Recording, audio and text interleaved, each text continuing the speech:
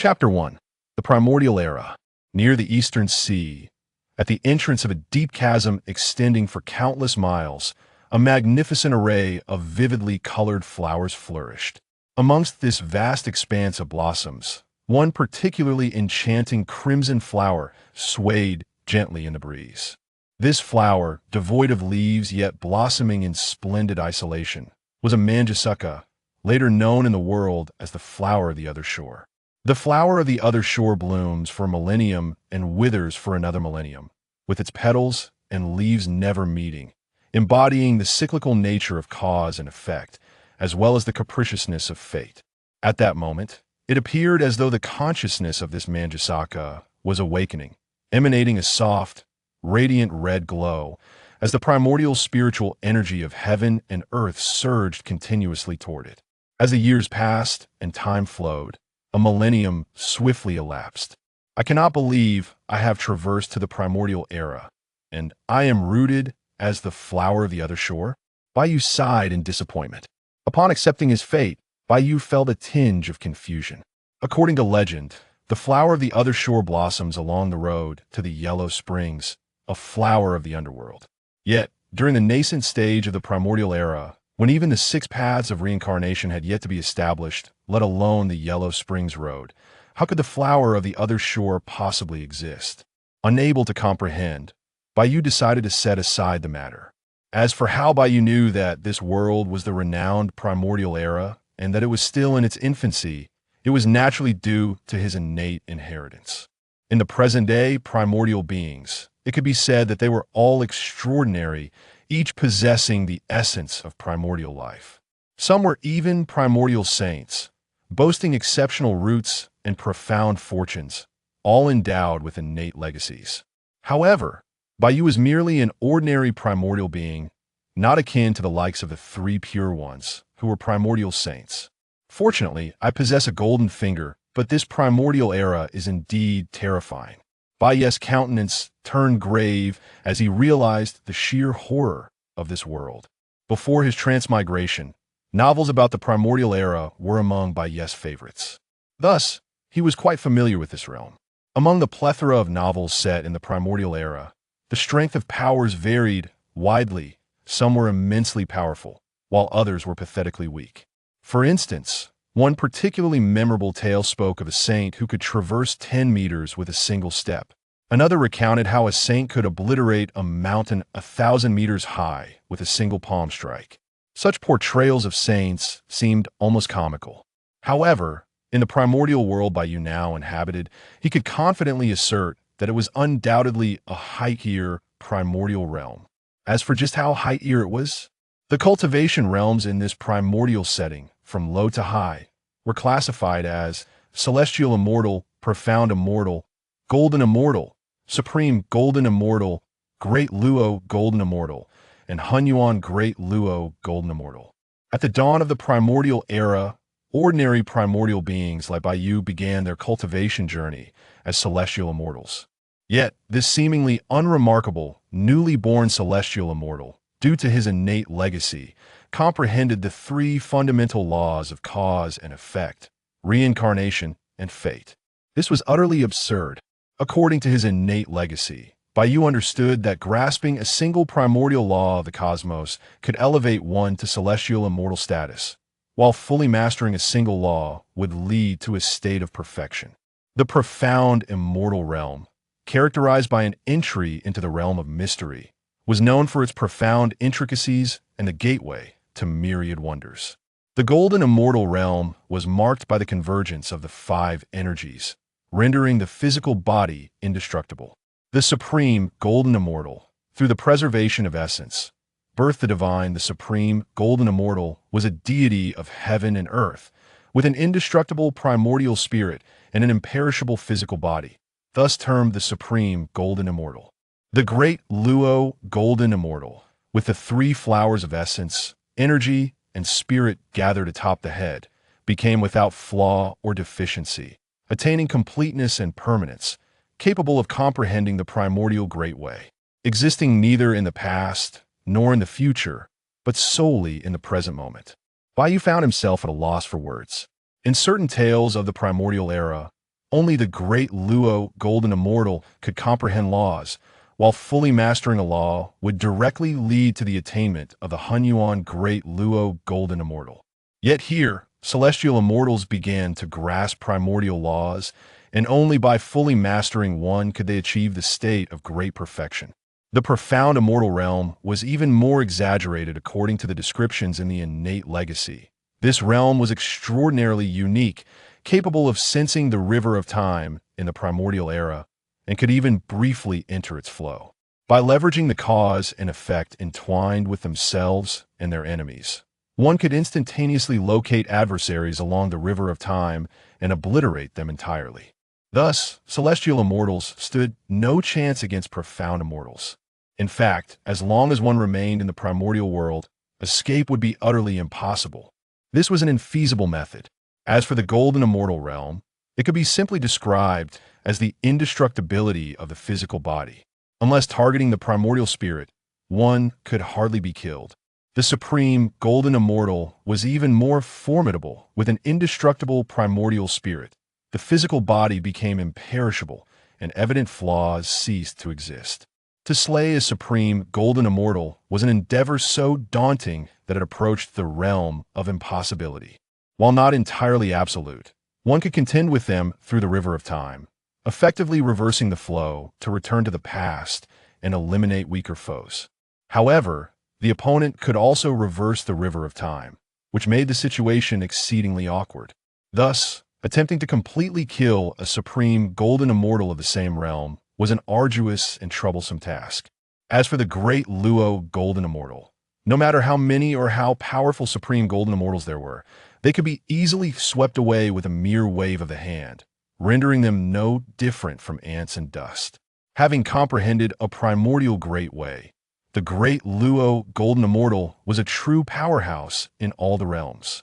Above the great Luo Golden Immortal stood the Hunyuan Great Luo Golden Immortal, a terrifying existence that had attained the Great Way and fully mastered a primordial Great Way, ranking among the top-tier powerhouses across the myriad worlds. The Hunyuan Great Luo Golden Immortal, having completely grasped a primordial Great Way, was also referred to as a Great Way realm powerhouse. As for whether a higher realm existed beyond the Hunyuan Great Luo Golden Immortal, Baiyu genuinely did not know.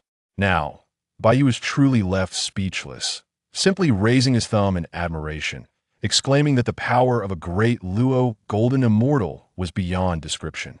Left with no choice, Baiyu resolved to activate his hidden potential. As the thoughts surged within him, a panel radiating golden light appeared before Baiyu. Host Baiyu. Root, innate Manjasaka. Realm, early celestial immortal primordial immortal path system. Cultivation techniques, reincarnation primordial scripture, cause and effect primordial scripture, fate primordial scripture. Primordial laws, reincarnation primordial law 30, cause and effect primordial law 10, fate primordial law 10. Primordial great way, none. Gazing at the line detailing his cultivation techniques, Baiyu couldn't help but be astonished. Although he was merely an ordinary primordial being, his inheritance was remarkably potent. Naturally, Baiyu remained humble, for it was not only he who possessed such a formidable innate legacy, other primordial beings were similarly endowed. Moreover, those blessed with great fortune and profound blessings, the innate saints, possessed even more formidable and terrifying inheritances. Well, perhaps he should not be so astonished, for this primordial world was inherently outrageous, as evidenced by the manifestations of each realm. The soft red glow continued to swirl, and Baiyu transformed into his true form. At this moment, the primordial era was in its infancy. The heavenly Tao was not yet revealed, and thus there were no trials of transformation. As an innate being, he did not require tribulations to assume his form. Transcending the tribulations of transformation, this is a benefit that only postnatal beings can enjoy. The graceful Manjasaka has vanished, replaced by a young man whose countenance resembles a jade crown. He possesses a tall and slender figure, adorned in a fiery red robe trimmed with golden edges, which bestows upon him an air of noble nonchalance and unique charm, his demeanor remarkably distinguished. His flamboyant crimson hair cascades languidly to his waist, framing captivating phoenix-like eyes, their fiery pupils shimmering with the ethereal glow of reincarnation, causality, and the profound laws of fate. Noble, enchanting, transcendent, and carefree. In the world that Baiyu inhabited before his journey across realms, such a presence would undoubtedly captivate the entire world. Is it true that the absence of the earthly path leads to a deficiency in the primordial laws of reincarnation? Baiyu furrows his brows, rendered speechless. In the world of the primordial chaos, the primordial laws of reincarnation do exist, yet due to the absence of the earthly path, these laws remain concealed, resulting in their inherent incompleteness. This deficiency in the reincarnation laws subsequently affects the primordial laws of reincarnation in the world of the primordial chaos. The outcome is that Baiyu is unable to grasp the complete essence of the reincarnation laws, nor can he fully master them. Only when the ancestral which Huta manifests as reincarnation, completing the earthly path and revealing the 6 paths of reincarnation, can the practitioners of the primordial chaos attain a profound understanding of the complete primordial laws of reincarnation. Alas, it seems I must relinquish my pursuit of the reincarnation laws. Baiyu shakes his head in resignation, for he inherently comprehends 30% of the reincarnation laws, while his grasp of causality and fate is a mere 10%. A complete understanding of law is defined as 10% mastery. Only through such mastery can one truly exert control.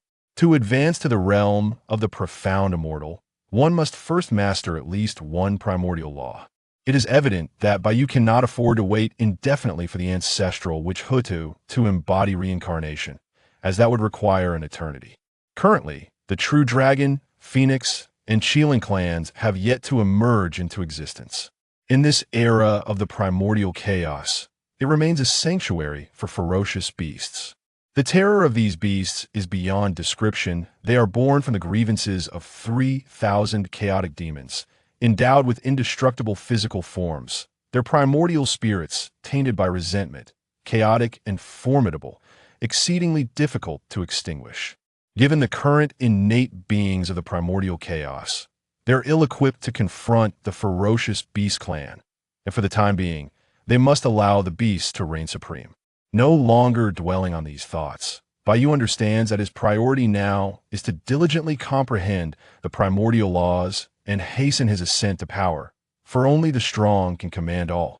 The weak are merely subject to the whims of the strong. Baiyu does not seek a secluded place for meditation, for this very location is the most suitable sanctuary for his cultivation. Each innate being's birthplace is safeguarded and concealed by an innate formation, rendering this spot the safest haven for Baiyu. Seated cross-legged, Baiyu begins to commune with the system. Beyond displaying his fundamental information, the system possesses a remarkably potent function. It can aid Baiyu in comprehending the laws. Upon reaching the great Luo Golden Immortal stage, it can further assist him in grasping the primordial path. This is undeniably formidable. Though Baiyu remains oblivious to the true nature of the system or how it manifested, he ponders whether his arrival in this world of the primordial chaos is a consequence of the system. Such musings are of little consequence to Baiyu, for he is at present exceedingly weak. The weak have no right to knowledge. Moreover, even if the system harbors ulterior motives, Baiyu is indifferent. Without the system, he would merely be an ordinary office worker, laboring from dawn till dusk, destined to become a mere mound of earth a century hence. What would he possess then? What opportunities would he have to become a true powerhouse? Even if he were to fall due to the system in the future, even if everything were but a fleeting illusion, having witnessed such a plethora of wonders, Baiyu feels he has already gained enough. Let the assistance in understanding the laws commence. Baiyu activates the function to aid in his comprehension. In an instant, enlightenment graces him, his primordial spirit empties, and the primordial laws of the universe present themselves without the slightest veil before him. This revelation leaves Baiyu in silent awe, for others must strive to part the clouds and see the moon to grasp the primordial laws. The primordial laws of the universe seem shrouded in a thick mist, rendering comprehension exceedingly arduous. Furthermore, as the heavenly Tao becomes more complete, the primordial laws become increasingly concealed, complicating the understanding process. Thus, it can be asserted that the dawn of the primordial chaos represents the most opportune era for cultivation. Yet, grasping the primordial laws is far from an easy endeavor. Bai's situation is unprecedented should others learn of it. They would likely be consumed by jealousy. This can no longer be considered mere comprehension. It resembles the fundamental laws of the universe actively embracing Baiyu. Cause and effect. Wherever there is a cause, there must be an effect, pervades all living beings and things. All bound by this principle, the law of cause and effect undoubtedly stands as one of the most profound laws, even more intricate than those of time and space. Furthermore, the law of destiny is even more elusive and challenging to grasp than the law of cause and effect. Both the laws of cause and effect and destiny rank among the most elusive to comprehend. Destiny is capricious yet governed by order, with every rise and fall rooted in cause and effect, thus epitomizing the unpredictable nature of fate, intertwined with the structured nature of causality. Baiyu swiftly grasped the laws of destiny and cause and effect. He was astonished to discover a symbiotic relationship between these two laws, akin to a grand harmony that is simultaneously distinct. Truly marvelous, the cosmic cycle passes in the blink of an eye. One cycle comprises 12 epochs, each lasting 1800 years, culminating in a total of 129. 600 years for one complete cycle. During this epoch, Baiyu devoted himself to comprehending the fundamental laws, entirely unprepared to venture outside.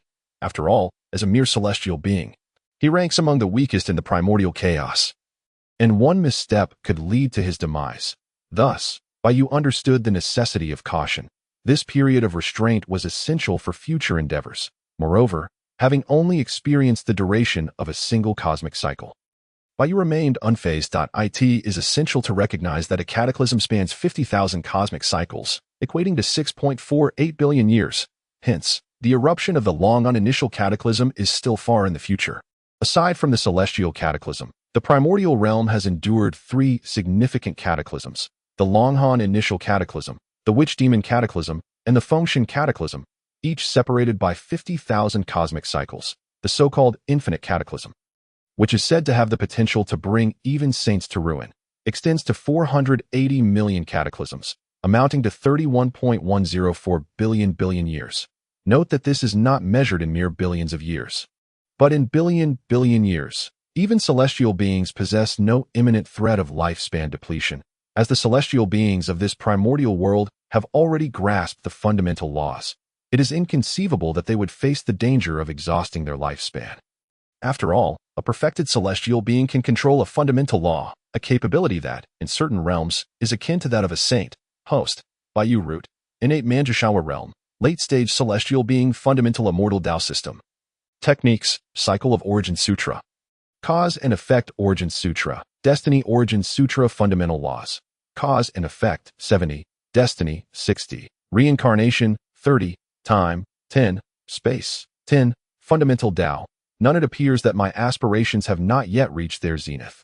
Baiyu mused with a smile. Despite his words, the joy radiating from his countenance indicated profound satisfaction with his accomplishments. Regrettably, most of his time had been devoted to understanding the laws of cause and effect and destiny, resulting in only a 10% comprehension of the laws of time and space. Baiyu remarked with a hint of resignation. Of course, he was aware that this was a case of reaping benefits while feigning modesty.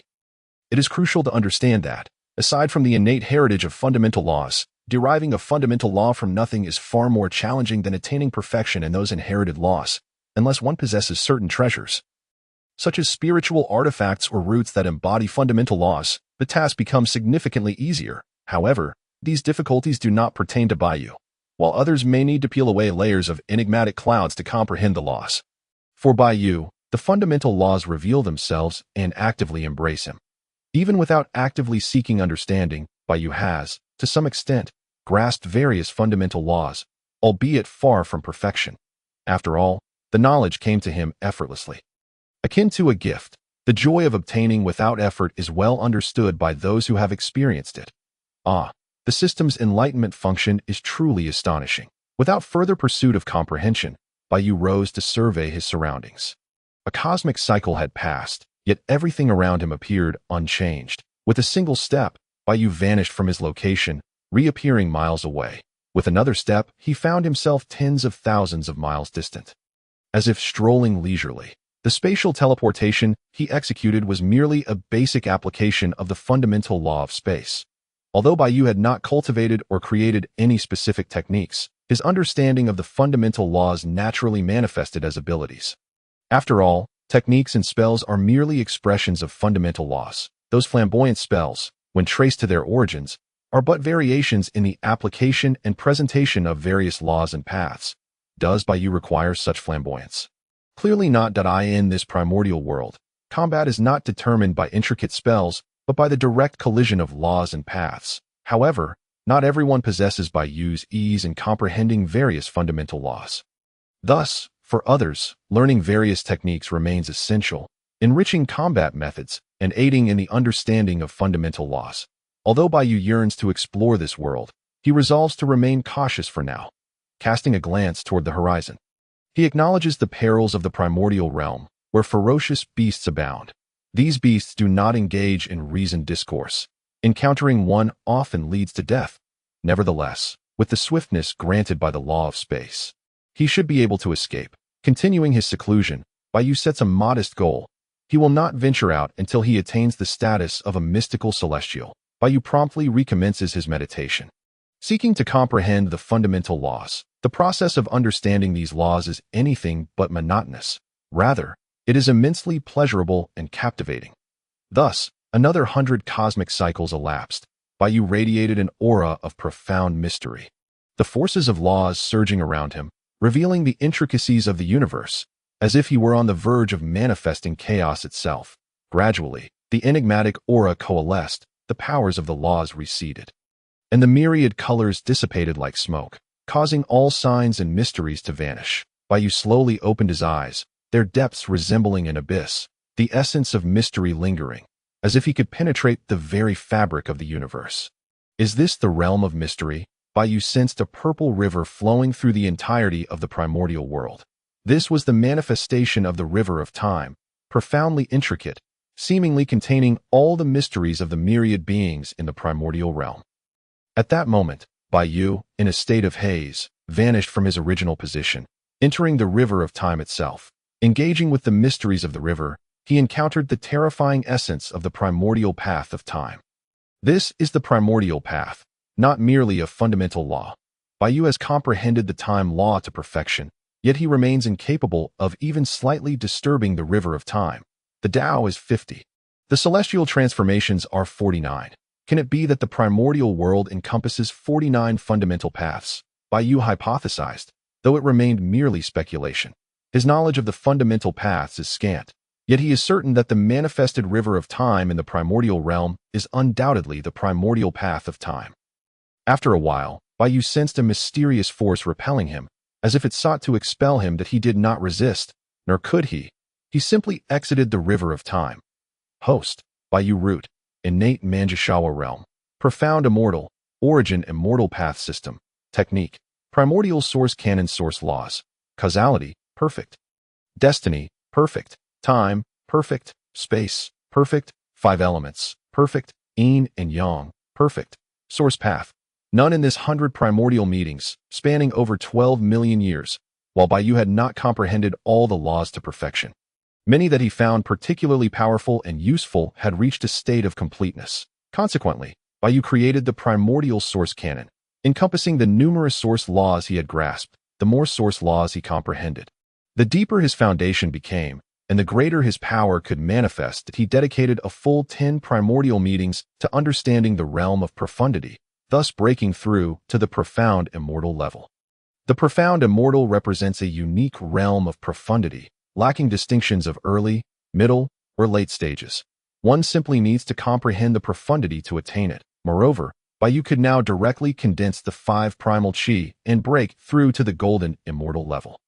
Condensing the innate primal 5 chi is neither entirely easy nor wholly challenging. The 5 chi towards the origin consists of the essential energies of the innate source. They are refined from one's own heart. Liver, kidneys, lungs, and spleen, the 5 organs, into 5 types of innate essential qi. These include the metal source Gung qi, wood source Yi qi, water source Ren qi, fire source Bing qi, and earth source Wu qi. The circulation of these 5 qi is perpetual and indestructible, hence referred to as golden immortal. As for the methods to refine the innate primal 5 qi, Bai was aware of 2 based on the inherited information. The first involves directly absorbing and condensing the innate primal 5 qi from the cosmos, refining the innate essential qi. This method is not only slow but also yields a rather mediocre indestructible body, resulting in a foundation that is quite ordinary. The second method is to seek out earthly spiritual objects containing the innate 5 elements source essential qi. For instance, the innate Ren water pan peach, which serves as an ideal means to rapidly refine the source Ren qi. Additionally, there are the Bodhi tree, ginseng fruit tree, Fushan wood, and Huangzhongli. These 5 spiritual roots perfectly correspond to the 5 elements source and are the most exquisite means available in the Hog Huang to refine the innate 5 qi within. The foundation laid is profound, and the indestructible body refined is of the highest caliber. Regrettably, obtaining any of these is virtually impossible for Baiyu. Except for Huangzhongli, he knows the locations of the other spiritual roots. Yet they remain unattainable? Oh, the system seems to have gained an additional function. While contemplating how to achieve the golden immortal status, Baiyu suddenly discovered that the system had acquired a new feature. Beyond the Tao comprehension assistance function, there was now a function for the celestial gate of all realms. As the name suggests, Baiyu easily grasped that this function would allow him to traverse through the myriad realms. However, Baiyu soon furrowed his brow, for this function came with a significant drawback. To traverse to other worlds, one required the coordinates of that world, meaning accurate locational information. This was rather awkward. Was this a flaw? Certainly, the system could not harbor such an obvious bug. The system could sow realm seeds beyond the chaos, which could traverse the chaotic void, break through the chaotic sea, and enter the 3,000 worlds. Yet, this method is fraught with randomness and necessitates prolonged waiting. Though it was possible to return home, would this function become useless? Baiyu gazed at the coordinates of the blue star world, feeling a flicker of joy, but more so, a sense of frustration. Indeed, this celestial gate recorded the coordinates of the world Baiyu traversed before, implying he could return home directly. Yet, compared to returning home, Baiyu yearned to grow stronger. After languishing in the Honghuang for over 12 million years, his homesickness had long dissipated. After all, there was nothing or no one in that world that stirred his longing. Perhaps he should return and take a look. The world might not be as simple as it seems. Baiyu shook his head, dispelling his inner discontent. Opening the celestial gate, a towering golden door appeared before him in the void. Standing 100 feet high, the door exuded an ancient aura, intricately carved with mysterious runes, interwoven with countless Tao rhythms and divine light. Selecting the coordinates of the Blue Star World, Baiyu stepped through. Blue Star World, a world that encompasses the universe. Thus Baiyu materialized directly in the universe where the Blue Star World resides. The moment Baiyu appeared, rifts in space-time suddenly emerged around him. The exceedingly fragile space began to collapse, triggering a series of disturbances, causing the entire universe and even the world to tremble and fracture inexplicably. It was as if some terrifying force of a special nature accelerated the annihilation of the universe. Indeed, Baiyu shook his head helplessly. Despite his best efforts to restrain his aura and power, they still affected this fragile world. His very status surpassed that of this realm. This world was far too weak. In resignation, Baiyu left behind a significantly diminished embodiment of the law, while he returned directly to the Honghuang world. Even in the Honghuang, Baiyu could still control this embodiment of the law. Commanding the law body, he took a step forward, manifesting the source law of space. The spatial laws of this world were immediately suppressed and brought under Baiyu's control, in a true sense of proximity. Baiyu stepped directly from one end of the distant universe to the other end, where the blue star resided. It appears that the passage of time is entirely uniform across each world. With a mere lift of his hand, the river of time of this world manifested, firmly grasped within Baiyu's palm. The river of time in this world is not the source path of time, but merely a source law. Thus Baiyu could fully control the river of time here. Baiyu found it entirely reasonable that the flow of time was the same across all realms, unless one actively interfered with the river of time and disrupted its flow. This ordinary small thousand world would not possess a world consciousness like the heavenly Tao, hence it would not interfere with the passage of time. Over 12 million years had elapsed, and Baiyu discovered that humanity on Blue Star had long since evolved into the overlords of the galaxy, dominating the entire Milky Way.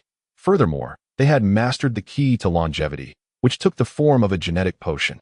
However, it only granted a lifespan of a millennium, failing to achieve true immortality.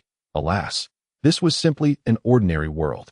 A millennium of longevity was already its limit. This was the world's constraint to AS for the so-called consciousness uploading and mechanical ascension. Whether they constitute the path to longevity or even immortality, that remains a matter of personal interpretation. Everything in this world held no secrets for Baiyu. Thus, he found this realm utterly uninteresting. It was too weak. Nevertheless, regardless of the circumstances, it was a world he had inhabited for nearly 30 years. Baiyu intended for this embodiment of the law to take command of this world, integrating into it, becoming a presence akin to the consciousness of the heavenly Tao. Of course, Baiyu did not wish to instigate any upheaval, such as a resurgence of spiritual energy. He was not that trivial. Baiyu merely sought to bestow some protection upon this world he had once called home, to prevent the incursion of any malevolent beings that might seek to annihilate it. This embodiment of the law was not strong, yet Baiyu was, after all, a being who commanded source laws. In some lower-tier versions of the Hongwang, he would be akin to a sage, after the law body fully took over and integrated into this world. Becoming a presence similar to the consciousness of the heavenly Tao, Baiyu planned to cease his involvement with this world. Suddenly, a purple light silently breached the world's boundary and entered this realm. Baiyu's expression tightened. Just when he thought this world would not be invaded, he was immediately proven wrong. How could he tolerate this?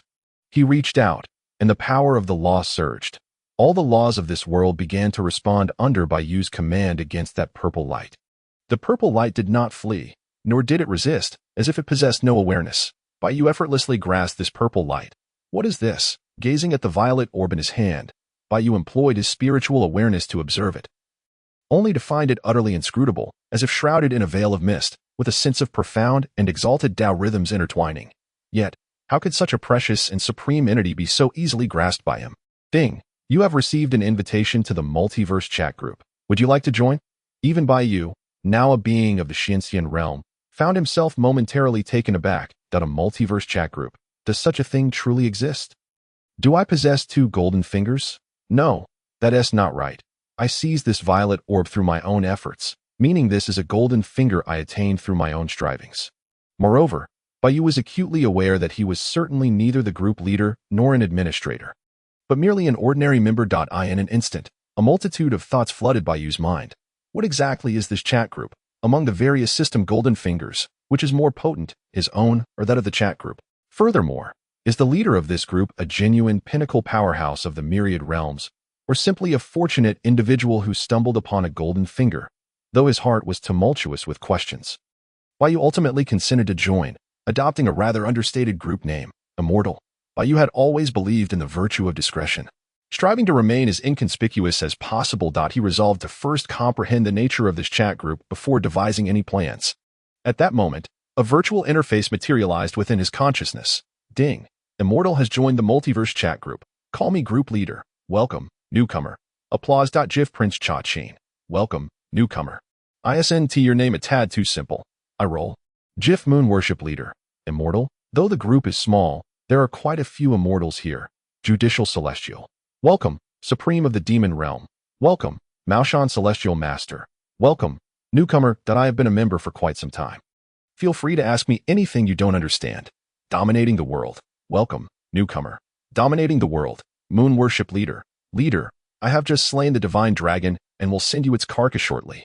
The names of these individuals were instantly recognizable to Baiyu that he gazed at the chat interface, and distant memories resurfaced. Prince Cha-Chin must be the celestial music deity from the ancient sword world. The Moon Worship Leader's name spoke volumes. He was the scientist from the sword immortal world. Judicial Celestial? Perhaps the Erling Shun, Yang Jian. As for the Supreme of the Demon Realm, that was a bit too broad in scope. Maoshan Celestial Master? Surely, that must be the novice mentor renowned as the Sage of the Myriad Realms, Jiu Shu. As for dominating the world, the Divine Dragon, that would likely be the leader of the from the Wind and Cloud world. This group may be small, but Baiyu was pleasantly surprised to find that most members were not weaklings. At the very least, their worlds were not inferior. The Myriad Realms encompass 3,000 worlds. Though this 3000 does not refer to mere numbers, but rather to great thousand, medium thousand, and small thousand. Small thousand worlds do not harbor immortals. Only medium thousand worlds can accommodate beings such as immortals. This immortal refers to Bayu's type. Those who have comprehended a fundamental principle of the universe are the true immortals. As for the existence of Deluo golden immortals, only the great thousand worlds can contain them. Bayu's world, known as the Primordial Wilderness, undoubtedly belongs to the great thousand tier, and within the great thousand realm, it is certainly among the most elite. Regarding the number of worlds within the 3000, that knowledge eludes Bayu. Whether higher tier worlds exist beyond the great thousand remains a mystery to him. They may exist, or they may not. The moon worship leader claimed that many immortals reside within the chat group, a statement Bayu was somewhat hesitant to accept. After all, every world possesses a distinct interpretation of immortal. For instance, Prince Changqin. In his world is the celestial music deity, transformed from the Feng Lai Qin crafted by the fire god Zhu Rong, a being of pure lineage, ranked among the celestial ranks. However, whether Prince Changqin has comprehended a fundamental principle of his world remains uncertain. Call me group leader.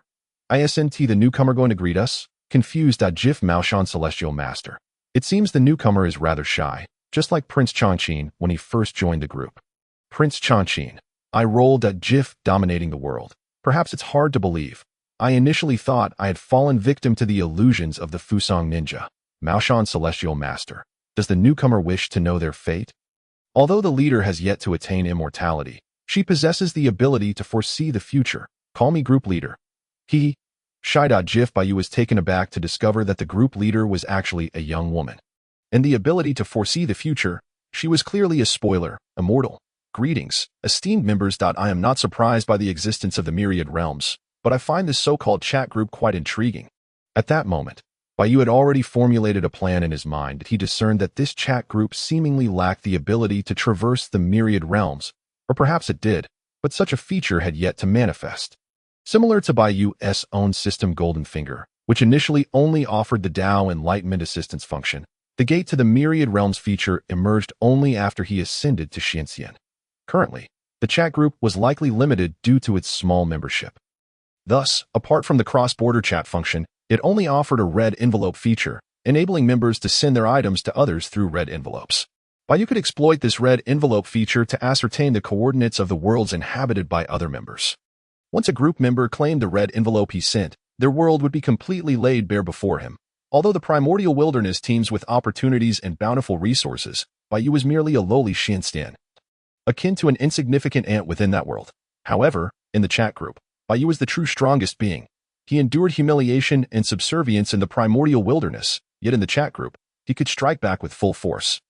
Dominating and surveying with disdain, Bayu could utilize the gate to the myriad realms to stealthily enter their worlds, plundering various opportunities and treasures. After all, the current chat group lacked the capability to traverse the myriad realms, and the other members remained oblivious to Bayu's possession of the gate to the myriad realms, which enabled him to cross over to their worlds.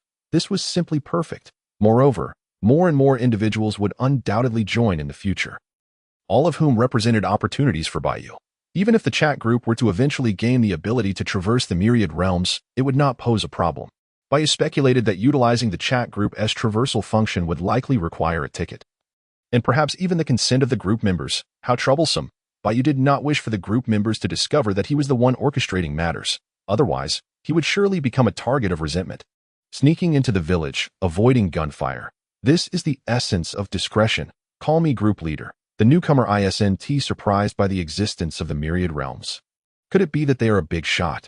Shock.gif This leader certainly enjoyed using emoticons. Bayu mused. At that moment, in a high martial world where spiritual energy had revitalized, the group leader, Shiyueyao, was tall and graceful, exuding an aura of elegance. Although she should have been the archetype of a cold beauty, she possessed a remarkably exquisite and adorable doll-like face, a contrast that was truly extraordinary.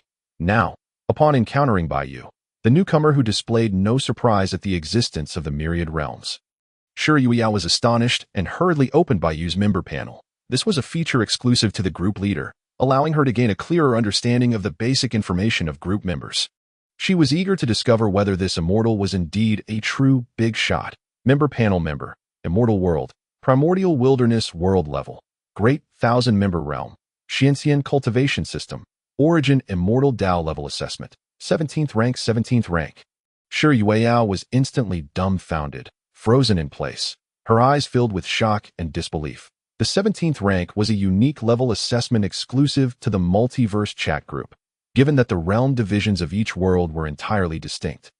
To simplify the assessment of the strength of group members, they were categorized into ranks: first, second, third, and so forth. The chat group had delineated the power levels of the myriad realms into 36 tiers. Great Thousand World, Primordial Wilderness. My heavens, this primordial wilderness is utterly terrifying, 17th rank, and in this primordial wilderness, it merely corresponds to Xianxian. At this moment, Shi Yueyao was utterly stunned by the overwhelming power and terror of this primordial world. It is worth noting that within the chat group, the judicial deity, Yang Jian, is indeed a great Luo Golden Immortal. However, according to the group's classification, he is merely rated at the 13th tier, according to Yang Jian. One can attain the status of a sage by completely mastering a singular law, which corresponds to the 16th tier. Previously, Shi Yueyao believed that the 16th tier represented the saints of the primordial realm. Yet, she had once thought that the tiered evaluations of the chat group were excessive, with a total of 36 tiers, which seemed rather unreasonable, especially since the saints of the primordial realm were only at the 16th tier. In her mind, there were indeed few beings stronger than the saints of the primordial realm. However, Shi Yueyao now realized that the true fool was none other than herself. What she had learned about saints from Yang Jian might indeed differ from the authentic saints of the primordial realm. Furthermore, Yang Jian's world is a middle thousand world, while the true big shot resides in the great thousand world of the primordial realm. Only then did Shi Yueyao recognize that Bai Yu's primordial realm is a great thousand world. As the leader of the chat group, despite her current weakness, her understanding of the myriad worlds is by no means lacking. She is naturally aware of the distinctions between the small thousand, middle thousand, and great thousand worlds. She simply had not comprehended the vast disparity between the middle thousand and great thousand worlds until now. Previously, the highest combat power within the group was the judicial deity Yang Jian, whose world is the Bao Lian Deng world, classified as a middle thousand world. Thus, she remained puzzled as to why Yang Jian's world was not a great thousand world, especially since it harbored saints. If a world with saints is merely a middle thousand world, then what tier of world could the great thousand world possibly be? At this moment, Shi Yueyao suddenly grasped the gravity of the situation. My heavens, this is simply too terrifying. While Shi Yueyao was astonished, she could not help but feel a tinge of bewilderment. This individual is indeed a genuine big shot in Yang Jian's world. They represent a terrifying existence even a tier above the saints. What truly sent chills down Shi Yueyao's spine was that this big shot was merely in their primordial world. What then of the Golden Immortal, the Tai Golden Immortal, or even the Great Luo Golden Immortal? How formidable must they be? Goodness gracious, it is no wonder the primordial world is so renowned. Truly terrifying to at this juncture. Shi Yueyao finally understood why the chat group divided the cultivation levels of the myriad worlds into 36 tiers. One can only say it is best not to provoke them. Taizi Cha-Chin, the newcomer isn't surprised by the existence of the myriad worlds. Majia Jizuan, it seems the newcomer is quite remarkable. Too bad we cannot engage in battle. As Shi Yueyao managed to calm her mind. She caught sight of Majia Jizuan's words and couldn't help but roll her eyes. A battle. You would likely be soundly defeated. Shi Yueyao was well aware of Majia Jizuan's identity. Apart from Bai Yu, who had just joined the group, she recognized everyone else. Majia Jizuan and Bai Jiao Zhu hailed from the same world. Both originating from the Xianjian world, Majia Jizuan, the immortal demon of the Xianjian world, is the supreme ancestor of the demon realm, ageless and immortal, and one of the most formidable beings across the three realms. Obsessed with warfare, seeking solitude and defeat, and rarely encountering rivals. Thus, his identity was plain to see. He is none other than the demon Lord Zhong Lu. The Xianjian world is a middle thousand world. And as a top-tier powerhouse, Zhong Lu's combat rating in the chat group is an impressive 13th tier. Like Yang Jian, he is also a great Luo Golden Immortal, having comprehended at least one fundamental law. It was precisely because Shi Yueyao understood Zhong Lu's realm that she clearly realized he would indeed be soundly defeated. The gap between the 13th and 17th tiers is one that cannot be bridged. Call me group leader. It would be best for the demon lord to abandon this notion, as you will be defeated. Seriously to JPG. Majijizuan? Group leader, are you serious? Judicial deity. The disparity is truly this vast. Zhong Lu is a great Luo golden immortal after all. Yang Jian was also somewhat taken aback. After all, in this group, only the demon lord Zhong Lu shares the same status as him. Both being great Luo golden immortals, thus, their relationship within the group is the strongest, and they occasionally engage in philosophical discussions. Could it be that the newcomer is a quasi-saint? Yang Jian speculated that Bai Yu might be a quasi-saint. As for being a saint, he truly had no such thoughts. After all, quasi-saints are not uncommon, but saints. Yang Jian's world, the Bao Lian Deng world, harbors the 6 saints of the myriad heavens and the venerable Hongjun. Additionally, Yang Jian himself is a disciple of the Chan sect. Therefore, he is well aware of the might of quasi-saints. If he is indeed a quasi-saint, he could easily defeat a great Luo golden immortal. Both the Bao Lian Deng world and the Xianjian world are classified as middle thousand worlds. However, from the perspective of the strongest beings, the Bao Lian Deng world is evidently more powerful. With an immensely profound heritage, the Bao Lian Deng world can trace its roots back to the primordial era. Of course, this primordial world is entirely incomparable to the one Bai Yu inhabits. Bai Wei Jiaozhu. It is truly unimaginable. Maoshan Tianshi. I never expected the newcomer to be so formidable, suddenly becoming the strongest in the group. At this moment, the members of the group were all extremely astonished. Naturally, none of them doubted the group leader's words. The group members understood that the chat group operates with an independent tiered evaluation system, consisting of 36 tiers. Group members can view their own basic information, but they cannot access the information of other members. This privilege is exclusive to the group leader. Thus, even Yang Jian and Zhong Lu did not question Shi Yuiao's statements. Xiong Ba Tian Xia, Immortal. The big shot is mighty, please take me along. Admiring.jpg, as a once great hero, Xiong Ba is certainly adaptable. While others were still in shock, he wasted no time in expressing his admiration. Xiong Ba had no choice.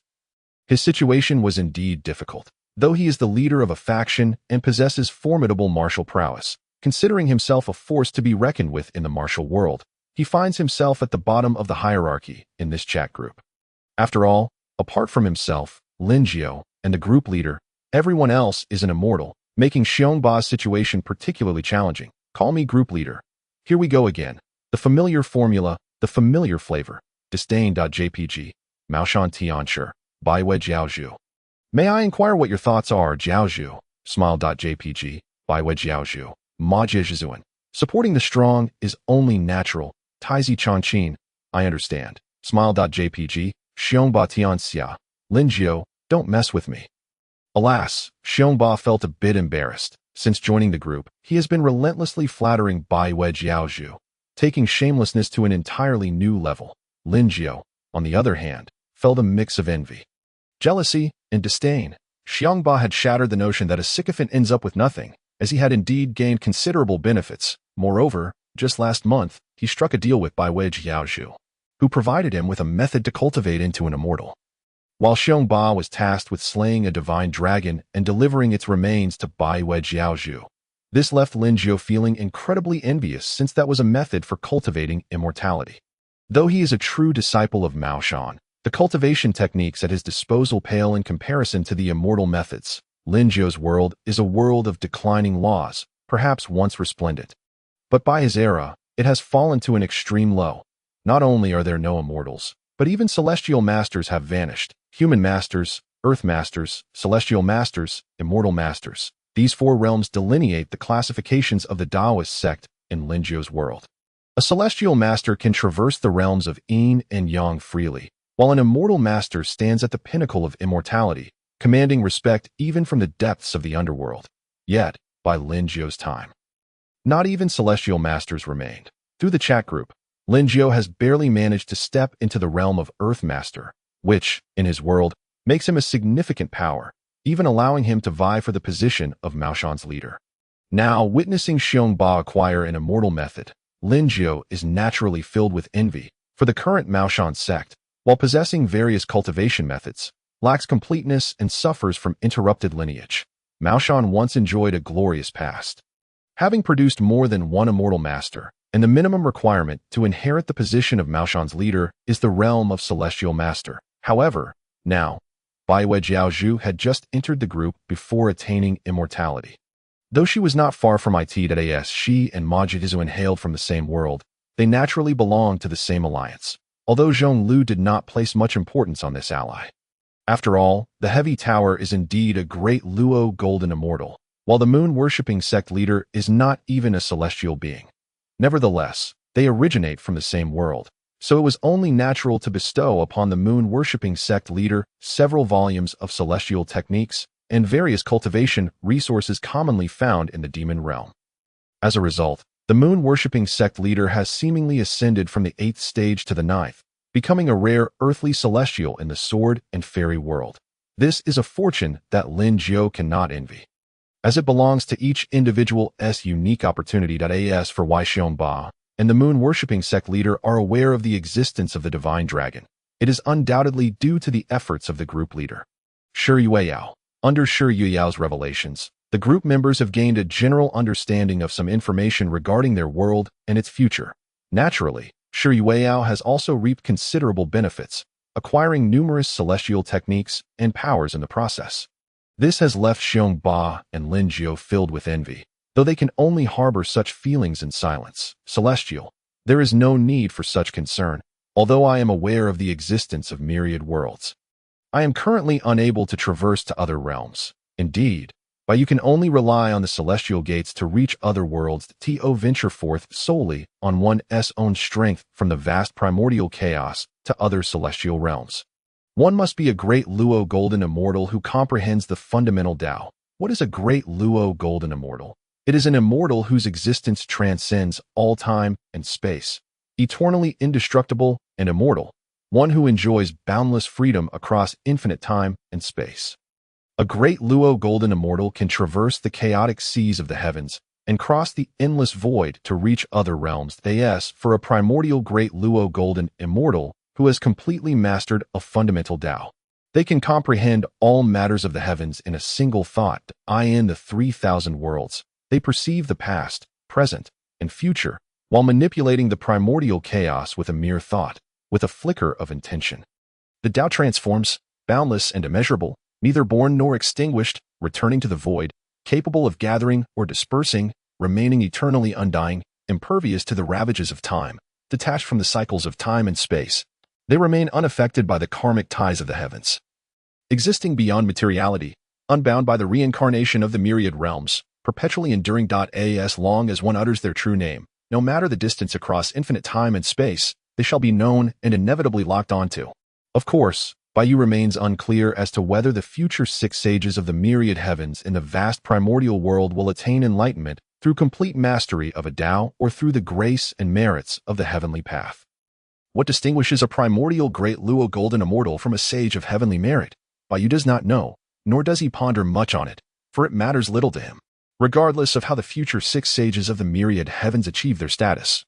Baiyu is certain that he will undoubtedly attain enlightenment through the mastery of the fundamental Tao, becoming a primordial great Luo golden immortal, demon realm supreme. The current inability does not preclude future possibilities. Judicial celestial, in my world, even the sages cannot traverse to other celestial realms. Might I ask, celestial sovereign, does a level exist beyond that of a sage? Although Baiyu's previous tone was not one of superiority, but rather gentle and unassuming, Yang Jian still discerned enough to address Baiyu as celestial sovereign. This is clearly a term of respect, just as with Yang Jian, while everyone in the group knows of his name. They still honor him as true monarch, refraining from calling him by name directly. This is merely the minimum respect afforded to a powerful being. It is simply the way of the world. Of course, individuals like the Heavy Tower, who are also unyielding and share a similar realm with Yang Jian, often engage in discussions and debates, having developed a close rapport that allows them to address each other by name, reflecting their familiarity. However, this is only possible because both the Heavy Tower and Yang Jian are at the great Luo golden immortal realm, existing on the same level. This world is inherently hierarchical, with distinctions of beauty and ugliness, wealth and poverty, strength and weakness. Within the current chat group, perhaps due to the small number of members, interactions remain quite harmonious. As for Lin Jiao and Xiongba, who have yet to achieve celestial status, the immortals like the Heavy Tower and Yang Jian do not overtly scorn or mock them. Yet, could it be that they do not harbor a shred of disdain in their hearts? That is clearly impossible. As this chat group develops over time and the number of members increases, it is only natural that small cliques will emerge. For now, Yang Jian and the Heavy Tower can be considered a small circle, frequently engaging in discussions, while Lin Jiao and Xiongba find themselves unable to join the conversation or even dare to speak.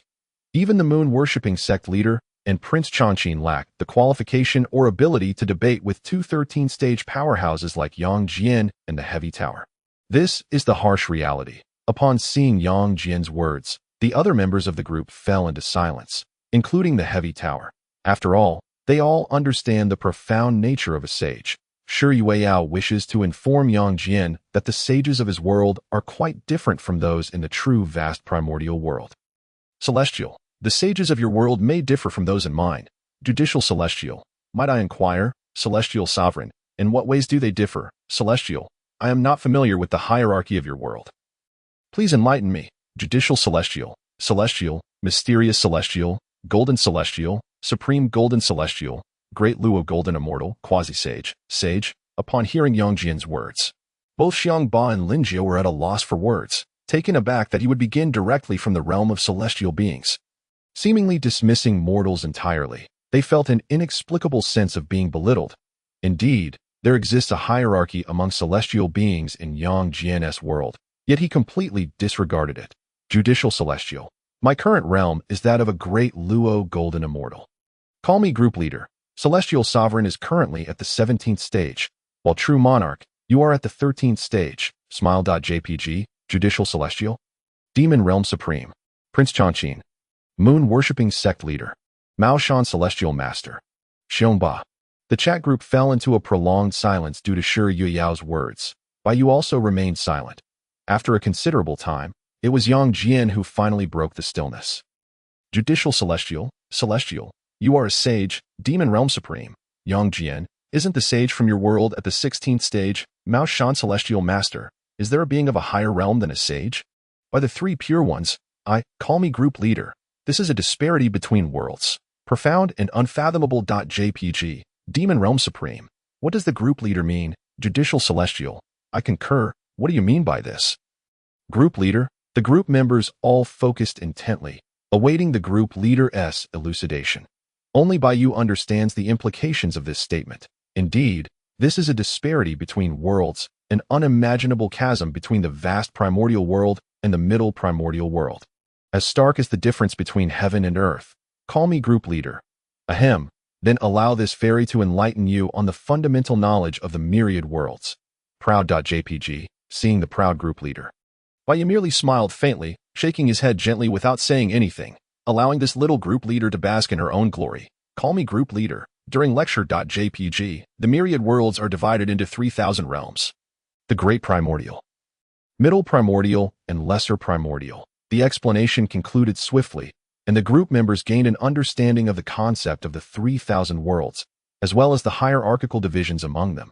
However, it is often said that ignorance can be bliss. For knowing too much can lead to increased troubles.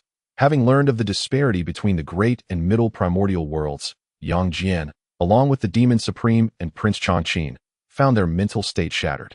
Particularly Yang Jian, whose mindset was most affected in his mind. Even when encompassing the myriad worlds, sages are seen as the pinnacle of existence, for he is well aware of their formidable strength. Previously, when the chat group rated sages as being at the 16th stage, Yang Jian felt a twinge of skepticism, believing the group was intentionally downplaying the sages to elevate its own mysterious stature. How could a sage merely be at the 16th stage while the chat group's power rating soars to 36 stages? Surely, this is a jest. Such absurdity is laughable to the extreme. One cannot help but acknowledge that this perspective is somewhat narrow-minded.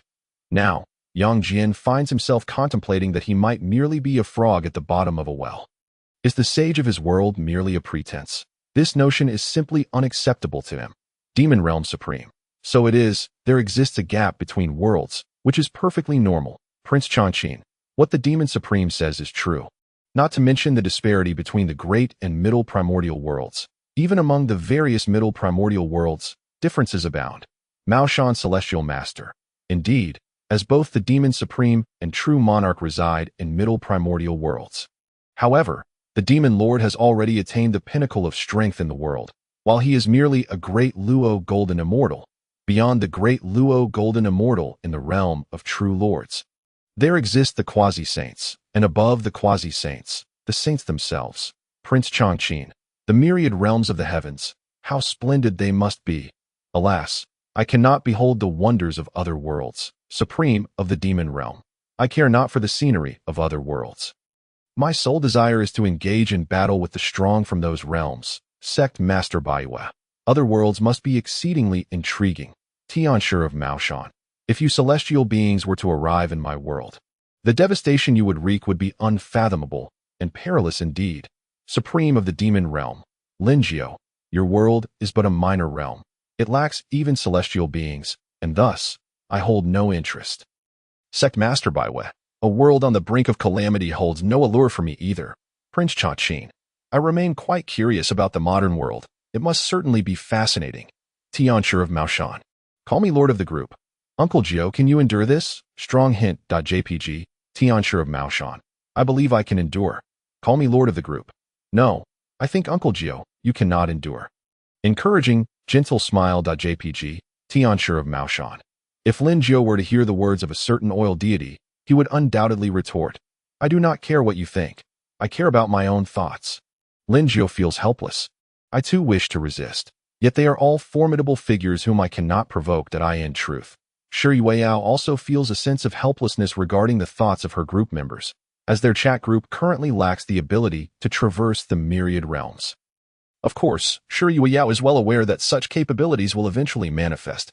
Given the current scarcity of members in the chat group, many features have yet to appear before her own crossing. Shi Yueyao is a reclusive girl who greatly enjoyed reading web novels, and thus, she is quite familiar with the genre of chat group stories. She does not believe that a chat group would lack the ability to traverse the realms. The reason it does not exist now is undoubtedly due to the insufficient number of members. When she first acquired this chat group, she contemplated whether to emulate the protagonists in novels by resorting to trickery to gain advantages, but upon further reflection, she refrained from doing so. Although Shi Yueyao is somewhat of a recluse, even a bit otaku, she is far from foolish. In fact, she is rather astute. Leveraging her foresight, she could indeed deceive the prominent figures in the group initially, allowing her to obtain many benefits more easily and swiftly. However, one cannot conceal a fire with mere paper. While she may deceive them temporarily, can she truly maintain that deception indefinitely?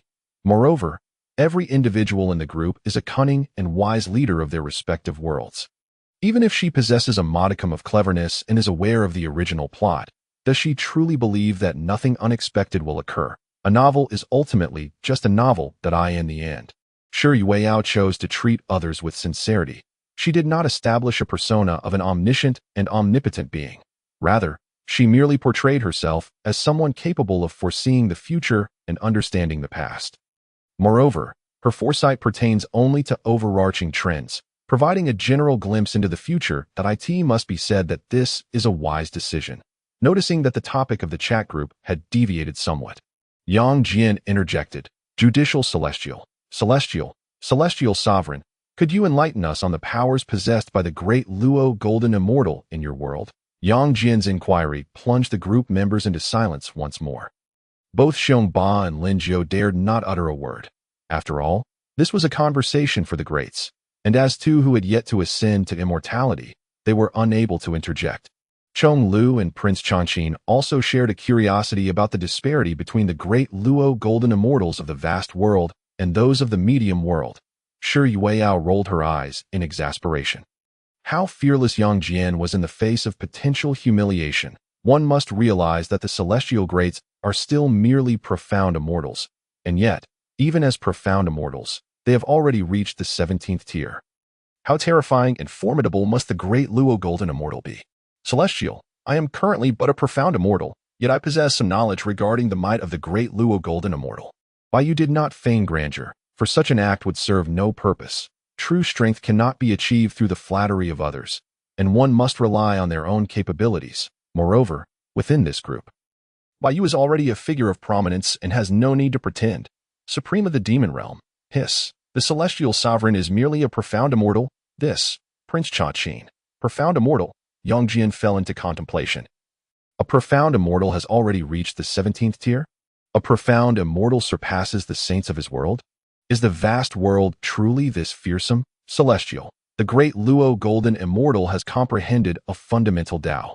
It exists solely in the present, flawless and complete, certifying an eternal testament, enabling one to traverse the myriad realms through their own strength, experiencing boundless time and space in eternal freedom. Bai Yu refrained from elaborate explanations. For even he was not entirely versed in the full extent of the great Luo Golden Immortal's power. Only upon breaking through to the great Luo Golden Immortal would one truly grasp the depth of its terror and might. Judicial Celestial. What a fearsome entity the great Luo Golden Immortal is. But what is the fundamental Tao? Yang Jian was unaware of what the fundamental Tao entailed. That a person's position determines the vistas they can perceive. And thus, Yang Jian could not comprehend what the fundamental Tao signifies. Bai Yu had no desire to explain, while he did not wish to adopt an air of superiority in the chat group. He also had no intention of answering such a trivial question. It holds no significance and is merely a waste of time. As for becoming friends with Yang Jian and the others, Bai Yu had no such inclination. Through this mysterious chat group, Yang Jian's ability to converse with Bai Yu is already a tremendous opportunity and blessing. Through this chat group, Yang Jian may achieve great heights in the future. Yet, in the present, Yang Jian remains insignificant in Bai Yu's eyes. This is not due to Bai Yu's arrogance, nor is it an indication of extreme pride. Rather, the realms of Bai Yu and Yang Jian simply do not align. Bai Yu does not hold Yang Jian in disdain. He simply has not paid him any mind. Of course, if one were to interpret this indifference as a form of disdain, then Bai Yu would have nothing further to say. At present, within this chat group, the only individual who piques Bai Yu's interest, even slightly, is Shi Yueyao. As for the reason, naturally, it is because Shi Yueyao is the group leader. Indeed, that seems to be the sole reason. Celestial, as a newcomer, allow me to issue a red envelope as a token of goodwill. Bai Yu wished to avoid further trivial conversations, so he sent a red envelope and aimed to acquire the world coordinates of these members' realms. This objective is something the members of the group, regardless of their intelligence, would certainly not discern. Call me Lord of the group. Wow. Shi Yueyao was momentarily stunned upon seeing Bai Yu's message, followed by a surge of excitement, forgetting even to send her usual emoticons. This is a red envelope from a 17th tier great being. TSK, while it may be an ordinary item for the greats, for her, it is an invaluable treasure, a rare opportunity. Shi Yueyao focused intently, bracing herself, prepared to utilize her single status hand speed to snatch this red envelope. Bai Yu casually filled the envelope with items he had crafted that held no use for him, and sent it out.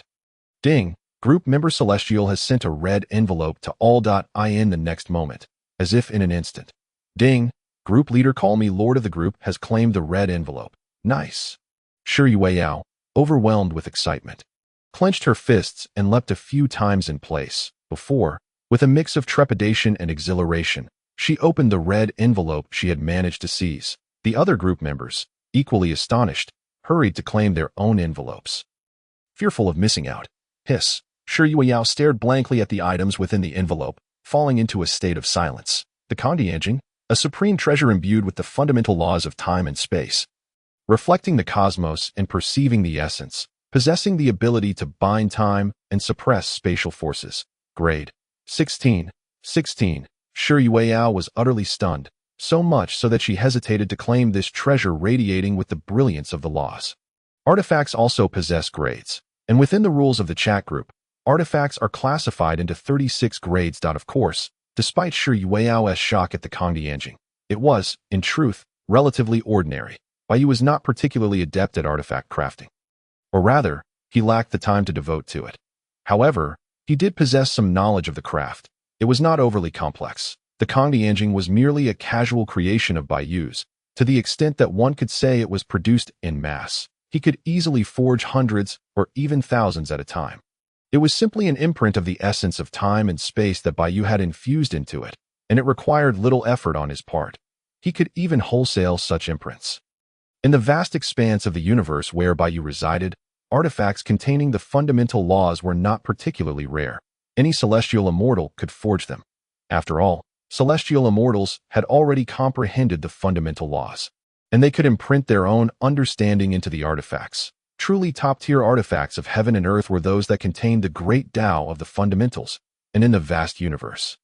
Artifacts were categorized into spiritual treasures and supreme treasures, further divided into innate and acquired types, and classified as inferior, medium, superior, and exceptional. For instance, one of the renowned innate supreme treasures, the Chaos Bell, possesses the power to suppress the primordial world, alter the forces of time and space, unravel the mysteries of the heavenly path, and refine the energies of earth, water, fire, and wind. It is said to be infinitely profound and capable of binding time, suppressing space, and integrating offense and defense, standing unassailable. Artifacts of such caliber undoubtedly contain the great Tao of the fundamentals, and often more than one type of the great Tao, for those at the level of the Hunyuan de Luo Jingxian. Such Tao artifacts are treasures that are sought after but rarely attained. After all, not all beings possess the extraordinary luck of Baiyu, who has aids to facilitate enlightenment and can comprehend numerous fundamental laws, ultimately grasping multiple great Taos. Even those top-tier innate deities typically only grasp one fundamental Tao. Mastery in a single path is required to achieve the highest realms. Thus, artifacts containing the great Tao are treasures that even sages cannot resist seizing. The Deluo Jingxian, comprehending the great Tao and fully mastering a singular fundamental Tao, can attain the truth and achieve Hunyuan, highlighting the formidable challenge of grasping the great Tao. The significance and power contained within an artifact imbued with the great Tao are truly tantalizing. For Baiyu, the Kangtianjing that Shi Yueyao seized might as well be akin to common stones and grass scattered on the ground. However, for Shi Yueyao, it was an unparalleled treasure. Even for Yang Jian, the mightiest in the group, it was an extraordinary artifact. After all, the world of the Balian Lantern, where Yang Jian resided, was merely a middle thousand world. And the sages there were only of the 16th grade. The Kangtianjing also bore a grade of 16, rendering it indistinguishable from innate supreme treasures in Yang Jian's world. This disparity illustrates the vast differences between worlds. Am I graduating? Shi Yueyao found it hard to regain her composure. Inhaling sharply in astonishment, she felt as though she had lost her motivation to progress. With this artifact, it seemed she had reached a point of graduation. It appeared that the group leader was remarkably fortunate. Even Baiyu could not help but feel that this little group leader, who enjoyed sharing emoticons, was indeed quite lucky. Among the few items he had sent out, the Kangtianjing was the most exceptional, for it bore the imprint of the fundamental laws of space and time, specifically, the foundational laws of the vast universe. Such a level of fundamental law would undoubtedly overshadow those of the small thousand and middle thousand worlds. Thus, at the moment Shi Yueyao, brimming with excitement and trembling hands, retrieved the Kangtianjing from her envelope. In a certain high martial world undergoing the revival of spiritual energy, the atmosphere was gradually rejuvenating, and the order of heaven and earth was becoming increasingly harmonious. The fundamental laws were slowly strengthening, and in a few hundred years, it would undoubtedly be capable of accommodating emperor-level powerhouses. The hierarchy in this world was straightforward, classified from 1 to 9 grades, with the 9th grade and above being known as saint level, and above that, emperor level. The 6th grade was referred to as a minor grandmaster, the 7th as a grandmaster, the 8th as a minor venerable, and the 9th as a grand venerable. Saint-level powerhouses were often referred to as saints or great saints, while emperor-level powerhouses were known as emperor venerables or great emperors. Naturally, since this world had only recently begun its revival of spiritual energy, there were few minor venerables of the 8th grade, and saints were exceedingly rare, numbering only a handful for great emperors. None had yet appeared, and the current strength of the world could not accommodate such powerful beings. Within the chat group's hierarchy, emperor level corresponded to the 9th grade, equivalent to the celestial immortal realm in Yang Jian's and demon Lord Chongluo's middle thousand world. Therefore, this high martial world was merely a small thousand world. On this day, the originally orderly heavens and earth of this world suddenly underwent a profound transformation, and it was no ordinary change.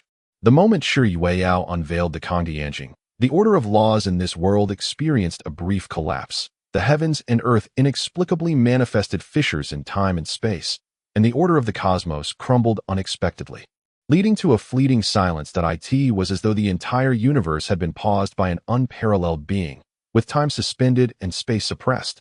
This world lacked a heavenly consciousness, thus it did not resist the invasion of this force, which was more terrifying than that of an invading world.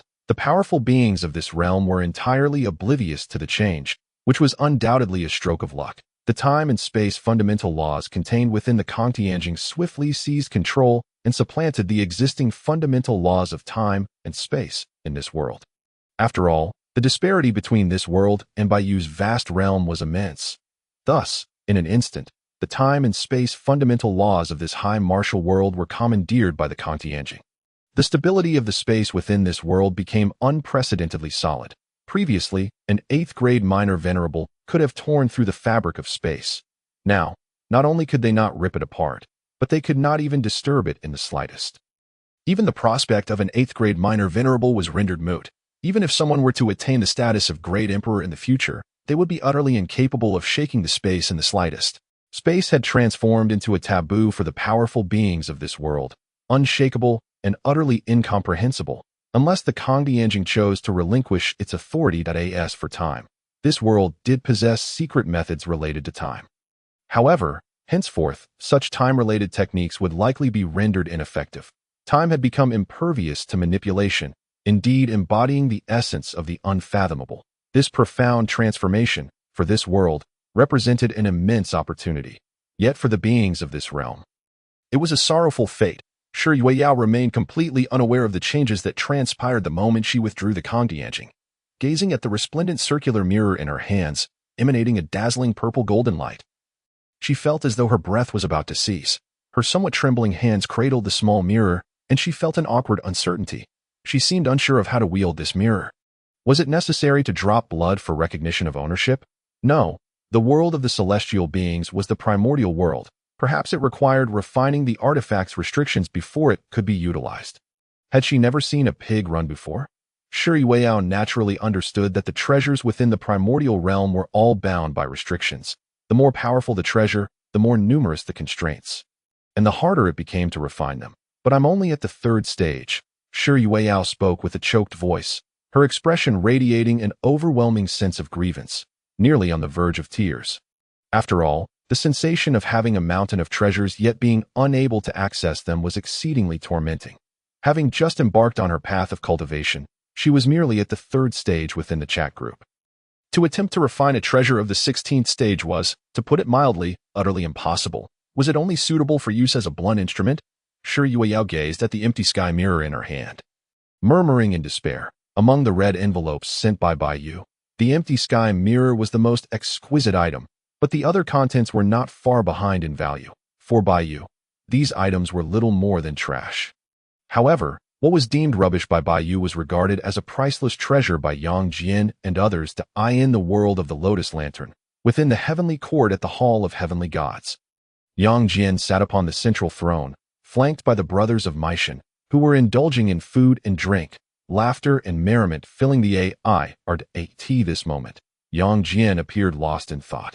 Yet, his companions had long since grown accustomed to this behavior. They had noticed that for some time now, their second master seemed to frequently drift into a stupor, leaving them to wonder what occupied his mind. Could it be that he was missing his sister, the 3rd Holy Mother?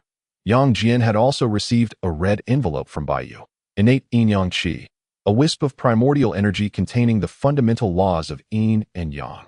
Grade, 16th stage. The moment Yang Jian laid eyes on the item within the red envelope, he was struck with shock and immediately rose to his feet. His innate power instinctively surged forth, a terrifying pressure flooding the entire Hall of Heavenly Gods like a tidal wave. Even the celestial eye at the center of his forehead opened instantaneously, releasing a fierce silver divine light. The abrupt change sent the 6 holy figures of Meishan nearly collapsing to the ground in fear. They were merely Tai golden immortals, while Yang Jian was a Deluo golden immortal.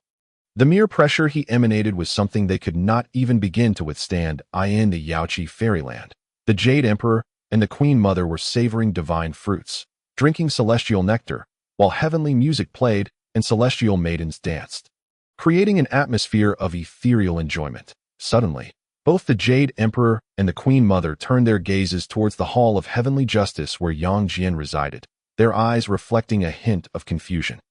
However, they refrained from probing with their divine sense, exchanging a glance before returning to their previous indulgence. The disturbances within the Hall of Heavenly Gods came and went swiftly, although the celestial soldiers and generals were startled.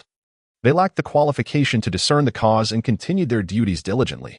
While the 6 holy figures of Mytian were also alarmed, they cast concerned and puzzled glances at their second master. Second master, Kong Laoda stepped forward, hesitating to speak. Yang Jian raised a hand to halt him, shaking his head gently as he replied, "It's nothing." The 6 holy figures of Mytian exchanged glances, falling silent. Yet they all began to channel their powers, vigilantly guarding Yang Jian. Yang Jian, ignoring them, focused on the innate yin-yang qi within the red envelope, astonished and deeply shaken, particularly the 16th stage, which left him in a state of utter disbelief. Unlike Shi Yueyao, Yang Jian understood far more profoundly what the 16th stage represented. It signified the pinnacle of the 3 realms, the realm of saints. 16th stage saint, Yang Jian murmured, his shock beyond words. However, the thought of that elder being of the 17th stage, a terrifying existence surpassing even the saints, crossed his mind. What? A saint? Though Yang Jian's words were soft and subtle, the 6 holy figures of Mytian, who had been paying close attention to him, heard them distinctly and were taken aback. Could the recent upheaval be connected to a saint? Surely not. At this moment, the 6 holy figures of Mytian furrowed their brows, their bodies tense, as if a saint were observing them with a detached gaze. Yang Jian slowly exhaled a breath of turbid air, calming the boundless turmoil within him. After all, he was the esteemed justice god of the heavenly court. He managed to regain his composure much faster than Shi Yueyao. Without further contemplation, he directly took hold of the wisp of yin-yang qi. However, he was not as reckless as Shi Yueyao. He did not simply draw it out. Yang Jian understood the kind of commotion a primordial divine object of this level could invoke. Perhaps even a saint would descend and shamelessly attempt to seize it. Thus, he utilized this wisp of yin-yang qi, causing his celestial eye to unleash a terrifying silver divine light. Not to suppress the wisp, but to absorb and integrate it, he wished to merge this yin-yang qi with his celestial eye. In the world of the Lotus Lantern, Yang Jian's celestial eye originated from the treasured pendant bestowed by the goddess Yaoji. When the eye pendant integrated into the center of Yang Jian's forehead, it became his third eye, marking the origin of his celestial eye. The power of the celestial eye need not be overstated. It was an exceedingly formidable divine ability, allowing Yang Jian to dominate among the Deluo Golden Immortals. Coupled with the 8-9 profound art, his combat prowess was sufficient to contend with quasi-saints. The celestial eye was, in essence, a treasure. Yang Jian sought to integrate this wisp of yin-yang qi into it, hoping to enhance its strength and conceal its divine brilliance from prying eyes. However, Yang Jian evidently underestimated the terrifying nature of this wisp of yin-yang qi. Though it was but a single wisp, it harbored the fundamental laws of yin and yang. Furthermore, it contained the primordial laws of yin and yang from the vast primordial realm, a power far more formidable than that exhibited by the saints of this world. After all, the foundational laws of the Lotus Lantern world were vastly inferior to those of the great primordial realm. Yet, like the empty sky mirror, this wisp of yin-yang qi had also been tampered with by Baiyu. At this moment, unbeknownst to the celestial 6 saints of this world, a pair of fire-red, otherworldly eyes, imbued with a faint golden divine light, gazed indifferently upon the 3 realms and all living beings. The divine light of the laws swirled within these eyes, enveloping the entirety of the world. However, the celestial 6 saints remained utterly oblivious to this. Even Hongjun Laozu, who sat high within the purple cloud palace, merely furrowed his brow, casting a fleeting glance at the 3 realms, his eyes shrouded in ethereal purple mist, tinged with a hint of perplexity. Having long since merged with the Tao, he was, in essence, on the same level as Baiyu, who had already attained the status of a Xian immortal. Nevertheless, the world of the Lotus Lantern was merely a middle thousand world, whereas Baiyu's realm, the primordial chaos, was a great thousand world. The foundational laws of the great thousand world utterly overwhelmed those of the middle thousand world. Thus, even though Hongjun had merged with the heavenly Tao and possessed the creation jade disc, he found himself inadequate before the concealed Baiyu, only able to sense slight changes within the 3 realms, yet unable to ascertain the details, which stirred a sense of unease within him. As if sensing Hongjun's gaze, the celestial 6 saints turned their eyes towards the 3 realms, then glanced in the direction of the purple cloud palace, noting the lack of activity from the palace. Although they felt a tinge of curiosity, they did not make a special trip to investigate. At this moment, Bayu's attention shifted from the myriad beings of the three realms to Yang Jian. In the heavenly court, within the hall of heavenly gods, Yang Jian exclaimed in horror. This is bad. He had not anticipated that this wisp of yin-yang qi would be so formidable. He felt as if his celestial eye were on the verge of exploding. In fact, he could feel himself beginning to be obliterated by the primordial laws of yin and yang. Second Master, the six holy figures of Meishan, witnessing Yang Jian, whose entire being radiated with yin-yang mystic light and appeared to be on the verge of disintegration, were horrified and rushed to his side, disregarding everything else. Boom. Before the six saints of Meishan could even encounter the enigmatic yin-yang divine light, they were effortlessly sent flying by Yang Jian's wave of his hand. Yang Jian was acutely aware of the terrifying nature of this yin-yang divine light.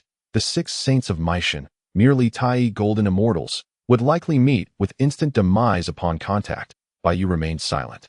Having anticipated such an outcome long before, Yang Jian's ambition to consume and merge with this strand of yin-yang energy was nothing short of fanciful, a mere daydream. This strand of yin-yang energy encapsulated Bayu's inherent principles of yin and yang, its status transcending the confines of this realm. Not even Hong Jun, let alone Yang Jian, a mere Deluo golden immortal, could hope to devour and assimilate this energy without considerable effort. With a slight lowering of his gaze, Bayu summoned his thoughts, causing the strand of yin-yang energy to instantaneously retract all its might, its divine radiance subdued and beyond Yang Jian's control, as it directly absorbed and fused with Yang Jian's celestial eye. The celestial eye, which was on the brink of shattering, was restored in an instant and even enhanced Yang Jian's physical form. His mastery over the 8-9 mystical arts reached perfection, propelling his physical realm to the level of a quasi-saint.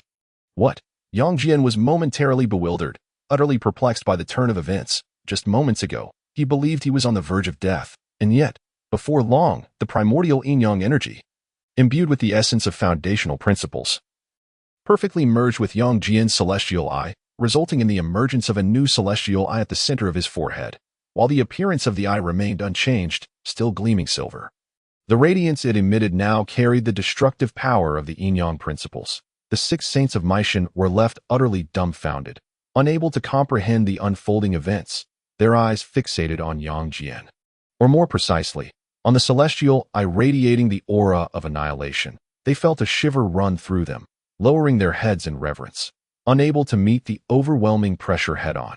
Even as Tai golden immortals, they found it unbearable, the primordial yin-yang divine light. Yang Jian instinctively recognized the name of this silver radiance. In an instant, the celestial eye opened, unleashing a torrent of silver divine light that ravaged the heavens, causing the very fabric of reality to tremble. The order and laws of the entire world began to surge chaotically, and the cosmic secrets fell into disarray. A terrifying divine radiance, akin to the creation of the universe, cleaved the heavens and the earth asunder.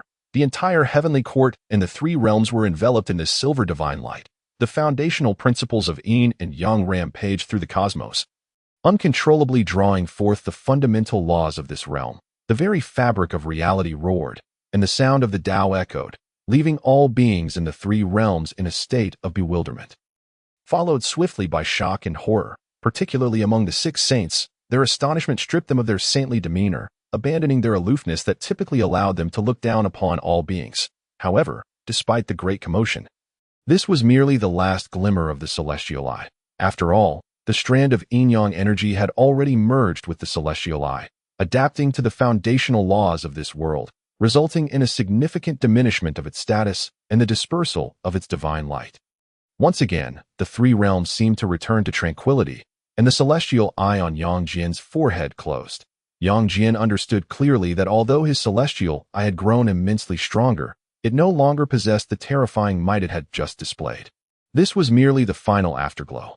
Nevertheless, it profoundly revealed to Yang Jian the terrifying level of Bayu's being. Moreover, Yang Jian realized that the merger with the celestial eye had caused the status of that strand of yin-yang energy to diminish, seemingly to adapt to the foundational laws of this realm. Unfortunately, this strand of yin-yang energy resided in Yang Jian's possession and not in Hongjuan's. Otherwise, the foundational laws of yin and yang in this world might have undergone a transformation, akin to the high martial world of Shi Yueyao. Nevertheless, it was still terrifying.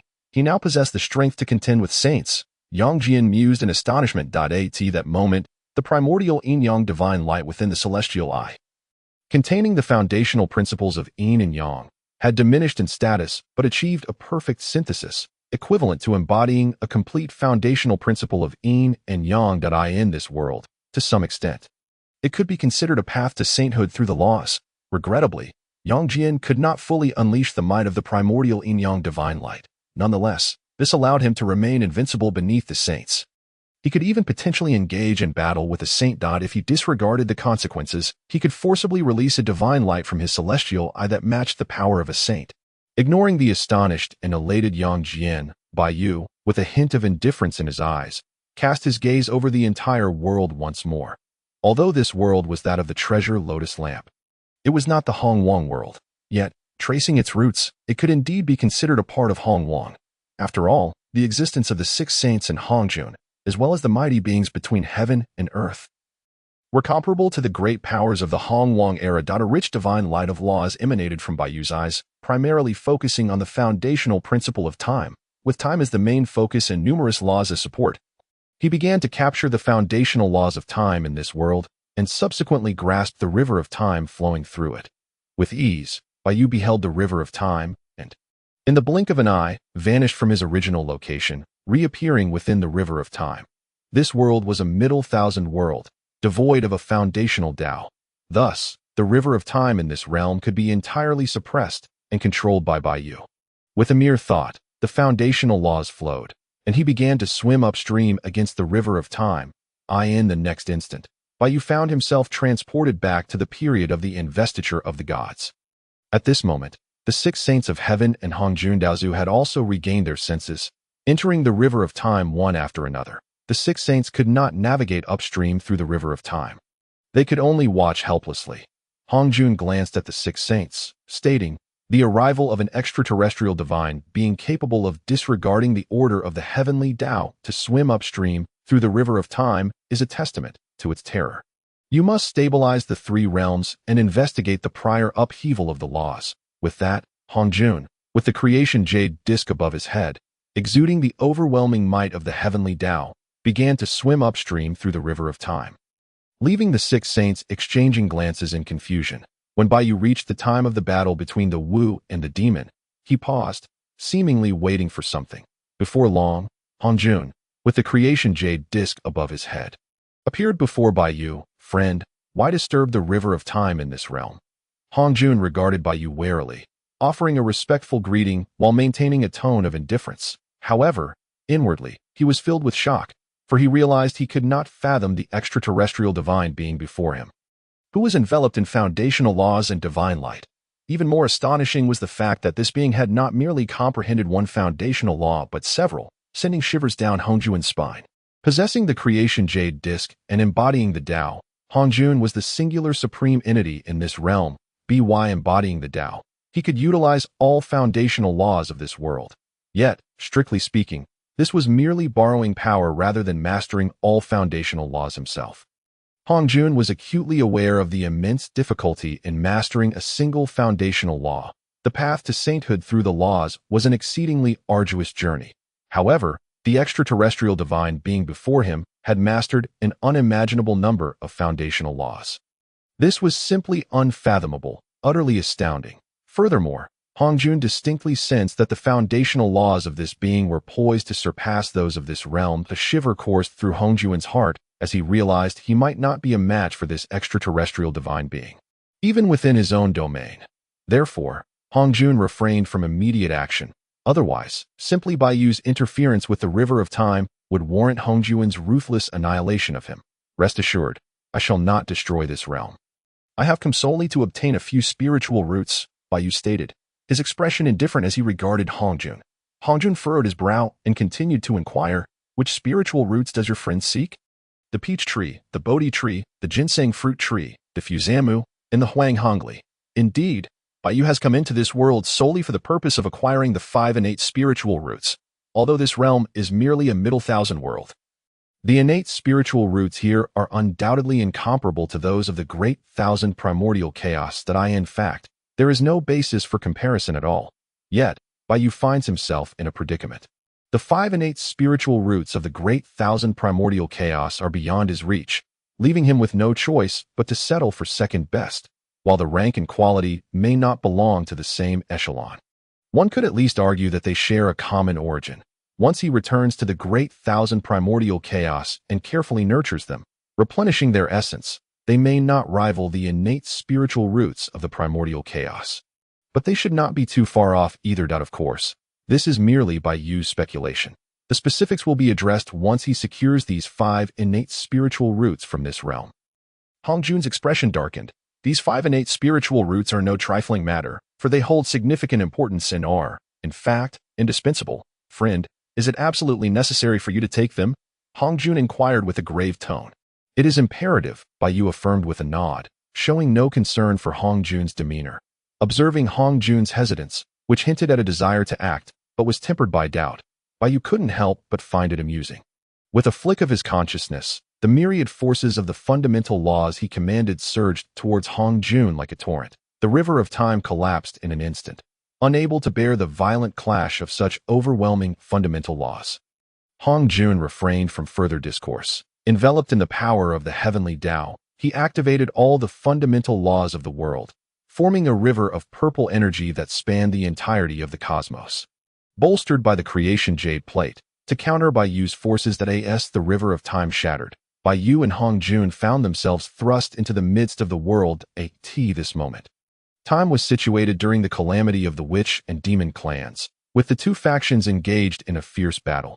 The demon clan's great constellation array had been set in motion, clashing against the witch clan's 12 capital heavenly gods array, while the true form of Pangu loomed over the vast expanse of the primordial chaos, exerting pressure upon all beings. Every formidable entity of the primordial chaos was fixated on the conflict between the witch and demon clans, as they were evidently the central figures of this epic. However, at that juncture, an unforeseen event transpired that a river of purple energy suddenly pierced through the heavens and the earth, causing both the great constellation array and the 12 capital heavenly gods array to collapse instantaneously.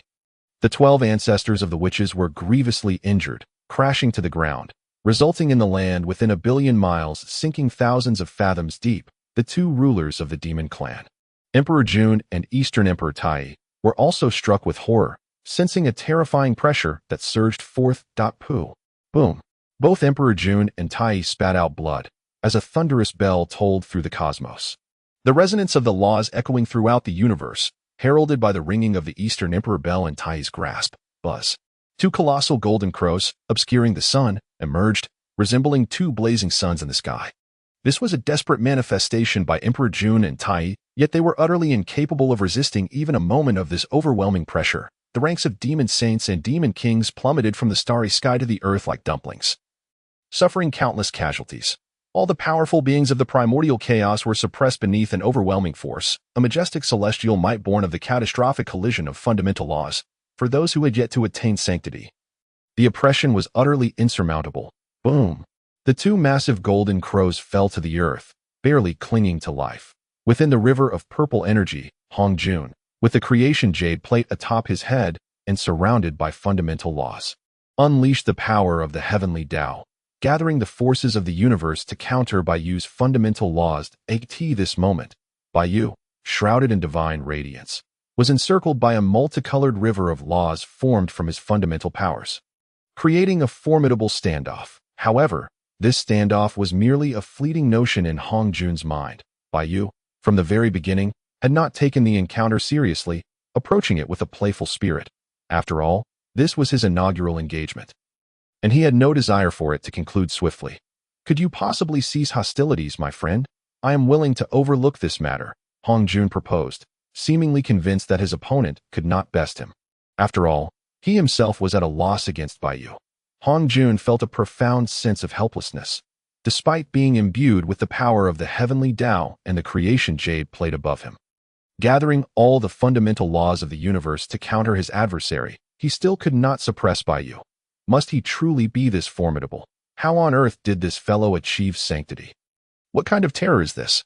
Hongjun mused, realizing that if this confrontation persisted, the devastation inflicted upon this world would be catastrophic. Indeed, to traverse the river of time, or even to alter the events of the past, would entail a dreadful burden of causality. Yet, the heavenly Tao of this realm was powerless against Baiyu. The notion of causality was laughable. Baiyu was more than capable of bearing the weight of all causality within this world. For the foundational laws of causality here posed no threat to him. A.S. Hong Jun mobilized the fundamental laws of the universe to counter Baiyu. The laws of causality were among them.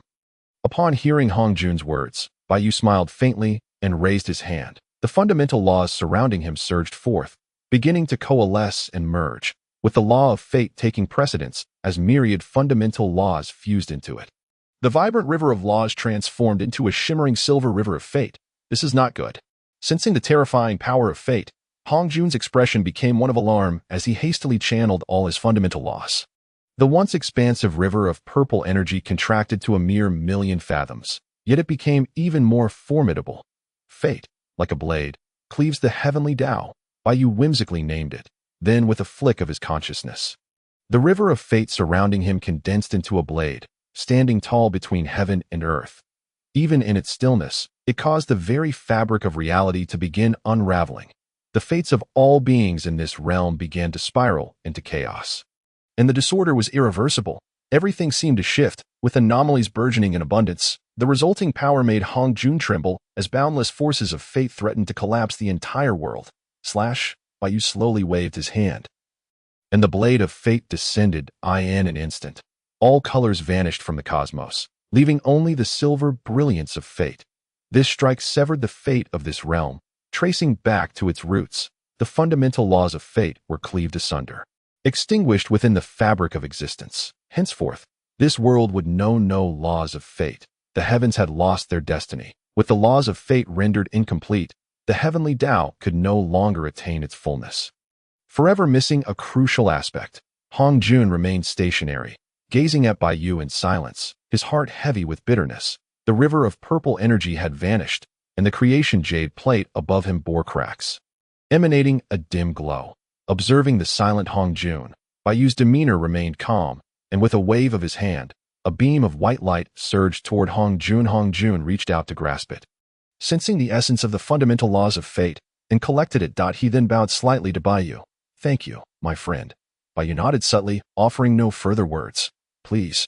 Hong Jun gestured politely, bowed once more, and then vanished from sight, entering the river of time, returning to the future. Before his return, however, Hong Jun restored everything to its original state within this time frame. All seemed like a fleeting dream. Baiyu cast a glance at the standoff between the witch and demon clans, along with the observing powers of heaven and earth, remaining silent as he entered the river of time. Continuing his journey against the current, the conflict of the sanctification of Hong Jun, the battle of Tao and demon, the great calamity of the heavenly opening during the early days of the Dragon Han era. Baiyu quietly observed the towering figure of the divine and demonic beings collapsing within the river of time. At this moment, time marked the primordial genesis of this realm. Baiyu's sole objective was to acquire those 5 innate spiritual roots. Regarding everything else, he held no interest whatsoever. Even the chaotic bell of this particular world failed to pique Baiyu's interest, for Baiyu was acutely aware that the chaotic bell of this realm merely contained the fundamental laws of origin. Artifacts imbued with the essence of these fundamental laws were readily available to Baiyu, and thus he paid them no heed. Raising his gaze towards the west, he extended his hand, and the innate spiritual root of the Bodhi tree materialized within his palm. As he attuned himself to its presence, the rich essence of innate gold emanating from it could be recognized as the very source of this world's innate gold essence, its origin. The essence of origin differs from the laws of origin. Each world possesses but a singular source of essence, which is of utmost significance and irreplaceable. Had Baiyu not delivered a sound thrashing to Hong Jun? How could Hong Jun possibly have entrusted such a vital object to him? Should Baiyu choose to remain in this world, it would matter little how he might wreak havoc, as long as the source essence remained intact. However, it was evident that Baiyu could not linger in this realm. The absence of the 5 elements essence would not lead to the immediate destruction of this world. Yet a deficit of origin would necessitate the restoration of the essence for any further advancement. The restoration of this essence would entail an incalculable cost and duration. It would indeed be feasible to utilize the essence of a middle thousand world to refine the innate 5 essences of origin. In the vast wilderness of the Great Thousand, one could traverse the myriad realms upon achieving the state of a Great Luo Golden Immortal, not to mention the Primordial Great Luo Golden Immortal. The act of creating a world is a relatively simple endeavor for a Great Luo Golden Immortal. However, the more refined the laws of a world, the more challenging it becomes to establish it. Nevertheless, while the creation of a flawless top-tier middle thousand world might pose some difficulty for a Great Luo Golden Immortal, it would present no challenge whatsoever to a Primordial Great Luo Golden Immortal.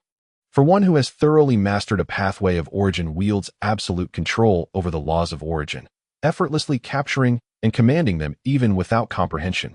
For instance, should a Primordial Great Luo Golden Immortal create a middle thousand world lacking numerous laws of origin, how would they address this? They would simply seize the laws of origin and integrate them using their mastery of the pathway of origin, thus facilitating a forced amalgamation.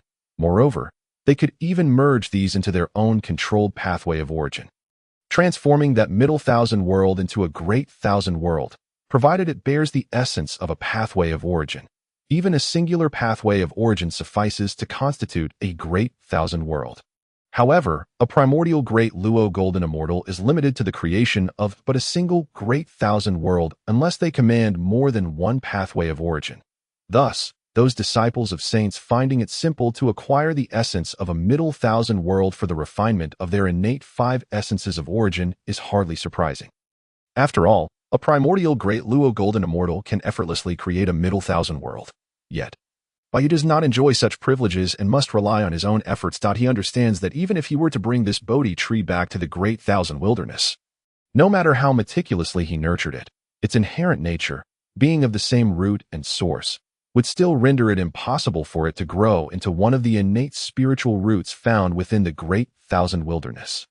After all, the source of a world's essence is unique. Although somewhat disheartened, Bayu recognizes that establishing the most profound foundation and refining an unparalleled immortal body is no simple feat. The foundation forged from the essence of a Great Thousand world is the most profound, and the immortal body refined from it is the pinnacle of existence. Yet, finding a Great Thousand world is exceedingly difficult. And even if one is found, Bayu fears he may not possess the strength to conquer it. Nevertheless, it matters not. Once he attains the state of a Primordial Great Luo Golden Immortal, he can create a Great Thousand world himself. Bayu mused quietly.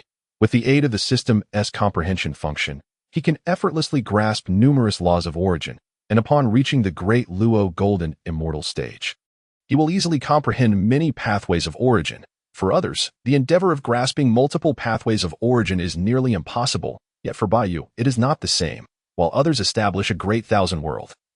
Suppressing it with their own comprehension of the pathway of origin, Bayu can create a Great Thousand world that encompasses more than one pathway of origin. In fact, even the current Great Thousand Wilderness pales in comparison to the Great Thousand world Bayu will eventually forge.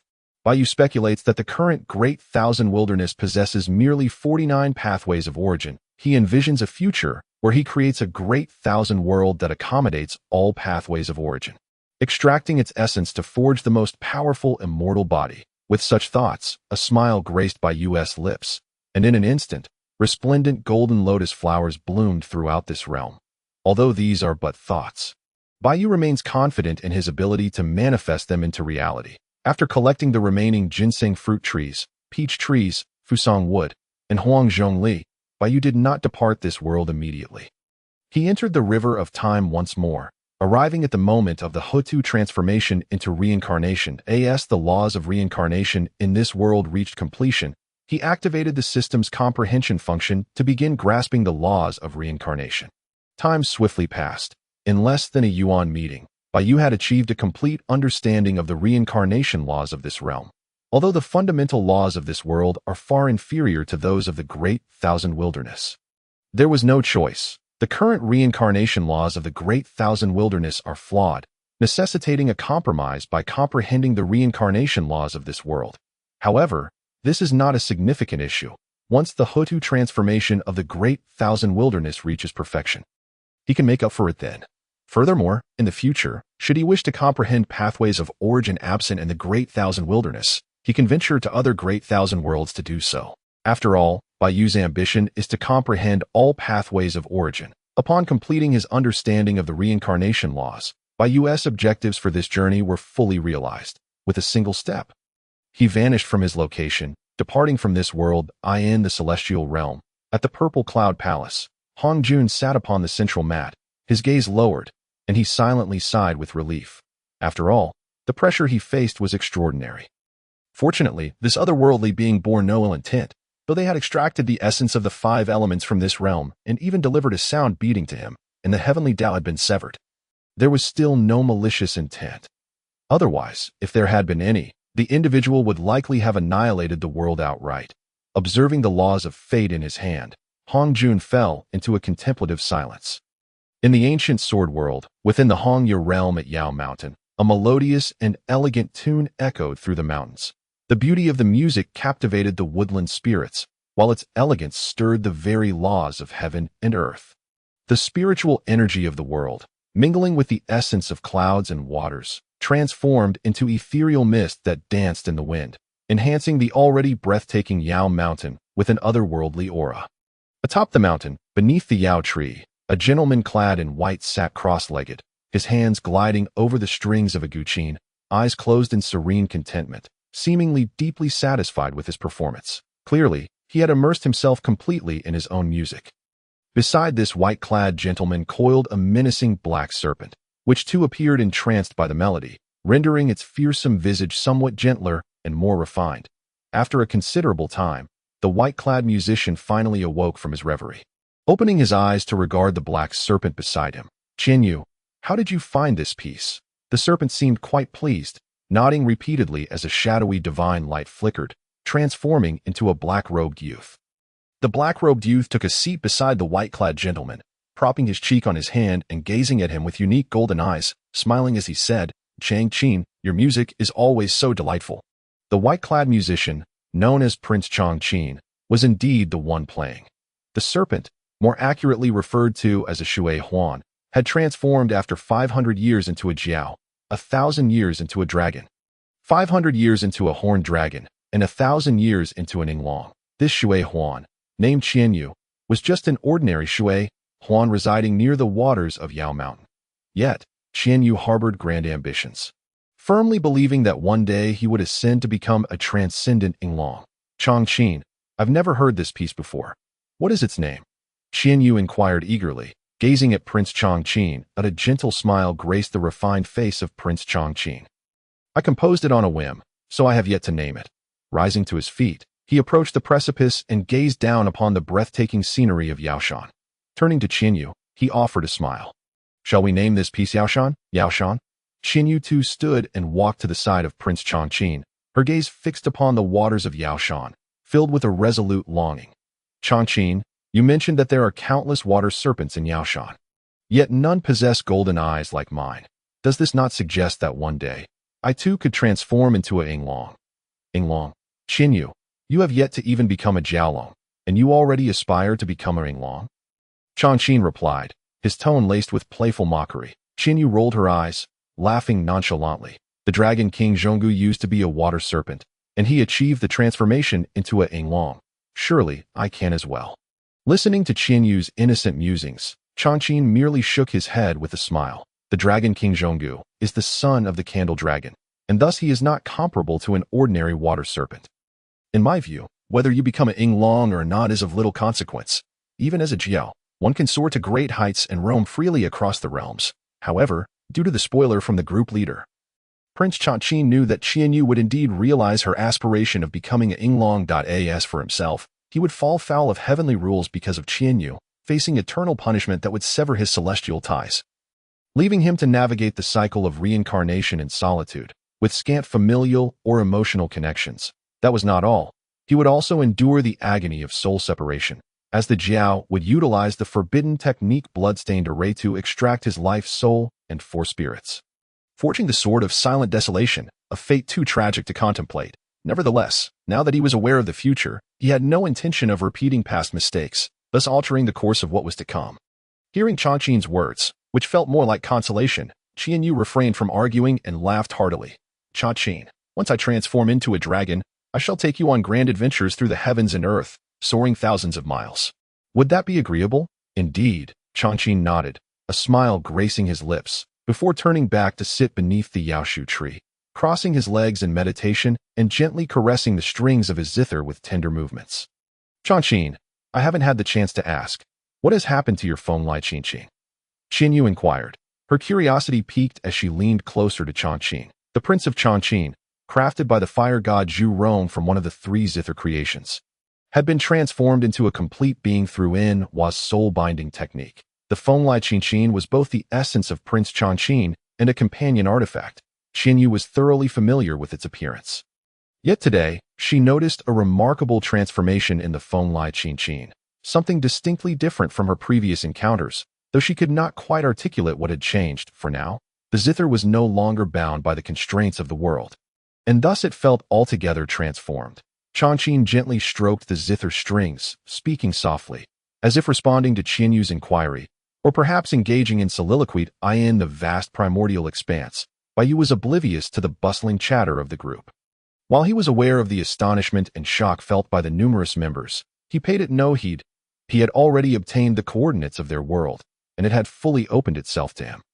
With a wave of his hand, the Bodhi tree, ginseng fruit tree, peach tree, fusang wood, and huang zhongli materialized before him, the rich essence of the five elements swirling, their brilliance contained as the five primordial spiritual roots began to adapt to the rules and order of this world.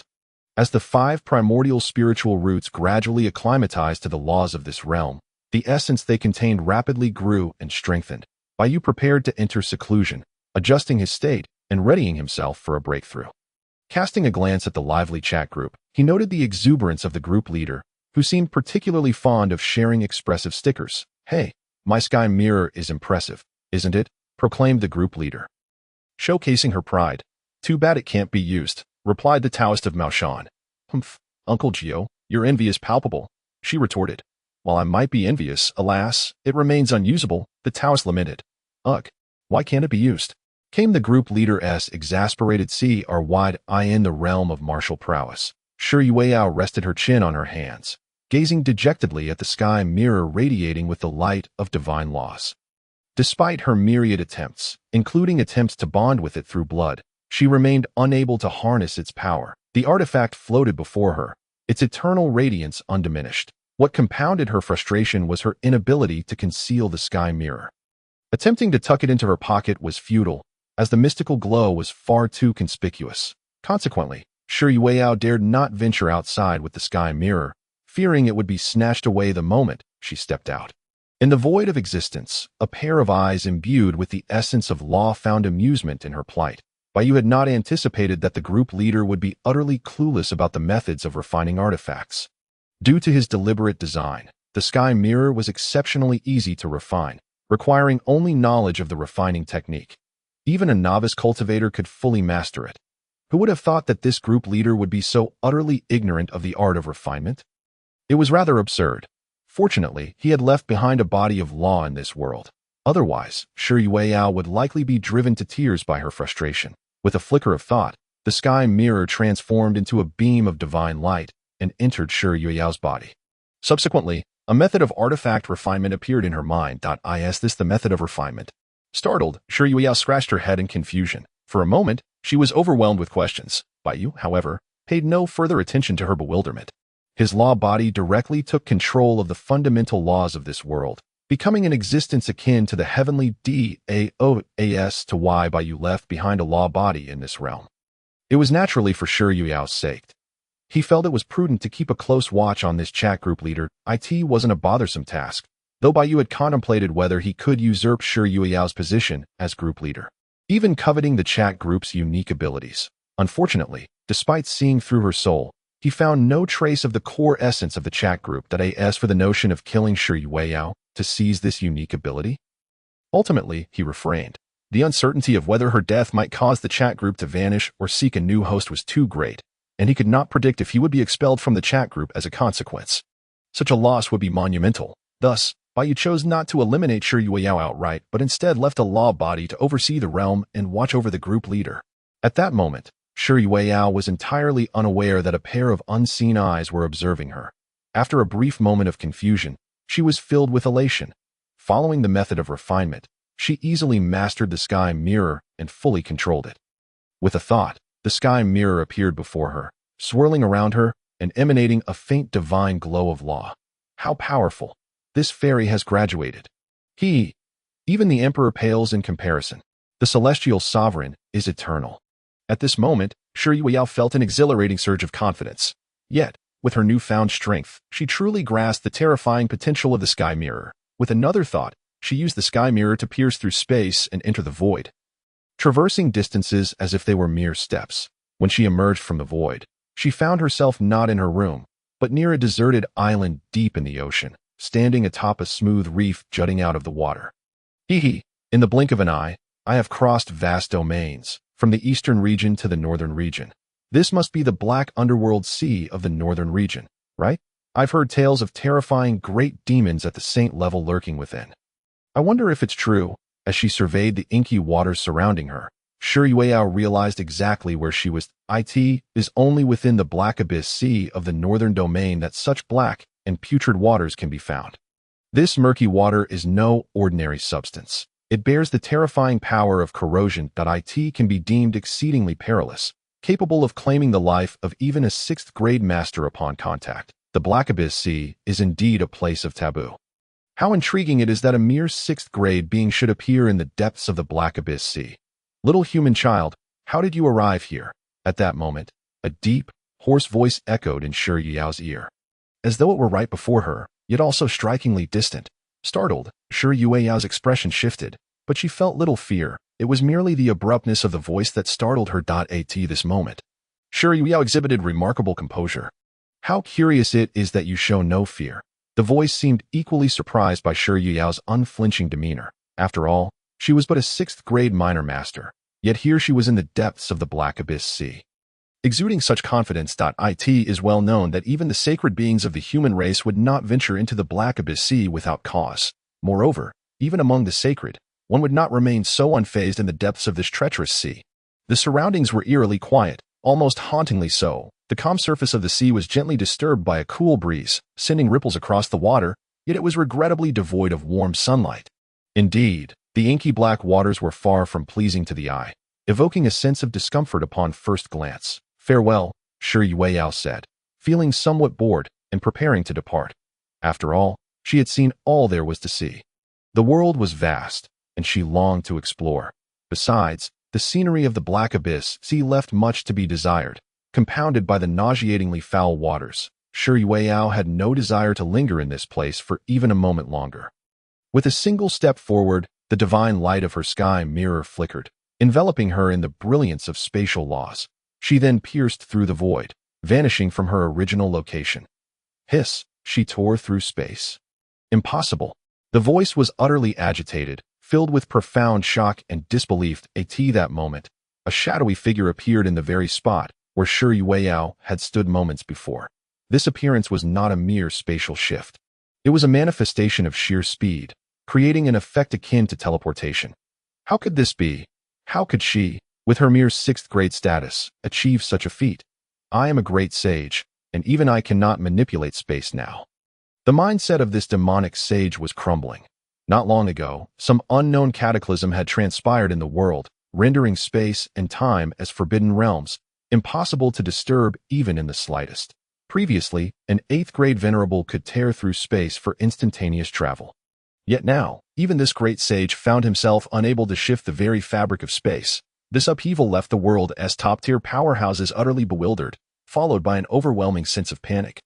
Some, unable to cope, fell into despair, unable to accept the reality.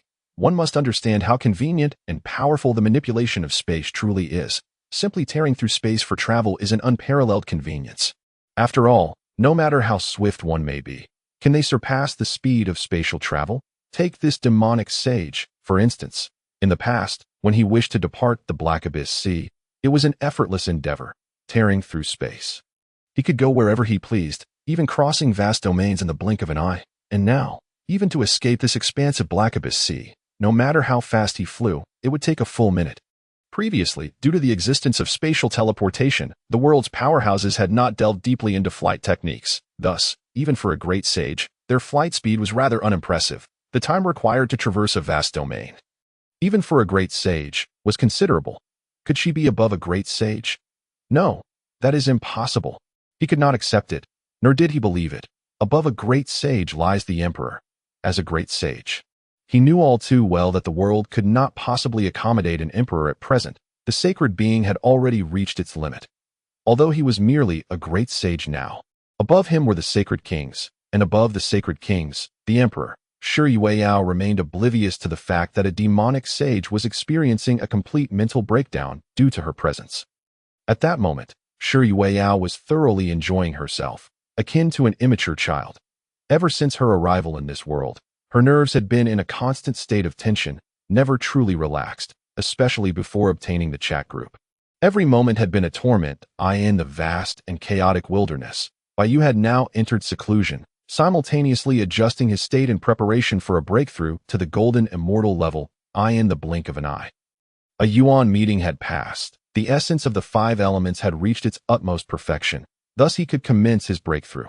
Glancing at the Bodhi tree, the ginseng fruit tree, the peach tree, the fusang tree, and the huangzhongli, 5 primordial spiritual roots, he nodded in satisfaction. The 5 Qi return to origin technique focuses on condensing the 5 innate essences corresponding to the heart, liver, kidneys, lungs, and spleen, allowing for a cycle of vitality, everlasting, indestructible, known as the golden immortal. The first step is to condense the innate essence of metal, the Gung Qi. Baiyu turned his gaze towards the Bodhi tree, with a flicker of his mind. The Bodhi tree directly entered the lung of his 5 organs. He then activated the refining method, returning to the source and transforming the Bodhi tree into the seed of innate metal Gung Qi, integrating it into the lung of his 5 organs. This was not an instantaneous process but required time. An immensely rich and pure Gung Qi enveloped Baiyu, whose life force was now terrifyingly potent.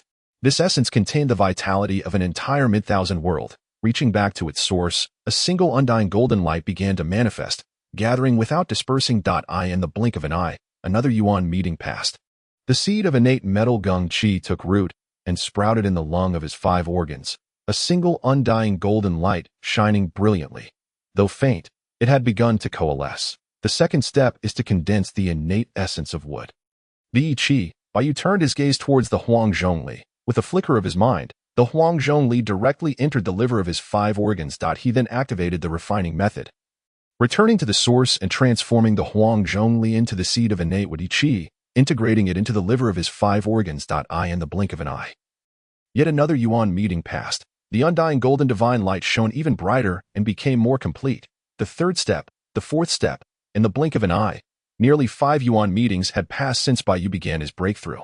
5 yuan meetings equate to over 600,000 years. However, in the vast wilderness, this is but a fleeting moment. The final step remained. Once he condensed the last innate essence of earth, the Wu Qi, he could achieve complete perfection, thus commencing the cycle of the 5 essences, everlasting and indestructible. At this moment, only the ginseng fruit tree remained before Baiyu. With a flick of his mind, the ginseng fruit tree directly entered the spleen of his 5 organs. He then activated the refining method, returning to the source and transforming the ginseng fruit tree into the seed of innate earth Wu Qi, integrating it into the spleen of his 5 organs. At this time, the undying golden light surrounding Baiyu had become exceedingly radiant, flowing from the 5 organs throughout his limbs and bones. Baiyu was enveloped in the divine brilliance of metal, his physical form sublimating towards an indestructible state. Another yuan meeting passed. As the seed of innate earth Wu Qi took root and sprouted in the spleen of his 5 organs, the essence became thoroughly complete. The 5 innate essences, metal, wood, water, fire, and earth, began to sublime. The 5 Qi return to origin technique allowed a single undying golden light to rise from the 5 organs, ascending to the center of his brow. At this moment, Baiyu's body radiated a faint golden glow, with the light at his brow shining the brightest. This golden light, carrying the characteristic of being undying and indestructible, initiated the cycle of the 5 essences within him, everlasting and unceasing. He had become a golden immortal. Is this what an undying and indestructible physical body truly is? Sensing the transformation within his body, Baiyu nodded in satisfaction, a hint of a smile gracing his lips. Host, Baiyu Root, Innate Manjusaka Realm, Early Stage of Golden Immortal, Origin Celestial Tao System, Technique, Primordial Source Sutra Fundamental Laws, Causality, Perfection, Destiny, Perfection, Time, Perfection, Space, Perfection, 5 elements, perfection, yin-yang perfection. Source path. None at this juncture. Baiyu had successfully refined his indestructible and immortal body, officially entering the realm of the golden immortal, albeit at its nascent stage to advance beyond the early stage of golden immortal. One must inscribe the primal force of the fundamental laws they control onto their physical form. Starting from the 5 internal organs as the origin, it must flow through every limb and bone, suffusing them with the divine light of the laws to achieve completeness. Thus, solely through the power of his physical body, every movement would be accompanied by the force of the laws. Moreover, by imprinting the primal force of the laws onto his flesh, his body would exhibit a certain resistance to the power of the fundamental laws. Should he sustain damage from the laws, he would receive a degree of immunity. Although not entirely invulnerable, this resistance rendered him immensely formidable. One could strike him without inflicting harm. Simultaneously, as the primal force of the laws was inscribed, it also honed his physical form. The realm of golden immortal epitomizes the ultimate enhancement of the physical body. A comprehensive and meticulous refinement. This ensures that the body remains indestructible and powerful, embodying both an immortal essence and the nature of the fundamental laws. However, this immunity granted by the laws is not as omnipotent as it may seem. Most golden immortals can only master a single fundamental law. Consequently, the resistance to the power of the laws, derived from the primal force imprinted on their body, is also singular. For instance, if a golden immortal controls the law of wood, they would inscribe the primal force of that law onto their body, thus granting a certain resistance to the power of the wood LAWS for the powers of other laws. Their resistance would be negligible at best. Unless one comprehends multiple fundamental laws, the resistance to the powers of the laws would remain limited. In essence, this world lacks any semblance of fairness. It is starkly realistic. Nevertheless, Baiyu relishes the reality of this world, for it presents him with only benefits and no detriments. The prospect of unlocking new abilities is upon me. This path will lead me to master all fundamental laws. However, I must admit, the motivation is palpable. Baiyu felt invigorated, even though this endeavor would consume a considerable amount of his time. Yet in the primordial expanse, time holds little value. For Baiyu, who has achieved immortality, time? What is that? Lifespan. Apologies. My lifespan is infinite. Moreover, unlike others, Baiyu's understanding of the fundamental laws, while challenging, is not insurmountable at least. For the vast majority of beings in the primordial realm, regardless of the time allotted, they can only tread one path to the end. Only a select few, favored by the heavens, with exceptional comprehension and innate blessings, can more readily grasp multiple fundamental laws. This is due to various reasons including their roots, understanding, the favor of the heavens, and their fortune. Though Baiyu is merely an ordinary innate being in the primordial realm, with a predetermined limit to his accomplishments, who has to say he doesn't possess his own advantages? First, let me master all the fundamental laws.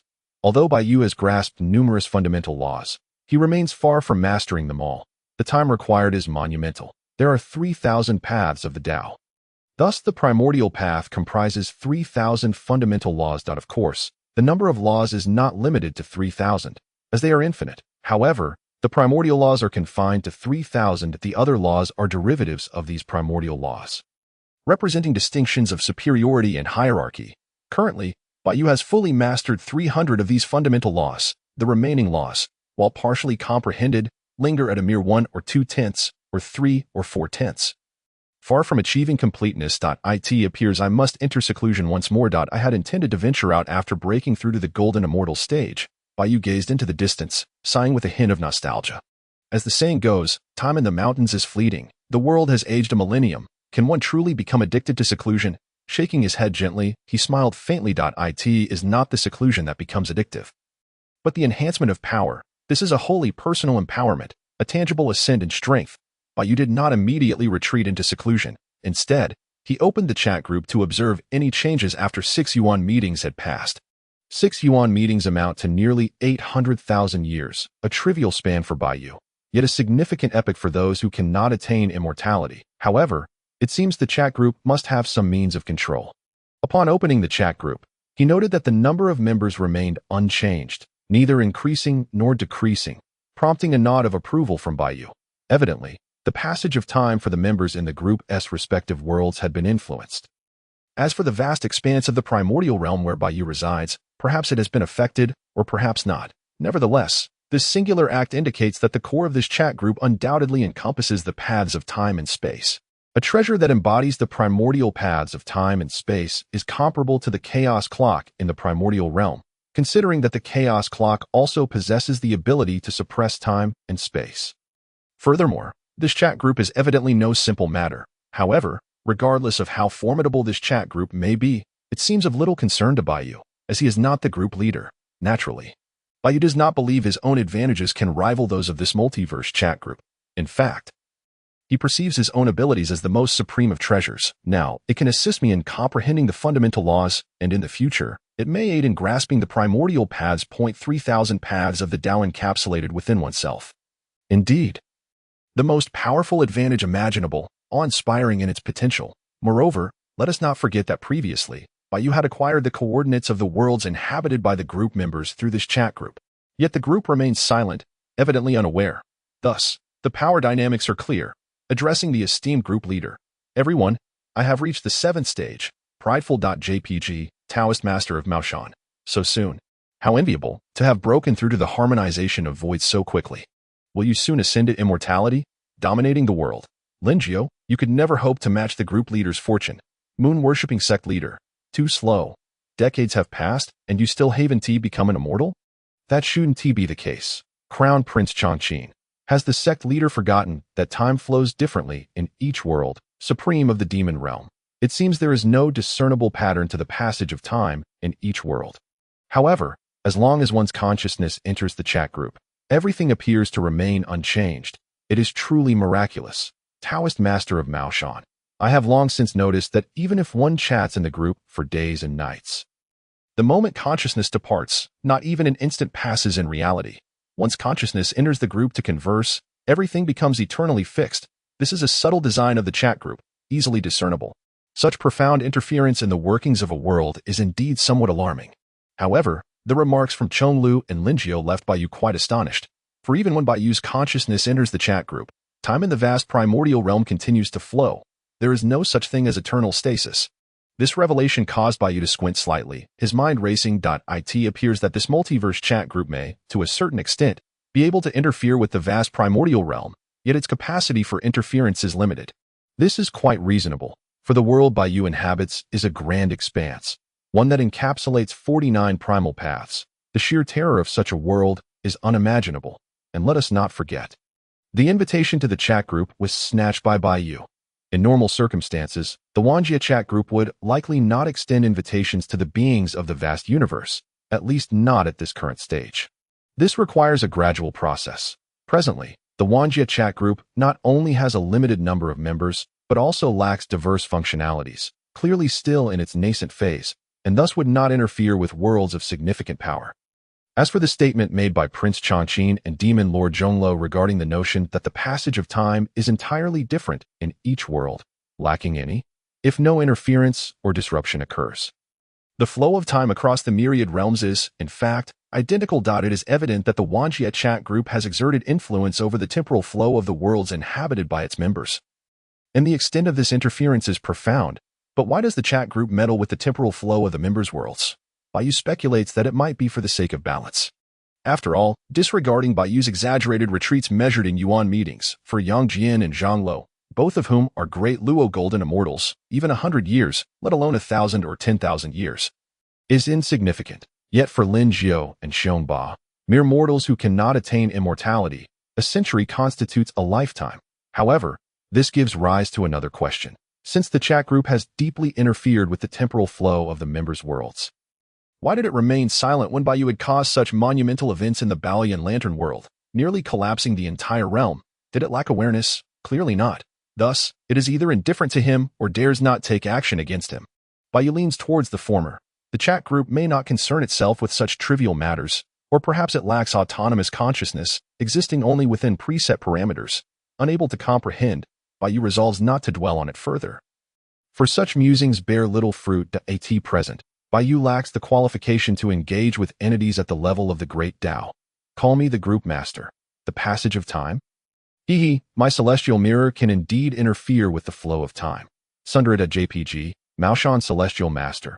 Prohibit professional players from participating. Prince Changqing. Prohibit professional players from participating. Demon World Supreme.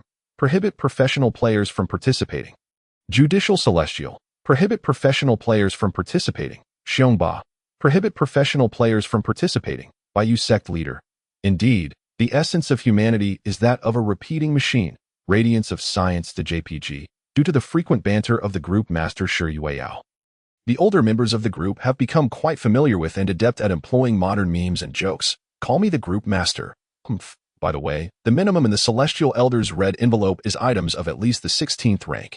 Surely, you all have transformed your fates, haven't you? Curious, JPG.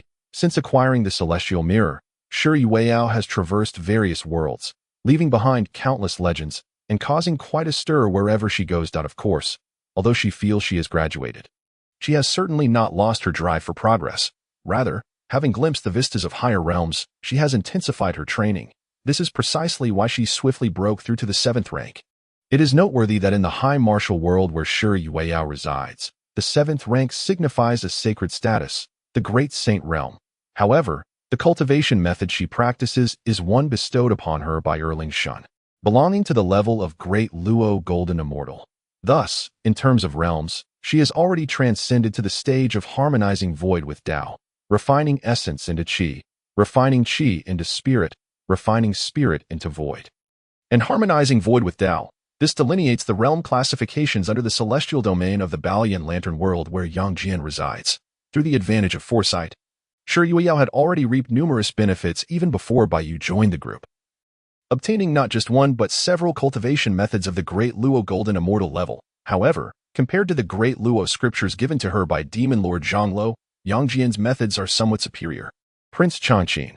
What I received from the Elder's red envelope is the Li Hua Pearl. Since it resonates so well with my Feng Lai Qin, I attempted to merge the two, expecting it to be a challenge.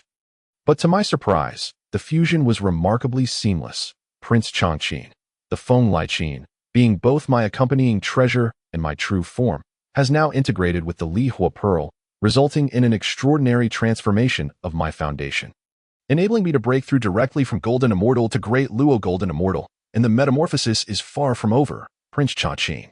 Now, my Feng Lai Qin has been elevated to a 16th rank supreme treasure, and the heavens can no longer constrain me.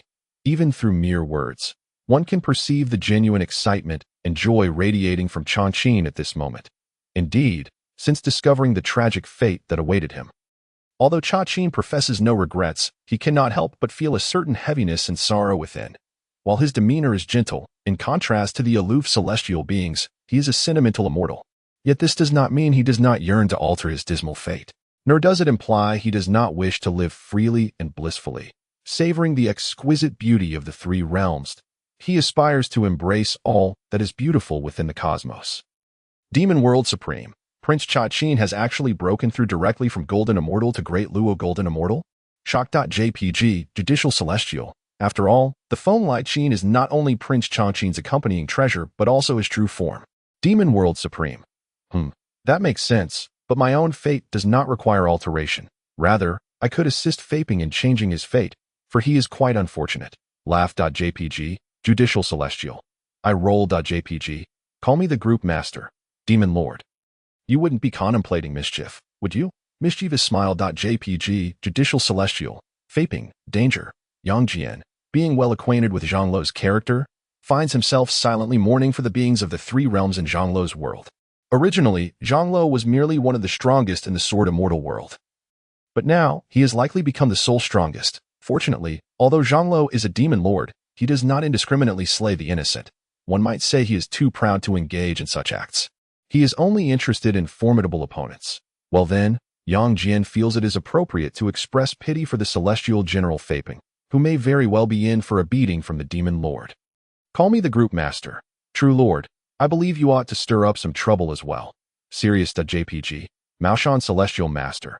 For instance, rescuing the three Holy Mothers, by you sect leader, or perhaps overthrowing the Heavenly Court? Demon World Supreme.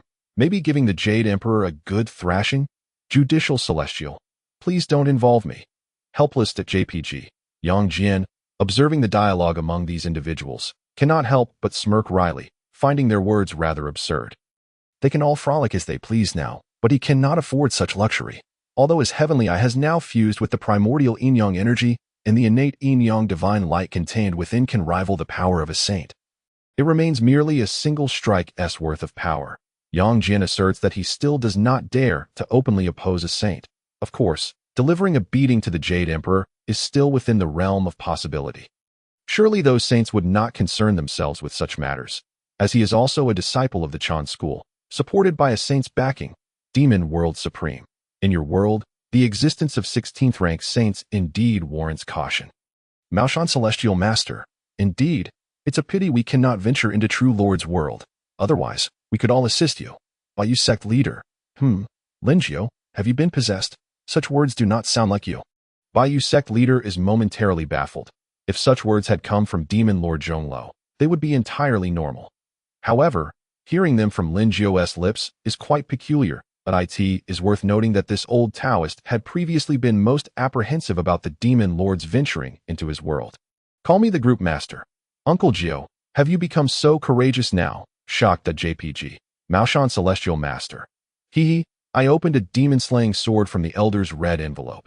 Note, see image, JPG. Lin Jiao promptly shares a selfie. Standing valiantly with a sword. Under the glow of a bright full moon, Lin Jiao, clad in a Taoist robe and wielding a bronze sword, exudes an imposing and extraordinary presence. The only issue is that the bronze sword emanates a sanguine divine light. And Lin Jiao, bathed in this crimson radiance, appears somewhat demonic. Call me the group master. Why does the atmosphere feel somewhat baffled? JPG, Demon World Supreme. Lin Jiao, have you succumbed to demonic influence? Do you wish to join my demon realm? Judicial Celestial. By you sect leader. This certainly resembles a practitioner of the demonic path, Xiong Ba. Who would have imagined that you, Lin Jiao, with your thick brows and large eyes, have also defected from the righteous path? Every member of the group, one after another, is left flabbergasted, as the Lin Jiao depicted in the image starkly contrasts with the Lin Jiao they are accustomed to. No, it is an entirely different person. This left them somewhat bewildered. Even Bai Yu, who had been quietly observing the group, found himself inexplicably amused. The image of Lin Jiao, enveloped in a crimson glow, strikingly resembled a sinister fiend. This sword, although a weapon designed to vanquish demons, was infused with the primal essence of slaughter. Consequently, it emanated a blood-red light, its aura of carnage blotting out the sun. It was a sword born of bloodshed, were it not for Bai Yu's interference. Lin Jiao, with his current strength, would have been incapable of wielding such a weapon of ultimate slaughter. In truth, Bai Yu had subtly tampered with the collection of 16-tier treasures within the red envelope. Otherwise, given the power levels of those in the group, they would have been unable to handle these 16-tier artifacts. For instance, had Yang Jian attempted to merge with the primordial yin-yang energy without Bai Yu's assistance, he would likely have met with a catastrophic demise. The group members, the 16-tier treasures bestowed by Bai Yu were beyond their capacity to utilize, given the vast disparity in levels. Thus, Bai Yu generously provided after-sales service. Now, each member of the group could be said to possess the power of the 16th tier. Indeed, since they all shared the same level of strength, the atmosphere of communication within the chat group was exceedingly delightful. Previously, when Yang Jian and Chong Lu, both of whom were Grand Luo Golden Immortals, engaged in conversation, the others, including the group leader Shi Yueyao, often fell silent, hesitant and somewhat intimidated by the significant gap in their capabilities. However, now the group members felt free to express themselves openly. Even the Demon Lord Chong Lu, who had seldom conversed with Lin Jiao and Xiong Ba, was now fully engaged in lively discussions. It must be said that this was both realistic and genuine. The group members were all well aware of the dynamics at play, yet they chose to remain taciturn about it. Present. Only Bai Yu remained outside the collective. Nevertheless, Bai Yu was unconcerned, as he truly had little to discuss with the others and was uninterested in flattery. Thus, he preferred to remain silent, subtly lurking in the group, passing the time for his own amusement. Maoshan Celestial Master, how does this demon-slaying sword strike you? I intend to wield it to eradicate all the demons of the world. Lin Jiao completely disregarded their comments. He was thoroughly pleased with the demon-slaying sword, practically unable to part with it. Moreover, when not harnessing the sword's power, it appeared no different from an ordinary bronze sword, thus remaining inconspicuous. Lord Baiwei, I am not fond of violence.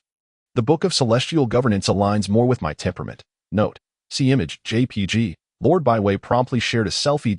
In the image, he donned a flowing white robe, his long hair cascading gracefully. and his countenance radiated benevolence, embodying the image of someone who was sober while all others were intoxicated. One hand rested behind his back while the other cradled the golden book levitating in midair, resembling an aged sage or a preaching saint, instantly evoking a sense of rationality. This golden tome was the 16th tier treasure known as the Book of Celestial Governance, which Baiwei had acquired from Bayu's red envelope. The Book of Celestial Governance could imprint the fundamental truths of the universe, granting dominion over heaven and earth. Maoshan Celestial Master. I must say, it indeed suits the Master's temperament. Xiongba. The brilliance of science envelopes the Master. Call me Group Leader. Master, you need not fear being attacked when discussing science in the future. Dog Head for Protection.jpg. Lord Baiwei. When I told them to discuss science, they claimed I lacked understanding of love and threatened to strike me. Lord Baiwei led the charge in jest, playfully referencing his own quip, and in an instant, the chat group was filled with a joyous atmosphere. Demon Realm Sovereign. Alas, I and the Master exist in different time frames. Otherwise, I would truly like to witness the power of the Book of Celestial Governance. Lord Baiwei. Ahem, the Demon Lord flatters me. I have merely just ascended to immortality, even with the Book of Celestial Governance.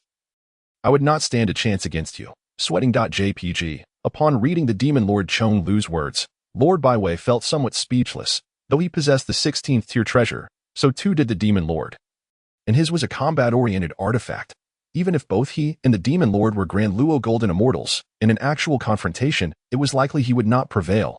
Lord Baiwei preferred to engage in rational discourse rather than battle. Demon Realm Sovereign.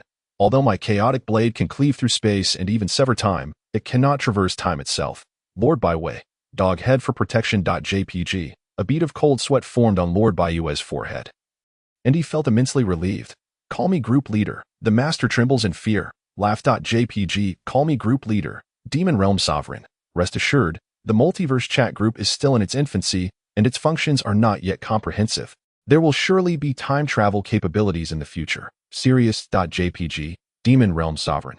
I look forward to it. Celestial Justice. Should time travel become possible, I shall assist you in causing chaos in the Heavenly Palace and confronting the Jade Emperor.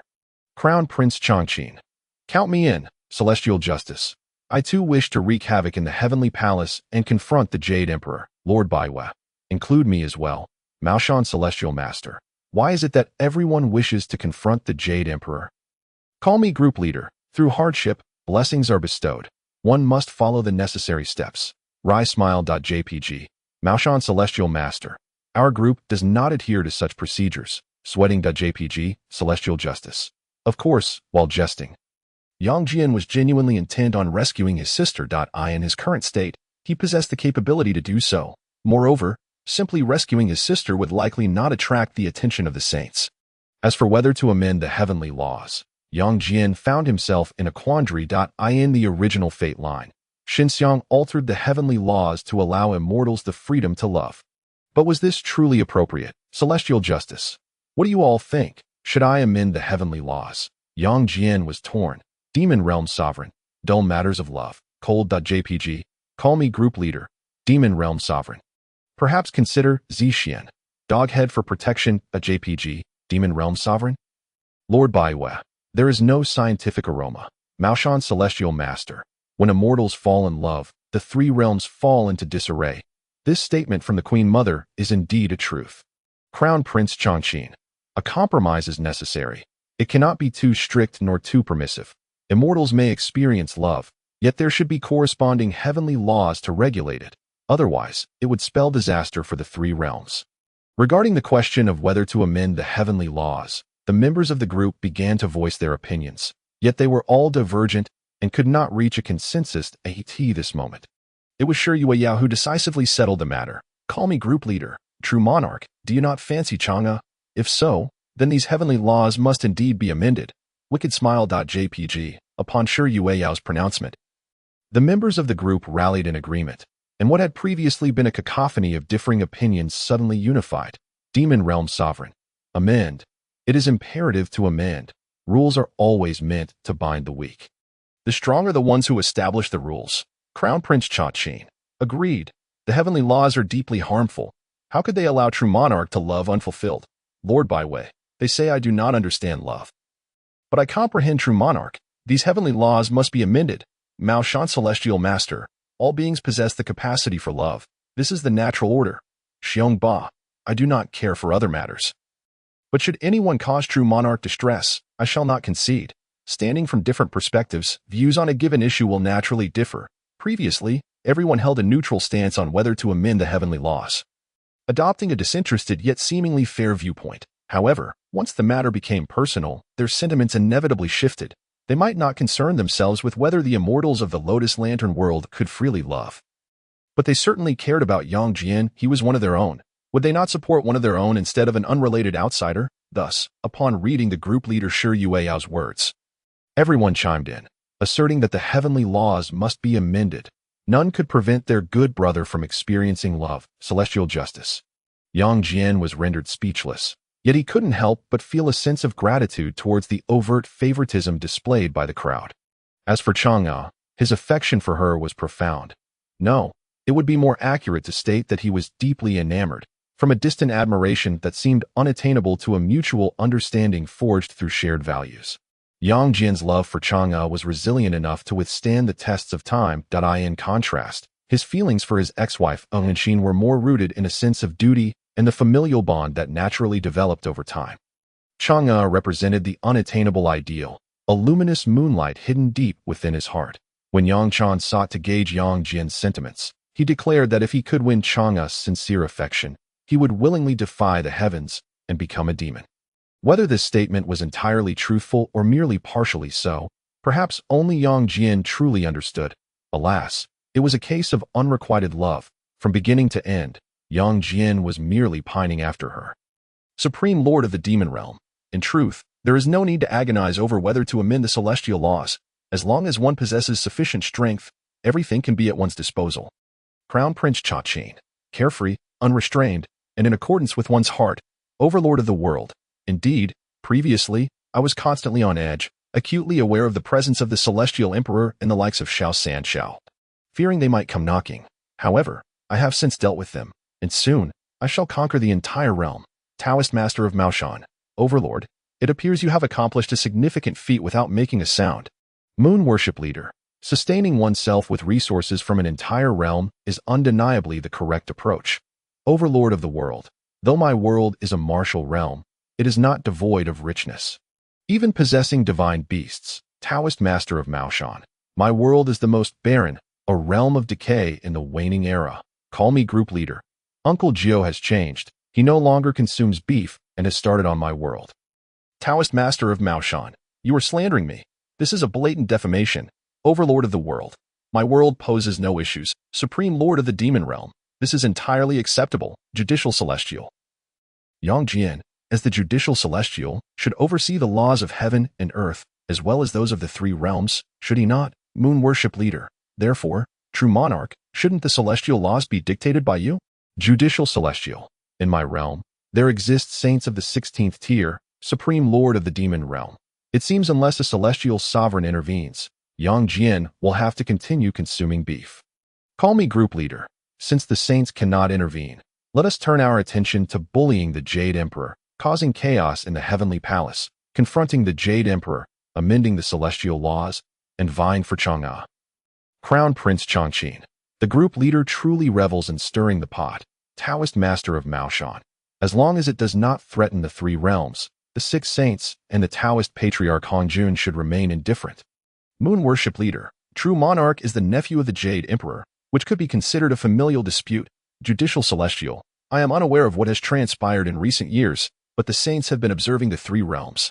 Supreme Lord of the Demon Realm.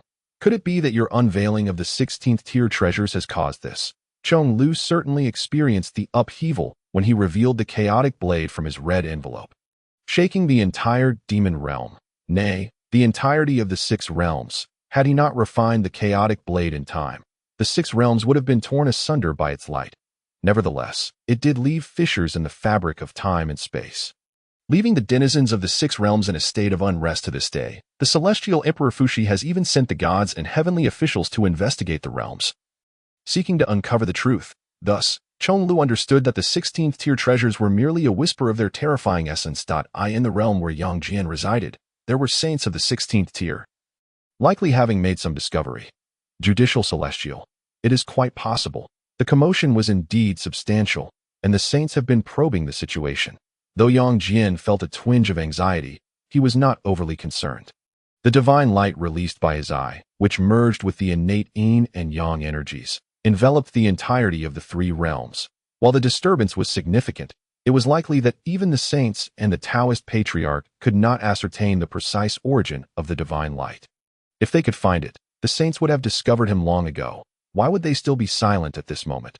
Of course, Yang Jian was unaware that the reason the six saints had been fixated on the three realms had little to do with him. Rather, it was Hongjuan's directive to stabilize the order of the three realms while he needed to reforge the severed laws of destiny. Thus, any being of the Deluo golden immortal level in the three realms could sense the saints' power permeating the entire realm. Believing the saints were observing the myriad beings of the three realms. In truth, they were merely mending the wounds of the world. This time, the world of the Lotus Lantern had indeed suffered a significant defeat. The laws of destiny had been severed. The roots of the five energies had been usurped. The Taoist patriarch Hongjuan had received a harsh beating, and the creation jade dish had nearly shattered. With cracks spread throughout. To restore all of this, even Hongjuan could not fathom how long it would take. As for revenge, Hongjuan had not even considered it, silently nursing his wounds. The phenomenon and commotion caused by the revelation of the 16th tier treasures sparked further discussion among the crowd. Noticing that the building had tilted slightly, Shi Yueyao promptly corrected it. Call me group leader, judicial celestial, true monarch. Have you made a decision regarding the amendment of the celestial laws? Judicial celestial, amend. My 8 and 9 profound arts have reached perfection, and with sheer physical strength, I can rival quasi-saints. As long as saints do not intervene, I fear no one. Call me group leader. True monarch is magnificent. Taoist master of Maoshan, true monarch is indeed imposing. Overlord of the world, true monarch is powerful and commanding. Ding. Shuiu's Sword Immortal has joined the 10,000 Realms chat group. Ding. Qilan Talented Scholar has joined the 10,000 Realms chat group. At that moment, 2 golden messages flashed across, causing the onlookers in the chat group to pause in surprise. New members? Call me group leader. Welcome, newcomers. Applause. JPG as the group leader, Shi Yueyao quickly reacted and sent a warm welcome. However, before she could open the profiles of the 2 new members to check their basic information, several more golden messages appeared. Ding. All conditions for upgrading the 10,000 Realms chat group have been met. Beginning upgrade. Ding. Upgrade of the 10,000 Realms chat group completed. New features activated. Ding. Group announcement feature activated. Ding. Group file feature activated. Ding.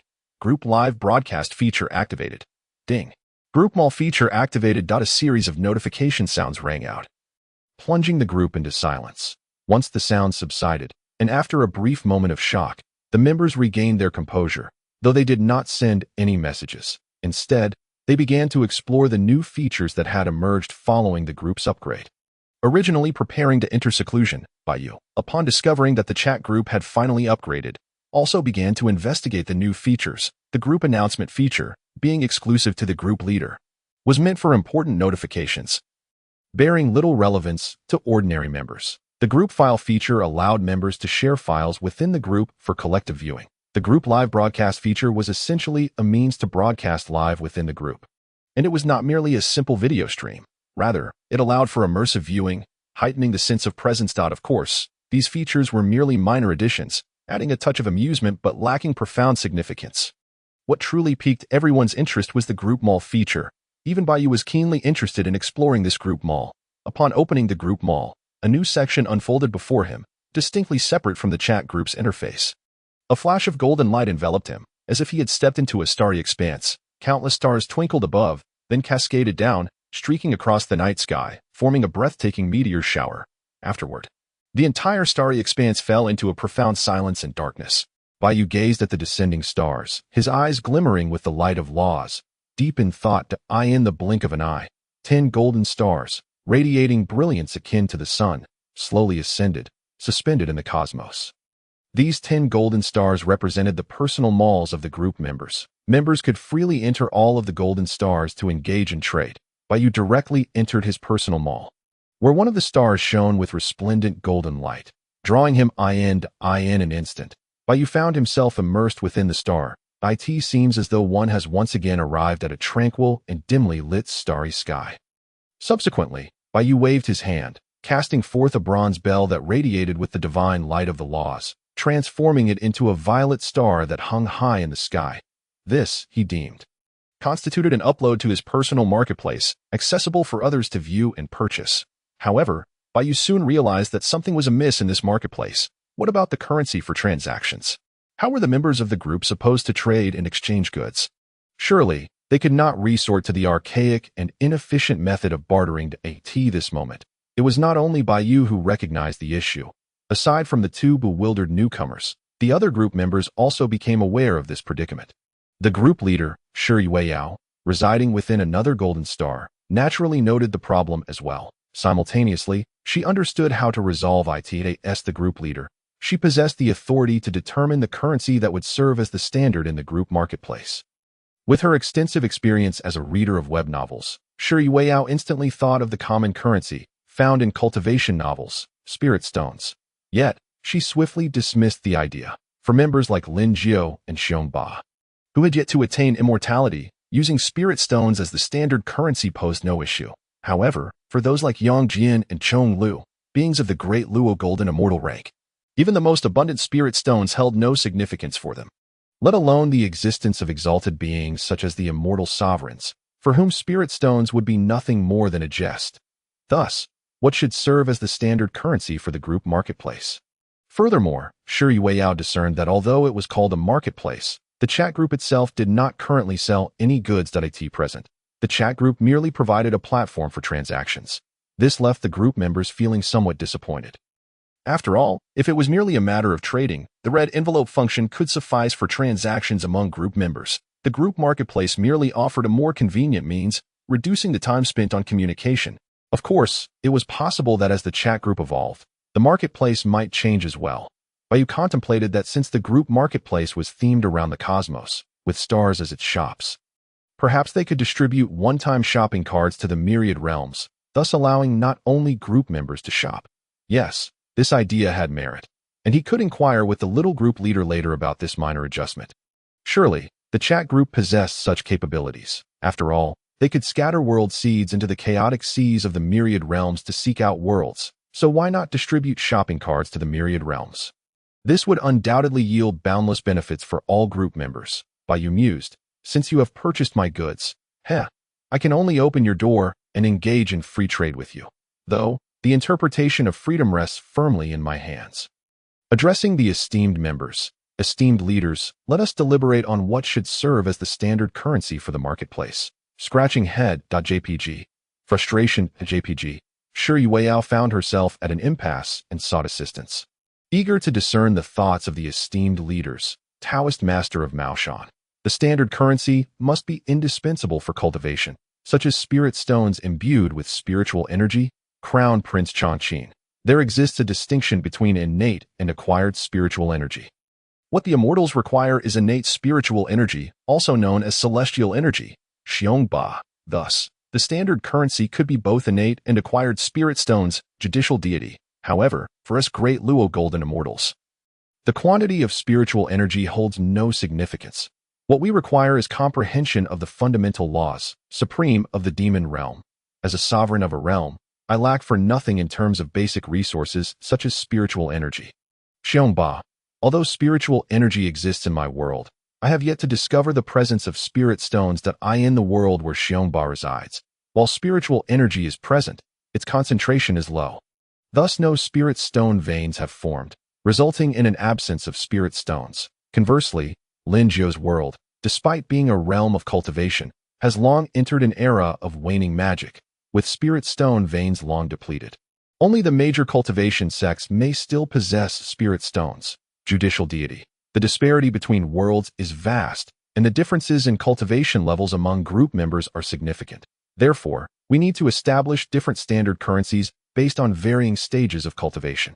As a judicial deity and a civil servant of the heavenly court, Yang Jian promptly proposed a solution. Judicial deity. For instance, below the immortal realm, acquired spirit stones could serve as currency, below the great Luo golden immortal.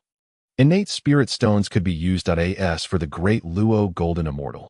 Presently, Yang Jian, at the Yuanshan realm, has achieved the initial stage of the great Luo golden immortal, while his physical realm, having perfected the 8-9 profound art, has reached the late stage of quasi-saint, rendering him invincible beneath the saints, hence, considering his own needs for cultivation resources as a great Luo Golden Immortal. Spiritual energy, surely.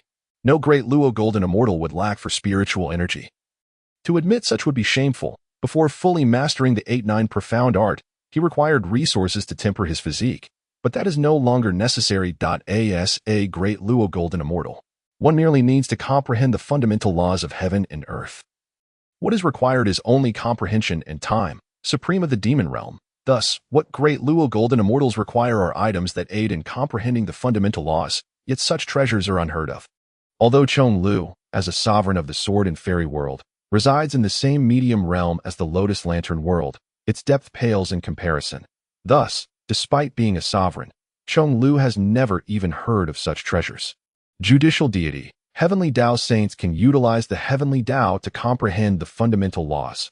Hong Jun, the Tao ancestor, possesses the creation jade disc, a supreme treasure for enlightenment, as a disciple of the Chan sect. Yang Jian is well aware that while Heavenly Tao saints are indeed constrained by the Heavenly Tao and possess certain limitations, they are not solely defined by those limitations, since their Yuanshan is tethered to the Heavenly Tao. They can harness the power of the Heavenly Tao for combat and also use it to comprehend the fundamental laws. Why are saints often reclusive? Not only due to the restrictions of the Tao ancestor, but also because they're all leveraging the Heavenly Tao to grasp the fundamental laws. Even those who have attained sainthood through merit do not wish to stop there. They all aspire to advance further. After much discussion, no consensus was reached regarding the standard currency for the Great Luo Golden Immortal tier. However, the currencies below that tier were established: Spirit Stones and Celestial Spirit Stones, further classified into 4 grades based on the abundance of spiritual energy: inferior, middle, superior, and supreme. Spirit Stones contain acquired spiritual energy, a fundamental resource essential for those who have yet to attain immortality. Celestial Spirit Stones, containing innate spiritual energy or celestial energy, are likewise indispensable for any immortal who has not yet reached the Great Luo Golden Immortal tier. Moreover, even Great Luo Golden Immortals require spiritual energy to replenish the magical power expended in battle. While not absolutely essential, it retains some utility. Unfortunately, for the time being, Great Luo Golden Immortals must endure a bit of hardship. As the chat group remains in its nascent stage, lacking comprehensive functions, observing the discussion among the group members, Bayu suddenly conceived an idea. He believed he could become the currency issuer for the chat group. For he could mass-produce the Creation Jade Disc, a supreme treasure that aids in comprehending the fundamental laws. Thus, if he were to create a consumable version of the Creation Jade Disc, would it not function similarly to Spirit Stones? Not only Yang Jian and Chong Lu would need it, even the Heavenly Tao saints of the Lotus Lantern world would find it essential. After all, who would not desire to gain an advantage? In a spirit of camaraderie, Bayu decided to name this currency Holy Spirit Stones. Holy Spirit Stones, imbued with the fundamental laws, could assist in comprehending these laws and unleash the explosive power of the laws contained within, effectively serving as law bombs to be hurled at adversaries. Yes, for the sake of a lasting solution, Bayu also needed to devise a treasure that could enable the mass production of Holy Spirit Stones. This way, he could earn effortlessly. Moreover, since Bayu has comprehended all the fundamental laws, the Holy Spirit Stones he produces would encompass all of them. Thus, this currency possesses universality, as anyone, regardless of their understanding of the fundamental laws, can utilize the Spirit Stone to aid their comprehension. Otherwise, if one were to possess a Spirit Stone that embodies only a singular fundamental law, its limitations would be considerable, making its usage rather cumbersome. Once his thoughts were organized, Bayu immediately sprang into action. Harnessing the power of the laws to create in the void, the divine light of the laws dissipated, revealing a flawless piece of white jade. Akin to the size of a pebble, a chaotic divine stone to encompass all fundamental laws. A mere ordinary stone would be insufficient. This chaotic divine stone, though a creation of the laws, were no difference from a true chaotic divine stone. This seemingly ordinary chaotic divine stone possessed an essence comparable to that of a 16th tier supreme treasure. Subsequently, with a mere gesture, Bayu summoned forth a spectrum of divine lights, each representing various fundamental laws. As the aura of the laws surged, culminating in a singular point, a unified primordial essence that a beam of divine light, radiating a chaotic hue, shimmered brilliantly. Although it appeared unremarkable, its intricacies were profound. Baiyu seamlessly fused the two entities into one, concealing the divine light of the laws within the divine stone, rendering it invisible. Even the seemingly boundless chaotic divine stone seemed to lose its extraordinary aura, gazing at the chaotic divine stone before him. Or rather, what should now be referred to as the spirit stone. Baiyu realized it was the primordial form of the spirit stone. This was indeed a complete supreme treasure, akin to the creation jade disc, encapsulating 3,000 fundamental laws, and it was not a consumable item. Such a supreme treasure, used as currency, would be exceedingly extravagant and impractical. Thus, Baiyu waved his hand and crafted another 16th-tier supreme treasure, which served but one purpose: to facilitate the streamlined automated creation of spirit stones. This treasure, shaped like a cube, emitted an enigmatic divine light. Baiyu directly cast the primordial spirit stone into it. Instantly, the divine light of the laws flickered, and a continuous influx of law power and celestial energy surged within. In the blink of an eye, numerous spirit stones materialized within the infinite storage space of the supreme treasure. Before long, the spirit stones had accumulated into a towering heap. Baiyu extracted one spirit stone for inspection. Unlike the primordial spirit stone, this one was only of 13th-tier quality, while it contained all fundamental laws.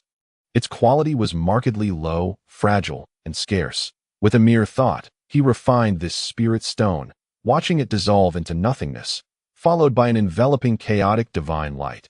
This chaotic divine light resonated with the profound laws of the universe, seemingly parting the thick mists. However, its momentum was insufficient, and the divine light vanished in an instant. For the first time, Baiyu did not rely on the system to assist his enlightenment, and the results were quite satisfactory. He subsequently extracted more spirit stones for experimentation and analysis. Ultimately, Baiyu concluded that the spirit stones indeed facilitated a more accessible and rapid comprehension of fundamental laws. Yet, they paled in comparison to the system's assistive enlightenment function. Furthermore, if the comprehension of fundamental laws exceeded 30%, the spirit stones ceased to be effective. The fundamental laws of the universe seemed shrouded in a dense fog, rendering them exceedingly challenging to grasp. Thus, to comprehend the laws, one must dispel that layer of mist. Utilizing spirit stones for enlightenment was akin to forcefully tearing through those layers of fog. However, due to insufficient momentum, one could only breach the initial layers, leaving countless layers beyond. This resulted in spirit stones being capable of assisting comprehension only up to 30% of the laws. In contrast, the system's assistive enlightenment function directly dispelled the fog, allowing the fundamental laws of the universe to willingly embrace Baiyu. It was fundamentally a free offering. Even if Baiyu were to refuse, it would be futile. While the spirit stones may hold little value for Baiyu, they were invaluable treasures for Yang Jian and Chong Lu. As far as Yang Jian knew, the only treasure that could aid in comprehending fundamental laws was the creation jade disc in the possession of Daozu Hongjun. The creation jade disc was indeed the ultimate treasure of Hongjun Daozu, a spirit stone capable of assisting in the comprehension of 30% of the laws could be considered a low-grade spirit stone. Baiyu was not dissatisfied.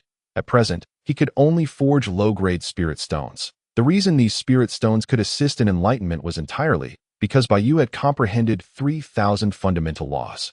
However, Baiyu's grasp of these 3,000 fundamental laws was not yet complete. He had only perfected 300 of them. The majority were understood to 50 or 60%, and only a few to 30 or 40%. Hence, Baiyu could currently only create low-grade spirit stones. Low-grade spirit stones could assist in comprehending 30% of the fundamental laws. Medium-grade spirit stones could assist in comprehending 60%. High-grade spirit stones could assist in comprehending 90%. Supreme-grade spirit stones could assist in comprehending the complete fundamental laws. These were the 4 tiers of spirit stones Baiyu intended to use as the currency of the chat group. Low-grade spirit stones were already more than sufficient for the current multiverse chat group. At present, only Yang Jian, Chong Lu, and Chan Qin required spirit stones. The other members had yet to reach the stage of comprehending fundamental laws. Baiyu would not require much longer to comprehend all the fundamental laws completely. Immortal, esteemed members, might this spirit stone be utilized as currency for transactions at the level of the Great Luo Golden Immortal? Ding! Group member Immortal has sent a collective red envelope. Baiyu, not one to waste words, promptly issued a collective red envelope, which naturally contained low-grade spirit stones. Ding, call me group leader has claimed the red envelope. Once again. Shi Yueyao, the group leader, was the fastest, being the first to claim the red envelope. Call me group leader. Call me group leader.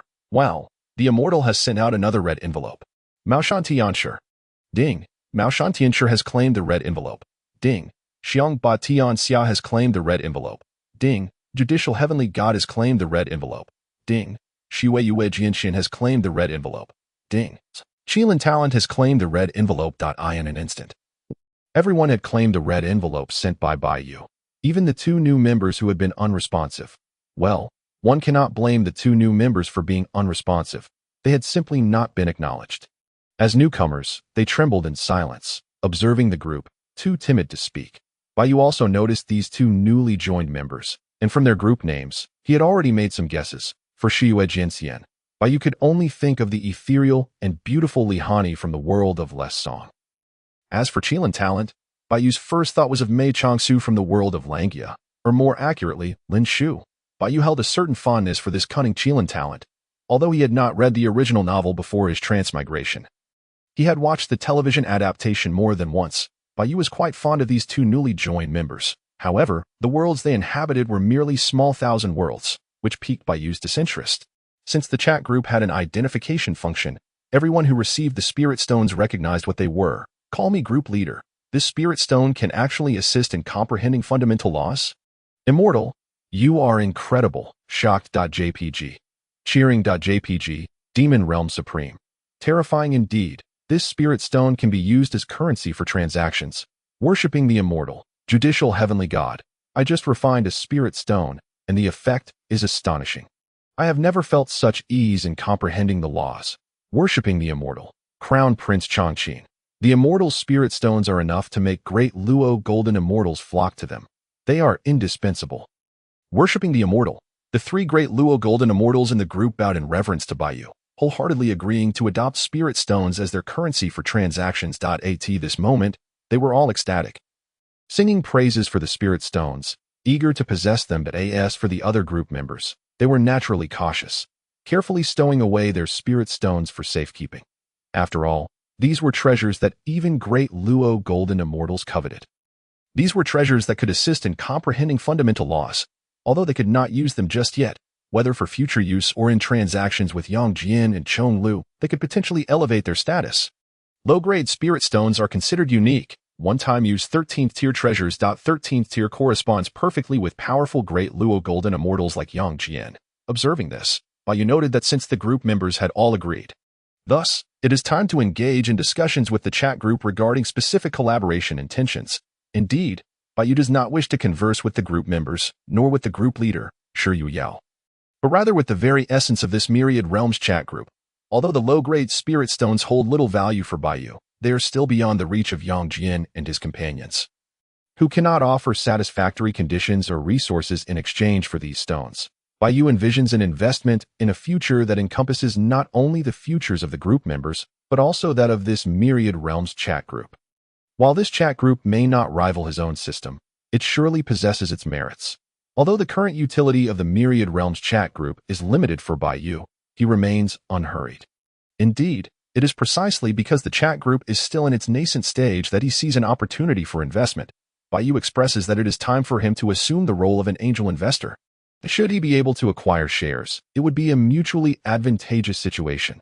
Based on his prior explorations and conjectures regarding the group's marketplace, it appears that this chat group may be a diminished version. Shi Yueyao might not even be the first or second leader.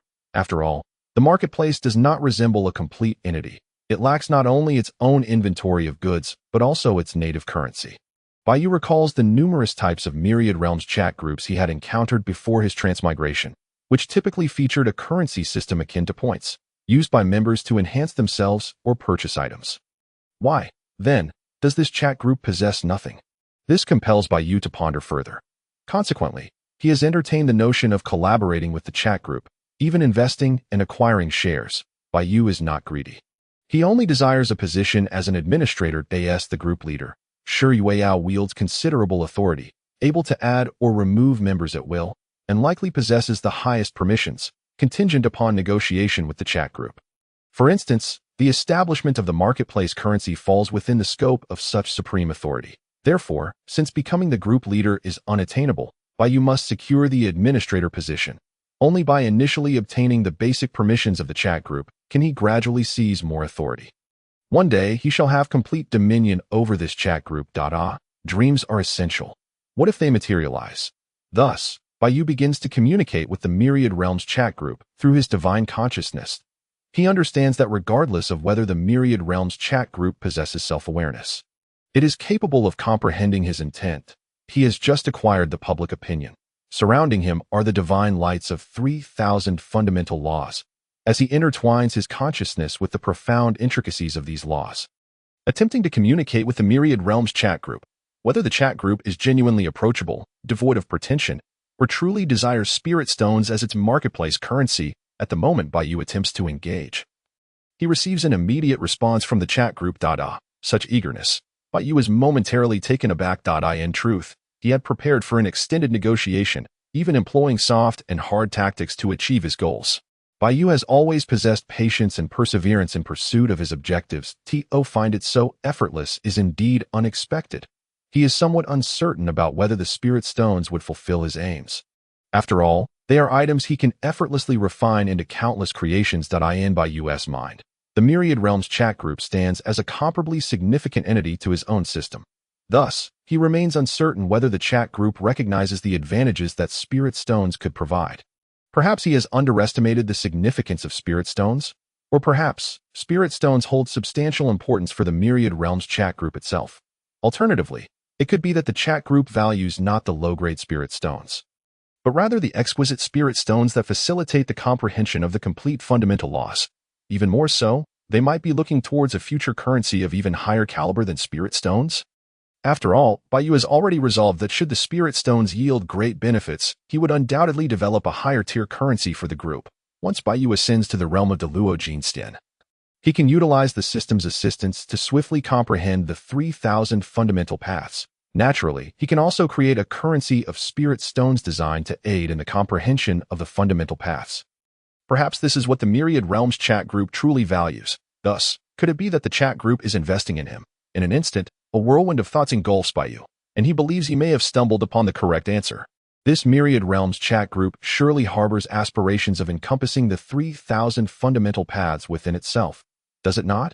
Quite ambitious, indeed. However, for Yu, this represents a mutually beneficial endeavor. Moreover, should the Myriad Realms chat group seek to progress further in the future, it would be at his behest, allowing him to wield control. Once the Myriad Realms chat group becomes his possession, he would be more than willing to assist in its advancement. With his thoughts clarified, Yu begins to negotiate with the Myriad Realms chat group, striving to secure greater benefits for himself. After all, it appears that the chat group is the more eager party in this exchange. Yu finds himself less anxious. Of course, it does not take long for both sides to reach a consensus. However, following the negotiations with the Myriad Realms chat group, Yu arrives at a crucial conclusion. The Myriad Realms chat group lacks autonomous consciousness. The feedback received during discussions is notably cold, ethereal, and mechanically rigid. It appears that any proposals advantageous to the Myriad Realms chat group might be considered and accepted. Of course, it is also possible that the chat group is merely masking its true nature. Yet, should this be the case, Yu would be even more pleased, for it would imply that the Myriad Realms chat group poses no threat to him. Otherwise, why disguise itself? Would it not be simpler to confront him directly in the vast chaos? In summary, Yu is resolute in his pursuit of the Myriad Realms chat group. He has now secured the position of administrator and the credentials to issue the chat group's advanced currency.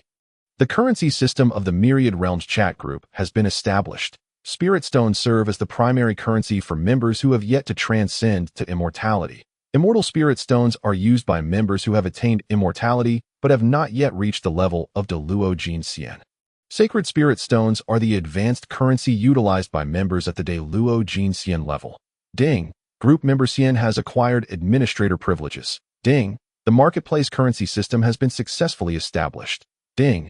Administrator Xian has created the group warehouse function. Address me as the esteemed group leader. Judicial Celestial. Supreme of the Demon Realm. Prince Changqin. The group members, who had been fervently discussing spirit stones, suddenly fell silent, followed by an overwhelming shock. While they were astonished at the ascension of the Immortal Sovereign to the role of administrator, they were not overly surprised, as they felt a sense of inevitability. After all, they are all formidable figures and wise individuals from their respective realms. Fully aware that the Immortal Sovereign's status differs vastly from theirs, their astonishment lay in the swiftness of the Immortal Sovereign's ascension to the administrator role. Even the group leader, Shi Yueyao, was not particularly surprised. In fact, she had already contemplated appointing the Immortal Sovereign as an administrator.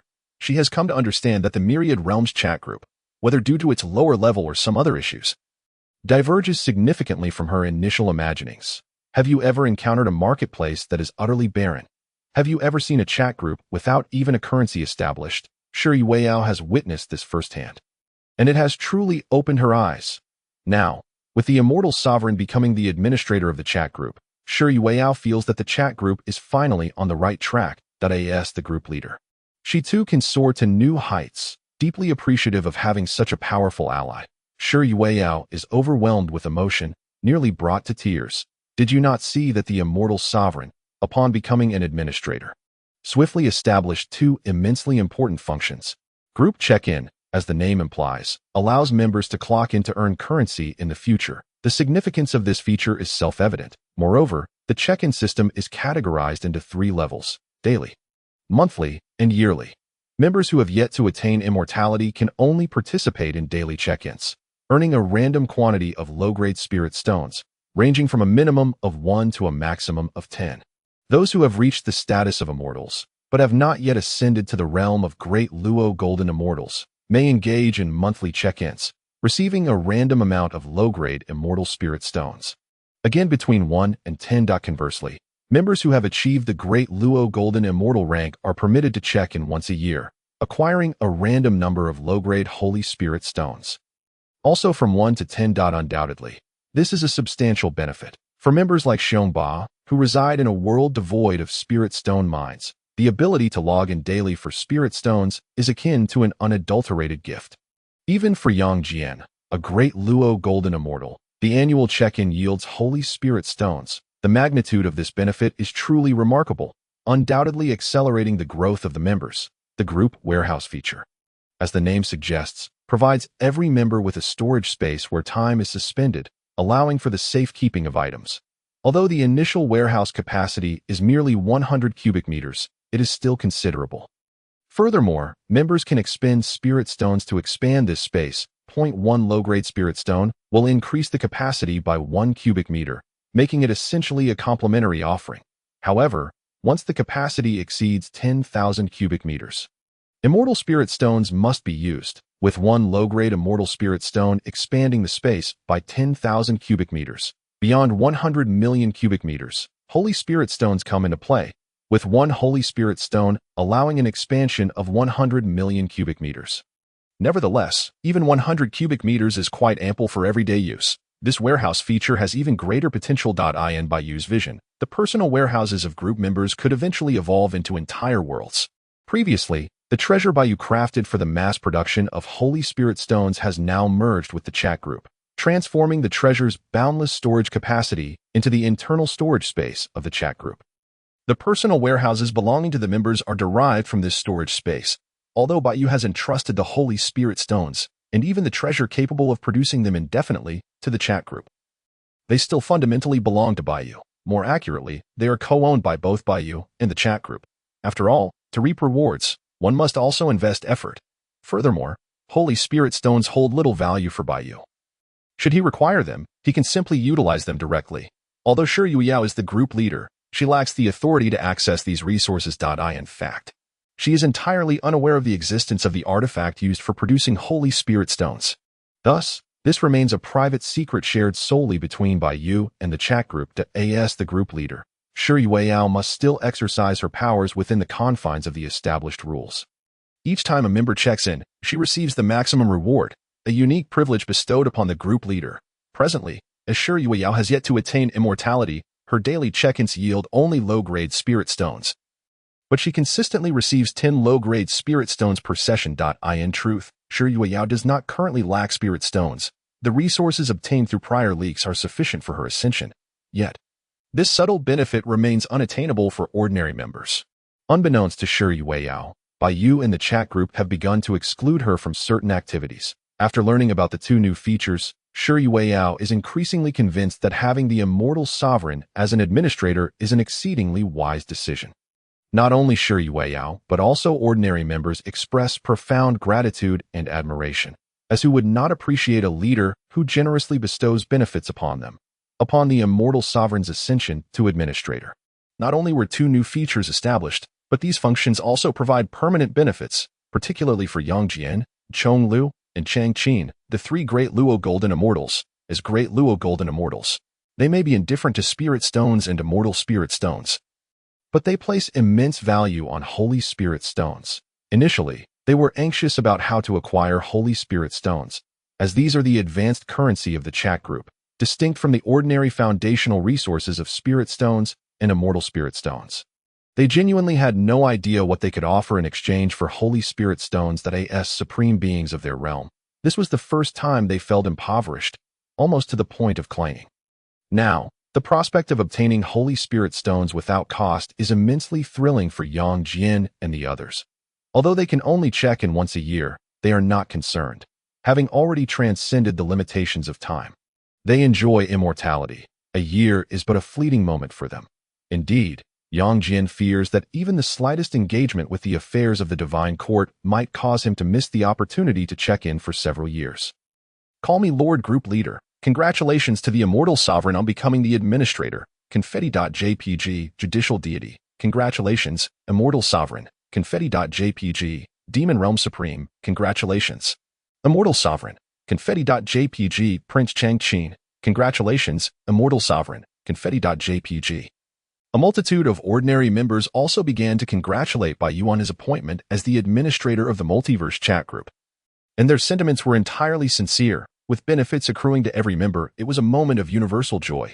Even the two newcomers who had just joined the group sent their congratulations. Observing this, the veterans suddenly realized, oh, right, we have newcomers in the group. How could they have forgotten? After the chat group upgraded, the veterans had been fervently discussing the developments, and amidst the excitement, they had genuinely overlooked welcoming the two new members. Shi Yueyao felt somewhat embarrassed. After all, she was the group leader and had forgotten to do so. She promptly checked the basic information of the two newcomers. Group member, Shuiyue, Sword Immortal World, Youth World Level, Small 1000-member Realm, Carefree Heavenly Realm, 9 Heavens Realm, Cultivation System, Divine Mysterious Martial Way Level Assessment. Second stage. Upon seeing this, Shi Yueyao instantly recognized that the Shuiyue Sword Immortal must undoubtedly be Li Hani. However, noting that Li Hani's realm is only at the 9 Heavens Realm, it appears that the current timeline is still in the early stages of youth. In the youth world, the martial realm consists of 9 grades and 4 realms. The 1st to 9th grades represent martial practitioners of relatively low strength and mediocre talent. Above the 9th grade are 4 major realms: Diamond Ordinary Realm, Free Earth Realm, Carefree Heavenly Realm, and Divine Wandering Mysterious Realm. In truth, the martial prowess of the youth world is not low. One might even say it is characterized by high martial ability and low mysticism. Those in the Carefree Heavenly Realm can summon the powers of heaven and earth, wielding their blades and swords in harmony with all existence. This grand realm is further subdivided into 4 minor realms: 9 Heavens, Soaring, Great Carefree, and Half-Step Divine Wandering. A swordsman at the late stages of the Great Carefree Realm is already worthy of being called a Sword Immortal. As for the Divine Wandering Mysterious Realm, it is even more remarkable. Upon entering the Divine Wandering state, one can sit in tranquility, eyes closed, while their thoughts traverse vast distances.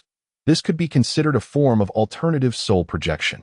After reviewing Li Hani's basic information, Shi Yueyao opened the profile of another newcomer, the world of Langia, the Qilan talented scholar, Mei Changsu. Shi Yueyao murmured to herself. Although the information was sparse and somewhat ambiguous, she had already pieced together the clues. The renowned Langia list, which encompasses the extraordinary talents of the world, the Qilan talented scholar, once acquired, could lead to dominion over the realm. Regarding Mei Changsu, or Lin Shu, Shi Yueyao was certainly familiar, having not only read the novel but also followed the drama adaptation. Although the world of Langia shares similarities with the world of youth, both being lesser realms, their martial prowess is fundamentally incomparable. The Langia realm, despite being a martial arts world, exhibits a rather modest display of martial strength. While one can cultivate internal energy, achieving the externalization of this energy remains beyond reach. Even the ability to imbue weapons with one's internal force is unattainable, limiting practitioners to merely enhancing their physical constitution, agility, and flexibility, thereby allowing them to traverse walls and rooftops. Unlike the formidable individuals in the youth world who can cleave mountains and sever rivers with a single sword strike, the masters of the Langya realm rely heavily on the intricacies of their techniques. With their martial prowess primarily composed of internal energy and skillful maneuvers, call me the esteemed leader of the group, Xue US Sword Immortal, Lihani, Longwang crookedmouth.jpg, call me the esteemed leader of the group, Qilin Talent. Mei Changsu, Lin Shu, Longwang crookedmouth.jpg, Maoshan Celestial Master. Here we go again. Newcomers should tremble in fear. Xiong Batianxia. It seems the leader has gained new insights. Demon Realm Supreme. Xu US Sword Immortal. Another immortal has joined the group, and one who wields a sword. Upon hearing the mention of a sword immortal, Zhong Lu could not help but think of Faping, and the mere thought ignited a spark of eagerness and fervor within him. Though Faping can no longer match him in combat, he remains Zhong Lu's most respected rival in the youth world. At the foot of Qingqing Mountain, Lihani, donned in white attire and a gray scarf obscuring her face, found herself trembling, not from fear or anxiety, but rather from shock and excitement. Stuck at the pinnacle of the free and easy realm without a breakthrough, she had ventured alone into the martial world wielding the listening rain sword. One of the 4 elegant swords, challenging the young prodigies to accumulate experience and broaden her horizons. Within a mere few months, she grasped a newfound understanding, ultimately stepping into the realm of carefree transcendence. After spending several days solidifying her newfound level, she made her way directly to Qingqing Mountain, intending to challenge the peerless master of her generation, Zhao Yuzhen, renowned as the youngest celestial master since the mountain's founding. Despite never having left Qingqing Mountain since birth, Zhao Yuzhen has gained immense fame among the younger generation in the martial world. As Lihani approached the foot of Qingqing Mountain, a purple light descended from the heavens. With her current level of understanding, she could not fathom the profound mysteries contained within this divine purple light. Even her master, Li Changsheng, the world's foremost expert with his transcendent abilities, could not comprehend it in the slightest. Before she could fully react, the purple light penetrated her mind. Then, a transcendent and chilling voice resonated within her consciousness. Ding, you have received an invitation to the multiverse chat group. Would you like to join? Having never encountered such a mystical occurrence, Lihani stood frozen in place, her clear eyes now vacant with astonishment. Multiverse chat group? After a prolonged moment of dazed contemplation, she finally gathered her thoughts and murmured in disbelief. Each character in those 5 words was familiar to her, yet together they made no sense. Would you like to join? After a brief moment of reflection, she nodded decisively. I join. Having always possessed a peculiar and whimsical nature, Lihani was remarkably adaptable to such extraordinary happenings. Moreover, she was no fragile maiden. She embraced the unknown with anticipation rather than trepidation. She was eager to discover what this multiverse chat group truly entailed. Such a curious phenomenon surely could not be an ordinary affair and might assist her on her path to sword mastery. Lihani was not merely a martial enthusiast. Her initial motivation for studying martial arts was simple and almost naive. She sought to discipline her father, Lei Mengxia, on behalf of her mother. Indeed, she was a model of filial piety. However, as she practiced and honed her swordsmanship, her affection for martial arts and the way of the sword blossomed. Ding, Xue Sword Immortal has joined the multiverse chat group. As the announcement echoed, Lihani was startled by the sudden appearance of a vivid scene before her. Xue US Sword Immortal. Is that referring to me? She mused, the name resonating beautifully. She was pleased to adopt it. Gazing at the bizarre display of rapidly scrolling messages, her clear eyes sparkled with curiosity, akin to a child discovering a new and fascinating toy. Despite her composed demeanor, Lihani was merely a 17-year-old girl. And encountering such enchanting occurrences unconsciously revealed her whimsical nature. After a brief exploration of the chat group's various functions and a prolonged period of quiet observation, Lihani began to comprehend the essence of the multiverse chat group. Her heart raced with shock, and it dawned upon her that beyond her world lay countless others, and this multiverse chat group enabled individuals from disparate realms to communicate and even exchange items. Initially skeptical, given the fantastical nature of it all, Lihani soon recognized that this world was indeed steeped in mysticism and illusion, though her prowess in the realm of carefree transcendence allowed her to discern ordinary illusions at a glance. She could not guarantee her ability to detect the deceptions of a transcendent master, however, instinctively accepting a red envelope sent by someone identified as an immortal in the group. She was astonished to find tangible items materialize in her grasp, several seemingly ordinary yet flawless jade stones. At that moment, Lihani's mind experienced a brief lapse. Could it truly be that everything was real? Her skepticism dissipated entirely. The jade stones in her hands were not illusory. They emanated a subtle, ethereal white light, eluding her comprehension while exuding an air of profound mystery. According to the discussions among the group members, these stones were known as sacred spirit stones, capable of aiding in the understanding of fundamental laws. Yet, what precisely these fundamental laws entailed remained an enigma to her, leaving her with numerous questions and uncertainties. Shortly thereafter, as the seasoned members of the group finally acknowledged her presence, she was about to greet them when she noticed a message from the group leader. "The leader is aware of my existence." Lihani felt a wave of bewilderment wash over her. However, upon reflection, it seemed reasonable, as the master of such a formidable treasure as the multiverse chat group. It was only natural for the leader to know her name across countless worlds. Yet, the leader's personality struck her as rather unconventional, reminiscent of her own whimsical childhood self. Seeing the leader's approachable demeanor, Lihani exhaled a sigh of relief, her previously tense expression easing into a more relaxed one. However, the image shared by the leader, a comically crooked-mouthed man, evoked an inexplicable urge to confront him, causing Lihani to clench her fists involuntarily. "Shuiwe, Sword Immortal. I have encountered the esteemed leader and the various immortals as a newcomer. I humbly present myself, Xiongba Tianxia."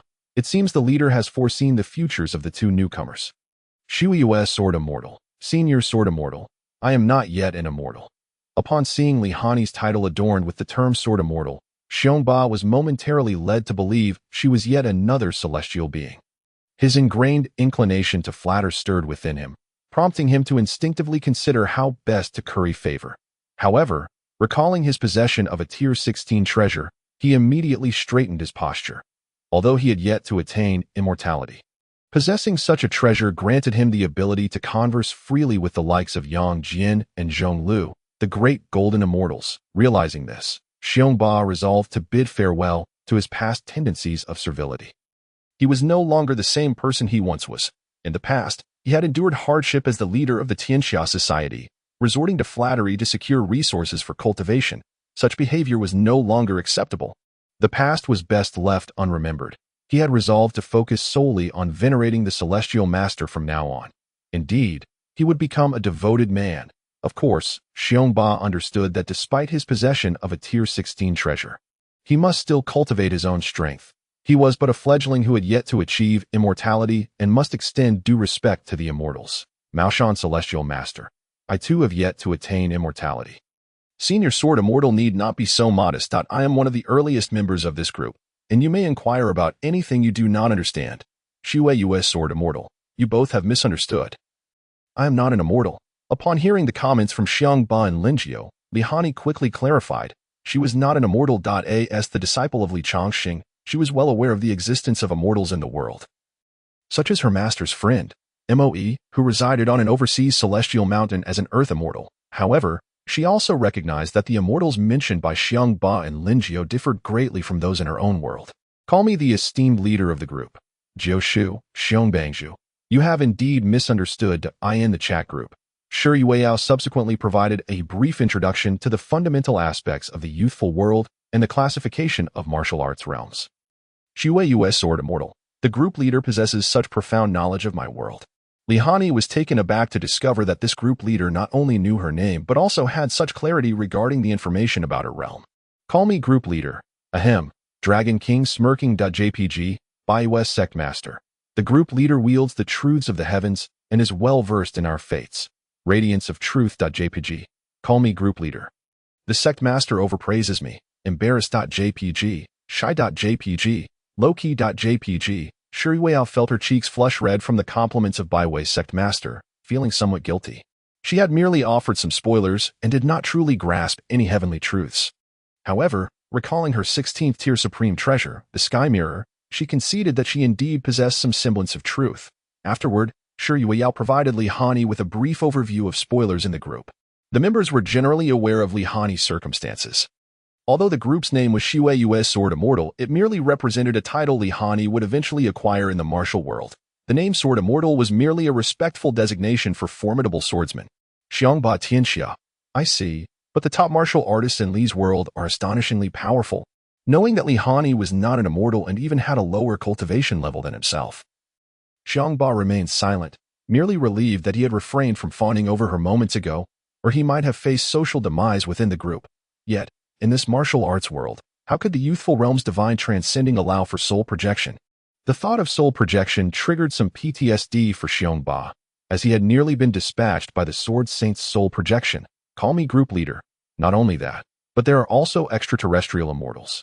The celestial beings of the youthful world are quite formidable. Chatting.jpg, Maoshan Heavenly Master, isn't this a martial arts world?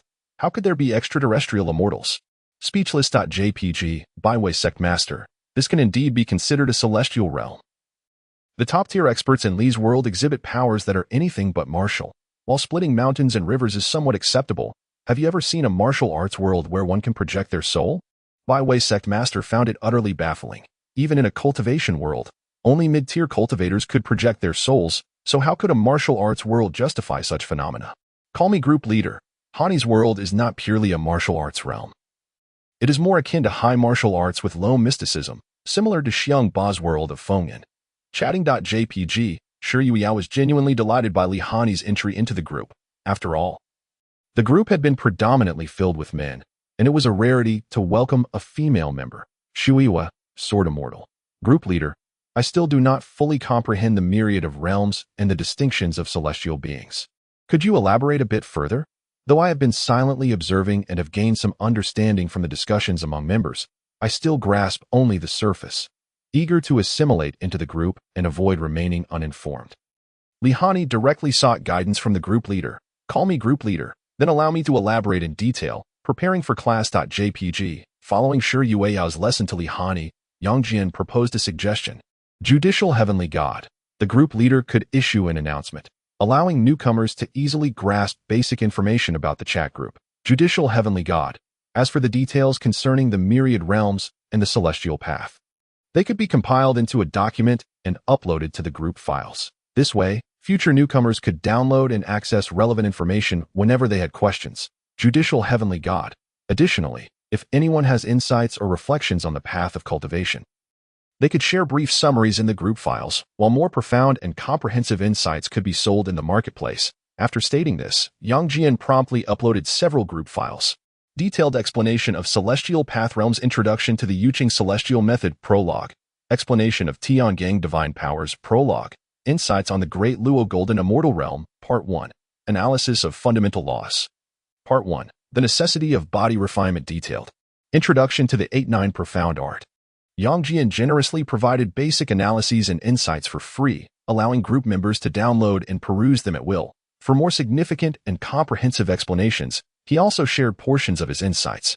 Even the 8-9 Profound Art, a divine technique with boundless transformations and mysteries, saw its first stage of cultivation uploaded. To access the complete work, one would need to purchase it from Yang Jian's personal marketplace. Ignoring the astonishment of the crowd, Yang Jian proceeded to his exclusive personal marketplace, where he uploaded all the celestial methods and divine powers he had mastered for sale, even the fundamental teachings of the Chanjiao, Yuqing Celestial Method, and the Tiangang Divine Powers, along with the 8-9 Profound Art, were made available. Prices were set according to their value, and without exception. All purchases required Holy Spirit Stones. As the judicial heavenly god of the heavenly court and a disciple of the Chanjiao, Yang Jian was not lacking in other cultivation resources. However, he did not mind the potential leakage of the Chanjiao's fundamental teachings and divine powers for the sake of Holy Spirit Stones. After all, even if they leaked to other realms, no sage would be the wiser. Nonetheless, to accommodate the lower-tier members of the group, Yang Jian also uploaded a plethora of cultivation resources for purchase with Holy Spirit Stones. As for the market below the realm of immortals, Yang Jian refrained from involving himself, believing it prudent to leave some opportunities for others. He could not monopolize everything. Seeing Yang Jian's swift actions, the others began uploading their files as well. Introduction to Basic Member Information Analysis of the Myriad Realms, Understanding the 3000 Worlds Explanation of the Multiverse Chat Group. Yes, this content was uploaded by group leader Yao. As for her personal marketplace, Yao shared the cultivation methods and martial techniques from her world. Although her high martial world was merely a minor 1,000 realms, it nonetheless represented a novel cultivation system, undoubtedly possessing unique insights applicable to others. The unique cultivation resources of the high martial world were also uploaded in abundance. After all, items uploaded to the marketplace could be taken down at any time, effectively allowing her personal marketplace to serve as a special storage space in addition to cultivation-related items. Yao also uploaded a vast array of technological products unique to the modern world, along with various snacks and beverages. She believed that since her world was modern, there would certainly be buyers for these contemporary items. At the very least, Byway Sect Master, being a scientist, would surely appreciate them. On the value and development of science on philosophy and science discussions on love, the spherical earth theory, it was evident that these were the papers uploaded by Byway Sect Master. Origins of the Demon Race, Distinctions between Demon Chi and Celestial Chi, the Great Demon Enlightenment Scripture, Prologue. The Demon Path Revelation, Prologue, Comprehensive Guide to Demon Techniques, Prologue. On the Divine and the Demonic, the Divine General Faping. Yes, the uploads from Demon Lord Zhonglo were all related to the Demon Path. However, did some peculiar elements not slip in? Even the newly joined Li Hani uploaded her martial arts techniques for free. Recognizing that compared to celestial methods, her martial arts were hardly worthy of mention. As for her personal marketplace, Li Hani currently possessed only a sword and had nothing of value to sell. Furthermore, she seemed to be the one with the lowest cultivation level in the chat group, unable to offer anything remarkable. Perhaps she could sell the wine brewed by her senior brother. The wind, flower, snow, and moon brewed by her senior brother was indeed a top-tier wine. Subsequently, Li Hani began downloading and carefully reviewing the files uploaded by the other group members. She could only say that she benefited immensely. Although much of the knowledge was beyond her comprehension, as it belonged to a different system, entering the realm was still somewhat challenging. Indeed, Li Hani had resolved to abandon her martial path and switch to the path of immortality.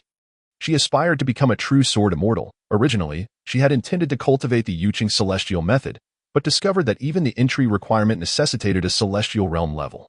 Thus, Li Hani planned to purchase the celestial method using Holy Spirit Stones. She did not intend to hoard the Holy Spirit Stones, as they held little significance for her at this stage. It would be wiser to use them as resources to aid her ascension. Li Hani had a clear understanding of the existence of the Great Luo Golden Immortal. To cultivate, she certainly aimed for the finest celestial methods. Moreover, she was acutely aware of the value of Holy Spirit Stones. Although she possessed only a few, they were sufficient to allow her to cultivate the best celestial methods and acquire ample resources for her ascension. It is likely that Yang Jian would be quite pleased with this transaction.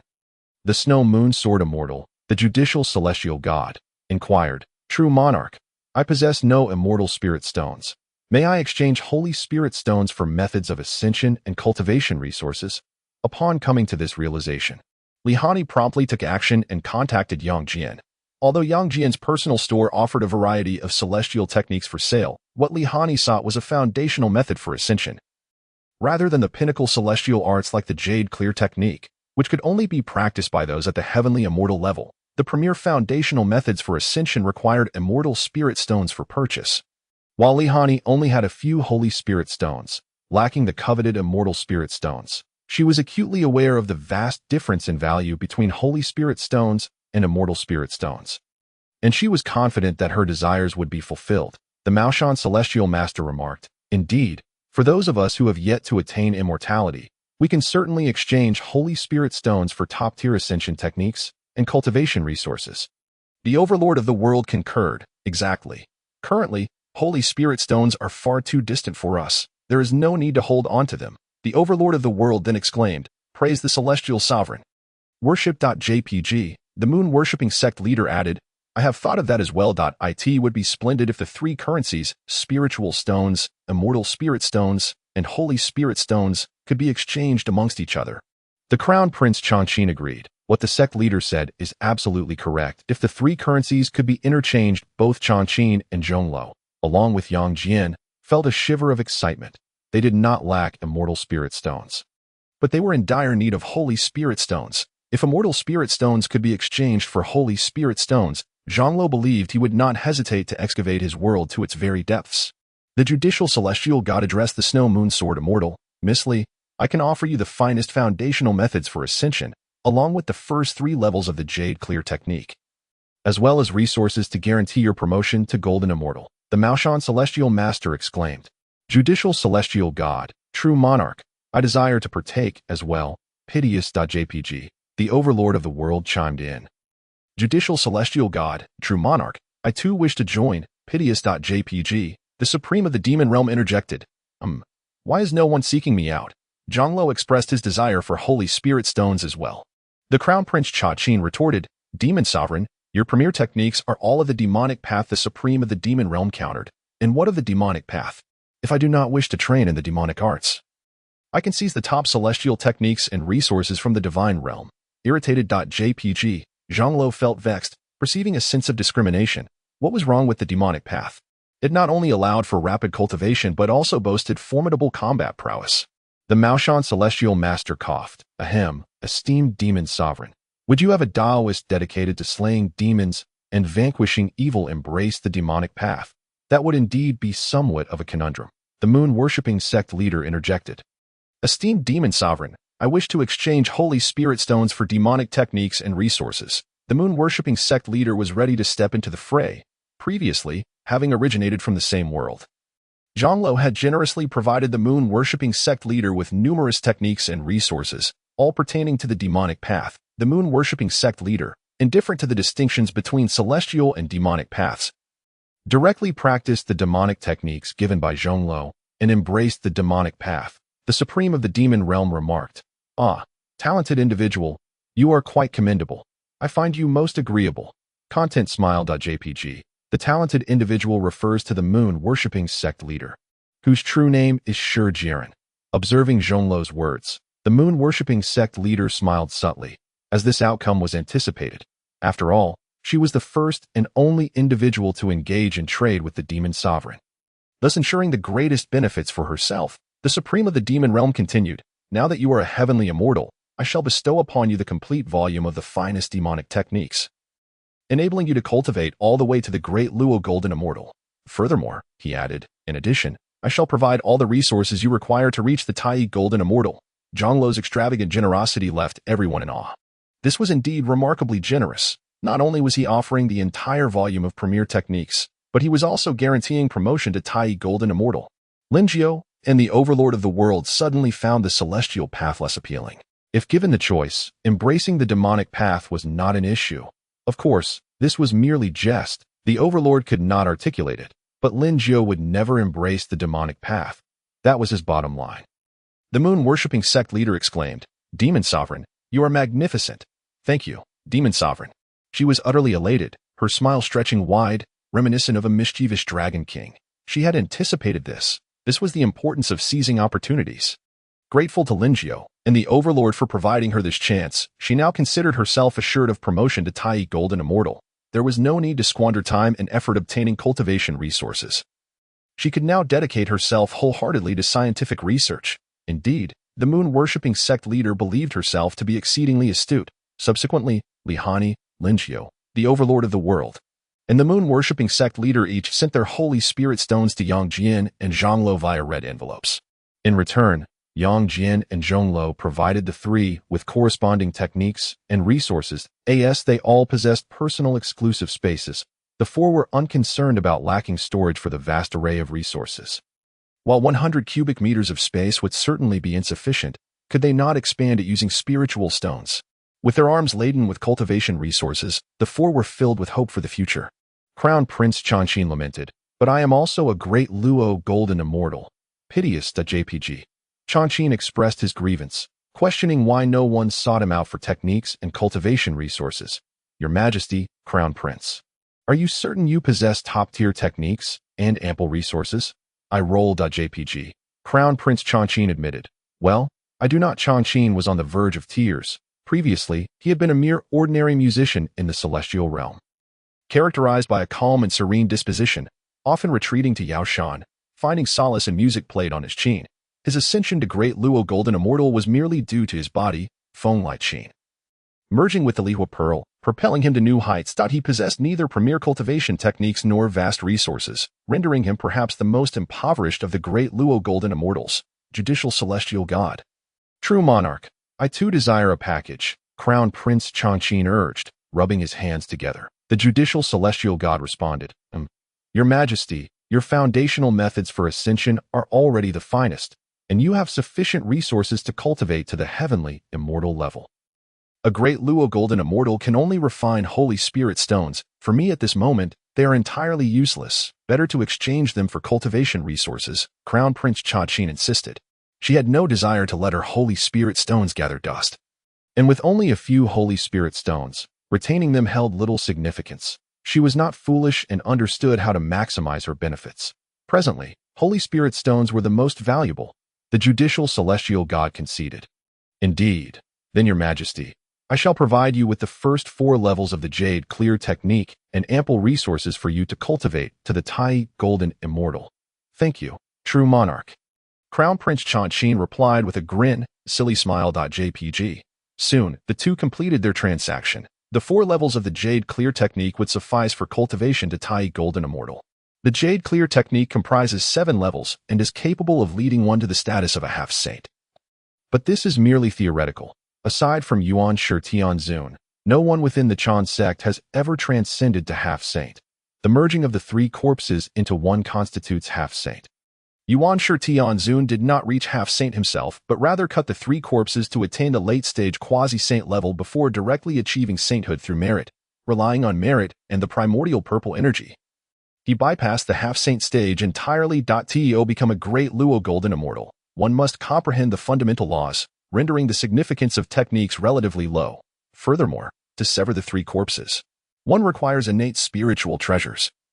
Relying solely on techniques is insufficient to break through to quasi-saint status. Achieving the merging of the 3 corpses is even more difficult, necessitating 3 innate spiritual treasures of the same origin to sever the 3 corpses, thus making it possible to merge them. This secret was never disclosed by Hong Jun to his disciples. This illustrates the uniqueness of the path to severing the 3 corpses. On Bayu's end, he noticed Lin Jiao and the others exchanging Holy Spirit stones for techniques and resources, yet he refrained from commenting, as it was their own choice and a correct one at that. Regarding the moon-worshipping sect leader and Crown Prince Changqin's proposal to enable the 3 currencies to be mutually exchanged, Bayu contemplated this and ultimately decided against it. While the disparity between spiritual stones and immortal spirit stones is considerable, it is not insurmountable for mutual exchange. However, the gap between immortal spirit stones and holy spirit stones is indeed immense, far exceeding mere comparisons. In fact, the very nature of the two is fundamentally different. Immortal spirit stones merely contain innate spiritual energy, representing a basic resource. Even in an ordinary cultivation world, there are treasures that cannot be acquired with spiritual stones. Conversely, holy spirit stones are treasures that assist in comprehending the fundamental laws. How could they even be compared to mere spiritual energy? Moreover, Bayu genuinely worried that if the exchange permissions were granted, Zhonglo might very well sell off his entire world. As for Yang Jian, he was willing but powerless, for there were still heavenly Dao saints above him. Even if he wished to sell, it would be beyond his reach. Upon observing the bustling group marketplace, Bayu resolved to bestow yet another wave of small benefits. He contemplated revitalizing the market dynamics. The markets for spirit stones and celestial spirit stones were already quite lively without his intervention. However, the market for holy spirit stones was utterly stagnant, as the only source for Yang Jian and his companions was the annual sign-in event. Consequently, Bayu cleared out everyone's marketplace entirely, purchasing all repeatable knowledge of techniques and divine abilities. Thus, Yang Jian and Chong Lu acquired a substantial number of holy spirit stones. After all, within the realm of the Luo Golden Immortals, the treasures and techniques could only be purchased with holy spirit stones, which served as the sole currency for beings of their caliber. Bayu found it peculiar that the Crown Prince Changqin had nothing in his marketplace. It was understandable that Li Hani had not uploaded any goods, given her lack of possessions. Yet, Changqin, now a Luo Golden Immortal, despite having risen through the ranks with the aid of the Lihua Pearl, shouldn't be devoid of items to offer, should he? Was he simply relinquishing his responsibilities? It seemed unlikely. Previously, Changqin had been an unremarkable musician in the celestial realm, with a mere golden immortal status. and it was comprehensible that he lacked top-tier techniques and resources. However, now that he had ascended to the Luo Golden Immortal, he ranked among the most elite in the ancient sword world. Surely, he hadn't remained sequestered in Yaoshan without venturing outside, if that were the case. He could at least resort to thievery or demands, yet it appeared he had nothing at all. Baiju's actions of sweeping through the marketplace left the group members utterly astonished. Oh my heavens! My marketplace has been cleared by the Immortal Lord. Happy.jpg. The judicial celestial exclaimed. Thank you, Immortal Lord. Your might is unparalleled. The supreme of the demon realm added. Thank you, Immortal Lord. Your grandeur is unmatched. The overlord of the world proclaimed. Immortal Lord, your power is awe-inspiring. Meanwhile, Cha-Chin lamented. Immortal Lord, I feel so wronged. I could cry. Oh, among those who benefited the most, Yang Jian and Chong Lu were momentarily dazed, followed by overwhelming excitement and elation. Had they not maintained a semblance of composure befitting their stature, they might have leapt into a celebratory dance. As for Cha-Chin, he was the most disheartened, genuinely on the verge of tears. Having missed out on this tremendous fortune, excluding Li Hani, who had uploaded nothing, and Mei Changsu, who had been unreachable, the other group members were reveling in their newfound wealth, particularly Yang Jian and Chong Lu, who were practically beaming with joy at the sight of their amassed Holy Spirit stones. In the demon realm, within the Supreme Hall, the demon lord's unexpected laughter left his demon generals and servants bewildered. Was it possible that their normally stoic and imposing demon lord had suffered a lapse in judgment, or perhaps had experienced some mental aberration? The usually stern and dignified demon lord now wore a smile that resembled a blooming flower, creating an undeniably strange atmosphere. The demon generals and servants lowered their heads, unwilling to entertain further thoughts, as they held their demon lord in deep respect and fear. Chong Lu, noticing the peculiar atmosphere, scanned the room filled with his subordinates' bowed heads. Ahem, did you all comprehend what I just stated? He inquired with a serious and authoritative demeanor. Yes, my lord, we understand. Good. Since you comprehend, you may all leave. Chong Lu was determined not to lose his composure in front of his subordinates. While this would not diminish their loyalty, he felt it imperative to maintain his image. As he monitored the chat group, he took out a freshly acquired Holy Spirit stone, refining it immediately to grasp the fundamental laws of the universe. The sensation of growth was truly exquisite. Chong Lu reveled in the previously unattainable speed at which he was comprehending the laws of spatial origins. This Holy Spirit stone was indeed a treasure for enlightenment. Praise the Immortal Lord. Chong Lu, who revered power, held Baiyu in the highest esteem, aspiring to one day challenge him. Though this aspiration felt distant, even as he watched Baiyu's figure grow increasingly remote, dreams, no matter how unrealistic, could serve as a powerful impetus for progress. Chong Lu's tenacious nature might indeed render this a fortuitous endeavor. Should Baiyu learn of Chong Lu's ambitions, he would surely offer encouragement and support. For diligent cultivation is the true path, while romantic entanglements are merely scenery along the ascent to the summit. In the original timeline, Chong Lu harbored unrequited feelings for Zixian, willing to protect her silently despite his inability to win her heart. This illustrated a facet of Chong Lu's extraordinary character, yet it did not alter the fact that he was essentially a love-struck fool. The depths of unrequited love were ill-suited for someone as proud and aloof as Chong Lu. Shouldn't he be guarding Faping instead? Their relationship was one of love and rivalry, with mutual admiration. In the celestial realm, within the heavenly hall, Yang Jian, akin to Chong Lu, found himself laughing joyously, his face alight with happiness. Below, his fellow May Mountain brothers exchanged worried glances, apprehensively observing their second master's demeanor. Oh no, the second master has lost his mind. It seems the pressure has become too much for him, or perhaps he is simply missing his sister. The third Saint Mother, second master, Chief Kong hesitated, concernedly regarding Yang Jian. Ahem, it's nothing. I merely recalled something joyful, Yang Jian coughed, calming his exuberant spirit and restoring tranquility to his expression. By the way, brothers, I intend to retrieve the mountain opening axe and split apart Manhwa to rescue my sister. Yang Chan, sensing the atmosphere grow tense, Yang Jian deftly diverted the conversation. Although Yang Chan was trapped beneath Manhwa due to Yang Jian's actions, the Queen Mother had employed certain methods that rendered Yang Jian incapable of breaking her spells, thus necessitating a forceful approach. Why was the third Saint Mother imprisoned under Manhwa? It stemmed from her romance with Immortal, violating celestial edicts to protect her from harsher punishments. Yang Jian had confined her beneath Manhwa, a place that essentially served as her temple, akin to house arrest. Yang Jian could not fathom why his sister was enamored with Lu Yanchang, that selfish and cowardly mortal. Was her judgment clouded?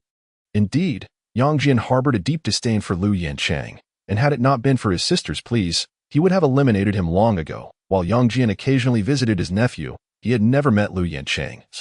Fearing that seeing him would ignite his wrath and lead to Lu Yanchang's demise, regarding his nephew, Qingxiang, Yang Jian had initially felt conflicted. On one hand, being his sister's flesh and blood, he naturally felt affection for him. On the other hand, due to Lu Yanchang's presence, he felt resentment. Thus, Yang Jian's feelings towards his nephew were a tumultuous mix of love and hate. However, after multiple visits, and considering the charming and clever nature of his little nephew, who bore a striking resemblance to his sister, Yang Jian gradually grew to accept and dote upon him. Initially, he had intended for the father and son to live peacefully and unremarkably in the village until their natural demise. Perhaps once they passed, his sister would be able to let go. After all, mortals had a lifespan of merely 100 years, a fleeting moment for beings like Yang Jian and Yang Chan. Now, equipped with the capability to protect his sister more effectively, Yang Jian had made a resolute decision. He would amend the celestial laws. Although Yang Jian's personality was multifaceted and complex, he undoubtedly possessed a great capacity for love. During his tenure as the judicial celestial, he gradually recognized the decay and injustice of the celestial laws, yearning for change. In the past, he had lacked the power to choose between great love and lesser affections. But with every choice came suffering. Now, however, Yang Jian proclaimed, "I shall have it all." In the name of great love, he seeks to alter the heavenly decree. For the sake of small love, he endeavors to rescue his sister. Yang Chan. It is often said that in this world, one cannot achieve both ends. Yet such lamentations are merely the cries of the weak. If one possesses sufficient strength and determination, the means to attain both are indeed possible.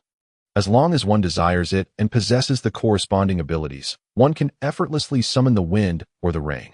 Yang Jian embodies this principle, though the towering presence of the celestial sage looms above.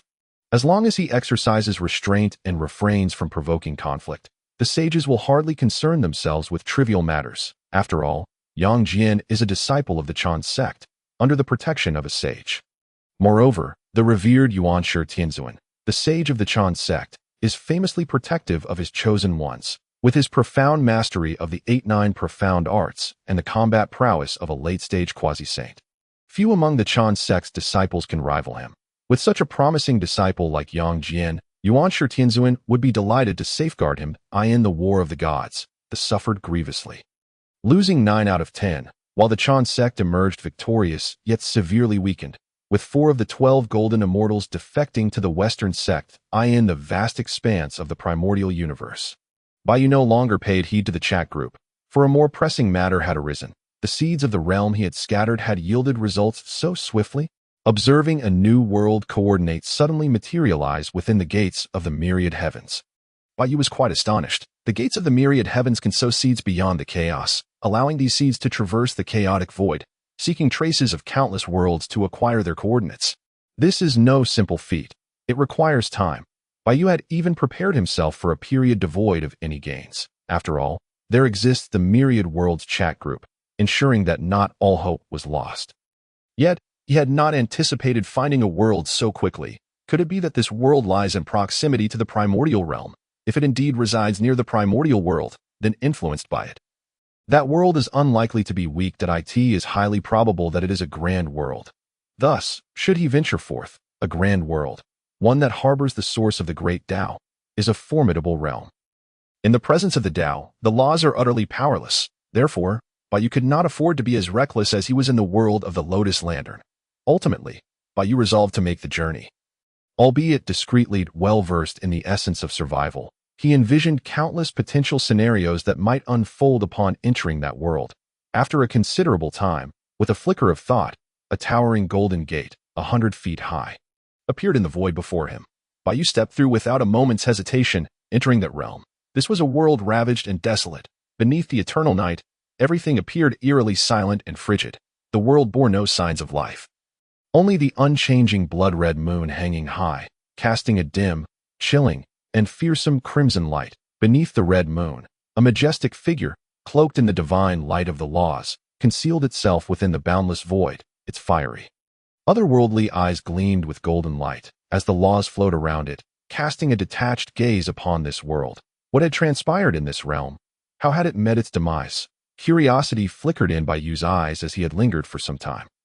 Upon investigation, he discovered that in this world, the heavenly Tao was extinguished, the laws were chaotic, and the great Tao was obscured, leaving only a faint trace of its essence scattered across the heavens and earth.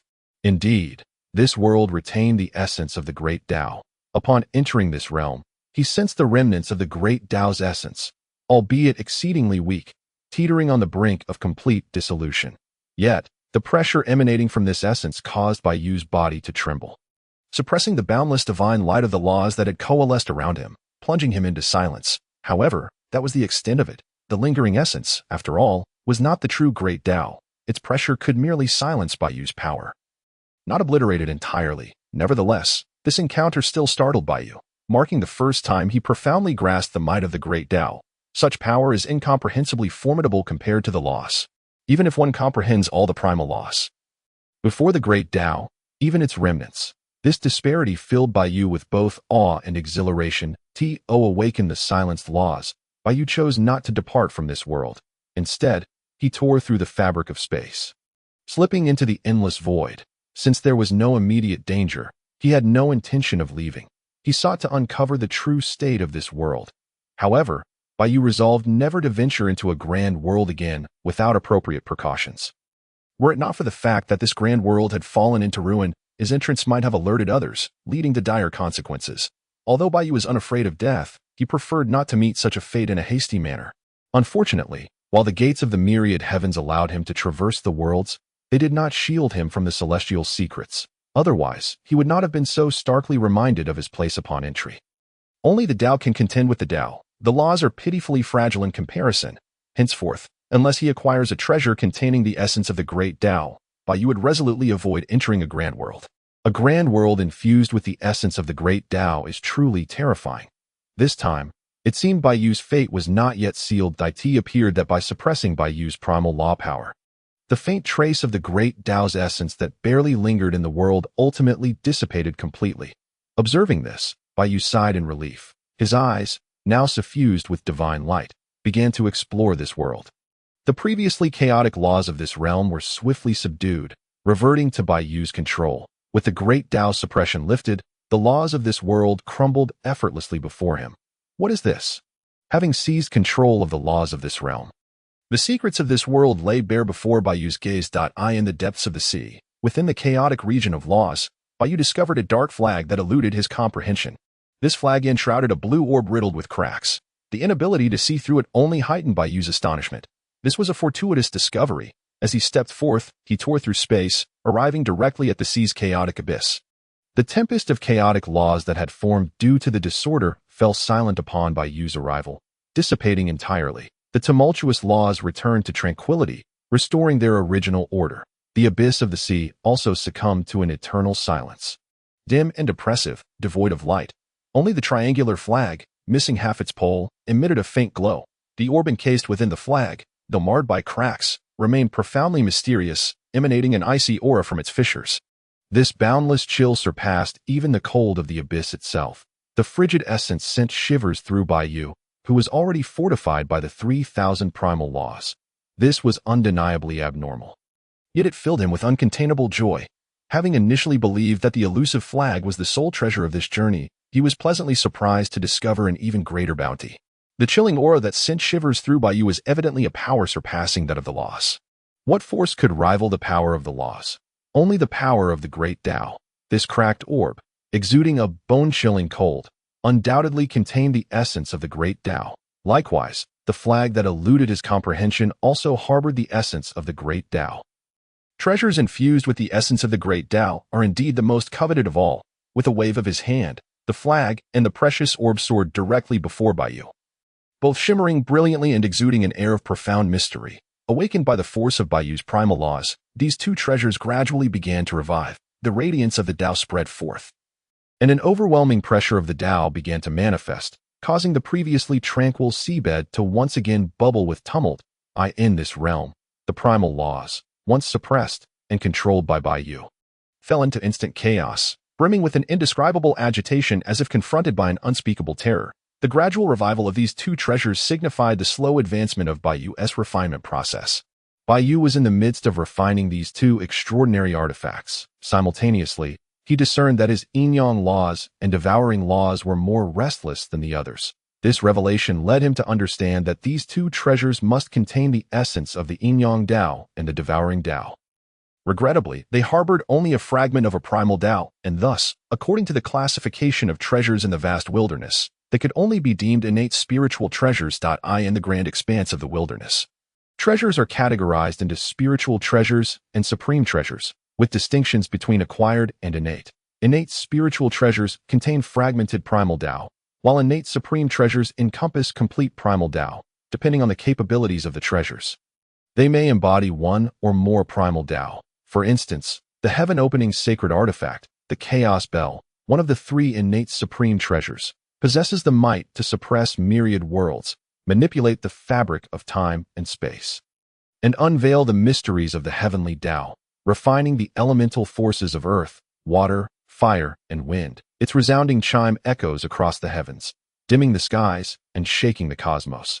Given such boundless profundity and infinite creation, how could it possibly embody only a single primal Tao? Thus, whether innate spiritual treasures or innate supreme treasures, both may encompass multiple primal Tao. The reason innate spiritual treasures cannot compare to innate supreme treasures lies in the fact that the former encapsulate only fragmented Taos, while the latter contain complete Taos. Hence, the disparity is evident. In Days of Yore, Panga cleaved the chaos, vanquishing 3,000 chaotic demons and forging the vast wilderness. The slain chaotic demons transformed into sustenance for the myriad beings of the world. Meanwhile, the accompanying treasures of these chaotic demons either perished entirely or shattered into fragments of Tao. These Tao fragments, absorbed and refined by the wilderness, evolved into various innate treasures. They are merely remnants. They cannot form innate supreme treasures, only manifesting as innate spiritual treasures. A treasure containing 1/10 of a primal Tao is classified as a low-grade innate spiritual treasure. One containing 3/10 is a middle-grade innate spiritual treasure. 5/10 yield a high-grade innate spiritual treasure, while 7/10 denote an exceptional innate spiritual treasure. The treasure embodying a complete primal Tao is classified as an innate supreme treasure, regardless of whether they are innate spiritual treasures or innate supreme treasures. Whether they harbor fragmented or complete Taos, as long as they contain the power of primal Tao, such artifacts can be referred to as Tao treasures. The Tao is exalted.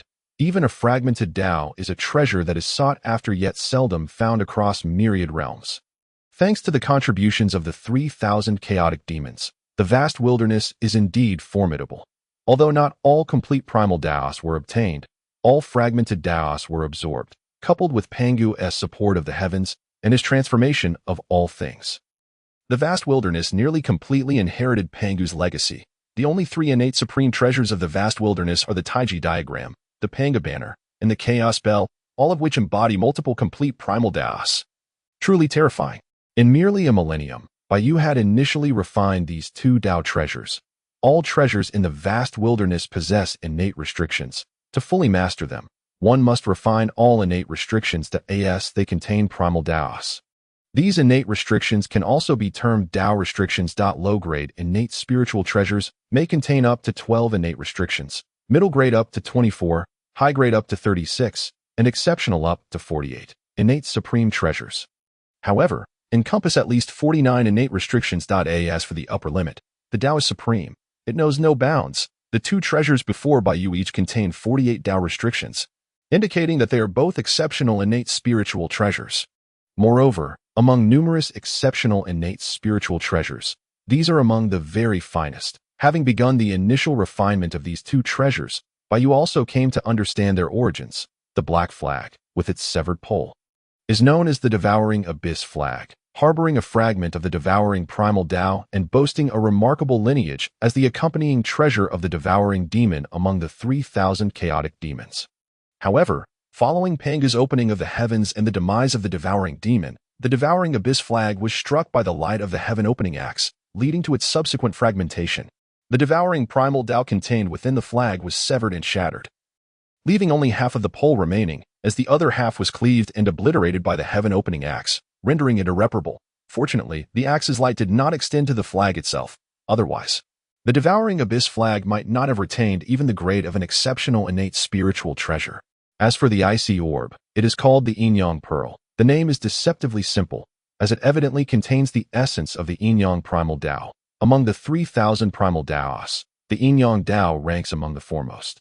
Being a highly esteemed primal Tao, alas, the damage sustained by this Yin-Yang Pearl is far greater than that of the devouring abyss flag. The orb is riddled with cracks, its once complete Yin-Yang Tao cleaved in twain, separating into the realms of Yin and Yang. Although the core fragment of this Yin-Yang Pearl still harbors the Yin-Yang primal Tao, a staggering 90% of its substance has coalesced into the Yin Tao, rendering the name Yin-Yang Pearl somewhat misleading. Yin Pearl would be more fitting to as for who severed this Yin-Yang Pearl in half. Who else but Pangu? This orb was the accompanying treasure of the Yin-Yang demon, who perished during Panga's opening of the heavens. The accompanying treasure, the Yin-Yang Pearl, was struck directly by the heaven-opening axe's light, cleaved in two, and even the Yin-Yang Tao was severed at its source, split apart. It is a scene of utter devastation. Currently, Baiyu is merely a golden immortal. Although he has comprehended the 3,000 primal laws, he still cannot fully refine these two exceptional innate spiritual treasures, only managing an initial refinement. However, the speed of this initial refinement is astonishingly swift. In just a millennium, he has refined 12 Tao restrictions from these two exceptional innate spiritual treasures. Given his realm as merely a golden immortal, this speed is truly remarkable, but with Baiyu having grasped all primal laws, the simultaneous refinement of these laws is bound to be rapid. Having begun the initial refinement of these two artifacts, Baiyu is quite satisfied to have them in his possession. He now possesses the power of the Tao at his side, granting him a measure of resistance against its might, unlike before, when he had no means of defense whatsoever. Exceptional innate spiritual treasures are scarce even within the vast wilderness. Figures such as the Western Two Saints, Manhwa, and Tongtian still wield exceptional innate spiritual treasures. There are only 3 innate supreme treasures in the wilderness, far too few to distribute. This is why, following the fall of Dong Huang Tai, the various saints could not help but vie for the Chaos Bell. As for why they waited until after Dong Huang Tai's demise to act, before achieving sanctification, they could not defeat Dong Huang Tai, who was protected by the Chaos Bell and the powers of the Demon Clan. After attaining sanctification, it became clear that Dong Huang Tai was the destined figure of the calamity. Thus they refrained from making any impulsive moves. Consequently, they could only wait for Dong Huang Tai's downfall before seizing the Chaos Bell. Hongjun Daozu, possessing the Creation Jade Disc, did not particularly covet these 3 innate treasures. Although Baiyu was quite pleased with these 2 artifacts, he still felt a tinge of disappointment. As a transmigrator, upon first encountering the Yin-Yang Pearl, his mind instinctively conjured the image of the Chaos Pearl. In many tales of the Honghuang realm, the Chaos Pearl is essentially a standard accessory for transmigrators. In fact, within numerous Honghuang novels, many transmigrating protagonists lack systems or similar golden fingers, instead relying on the Chaos Pearl as their primary asset. When Baiyu saw the pearl-like artifact, it naturally reminded him of the Chaos Pearl, and he initially thought he had struck an incredible fortune. However, it was merely a minor disappointment. He did not disdain the Yin-Yang Pearl. Having it was already fortunate enough. Why be picky? Moreover, Baiyu began to understand why the heavenly Tao of this world had fallen silent, and the great Tao remained hidden. It was evidently linked to these 2 artifacts. More precisely, it was connected to the chaos demons of Yin-Yang and Devouring. Although the physical forms of these 2 chaos demons had been severed and cast into the Honghuang, their Daoic primordial spirits had not been completely annihilated. As chaos demons who governed the primal Tao, eliminating them entirely was indeed no simple feat. Despite suffering grievous wounds and having their origins shattered, the primordial spirits of these 2 chaos demons managed to escape with immense difficulty. In fact, not only did these 2 primordial spirits flee, but many others did as well. A few ventured beyond the chaos, while numerous chaos demons plotted to dominate the vast Honghuang world, thus becoming its innate gods and demons, such as Hongjun, Qiankuan, and Luo Ho, who had already been born during the primordial inception. The devouring demon and the Yin-Yang demon encountered each other amidst the chaos, although both suffered severe Tao wounds. They did not support one another as fellow fallen beings. Instead, they clashed immediately over a trivial disagreement that was not merely old grievances. Rather, They sought to eliminate each other and absorb their primordial essences to restore their own Tao injuries. This vast world was inadvertently created during the fierce battle between these two chaos demons. The collision of the devouring Tao and the yin-yang Tao unleashed terrifying forces that tore apart the chaos space, birthing a new realm. Both chaos demons aimed to slay each other without holding back. Ultimately, there was no further development. The final outcome was the mutual demise of the two chaos demons, leading to their complete obliteration. Their already battered primordial spirits were utterly shattered and extinguished, and the resulting catastrophic energy swept across the newly formed vast world, wreaking havoc indiscriminately. Furthermore, the downfall of the two chaos demons caused the foundational Tao of this new world to collapse. Thus, this world was inevitably destroyed. Born from the two chaos demons, it also perished because of them. Their accompanying innate treasures fell to this world, sinking to the ocean depths until they were claimed by Baiyu. Satisfied with his acquisition of two Daoic treasures, Baiyu departed from this world, which had lost all its value and would eventually return to chaos with the passage of time at this moment. Baiyu's thoughts were occupied with the 3,000 chaos demons slain by the great Pangu. There were indeed more than just these two chaos demons that escaped to the outside of chaos. He wondered if there was any possibility of obtaining their legacies. However, he thought, gaining them would be fortunate, losing them would be my fate. Thus, Baiyu did not become overly fixated. Presently, he was merely a golden immortal within the vast Hongwang. Innate spiritual treasures were significant and beneficial to him. Yet, once he broke through to the great Luo golden immortal and began to comprehend the primal Tao, Baiyu would truly soar, rendering him indifferent to any innate spiritual treasures. Should he attain the great Tao and become a mixed element great Luo golden immortal, he would no longer concern himself with innate treasures containing complete primal Tao, just as Baiyu now, grasping the 3,000 primal laws, could mass-produce treasures of the laws. In the future, once he comprehended the 3,000 primal Daos, he would be capable of mass-producing Daoic treasures. Moreover, the time for this would not be far off.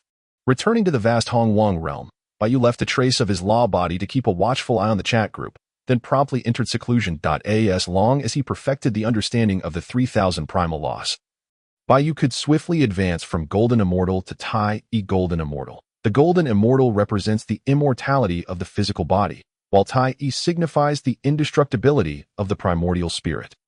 Among the myriad realms, the most difficult to extinguish are undoubtedly the laws and the great Tao. The essence of all things, the roots of existence, are fundamentally the laws and the great Tao. Therefore, the essence of cultivating as a Golden Immortal and a Tai Golden Immortal lies in drawing one's physical body and primordial spirit ever closer to the primordial powers of the myriad realms. Immortality and indestructibility, eternal existence, proximity to the origin, refinement of the origin, mastery of the origin, transcending the origin. In the myriad realms, regardless of the cultivation system, the core essence is the comprehension and mastery of the laws and the great Tao. The ultimate goal is transcendence, transcendence of all living beings, transcendence of the myriad realms. In the vast Hongwang where Baiyu resides, the path of cultivation directly targets the core. Mastering the primal laws is merely the beginning, while mastering the great Tao is the final goal. As for transcendence, without mastering the great Tao, how can one speak of transcendence? Having witnessed the power of the primal Tao, Baiyu now disregarded everything else, fully immersing himself in the comprehension of the 3,000 primal laws until he achieved mastery. The Myriad Realms chat group would likely not experience any upheaval in the near term. Moreover, Baiyu had left a trace of his law body precisely to respond promptly to any changes in the chat group. Not only that, but Baiyu also entrusted the yin-yang pearl to this law body, ensuring adequate preparedness for any eventualities. Under the great Tao, Baiyu declared himself invincible. Above the great Tao, he chose to flee. The chat group, after a period of lively activity, returned to tranquility. Yang Jian and Chong Lu were refining the Holy Spirit stones, aiding in their path to enlightenment and the comprehension of primal laws. The not yet immortal group leader, Shi Yueyao, along with Lin Jiao, Xiang Ba, were digesting the resources they had acquired, diligently striving to elevate their realms and achieve immortality. As for the already immortal Baiyu, at this moment, he was tinkering with and studying numerous modern technological items, as expected by Shi Yueyao. Baiyu displayed immense interest in these contemporary technological artifacts and promptly purchased them all. The Prince Chaqin continued to lead a life of leisure in Yaoshan, indulging in the pleasures of romance and nature. For Chaqin, It was a life of exquisite enjoyment. Hani had obtained the method for foundational establishment and a plethora of resources. Then turned around and departed from Qingqing Mountain. She had completely lost interest in challenging Zhao Yuzhen. She aimed to return to Shuiyue City without delay, enter seclusion, and reformulate her path to immortality, aspiring to become a true sword immortal. Furthermore, she planned to encourage her master, senior brothers, and parents to reformulate their paths to immortality as well. After all, entering the immortal path allows one to significantly enhance lifespan through the washing of tendons and marrow. And with the elevation of cultivation levels, immortality becomes merely an ancillary benefit. Her master, Li Changxing, having cultivated the Dechun Gong, had already achieved longevity. However, his longevity bore significant flaws. Every 30 years, he had to revert to youth and needed to recultivate to restore his cultivation level. This defect was potentially deadly. More importantly, her master had now abandoned the Dechun Gong, wishing to grow old with his wife, Luo Shui, and spend his life together. If Bai Yu were present, he would likely remark. Another love-struck individual. Indeed, in the world where Li Hani resided, love-struck individuals were abundant, and many experienced love at first sight. In truth, the notion of love at first sight seems rather exaggerated. It appears to me that many are simply besotted. One can only say that the world of youth is a realm Bai Yu, a being of several millennia, truly failed to comprehend in the world of Langia, amidst the jostling of a rugged carriage. Mei Changsu stirred from his stupor. Indeed, the reason for his prior disappearance was his prolonged unconsciousness. At this moment, Mei Changsu was en route to Jinling, with the singular purpose of vindicating the Red Flame Army. He understood the enormity of the task ahead, yet this was the sole conviction that sustained his existence. It was the unwavering belief that had allowed him to endure the torment of the fire-cold poison. 12 years. He had waited a full 12 years for this opportunity. He was resolute in his determination to achieve his meticulously plotted objective, one he had painstakingly devised over more than a decade. Brother Su, at his side, Fei Lu beamed with innocent joy upon seeing his brother awaken, his eyes brimming with affection and respect. "Do not fret, Fei Lu," Mei Changsu replied with a gentle smile, offering a kind-hearted falsehood to soothe the worried youth. The arduous journey and the jarring carriage ride had taken a significant toll on his already feeble body, and it could be said that he had truly suffered greatly along the way. Though he could have mustered the strength to persist, just moments ago, an event occurred that shattered his worldviews. He lifted the carriage curtain and engaged in light-hearted banter with his friend. Xiaojing Rue, who rode nearby on a spirited steed, he caught sight of a purple light cascading from the heavens. Even more alarming, that very light was hurtling towards him, in the blink of an eye. Before he could fully comprehend the situation, the ethereal light collided with his forehead. Mei Changsu, taken aback by this unexpected event, soon found a celestial voice resonating within his mind. "Ding, you have received an invitation to the multiverse chat group. Would you like to join?" Mei Changsu had never been one to believe in the supernatural, yet at this moment, he sensed a shift in his perspective. Even a man of his unparalleled intellect and steadfast composure was taken aback by such a bizarre occurrence. He truly felt that his frail, sickly body could scarcely withstand such a shock. Noticing that Fei Lu, Jing Rue, and Eugene seemed oblivious to the celestial purple light, Mei Changsu's astonishment deepened. Ultimately, despite the fright that left his heart racing, he decided to join the multiverse chat group. Possessing a keen intellect that surpassed even Li Hani, Mei Changsu quickly grasped the intricacies of this so-called multiverse chat group. Like Li Hani, he remained in silent observation, intently scrutinizing the conversations of the elder members. However, burdened by illness and fatigue from the lengthy journey, he found himself increasingly anxious and overwhelmed by thoughts provoked by the chat group. His mental and physical states had reached a breaking point. After receiving a red envelope from Bai Yu, Mei Changsu's body succumbed to its protective instincts, and he dramatically lost consciousness once more. It was only after this prolonged stupor that he finally began to awaken. Having reassured Fei Lu, Mei Changsu immediately recalled the chat group and hastily opened the chat interface, only to find that no one was currently conversing. He let out a soft sigh before sifting through the chat logs. The carriage fell into a serene silence again. Observing his brother with his eyes slightly closed, seemingly lost in thought, Fei Lu refrained from interrupting, choosing instead to watch his brother in quiet admiration. Unhurried and composed, Mei Changsu continued to peruse the chat records as they journeyed towards Jinling. Time passed, and they were nearing their destination. Mei Changsu exhaled a sigh of relief, rubbing his temples to alleviate the fatigue and dull headache. At long last, he had perused all the chat records. He could not deny that, Despite the group's limited membership, the volume of conversation was indeed considerable. Having absorbed the discussions, he gleaned a basic understanding of the group members. Among them, the most enigmatic and fearsome was undoubtedly the Celestial Sovereign. This figure existed on an entirely different plane compared to the other members, and thus rarely engaged in conversation. This was entirely understandable, as the vast chasm between them left little room for casual discourse. Moreover, the others in the group likely found it difficult to approach the Celestial Sovereign with any semblance of normalcy.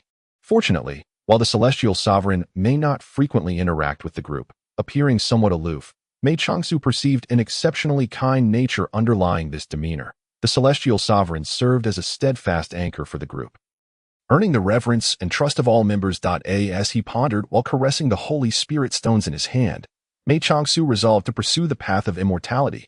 His previous singular motivation for survival had been to clear the name of the Red Flame Army. However, though he feared not death, he had no desire to meet it. While he had lost much, he had also gained invaluable connections. Fei Lu, Lin Chen, and his brothers in the Jiangzhou Alliance. These were individuals he could not bear to part with. Bound by the fire-cold poison, he felt ensnared by fate, destined for demise. Now, with the flicker of hope for life, Mei Changsu was determined not to relinquish his existence. If a person has not lost hope in life, surely they do not wish to die, do they? Clenching his fists, a bright light flickered in his profound gaze. Qilin Talent. I am Mei Changsu, honored to meet all the celestial beings here. Qilin Talent. My body is exceedingly frail. Hence my previous fainting spell. I sincerely apologize for the inconvenience. Qilin Talent. Judicial Celestial. True Monarch.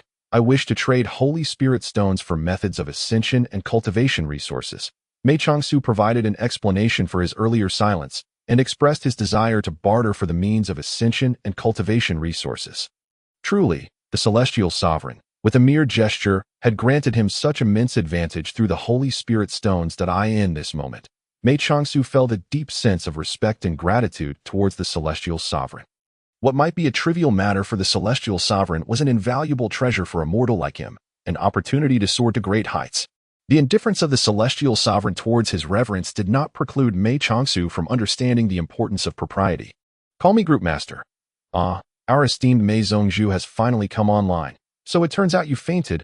I suspected something was amiss. Rolls eyes.jpg. Mao Shan Tianshi. No worries, as long as you master the basics of qi cultivation. You can cleanse your meridians and cure all ailments. Xiong Ba Tianxia. Indeed, Mei Zhongzhu's fire-cold poison can be completely cured once he enters the realm of qi cultivation. Prince Changqin. This fire-cold poison is quite remarkable. It can both save lives and take them, arguably the most mysterious substance in the Langya world. Mao Shan Tianshi. Truly wondrous. Without the Shuijia Chon, Mei Zhongzhu would likely not have survived. Xiong Ba Tianxia. Perhaps we should study this peculiar insect further. My Tianxia society has now become a sect for cultivation and has begun to cultivate spiritual plants and raise divine beasts. Mao Shan Tianshi. So Xiong Bangzhu has even managed to raise the fire Qilin. Xiong Ba Tianxia. Currently, I am researching the value of the fire Qilin. After all, it is a divine beast.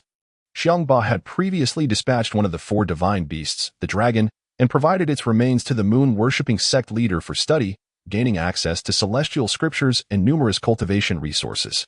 Now, with only the fire Qilin remaining, Xiong Ba was keen to protect and study its worth. After all, while the fire Qilin may be small in stature, it is still a divine beast, even in the realm of cultivation.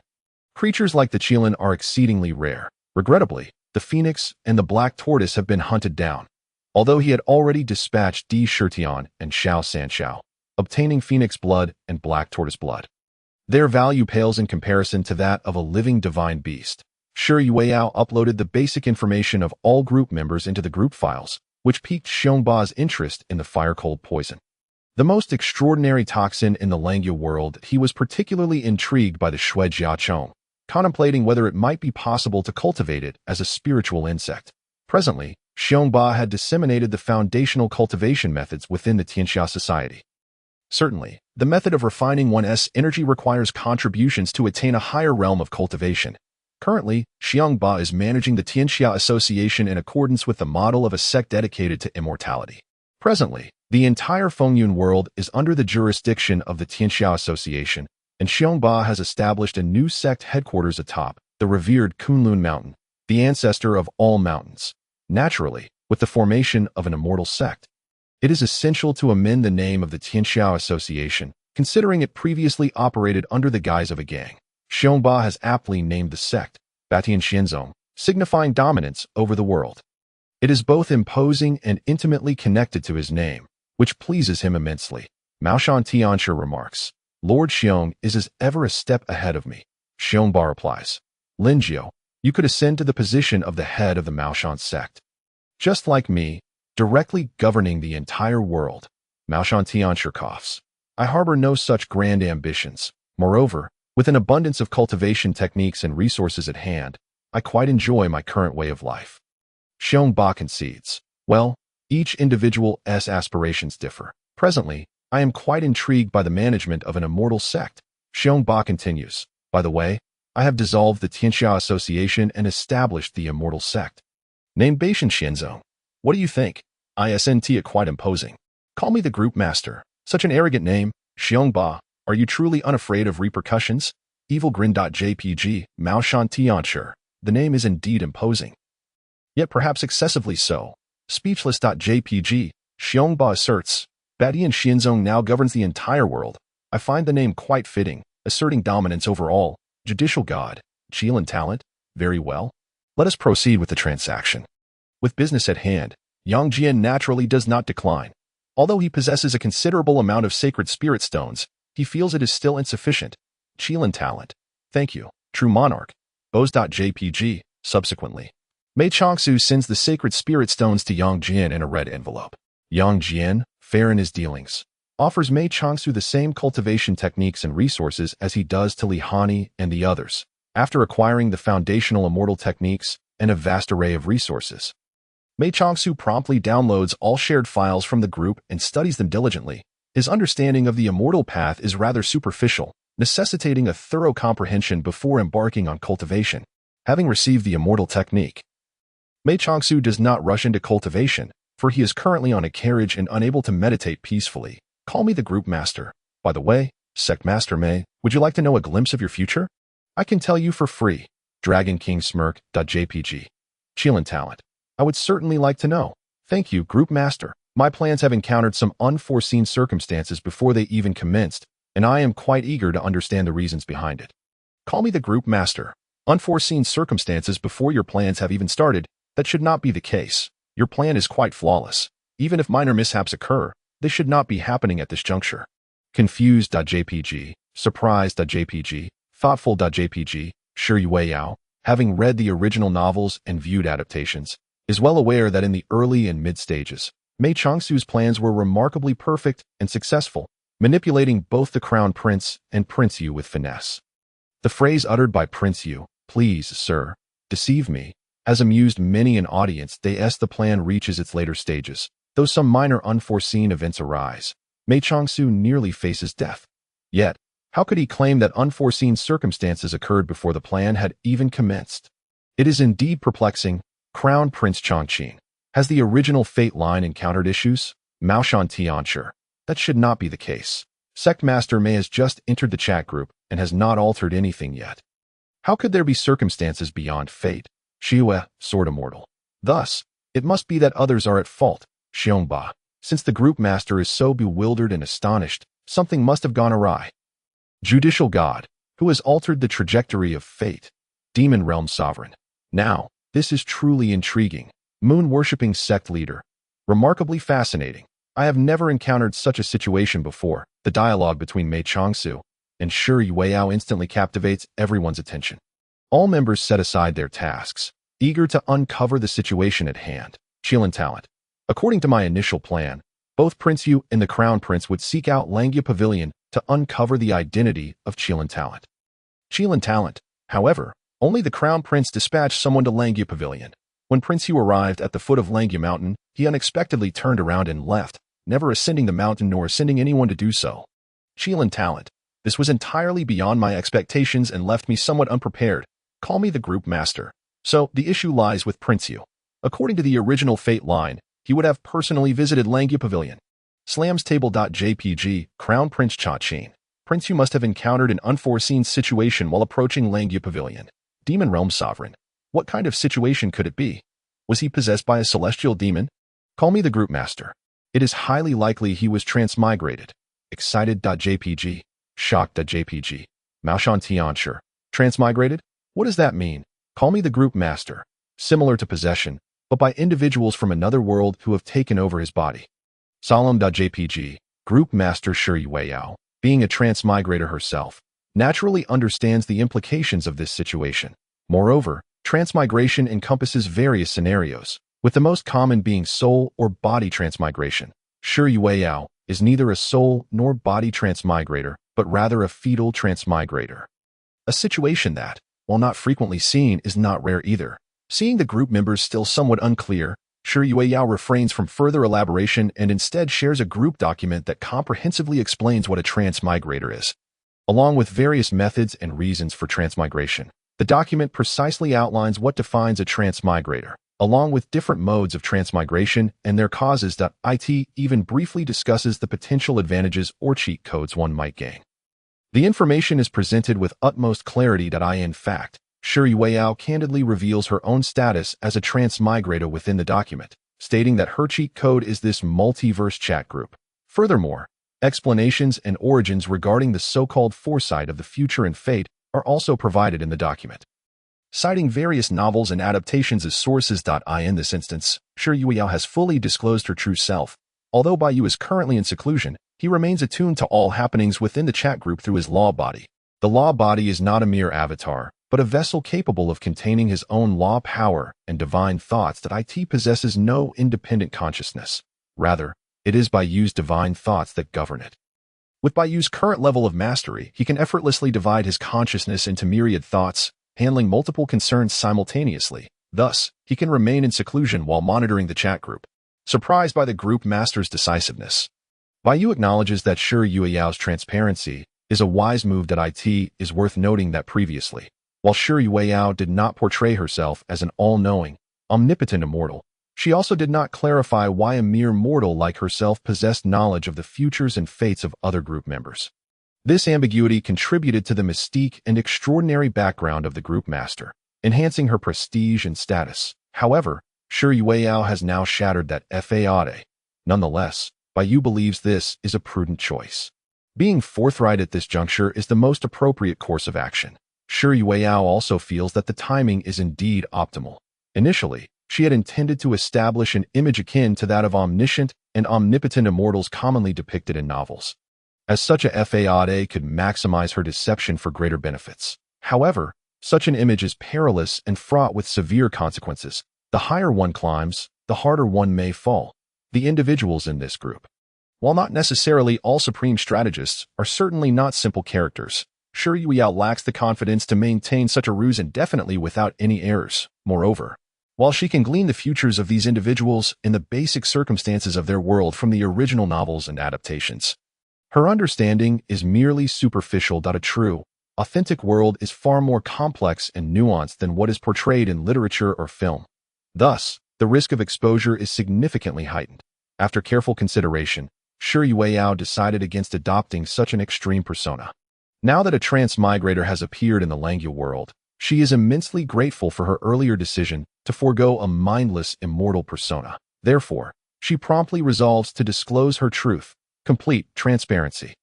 In jest, she mused that now, with other travelers emerging, it would not be long before her own identity was thoroughly exposed. For once the traveler was caught, a direct soul search would unveil everything.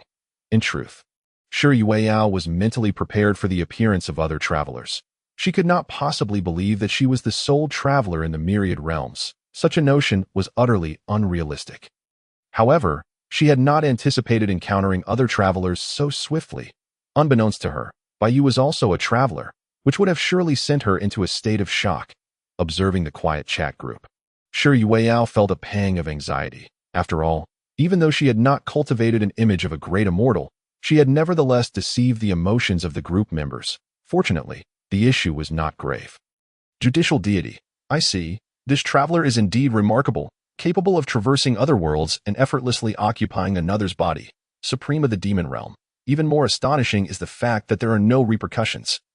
It is truly inconceivable. Crown Prince Changqin. What is even more astonishing is that, aside from the travel itself, there exist cheat-like enhancements. Master of Maoshan. This is nothing short of a monumental fortuity. Moon-worshipping leader.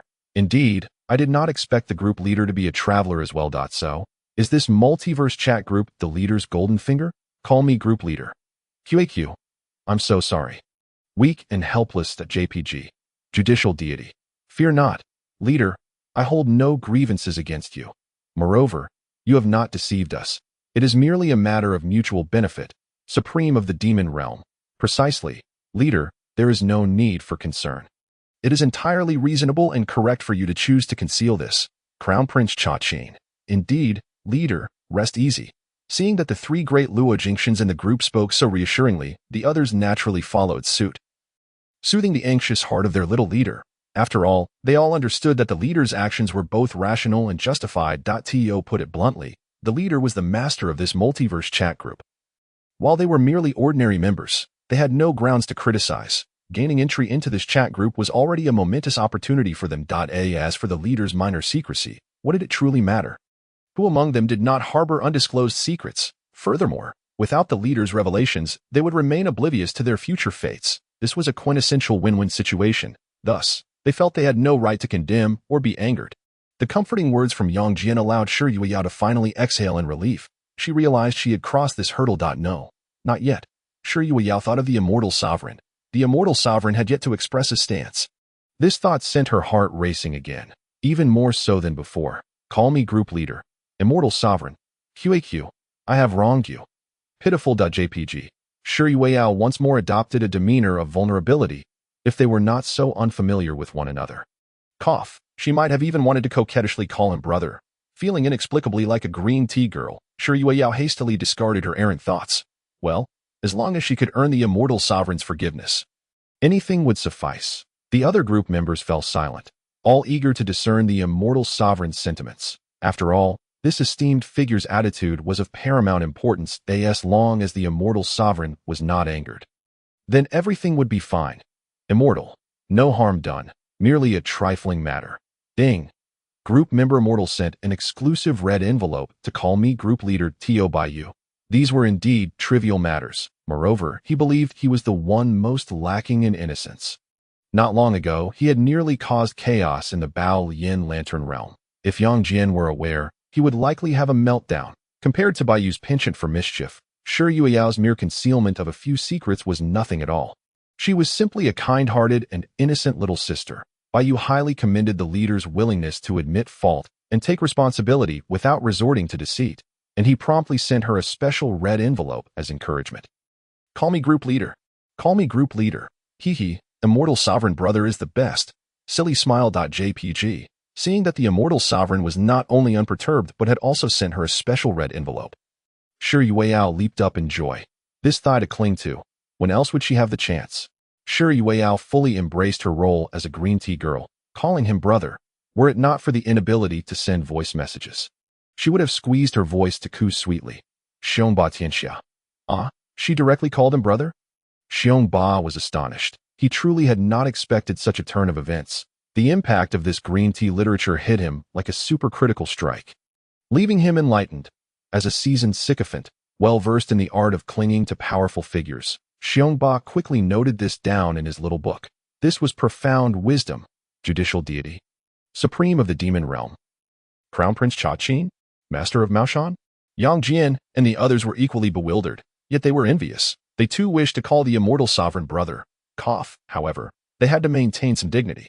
Besides, as grown men, if they truly acted coy and called the Immortal Sovereign brother, he would likely slap them across the face. Wouldn't he? Just the thought sent shivers down their spines. Shui US Sword Immortal. Li Hani was also taken aback.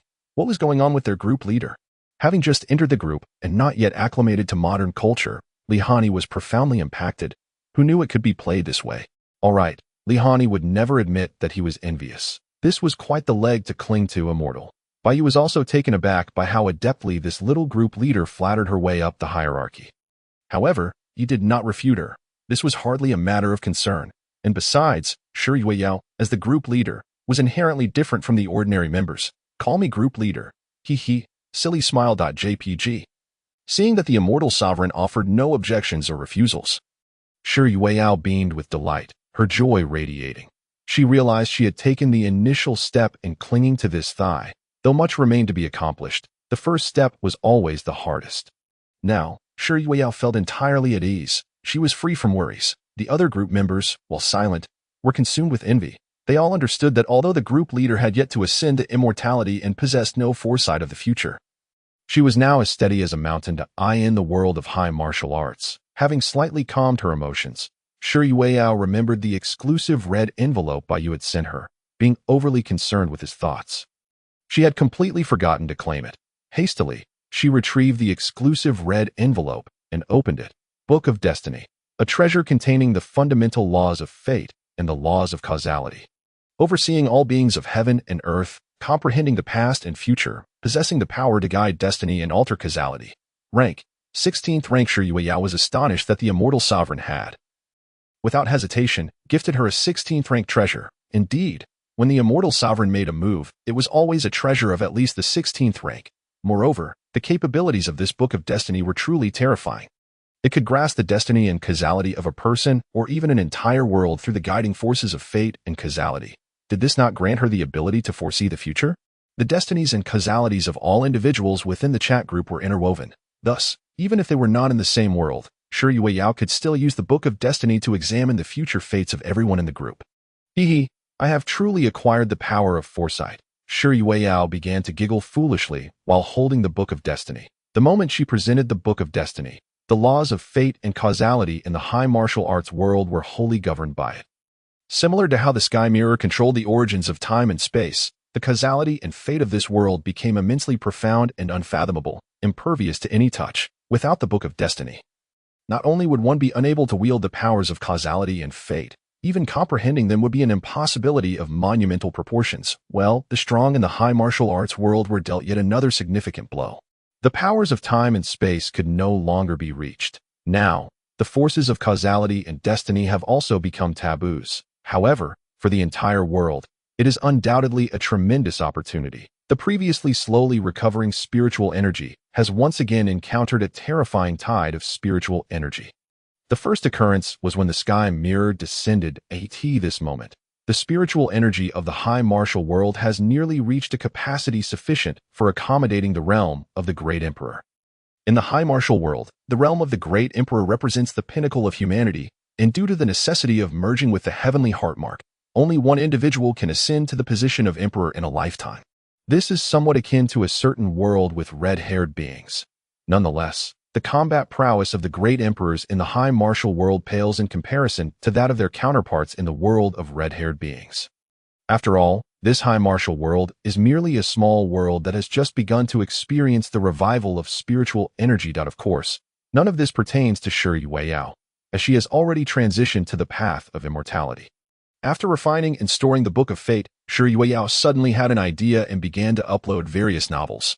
Chronicles of the Primordial Era, the Lotus Lantern Chronicles, the Sword and Fairy Chronicles, the Ancient Sword Chronicles, and the Wind and Cloud Chronicles. These novels are all original works related to the group members. The 9th tier corresponds to the celestial beings of the Lotus Lantern world. And Shi Yueyao, now at the 7th tier, is nearing the threshold of immortality. Thus, any information she has encountered, even if buried deep within her memory, remains unforgettable and can be effortlessly retrieved. Therefore, regarding the original novels she has read, even though she merely glanced at, Shi Yueyao remembers every single word with utmost clarity. Naturally, both the Sword and Fairy and the Ancient Sword are games or film adaptations lacking original novels, although there are adapted novels. Shi Yueyao has not read them. Thus, she took it upon herself to write her own novels. While her writing may not be exceptional, as someone on the verge of becoming an immortal, her thoughts are clear, enabling her to faithfully recreate all the worldviews and storylines that as for the primordial novel. Shi Yueyao is, at present, unaware of the identity of the Immortal Sovereign. Although the Immortal Sovereign hails from the primordial world, Shi Yueyao does not know the name of the Immortal Sovereign and, consequently, is unaware of which deity they may be, or perhaps they are no one at all. Nevertheless, despite her ignorance of the Immortal Sovereign's identity, Shi Yueyao directly uploaded both the novel of the Investiture of the Gods and the original work of the Primordial Lineage. intertwining them with numerous fanfictions she had read about the Primordial era, ultimately consolidating everything into a single piece titled Chronicles of the Primordial Era. In this way, the Immortal Sovereign can thoroughly comprehend all aspects of the Primordial world, unbeknownst to Shiryu. Baiyu is not only a traveler, but has also read far more novels than she has. Originally, the group members discussing the topic of travelers began to download and read the novel files uploaded by the group leader as cultivators. Bolstered by their spiritual awareness, they quickly finished reading all the novels. Except for Li Hani and Mei Changsu. Li Hani had just returned to Shueiyue City, and Mei Changsu was still on the carriage. Neither had begun their cultivation yet. Thus, while everyone else had completed reading all the novels, these two had yet to finish even the first chapter. Oh, that's how it is. I actually am a villain. And merely an early-stage villain at that, exclaimed Xiongba Tianxia. How novel. Xiong, do you really think of yourself as a good person? Replied the Taoist priest of Maoshan, rolling his eyes that I was just a bit disoriented. Suddenly realizing I am merely a fictional character feels rather strange. Xiongba Tianxia lamented. Fictional character? I believe I truly exist. Therefore, I do exist, declared the supreme of the demon realm. I think, therefore I am. There is no need to obsess over whether one is a fictional character from a novel. Your memories are real. Your past is real, and all your feelings are truly existent. Thus, you are real, stated the judicial celestial. Consider it as if the fate line of your world has been observed by others and subsequently written into a novel, suggested the Crown Prince Changqin. Xiongba and Linjiu, upon suddenly realizing they are merely fictional characters, felt a sense of confusion and uncertainty, their emotions complex and tumultuous. However, the composure of immortal beings like Yang Jian and Chong Lu is not easily swayed. Moreover, Crown Prince Changqin's words hold merit. Perhaps the past and future of their world have indeed been observed by an unknown entity and casually recorded. This is entirely plausible. For instance, artifacts like the multiverse chat group can draw individuals from various worlds. If it were merely a novel, then denying one's existence would be utterly ridiculous. What difference is there between that and self-destruction? Not to mention, even Xiongba and Linjiu, though feeling somewhat dazed and complex in their emotions, do not fall into self-denial. Their mental fortitude is not so fragile. Take a step back.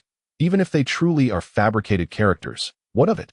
The group members, having read numerous novels about the Primordial era, understand that true apex powerhouses can freely create and annihilate worlds, thus documenting the past and future, along with all fates and causes of their world, into a single novel. How difficult could that be? How inconceivable is that? Only a frog in a well would indulge in self-pity. As for themselves, perhaps they were once frogs in a well. However, since joining the chat group, they have witnessed the boundless realms beyond. At this moment, as the group members observe these novels representing destiny, their spirits not only remain untainted but instead blossom with boundless radiance. Noticing the positive reception among the group members, Shiryu sighed in relief. She had genuinely worried that some members might develop a problematic mindset upon discovering they were merely fictional characters. Let us take a look at the situation regarding that traveler from the Langya world, she suggested with a mysterious smile. How can we observe? We have no means to traverse to the Langya world. Mei Zongzhu has only just joined the group and has yet to begin her cultivation. She lacks the power to observe that Prince Yu. Who knows what dangers may arise, responded Xiongba Tianxia. Xiong is correct. The chat group currently lacks traversal capabilities that we can only wait until Mei Zongzhu has cultivated sufficiently to investigate the situation regarding Prince Yu. The Taoist priest of Maoshan concurred. Linjiu, from now on, please refer to me as Xiong Zong. I have become accustomed to calling you as such, replied the Taoist priest. May I take a look? What is the situation with that Prince Yu? Xiongba Tianxia inquired. What does the group leader mean? Asked the judicial celestial. Group leader. Has a new feature appeared in the chat group? Queried the supreme of the demon realm. Does the group leader possess a means to observe the Langya world? Asked the moon worship leader. Does the group leader have such capabilities? Could it be? Of course, it's thanks to my brother, the Immortal Sovereign. Shiryu responded with a proud, silly smile. Subsequently, she directly shared a photo of the Book of Fate. Mei Changsu, being in the group, has had his fate and causality intertwined with the chat group. As the group leader, Shiryu can naturally utilize the power of the Book of Fate to directly observe everything regarding Mei Changsu and the entire Langya world through the chat group. The Langya world is merely an ordinary small world. thus it cannot withstand the power of the Book of Fate. If it were the grand primordial world whereby you resides, the Book of Fate would indeed be incapable of shaking a single hair. In fact, it might even suffer a backlash, potentially inciting a reverse invasion from the primordial heavenly Tao along the threads of causality. Therefore, the Book of Fate must be used with caution. Sure Yueyao understands this. Yet the Langya world is merely a small world, so there is no need for excessive concern.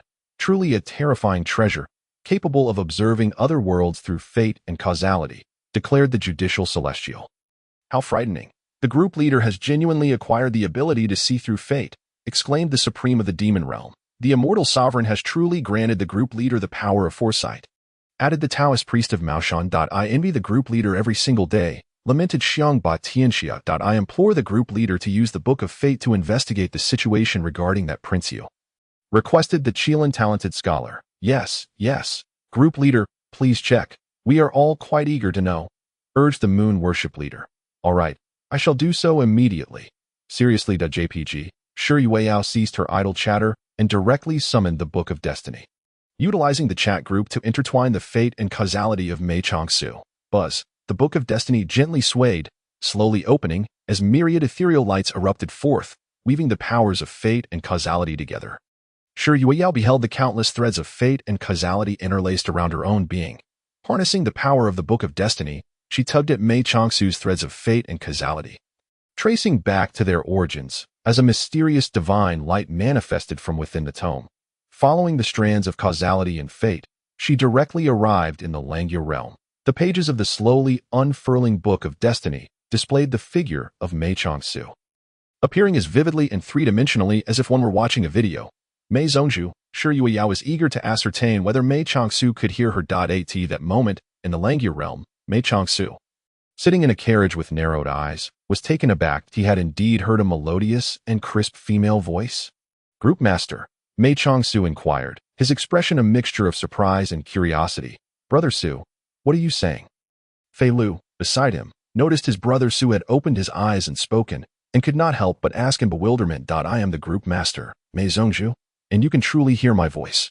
Sure Yueyao exclaimed with excitement. She had not anticipated that the Book of Destiny possessed a function for remote communication. How remarkable it was to converse across different worlds, having met the Group Master before.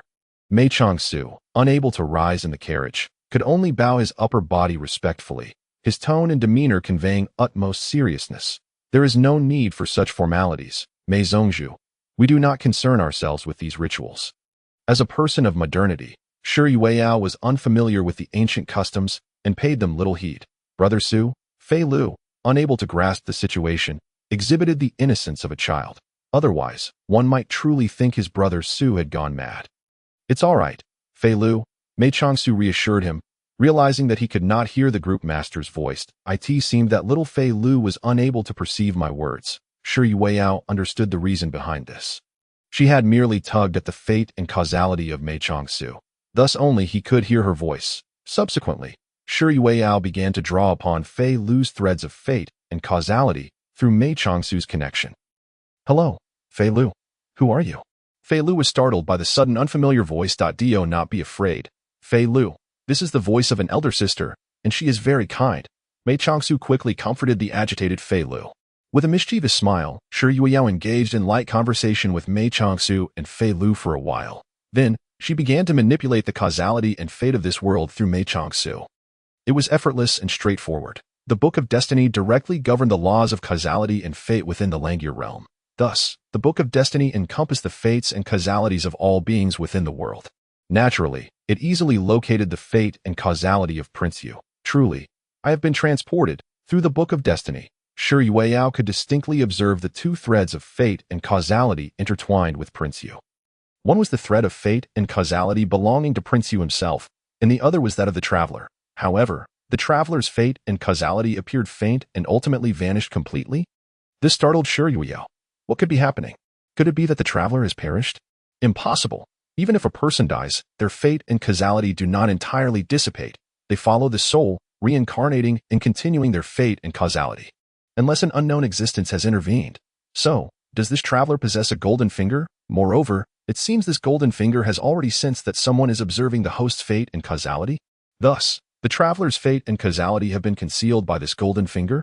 Upon realizing this, Shi Yueyao was alarmed and quickly retracted the power of the Book of Destiny, departing from the Langya realm. How terrifying! How terrifying! Shi Yueyao was thoroughly shaken by her own conjectures. Her heart racing. She herself was a traveler and was acutely aware of how formidable a traveler's golden finger could be. For instance, her own multiverse chat group. Although a traveler's golden finger can be bizarre, as long as it exists, it is certainly not trivial. Shi Yueyao did not know what the traveler's golden finger was, but to be able to perceive the observation of the Book of Destiny. Could that be simple?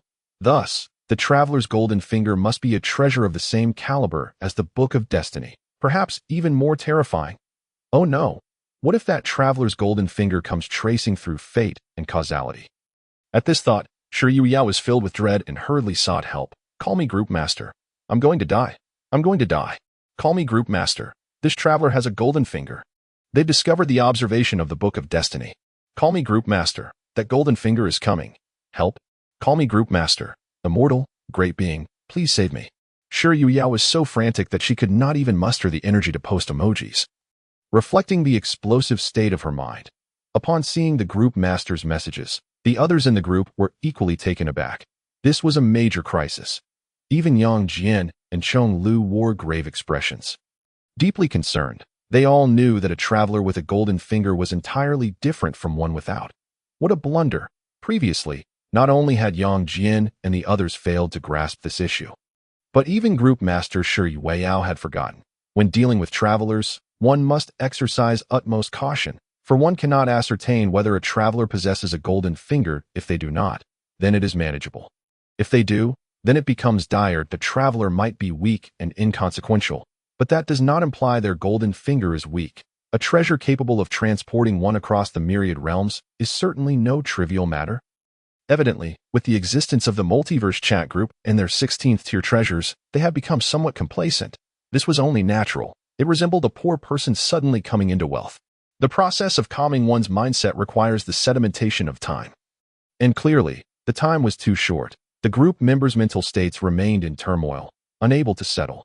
Thus, underestimating the travelers became a natural consequence. At this moment, an eerie silence enveloped the group as they awaited the response from the Immortal Lord.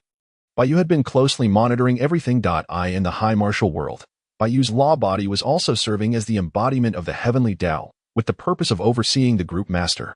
At this moment, the tranquil days of the high martial world, where Shi Yueyao resided, had been shattered. Boom, boom, boom. Buzz, buzz, buzz. In the boundless void beyond the heavens, the sounds of colliding laws echoed continuously. The terrifying power of law surged through the infinite void, causing the entire high martial world to tremble violently. The laws churned, and the world boiled. The terrifying force generated by the collision of law enveloped the entire world, shattering and distorting the endless void like a mirror. Baiyu's law body was actively channeling the source power of the world's laws to repel the invading force. Fortunately, it was merely a force of law, not a force of the great Tao.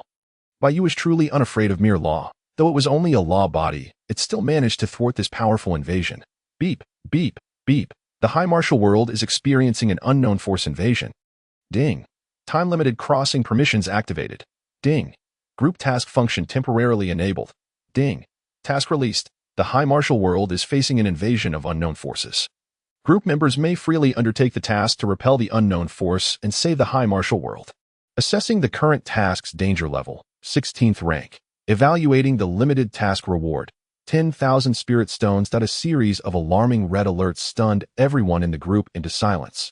The group leader, Shi Yueyao, trembled in fear, for she could already feel the very fabric of her world shaking violently. The sky was marred by numerous fissures, as if the entire expanse above were fracturing. The deafening roar of unfathomable laws reverberated throughout the realm. The terrifying pressure generated by the clash of these laws caused even the mightiest mountains of the martial world to crumble and the earth to split apart, akin to the onset of apocalyptic disasters. All beings within this world, even the most formidable of the great sage realm, gazed upward in trepidation, appearing both desperate and pleading with the heavens. The task of the 16th rank was beyond the capabilities of even a figure like Yang Jian. A Deluo golden immortal. They all understood that the task would require the intervention of an immortal sovereign. Nevertheless, apart from the newly joined Lihani and Mei Changsu, everyone else accepted the task. As they shared in the responsibility for the calamity instigated by their leader, they had not anticipated the magnitude of the situation that had unfolded. The Langya world was merely a minor realm of low martial prowess. Little did they know that within these shallow waters lurked a colossal dragon. Why would a treasure of at least the 16th rank venture to disrupt a fish pond? Was it merely boredom? In truth, it was not only the group members whose mental states had shattered. The traveler from the Langya world, Yuang, was experiencing an even greater crisis. What on earth was happening? Why had the system, which had previously been indifferent and quiet, suddenly gone haywire? Had my system transformed into a rabid beast? Moreover, why were all the functions disabled? The incessant beeping was driving him to the brink of madness. Yuang felt as though his head might explode. No, it was already overheating, even emitting steam. Surely it wouldn't actually explode, would it? Oh heavens! How could the system be susceptible to an unknown force's intrusion? Was this system truly so shoddy, having inexplicably traversed worlds only to become the unfortunate Yuang, and now facing an invasion of his system? Indeed, this system must have been involved in some illegal crossing. Right now, had the relevant authorities come knocking?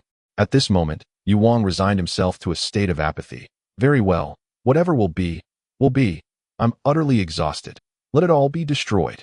Without delving into Yuang's explosive mental state, Yang Jian and others, utilizing their time-limited traversal privileges, directly arrived in the high martial world where Shi Yueyao resided. Armed with their 16th rank treasures, they felt they still had the strength to confront such a perilous task. As for Lihani and Mei Changsu, who had yet to embark on their cultivation journeys and lacked 16th rank treasures, they could only remain willing but powerless. Therefore, they refrained from accepting the task, lest they add to the chaos and distract others from their protective duties that lie in the vast and ancient wilderness. Bai, who had been in seclusion, had long since ceased his retreat. He was undoubtedly intrigued by the systems of the travelers. After all, whether it was his own system or Shi Yueyao's chat group, both were incredibly formidable. Although the Myriad Worlds chat group had yet to reveal its true might, Bai's system, just the mere function of assisting in enlightenment, allowed him to amalgamate 3,000 source pathways into one. Thus, Bai was eager to unravel the mysteries of these systems. Unable to find the Myriad Worlds chat group within Shi Yueyao, he could not analyze it to fully comprehend its core essence. Now, a new system had emerged, and this system appeared rather unimpressive, evidently a lower-tier system. This ignited Bai's excitement. Here lay an opportunity to dissect the system. Consequently, unbeknownst to everyone, Bai preemptively sent a manifestation of law into the Langya world. After mastering all the primary laws of the Langya world, he swiftly sealed it off. Not only that, but he also brought along the devouring abyss flag. Using the power of the source pathways to directly suppress the entire realm. This was precisely why that system had suddenly gone berserk. After all, anyone would go mad if suddenly imprisoned. At this moment, Bai was overjoyed, for the traveler Yuang's system, while not impressive, contained fragments of the source pathways. More accurately, it harbored pieces of the source pathways. Thus, Yuang's system should be on par with the devouring abyss flag in terms of tier. However, it was clear that this system encompassed more than just one incomplete pathway. The pathway powers emanating from this system included time, space, causality, and destiny. For supreme source pathways, this explained why Shi Yueyao's Book of Fate was so readily perceived and easily located through the threads of destiny. However, because Bai had arrived in this world first and sealed it using the power of the devouring abyss flag, the pathway powers of this unfamiliar system could not extend their reach.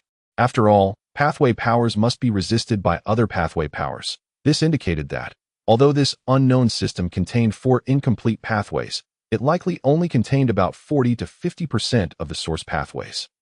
It was incomparable to the devouring abyss flag, which encompassed over 70% of the source pathways. Despite the abundance of incomplete source pathways, their quality was lacking. If one were to assess the grade of this unfamiliar system according to the standards of the vast and ancient wilderness, it would likely be classified as a superior innate spiritual treasure. The disparity between a superior innate spiritual treasure and the exquisite innate spiritual treasure that is the devouring abyss flag is substantial.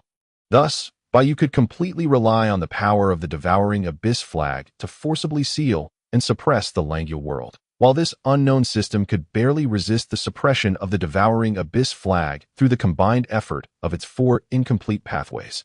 It could not spare any excess pathway power to invade the high martial world. Therefore, it could only lead with the power of the primary laws. Unfortunately, in the high martial world, Bayu's law manifestation also served as the heavenly Tao. Rendering their attempts futile at this moment, the unknown system found itself truly trapped, like a bird in a cage or a turtle in a jar.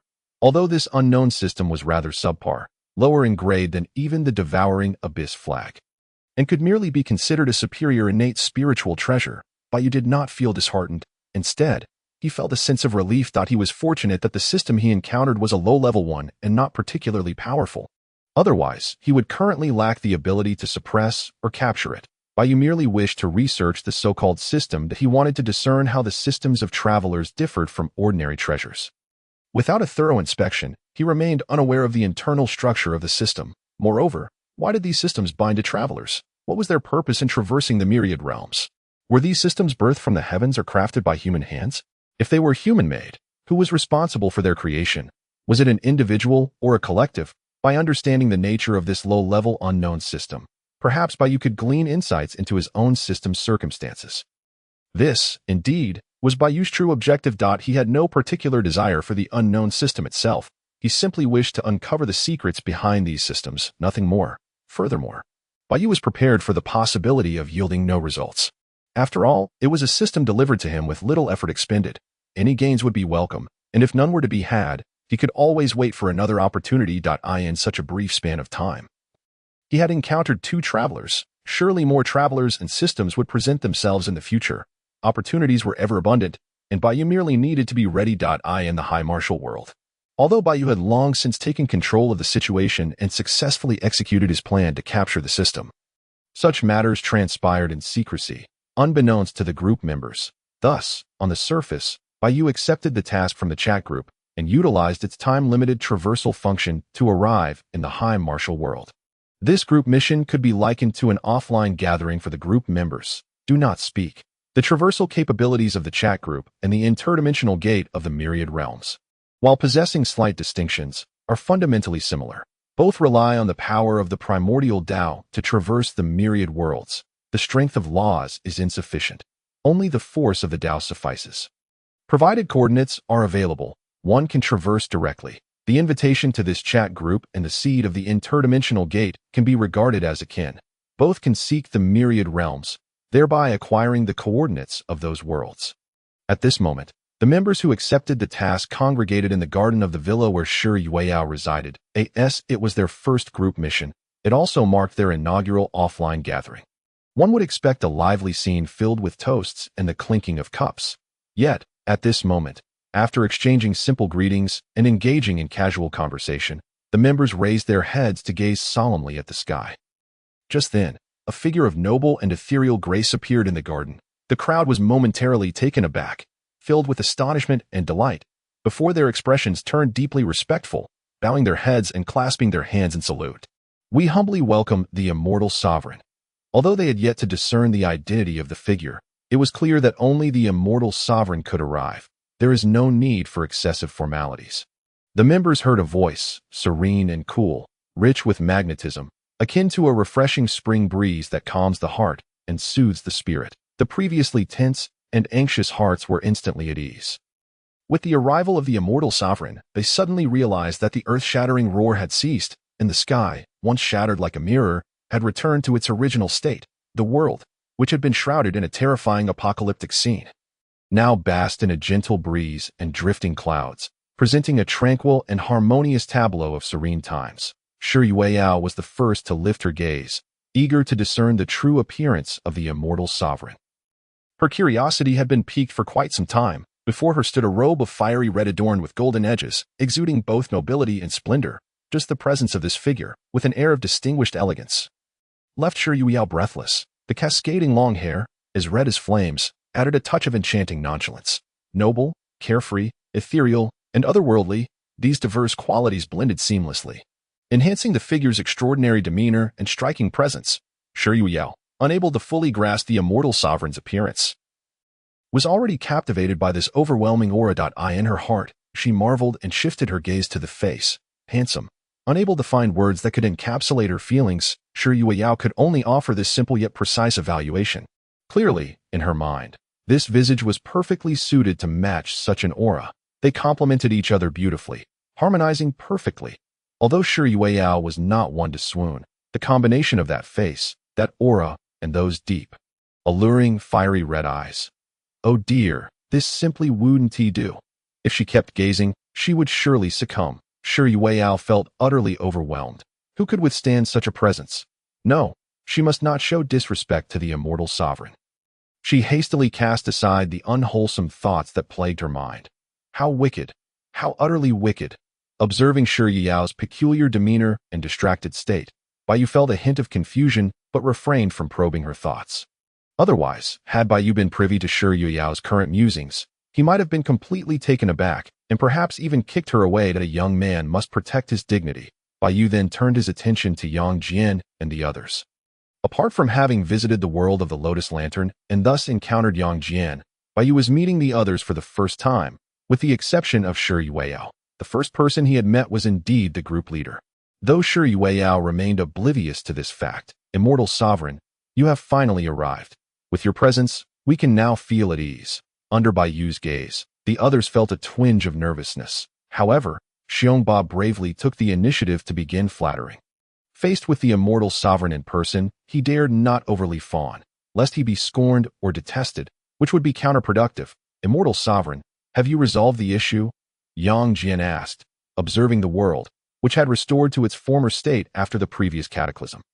He could scarcely believe that just moments ago, the heavens had seemed to collapse, as if the apocalypse had dawned. With the arrival of the Immortal Sovereign, the entire world had quieted down. This inspired Yang Jian with boundless admiration and respect.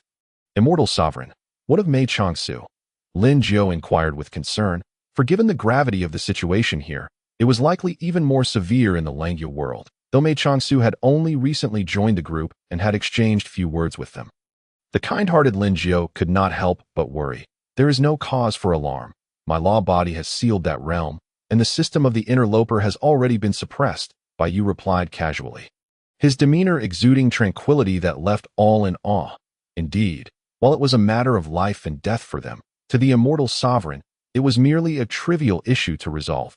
Zhong Lu gazed intently at Baiyu, his eyes filled with reverence and a thirst for battle, esteeming strength and perpetually seeking worthy opponents.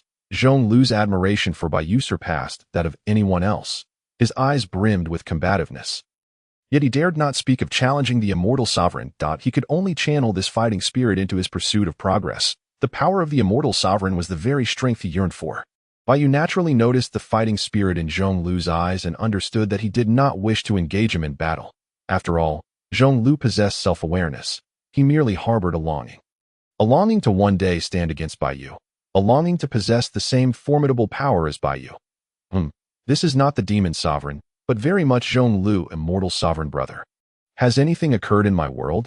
At this moment, Shi Yueyao boldly approached, exhibiting no fear, her voice tinged with sweetness as she cheerfully called out, "Brother." She had long wished to do so, yet circumstances had not permitted. Now, having met the Immortal Sovereign in person, she could finally express her delight. Yang Jian and the others felt a shiver run down their spines. Just moments ago, the group leader had spoken in a completely different tone. Xiongba silently nodded, lamenting the missed opportunity. This approach could be effective, yet he could not employ it himself. Speak to me properly.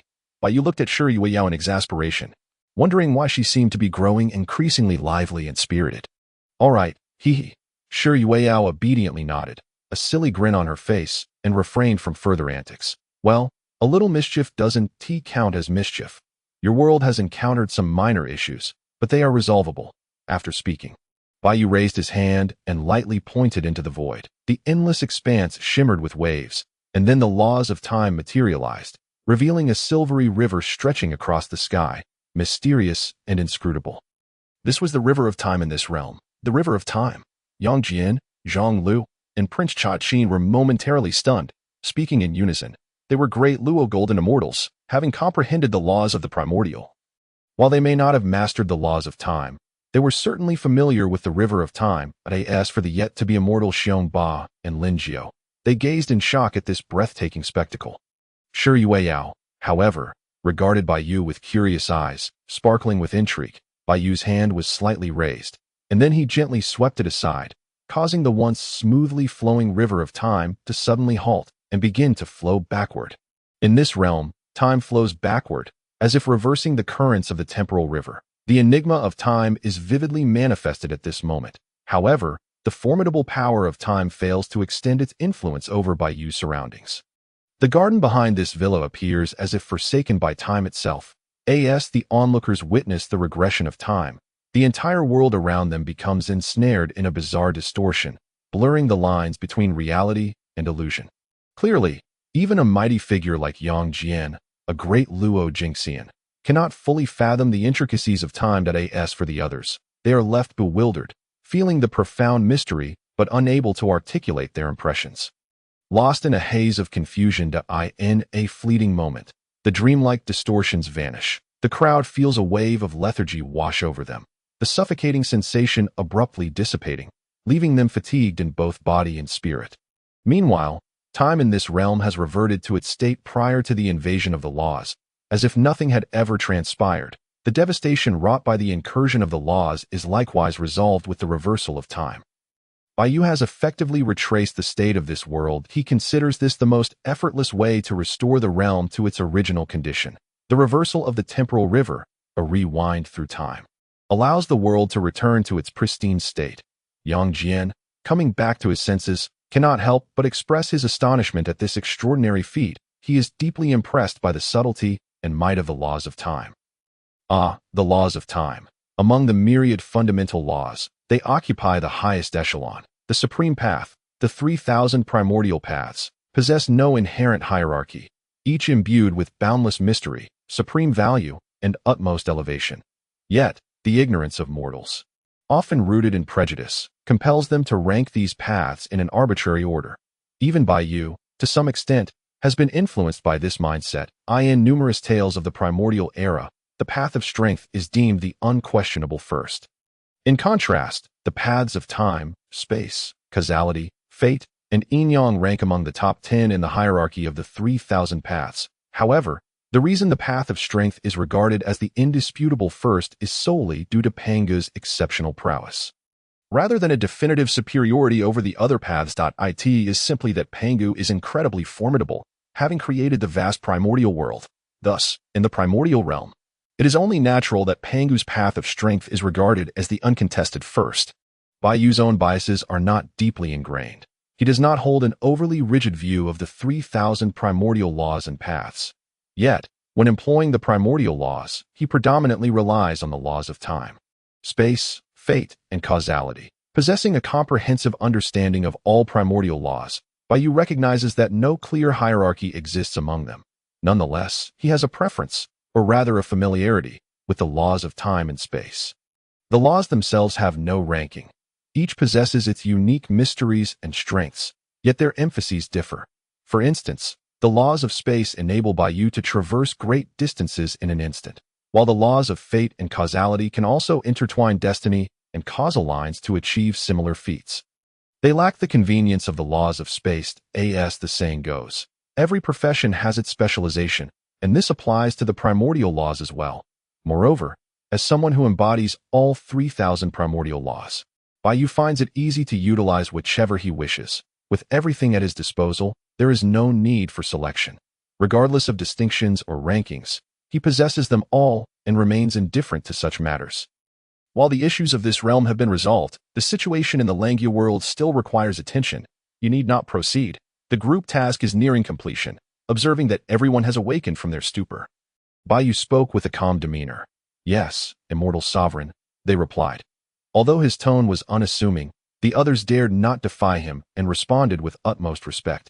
Now that the situation has been resolved and the task is almost over, everyone breathes a collective sigh of relief. What a challenge it has been!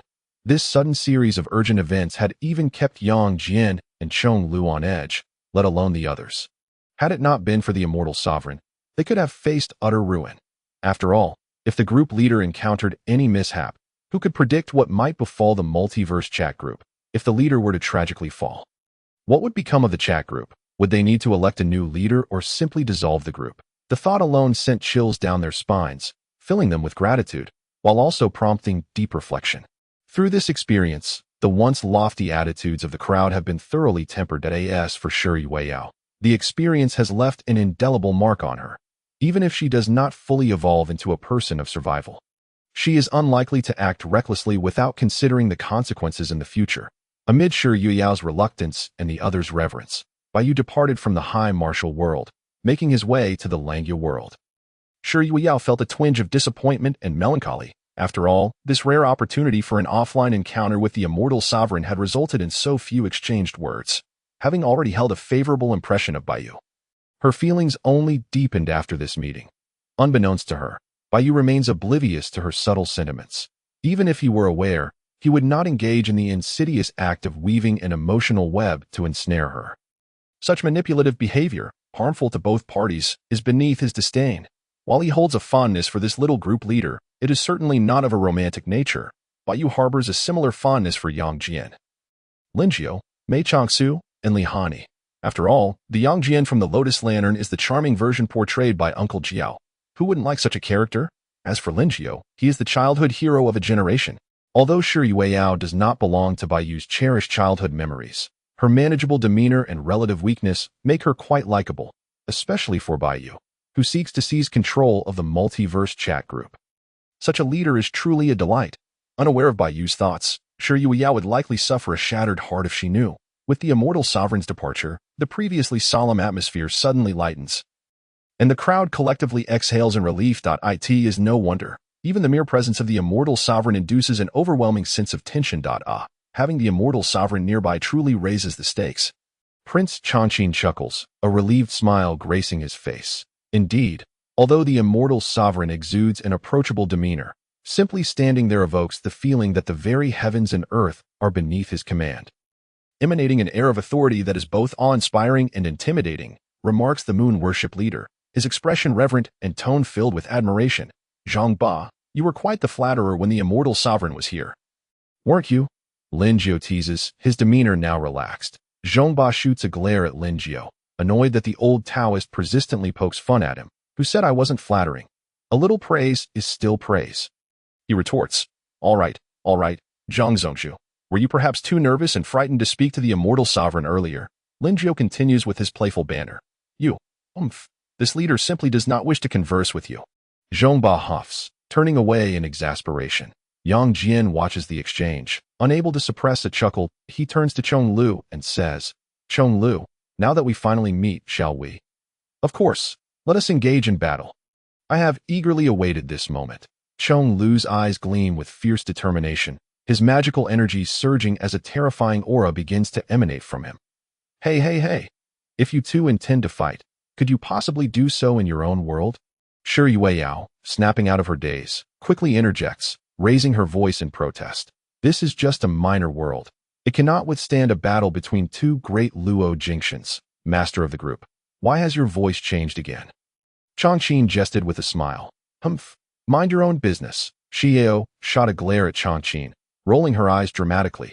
Her interruption brought the intoxicated Zhonglo back to reality, prompting him to retract his exposed aura. Zhonglo confessed that he truly dared not act recklessly in this realm. In that case, Yang Jian, let us venture to the demon realm. There, we can engage in unrestrained combat, with the chat group's temporary traversal permissions still active.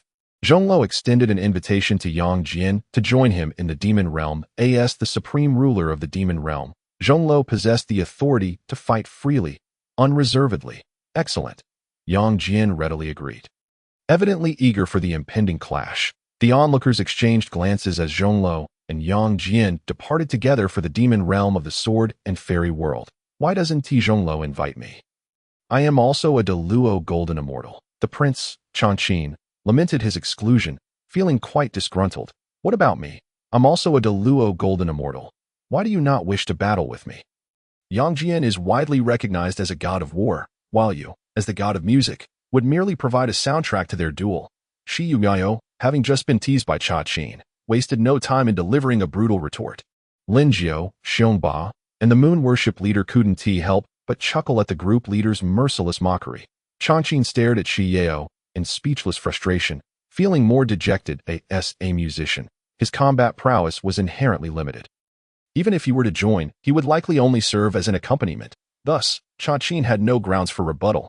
Overwhelmed with dismay, he rolled his eyes at Shiyugayo, tears welling up, and stormed off home. Such a lack of respect. Musicians are people too. Musicians have rights. Is the god of music not divine? Cha-Chin felt slighted, and his emotions were tumultuous, wishing to weep. Now that they have all departed, I shall return to my scientific endeavors.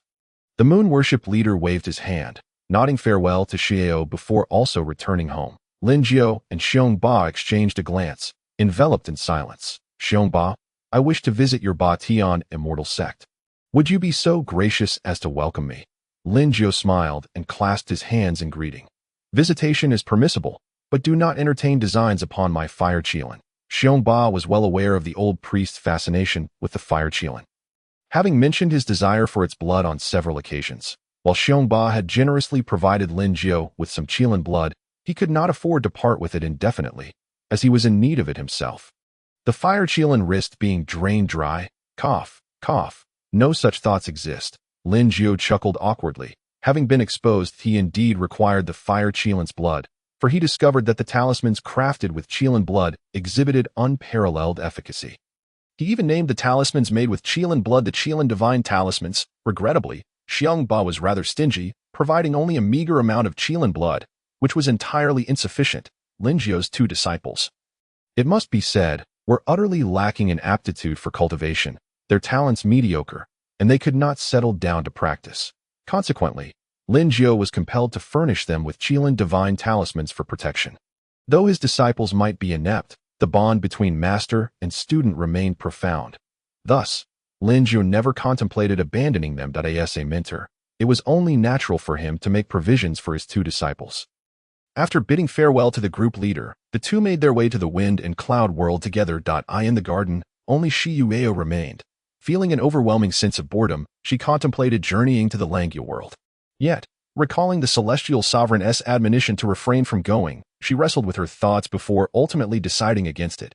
Turning, she retreated to her meditation chamber, resolved to hone her skills. In the sword and fairy world, the demon realm was engulfed in a tempest of chaos due to the fierce battle between Yang Jian and Zhanglo. The very laws of reality surged, and demonic energy roiled, soaring into the heavens.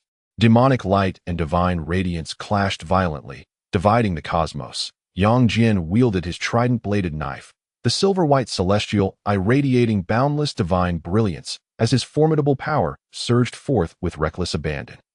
Zhonglo stood suspended in the void, his eyes gleaming with satisfaction, his crimson hair billowing wildly, and the inferno wave blood blade on his wrist emanating a ceaseless crimson demonic glow. The inferno wave blood blade, one of the 9 springs artifacts, was no less formidable than the trident-bladed knife. Its origins were extraordinary.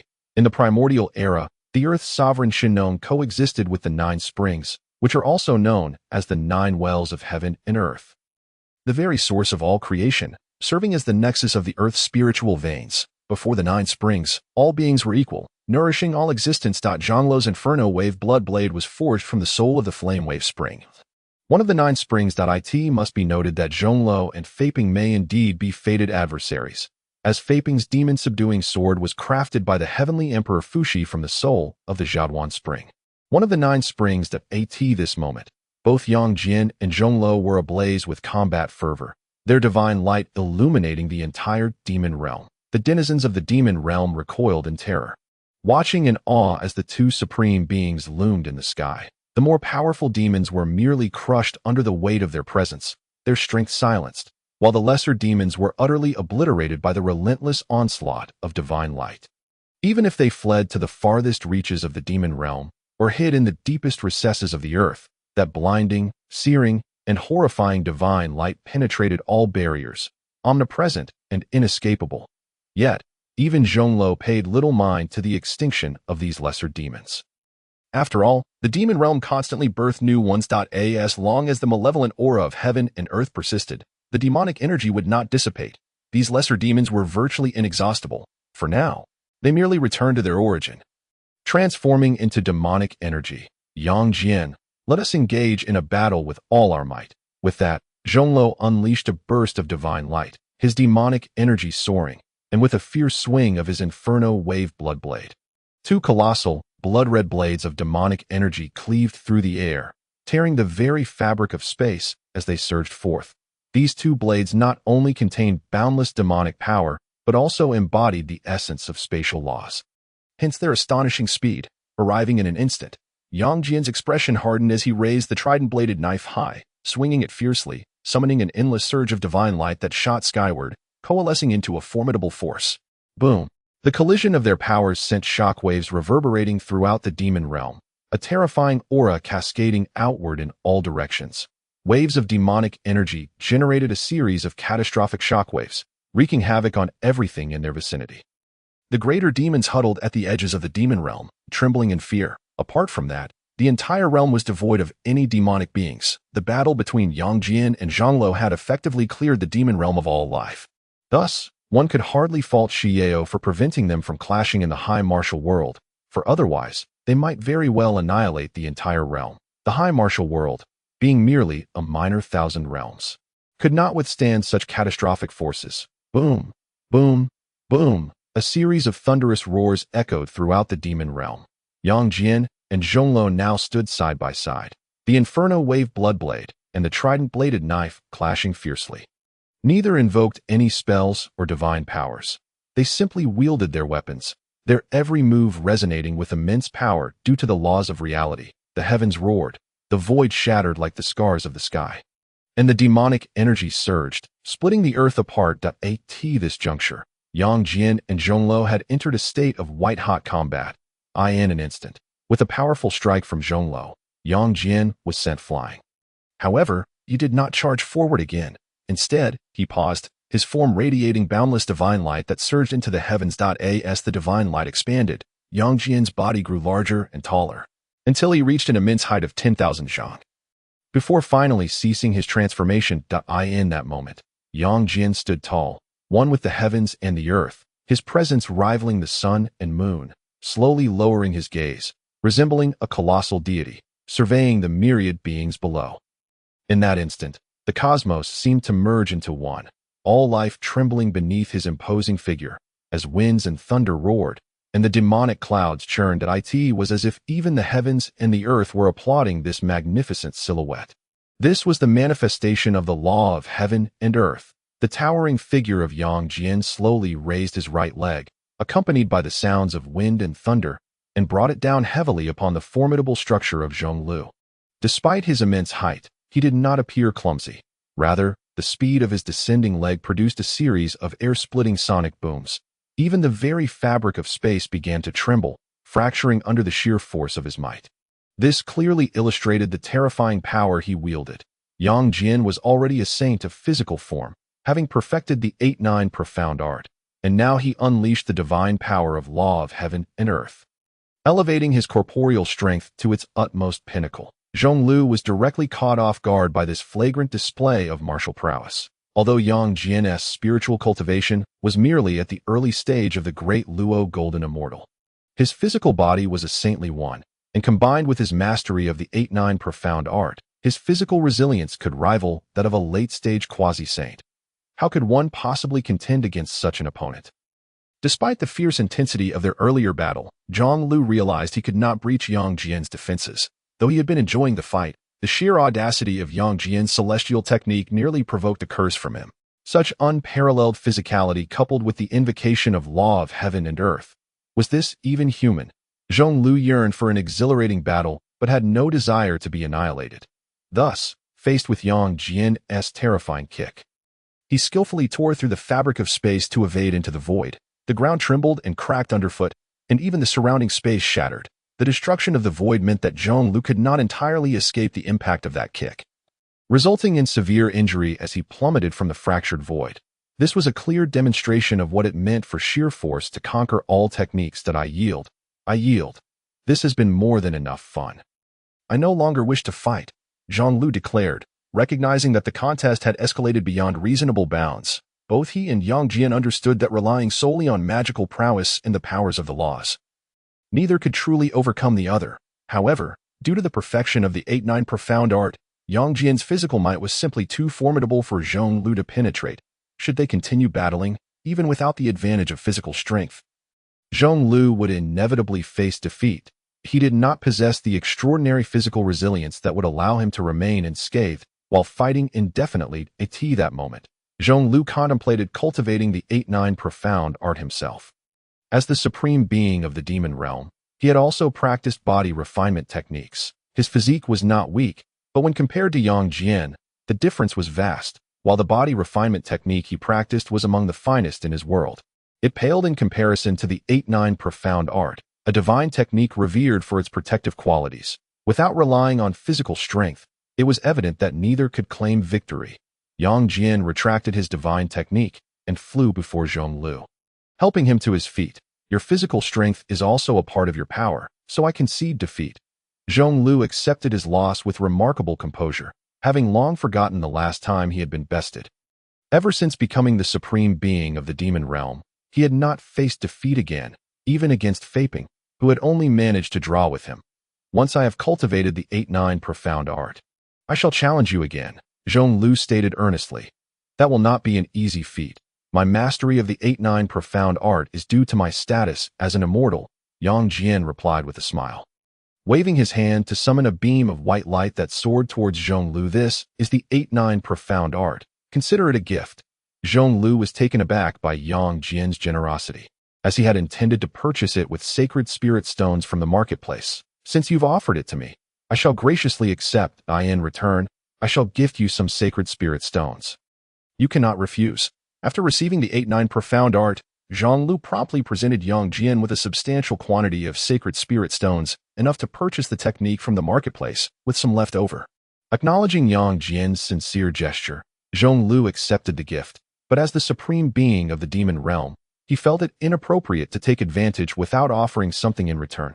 You bestow upon me a technique, and I shall grant you sacred spirit stones. Surely, this is a fair exchange. This is no mere transaction, but rather a gift, Zhonglu thought to himself, feeling quite clever. Yang Jian was left speechless by Zhonglu's audacious maneuver. Nevertheless, seeing as Zhonglu had stated it so, he accepted the sacred spirit stones, wary of reciprocating with any further gifts, lest Zhonglu devise yet another scheme. Yang Jian, aside from Faping, you are the second opponent who has brought me such exhilaration in battle. Come, let us revel until we are intoxicated, Zhonglu exclaimed, pulling Yang Jian towards the supreme hall. The great demons lurking at the edges of the demon realm breathed a collective sigh of relief as the battle had ceased. What a relief! It was truly a harrowing experience. After exchanging glances, they all soared towards the supreme hall. Upon arrival, Zhonglu commanded his returning subordinates to prepare a banquet and then engaged Yang Jian in conversation.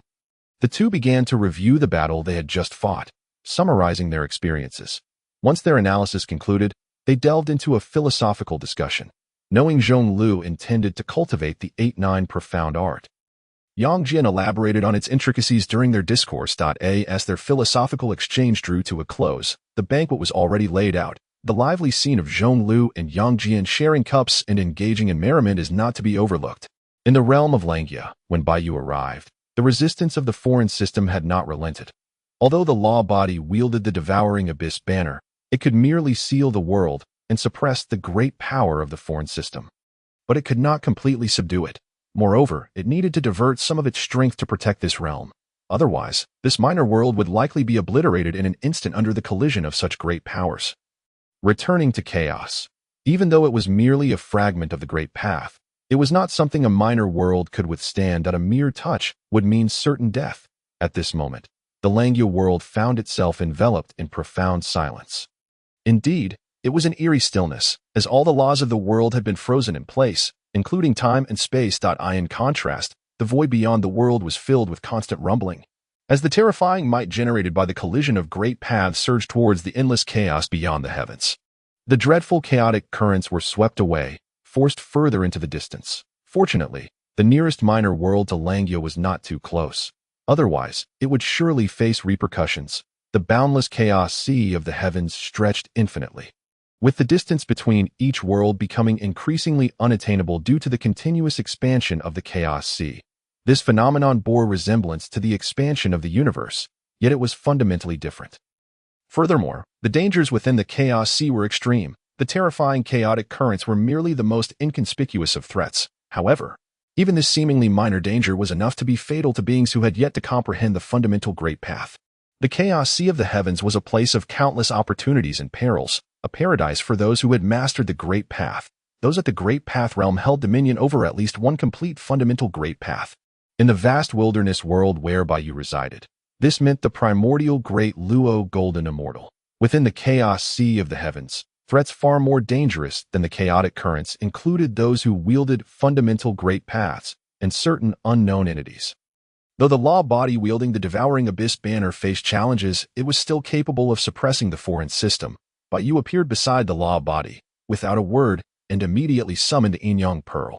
An endless chill spread forth, enveloping the entire Langya world in an instant, freezing all things. The already subdued and stagnant fundamental laws were further frozen in place. The entire world, all living beings, and everything beneath the Great Path were encased in this frigid grasp.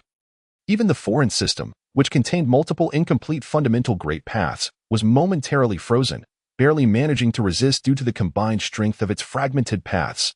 The Inyang Pearl and the Devouring Abyss banner were treasures of the same order.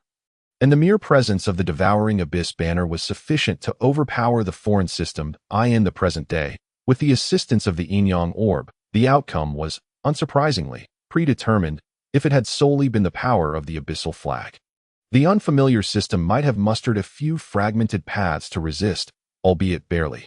However, under the profound suppression of the Inyang Orb's power, it fell into utter silence. The overwhelming pressure exerted by you collapsed the opposing force, leading to an unyielding domination. The power of the unfamiliar system was rendered silent, returning to tranquility. With a mere gesture, the unfamiliar system flew directly into Bayu's hand, gazing at the system in his grasp. Bayu smiled faintly. After acquiring the multiverse chat group, he had successfully seized yet another system. Moreover, this system was entirely at his mercy. Exhibiting no resistance whatsoever he stowed away the system. Bayu cast a brief glance at the Langya world, specifically at the traveler known as Prince Yu. He sought to ascertain from which modern world this traveler hailed. There are countless modern worlds, and many of them bear striking similarities to Blue Star.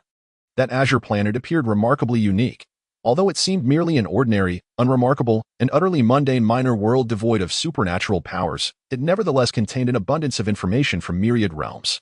Bayu was uncertain whether this traveler, Prince Yu, originated from his own Blue Star. A glance at the traveler's fate and karmic ties revealed nothing conclusive. Regrettably, it was not the case. Bayu did, however, acquire the coordinates of the world where Prince Yu resided. With a thought, the portals to the myriad realms materialized, and his law body stepped forth into the traveler's Blue Star world. Indeed, it was ordinary and unremarkable, merely a minor world lacking any supernatural powers. Bayu's law body, having mastered all fundamental laws of this world from its inception to the present, swept through every detail, fate, karma, and various pieces of information, revealing that it was fundamentally consistent with the Blue Star world he had traversed before. Though there were minor discrepancies, these were so subtle that they could easily be deemed negligible. Thus, he pondered whether the homeland of countless travelers, this seemingly mundane Blue Star world, was artificially created. A sudden wave of doubt surged within Bayu, startling him momentarily, yet he chose not to dwell on it, burying the thought deep within. Unable to comprehend further or discern any issues, he dismissed such musings. Overthinking proved fruitless, so he set it aside. The law body did not linger in this world and promptly departed. Bayu had left a law body in his previous Blue Star world to serve as a guardian of sorts, ensuring that no malevolent entities from beyond would bring ruin to the world he once inhabited. However, this Blue Star world did not warrant such protection. In the Langya world, Bayu was entirely preoccupied with dismantling systems. Lacking the inclination to deal with the traveler, Prince Yu. A traveler without a system posed little threat. Moreover, seeing nothing particularly remarkable about Prince Yu, Bayu was even less inclined to concern himself with the matter. Without a system, the traveler was likely inferior to the original Prince Yu, perhaps even drastically so. Even with the original's memories, it did not guarantee superiority. The ancients were wise, not foolish. It would be better to leave the resolution of Prince Yu to Mei Changsu. Whether to eliminate, use, or ignore him altogether was inconsequential to Bayu. He was indifferent to such trivial matters. Departing from the Langya world, Bayu returned to the Primordial world, leaving a law body to observe the activity in the chat group. He redirected his focus to the unfamiliar system in his hands. Within his cave dwelling, Baiyu sat cross-legged, surrounded by the 3,000 foundational laws, with the abyssal flag and yin-yang orb floating nearby, emanating a faint pressure of grand pathways. Once fully prepared, Baiyu extracted the unfamiliar system and began to dismantle it. The powers contained within the abyssal flag and yin-yang orb, intertwined with the essence of the 3,000 foundational laws, began to permeate the unfamiliar system, swiftly initiating its disassembly. Bit by bit, meticulously, he left no detail unexamined. This was perhaps Baiyu's most painstaking and serious endeavor in dismantling an object, as he penetrated and disassembled. The secrets of the unfamiliar system gradually unfolded before him. Although he had yet to reach the core of the system, Baiyu found himself astonished. The materials he was dismantling were imbued with the essence of world origins. Moreover, not only were they abundant, but they also possessed high quality, consisting at the very least of the material essence from a grand world. Such extravagance was remarkable. Furthermore, these world origins coalesced into a perfect and flawless whole, indicating that they all stemmed from the same world. Thus, they were of a common root and source, perfect and unblemished, were it not for Baiyu utilizing the powers of the foundational pathways. He would have found it impossible to damage even a single fragment. The essence of the world serves as the source of all things within a realm, the fundamental origin of all material constructs, and the energy source foundational to the laws of the world that it is also the essential energy consumed for the operation of a realm. This underscores the paramount importance of world essence to a realm. Laws form the foundation of the world's framework, governing its operation. Therefore, world essence is vital for the creation of matter and the energy required for worldly functions that is for the grand pathways. The grand pathways are supreme, infinite, capable of suppressing all, creating all, and disregarding all laws and regulations. The grand pathways transcend conventional concepts, existing above the laws and worlds themselves. The principal materials constituting this unfamiliar system derive from the essence of a grand world, which astonished Baiyu. Could it be that this system had plundered a grand world? No, that was certainly not the case. The unfamiliar system was far too feeble, containing only fragmented pathways. It lacked the capability to pillage a grand world. With lingering confusion and disbelief, Baiyu continued his disassembly. The core of the system was enveloped by the material essence of the grand world. Indeed, the essence of the world can create all materials not exceeding its inherent grade. It is undoubtedly among the finest materials beneath the grand pathways that it could even be considered lavish. The grand world is one that even Baiyu himself would not dare to enter at present. Yet, the principal structure of this pathetic system was crafted from the essence of a grand world. Such wastefulness was egregious. Baiyu expressed his discontent at this squandering of resources. Consequently, he collected the essence of the grand world into his possession. This principle dictates that treasures rightfully belong to those with the ability to wield them. After dismantling and reclaiming all the essence of the grand world, only the core of the system remained. It resembled a seed, no larger than a fist, exuding the aura of foundational pathways, shimmering with myriad mystical lights. What was even more astonishing was that the aura emanating from this core was not of fragmented pathways, but rather of a complete foundational pathway. This revelation left Baiyu somewhat bewildered. What could this possibly mean? If this system truly contained a complete foundational pathway, how could he have so effortlessly captured and disassembled it? As the core of the system slowly ascended, a strand of divine light emerged, gradually transforming into a humanoid form, devoid of features yet distinctly human-like. Baiyu was taken aback by its unsightliness. Before the humanoid entity could utter a word, the powers contained within the abyssal flag and yin-yang orb surged forth, obliterating the entity instantly. It was not its fault for being so unattractive. But to emerge and frighten others was simply unacceptable. The spirit of the system was left bewildered, exclaiming, "Wait, big guy, what are you doing? I was coming out to surrender, and suddenly you attacked." In order to appease Baiyu, the spirit of the system deliberately transformed into a human form. That it is worth noting that, in its previous encounters with the other host, it regarded them with utter disdain, treating that host as nothing more than a mere beast, too apathetic to offer any further commentary. However, Baiyu was only curious about certain secrets of the system, showing no interest in gathering subordinates. After extinguishing the spirit of the system, the core of this system underwent no discernible change. Clearly, the presence or absence of this spirit bore no significant impact. Bai discovered that his divine consciousness could not penetrate the essence of this system core, which was hardly surprising. After all, this core encapsulated the entirety of the primordial Tao. Although he was uncertain as to why the full power of the Tao could not be manifested, he resolved to refine it directly.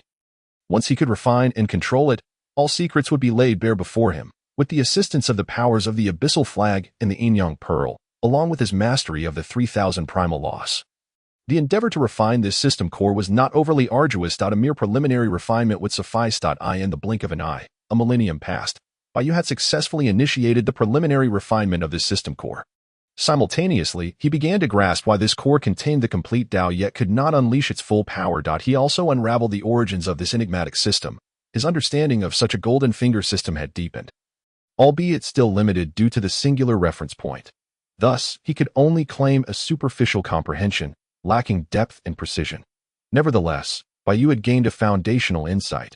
This system, indeed, had an extraordinary lineage. It was a fragment of the world core from a vast universe that, on the brink of annihilation, had fortuitously or through human intervention avoided complete destruction, retaining a complete Tao within its core fragment. However, it remained uncertain whether this complete Tao was preserved due to the world's destruction or some other reason.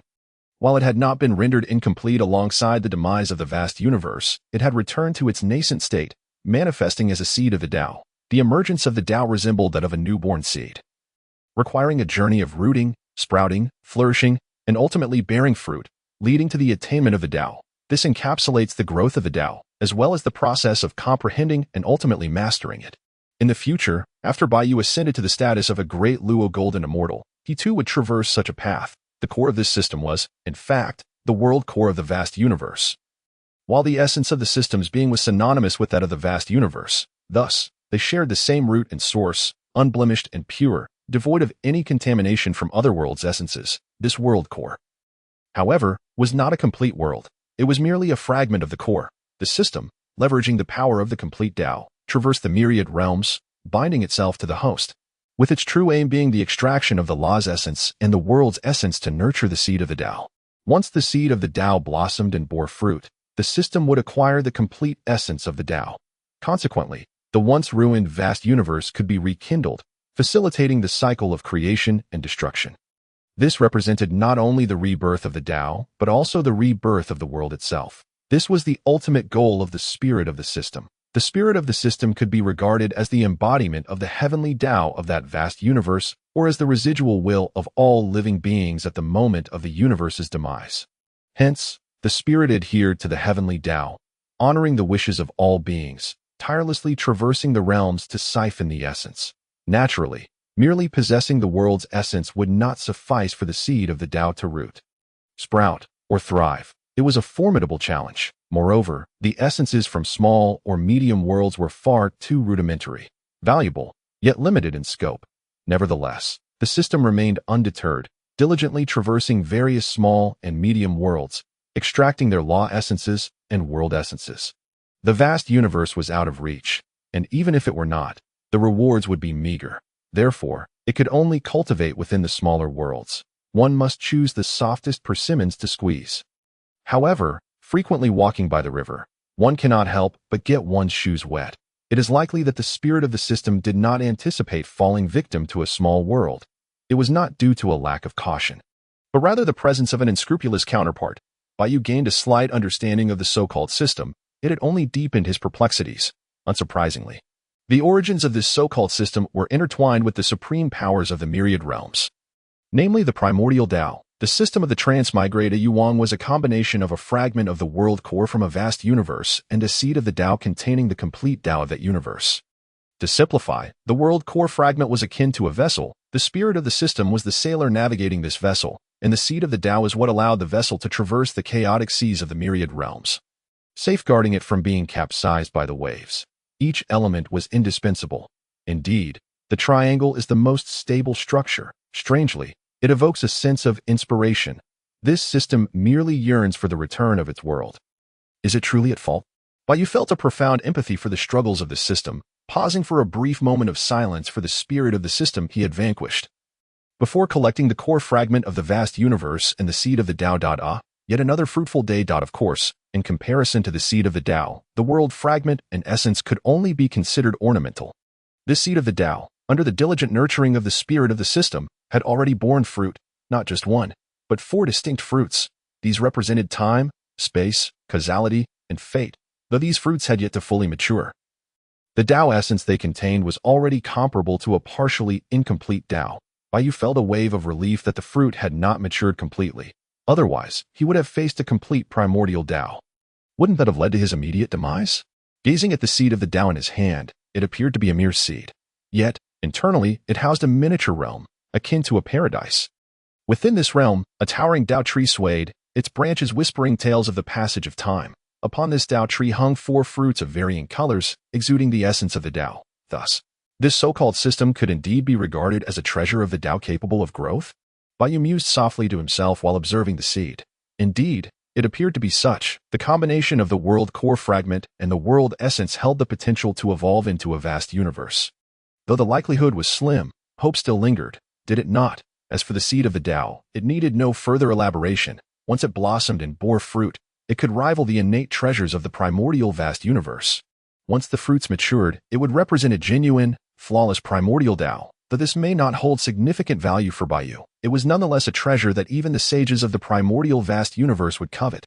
After all, not everyone could achieve the harmonious amalgamation of 3,000 primal laws and the primordial Tao as Baiyu did. Hence, it appears that this system may not be as inept as he initially believed. It simply had not reached its complete form yet. Might it be that the myriad realm chat group under Shiriguayao is in a similar state, not fully developed yet? Baiyu first thought of that myriad realm chat group. There was something decidedly amiss with the group. If it were truly inept, even with the powers of the Abyssal Flag and the Yin Pearl, Baiyu still could not understand that myriad realm chat group. Conversely, if it were exceedingly powerful, that too was unsubstantiated. Otherwise, it would not be so eager to collaborate with him, even granting him the position of administrator. Baiyu mused that if the chat group were truly that formidable, it could effortlessly suppress him and seize his system. Wouldn't that be simpler and more convenient? Just as he had done this time, directly subduing the golden finger of the transmigrator Yu Wang and claiming it for himself. How straightforward and rewarding. Thus, it becomes evident that this myriad realm chat group likely shares a commonality with this system, still not having matured into its complete form. Most importantly, it has yet to genuinely possess the power of the primordial Tao. At most, it only harbors the power of an incomplete Tao. Or perhaps, it is wary of a system, refraining from taking any aggressive actions, and thus opting for a strategy of mutual cooperation and benefit. Baiyu was engulfed in a myriad of thoughts, whether it pertained to his own golden finger or to Shuriyao's myriad realms chat group. The hazy veil had finally been lifted. Albeit just a fraction. Indeed, it was merely a sliver of revelation, and due to the singular reference point, it remained imprecise. Thus, Baiyu could only anticipate the swift arrival of the next victim. Moreover, he contemplated that in the future, newcomers to the group, be it from the middle 1,000 worlds or the small 1,000 worlds, would necessitate a thorough investigation, for fortune might smile upon him, and he could encounter a fellow countryman. Of course, he had no intention of undertaking this personally. Rather, he would dispatch his Law Dao avatar. After all, if it were akin to the system he had recently encountered, a nascent entity, everything would be manageable. He could simply apprehend it and charge it with the crime of unlawful traversal. However, should he encounter a system that had matured and possessed the complete essence of the Great Tao, then to approach it in person would be tantamount to delivering oneself to the doorstep. Therefore, it was indeed more prudent to allow his Law Dao avatar to venture forth. This time had yielded substantial rewards. Baiyu nodded with satisfaction. He was quite pleased with the outcome, which had not failed to meet his expectations. As for this seed of the Great Tao, it posed a bit of a conundrum. The 4 fruits of the Tao were still far from full maturation. It was possible that even as Baiyu ascended to the status of a great Luo golden immortal, they might still remain unripe. However, once they did mature, they would represent 4 complete and unblemished essences of the Great Tao. While Baiyu might not be far from becoming a great Luo golden immortal, the journey towards truly mastering the essence of the Great Tao and achieving the Taoist realm of Mixed Yuan Great Luo Golden Immortal, the realm of the Great Tao, would likely require a considerable span of time. Thus, he resolved to diligently nurture this seed of the Great Tao with the essence until those 4 fruits of the Tao ripened fully. By the way, Baiyu retrieved the essence of the Great Thousand World that he had previously obtained from dismantling the system's main body. And without hesitation, allowed the seed of the Great Tao to absorb it. Perhaps there was a reason the spirit of the system had retained the essence of the Great Thousand World. It could be out of reluctance or for some other purpose. Yet for Bai Yu, there was no hesitation at all. The essence of the Great Thousand World was likely a rare treasure. For Bai Yu, it was indeed precious and useful, yet there lingered a sense of it being somewhat tasteless. A pity to discard. Now that a choice had presented itself, he decided to relinquish it. The seed of the Great Tao emanated a faint glow, and the tree of the Great Tao exulted, radiating boundless brilliance. Seemingly quite pleased with the essence of the Great Thousand World, Bai Yu bore an inscrutable expression. The poor tree of the Great Tao likely had no inkling of the origin of the essence it had absorbed. Nevertheless, true to its shared roots, the tree of the Great Tao surged in height after absorbing the essence of the Great Thousand World, rapidly ascending until it neared a height of 100,000 zhang before it finally came to a halt.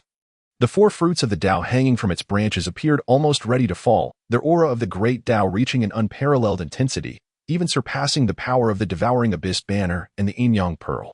So close, just a fraction more. Bai Yu felt a twinge of frustration. The spirit of the system was indeed wasteful. Why had it not preserved more of the essence of the Great Thousand World? Just a little more, and the tree of the Great Tao could have reached a height of 100,000 zhang, allowing the four fruits to fully mature. Would that not mean he could obtain the power of 4 complete paths of the Great Tao?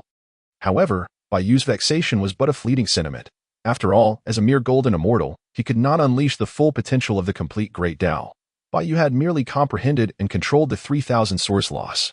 Otherwise, an ordinary golden immortal would likely be unable to wield the complete power of the devouring abyss banner and the yin-yang pearl, both of which were exceptional innate treasures, in the recent endeavor to subdue and capture the Traverser. The system had played a monumental role. It had been the pinnacle of Bai Yu's current capabilities to fully harness the power of these exceptional innate treasures. Even if he were to possess a treasure containing the complete Great Tao, it would likely pale in comparison to the ease with which he could wield the exceptional innate treasures. Furthermore, the essence of the Great Tao contained within the four fruits had already surpassed 90%. This directly exceeded the power of the devouring abyss banner and the yin-yang pearl. Moreover, the Great Tao embodied in these four fruits encompassed time, space, fate, and causality. For Bai Yu, this was far more intuitive and preferable than the devouring Tao of the abyss banner or the yin-yang Tao of the pearl. Thus, the current state of the four fruits was, for Bai Yu, truly optimal and most convenient to wield. It could be considered an exceptional innate treasure imbued with the essence of 4 fragmented Great Taos. Indeed, Bai Yu intended to refine this seed of the Great Tao into a magical artifact, harboring no intention of plucking these 4 fruits, without delving into the time required for these 4 fruits to fully mature, nor into the fact that Bai Yu was merely a fledgling golden immortal. He understood well that he neither desired nor could pluck these 4 fruits. Should he directly harvest these 4 fruits, he would indeed gain the power of the source Great Tao. However, external objects are ultimately external. This would not constitute his own comprehension and mastery of the source Great Tao from the ground up. The journey from the initial understanding of the source Great Tao to the gradual mastery of it is an indispensable process, just as this seed of the Great Tao must undergo the stages of rooting, sprouting, and thriving before it can blossom and bear fruit, ultimately reaching the point of ripeness. While shortcuts might be permissible in ordinary circumstances, matters concerning one's own Great Tao, which ultimately dictate the potential for achieving the utmost transcendence, cannot be shortcut, especially for someone like Bai Yu, who already possessed a path to the celestial realm. To take shortcuts would be sheer folly. Such behavior would be the epitome of foolishness. Naturally, this applies solely to Bai Yu's situation. Were Bai Yu devoid of a system and the means to assist in his comprehension of the Tao, he would undoubtedly seize the opportunity to take the shortcut without a second thought. After all, it was a complete Great Tao. Should he harvest the Tao fruits, it would lead him to the realm of mixed Yuan Great Luo Golden Immortal. That would signify mastery over the essence of the Great Tao and affirmation of the state of the Tao. Otherwise, why do you think Hongjun achieved the union of the Tao? Other saints, even if they wished for such an opportunity, lacked the fortune to do so. It is akin to frequently consuming instant noodles. One is undoubtedly aware that excessive consumption is detrimental to health. Yet, having reached the point of regularly indulging in instant noodles, would one still be concerned about their health? After deciding to refine the seed of the Great Tao into a magical artifact, Bai Yu procured the core fragment of the Great Thousand World that he intended to utilize this core fragment as the foundation of the artifact, much like the system, encasing the seed of the Great Tao within it, enabling him to manipulate and wield the powers of its essence without concern for the roughness of the execution. After all, Yu surmised he would not require it for long, at most, until he attained the status of Great Luo Golden Immortal. Once he broke through to that level, he could always refine it again. Having made his decision, Yu commenced the refining process, as the seed of the Great Tao bore the shape of a seed. And the core fragment of the Great Thousand World was not particularly large. Yu opted to craft the appearance of this magical artifact into that of a pearl. The sphere is the most perfect shape, and the orb is the most stable and robust form. As for its name, he decided to call it the Xianming Pearl. Xian, representing the profoundness of time, space, fate, and causality embodied in the four paths of the Source Great Tao. Ming, symbolizing hope and the future. Yu understood that in the future, he would encounter an increasing number of traversers. The Xianming Pearl would undoubtedly bring those traversers a bright future and the dawn of hope.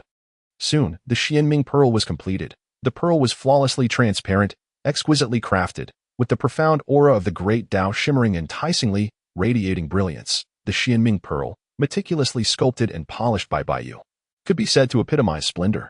Such beauty invariably uplifts the spirit, even for immortals. Yu was thoroughly pleased with the Xianming Pearl. In the future, he would have a treasured artifact to safeguard him. Devouring Abyss Banner. Yin Yang Pearl. Ahem, of course, Yu did not forget about the Devouring Abyss Banner and the Yin Yang Pearl. Without these two treasures, Yu would not have been able to subdue that system, nor acquire the seed of the Great Tao, and thus could not have refined the Xianming Pearl. However, in the future, the Devouring Abyss Banner and the Yin Yang Pearl would be reserved solely for his Law Tao avatar. Previously, he had no alternatives, but now, Yu naturally chose the Xianming Pearl. After securely storing the Xianyuan treasure pearl, Yu once again entered seclusion. The recent incident involving the traveler was purely accidental and had disrupted Yu's retreat. Meanwhile, within the chat group, all members returned to their respective realms, as the limited time traversal permissions had been closed. This left everyone feeling somewhat unfulfilled, particularly Zhang Lu and Yang Jian. Although Zhang Lu held a special place for Fei Ping in his heart, he had developed a cordial relationship with Yang Jian as the only other Luo Golden Immortal in the chat group, frequently engaging in discussions and exchanges of ideas. Their recent offline encounter, which involved sparring and battling, had further strengthened their bond. Regrettably, the traversal feature had not truly been activated. It had only been temporarily opened due to a group task. With the closure of the limited time traversal permissions, it signified the conclusion of the group task. While everyone except Li Hani and Mei Changsu had accepted the task, their contributions were minimal, merely spectating. Consequently, despite the generous rewards, the lion's share had been claimed by Yu. Unperturbed, Yu was too engrossed in dismantling the system to claim his task rewards. The chat group, ever considerate, had deposited the rewards into Yu as personal storage. Although Yu could have taken as many Holy Spirit stones as he wished, the chat group insisted on maintaining a sense of ceremony. Furthermore, Yu was confronting the power of a fractured primordial path in the Langyu world, indicating that the task's level was evidently beyond the 16th tier. However, the chat group appeared to have kept the task rating unchanged at the 16th tier, showing little concern for the potential destruction of the Langyu world or the fate of Mei Changsu. The issuance of this group task was solely motivated by the safety of the group leader. The intrusion into the high martial world was merely the force of the primordial laws, which is why the task's evaluation level remained at 16, and despite the lack of an increase in task rewards, Yu remained indifferent, and the same applied to the other group members, who merely participated in a minor capacity to witness the celestial being. Even so, they felt a tinge of embarrassment at having received a small task reward. Although they only received a few Holy Spirit stones, it sufficed to satisfy them. Unfortunately, the group task feature had been disabled, leaving uncertainty regarding when the next task would arise. They only hoped that the next group task would not be of such high difficulty. Otherwise, completion would be impossible for anyone but the celestial being. However, had the difficulty not been so high, the rewards would not have been so generous. Xiangba and Linjiu decided against exchanging their Holy Spirit stones for resources, opting to retain them instead. After all, they were no longer in need of celestial techniques or cultivation resources, and thus felt no urgency to trade. Yang Jian and Zhong Lu remained silent, as they had already acquired a substantial amount of Holy Spirit stones from the celestial being's previous sweep of the group market, leaving them temporarily satisfied. Call me group leader, Qilin Talent, Mei Zhongzhu. What is the situation on your end? Has the celestial being left? Curious.jpg, Xiangba Tianxia. Indeed, why has T. Mei Zhongzhu spoken up? Mao Shan Tianxia. With the celestial being present, Mei Zhongzhu should be safe. Could it be that he has fainted from weakness? Yu Jiaozhu. Perhaps he was so frightened that he lost consciousness? Taizi Chanshin. Can't he just start a live stream? Mei Zhongzhu, hurry and stream so we can admire the celestial being's grandeur. Xiang Ba Tianxia. Since the task has concluded, the celestial being must have already departed from the Langya world. Qilin talent. Has so much time passed? I feel as though it has only been a brief moment. Call me group leader. Huh, what do you mean? How could it have only been a moment? Shocked at JPG, Qilin talent. Yes, upon seeing the group leader's plea for help, I merely peeked outside by lifting the curtain and then reopened the chat group. That's all.at this moment. Mei Changsu was equally perplexed. Upon witnessing the group leader's distress signal, he was startled, realizing that an incident had occurred. The traveler, Yuang, was in his own world, concerned about potential issues arising in his realm. Mei Changsu hastily closed the chat group and lifted the curtain to look outside. To his surprise, nothing seemed amiss. The gentle breeze caressed his face, and time appeared to flow peacefully. Upon reopening the chat group, he was utterly bewildered. Judicial Celestial, I understand now. It seems that the traveler Yuang's system has frozen the time and space of the Langya world. While Mei Zhongzhu's consciousness remained within the group, he was unaffected. Once his consciousness exited the chat group, it was immediately frozen. Demon Realm Supreme. Naturally, the beings of the Langya world would not perceive the stillness of time. Taizi Chanshin. Indeed, what the true monarch and demon sovereign have said is correct. Mei Zhongzhu need not panic. Everything has concluded. Call me group leader. So, the celestial being has captured that system. Astonished.jpg, call me group leader. The celestial being must be studying that system now. Shocked.jpg, sure Yueyao was equally astonished and intrigued. After all, that was the system of a traveler, captured for research. Truly, the celestial being was remarkable. Yet, amidst her astonishment, sure Yueyao felt a twinge of anxiety. Would the celestial being also be curious about this chat group? Would he wish to study it? Should she proactively offer herself for his research? How would the celestial being go about studying her? Sure Yueyao's mind began to wander, without delving into Sure Yueyao's fanciful thoughts. Mei Changsu exhaled in relief. It was good that the matter had been resolved, although the entire event had felt like a fleeting moment to him, devoid of any real sense of involvement. As long as all was well, that sufficed. He had already planned to pursue immortality but had not abandoned his original schemes. How could he give up on vindicating Qi Wang and the Lin family? However, while the ultimate goal remained unchanged, the process would need to adapt. Mei Changsu was acutely aware that, despite his plan nearing perfection, certain key aspects had become somewhat rushed due to his physical condition. There was no choice. Time was of the essence, and he was nearing death. Waiting any longer would be too late. Initially, while Mei Changsu had confidence, it was not absolute. Now, he felt entirely certain. If he could execute his plan as intended, that would be ideal. But what if something went awry or someone failed to cooperate? Then, his sword would not be without merit. Do not be deceived by Mei Changsu's current ability to stir up turmoil in the shadowy abyss. He had once been a bright and cheerful young man. He was the young marshal of the Qian army, a battle-hardened warrior. He was never lacking in resolute decisiveness. Indeed, the present Mei Changsu was even more steadfast, ruthless, and cunning. After the commotion, tranquility returned. Though this incident had startled everyone, it was a relief that all had concluded. The members resumed their closed-door cultivation. This event had profoundly impressed upon everyone the significance of power. Sure Yueyao, having experienced this event, became even more cautious and prudent. Of course, the Book of Destiny would still be utilized in the future. She would not abandon it due to this unforeseen circumstance. Everyone understood that this incident was merely a chance occurrence. The most crucial aspect remained the enhancement of one's own strength. Although, no matter how hard she tried, she might never match the pace of the celestial being. Sure Yueyao frequently checked Bayu's foundational information, already aware that his realm had advanced to the golden immortal stage. According to the chat group's evaluation, this meant he had ascended from the 17th tier to the 18th tier. While it might seem like only a single tier increase, the speed was astonishing. When at a lower realm, one might experience rapid advancement, possibly climbing several tiers in just a few years or even a decade. However, the celestial being was already at the 17th tier. The heavenly Tao saints in Yang Jian's world of the Lotus Lantern were only at the 16th tier. In the High Martial world. Due to Bayu's manipulation of time, it appeared as though nothing had transpired for anyone in this realm, with everyone continuing their usual activities. After the chat group fell silent, Sure Yueyao immediately entered seclusion. In the Langya world, although time had not been rewound, it had been frozen in place. Thus, apart from Mei Changsu and the time traveler, Yuang, The others found themselves in a predicament similar to that of the myriad beings inhabiting the realm of high martial arts. Mei Changsu had fared well, for the matters at hand had been resolved to perfection, and his own world remained untroubled.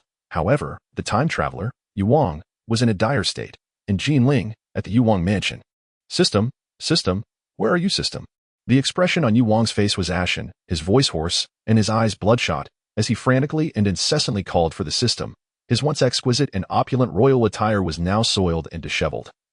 Even his meticulously arranged hair was in disarray. At that moment, Yuang had completely shed his princely airs, resembling a madman. System. Yuang collapsed onto the ground, devoid of any spirit or vitality. The system had previously emitted a continuous stream of beeps, which, though vexatious, had provided him with a semblance of hope. Yet now, that beep was utterly absent, vanished without a trace. Despair consumed him entirely. No amount of self-deception could mask the truth. The system had truly disappeared.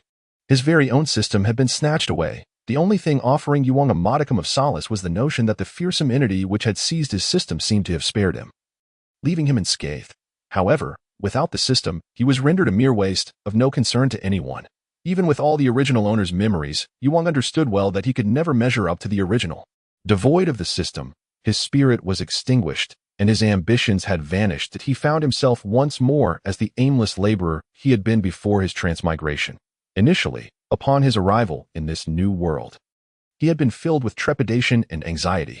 Yet, once he had bound himself to the system, he was invigorated, brimming with confidence, regarding all the heroes of the world as trifles, believing the entire realm to be within his grasp. He recognized that it was futile to attempt to subdue Mei Changsu, which is why he had refrained from approaching Langya Pavilion. In fact, he had even contemplated annihilating Langya Pavilion outright, a mere force in the martial world. Content to be ranked on the list, yet meddling in courtly disputes, that would be courting death.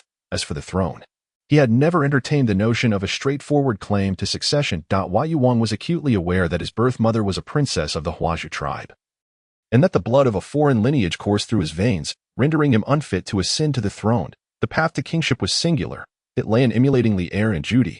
Although the time traveler, Yuang, lacked the wisdom and stratagems of the original, he was confident in his possession of the system. With the system, that was enough. Upon returning to the Jinling Wang mansion, Yuang swiftly subdued Qin Banruo, incorporating her into his harem. This indeed aligned with the typical behavior of a time traveler. Alas, it was all over. Yuang lay on the ground, despondent, his eyes vacant. Muttering to himself, his grand aspirations had been thwarted before they could even begin. Without the system, not only was he incapable of seizing the throne, but he was likely to be outmatched even by the inept crown prince. Moreover, even the notion of living as a carefree prince, indifferent to court affairs, seemed out of reach.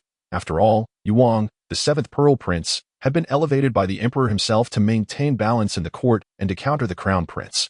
Should he not simply ally himself with Mei Changsu? Suddenly, Yuang sat upright, a spark of clarity igniting in his mind as he contemplated this potential path to survival. He bore no substantial enmity towards Mei Changsu, for he had not participated in the Crimson Flame incident. Possessing all of the original owner's memories, the time traveler understood that he had merely turned a blind eye to the events. Not having directly engaged. At most, he had failed to convey the dying words of Prince Qi to the emperor. If this alone were to incite Mei Changsu's wrath, leading him to seek Yuang's life, then Yuang would truly consider it an injustice. After all, whether or not he relayed that message, Prince Qi was destined to perish. Moreover, after uttering those words, Prince Qi had promptly taken poison and ended his own life. A resolute act. Yuang's reluctance to convey the message stemmed not only from a fear of inciting the emperor's anger but also from a belief that it was an unnecessary endeavor, one that could not alter the emperor's decision. Even if he had intentionally refrained from communicating, for Mei Changsu to harbor such animosity towards him based on that alone would seem rather petty. Upon reflecting on these matters, the time traveler Yuang concluded that perhaps allying with Mei Changsu was indeed a prudent choice, though, as a dignified seventh Pearl Prince, it would be somewhat disgraceful and demeaning to seek the support of a mere martial strategist. Such a turn of events would be unexpected.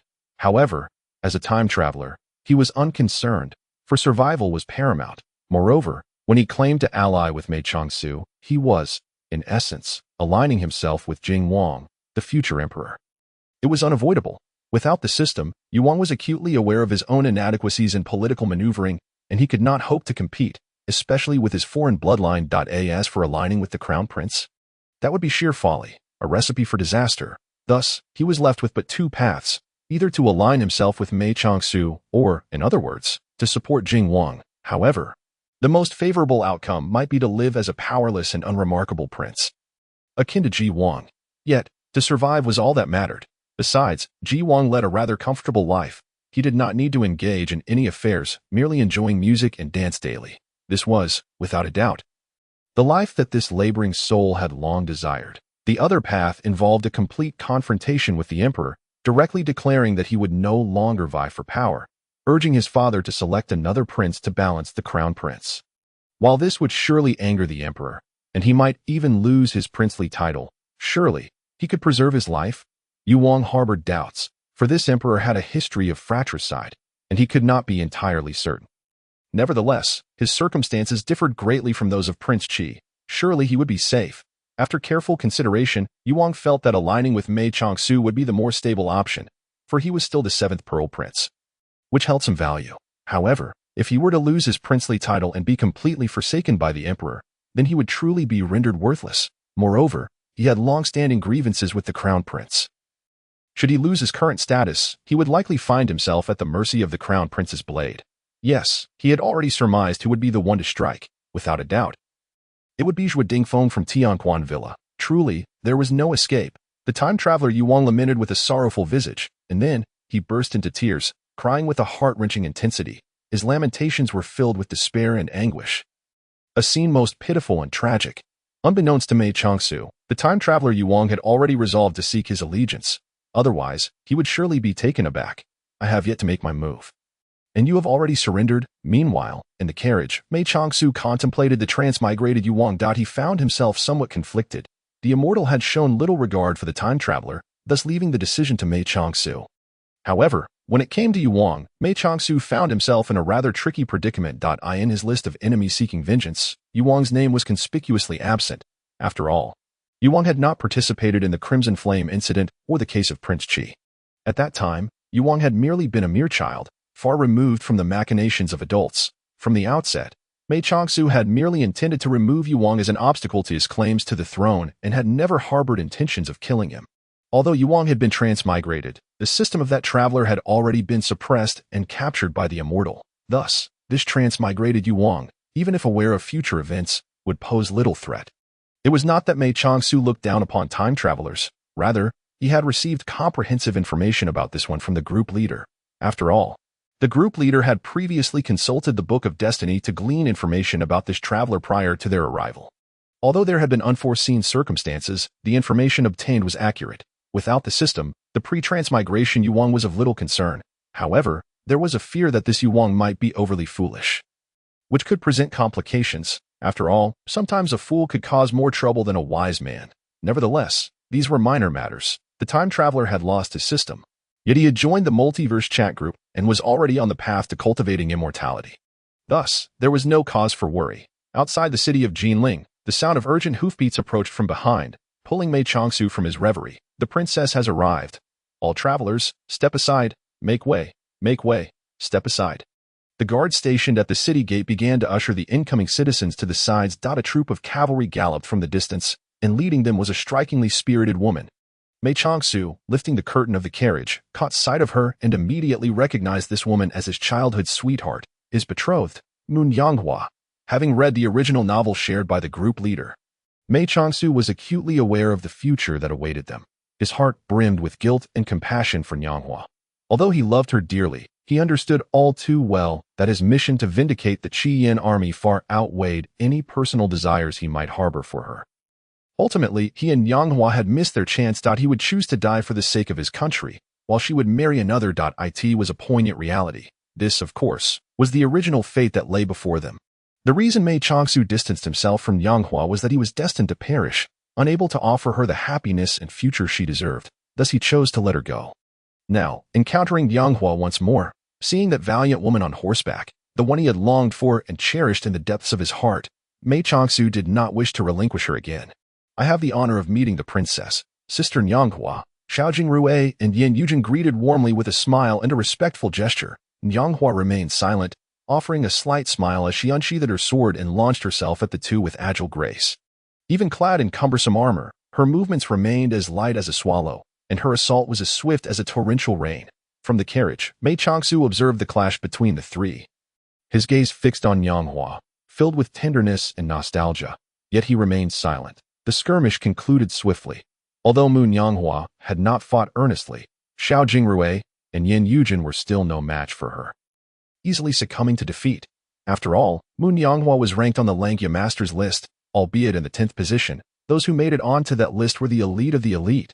Naturally, in this world where martial prowess was not exceedingly high, even the most formidable warriors would kneel before hundreds or thousands of armored soldiers. You've made considerable progress this year. You're improving significantly, Zhanghua remarked with a nod and a smile, expressing satisfaction with their skills. Sister Zhanghua, surely my advancements are even greater. Yin Yujin replied with hopeful enthusiasm. It is actually Jingrui who has shown more improvement, Zhanghua candidly stated. Thank you for your praise, princess, Yin Yujin retorted, somewhat begrudgingly.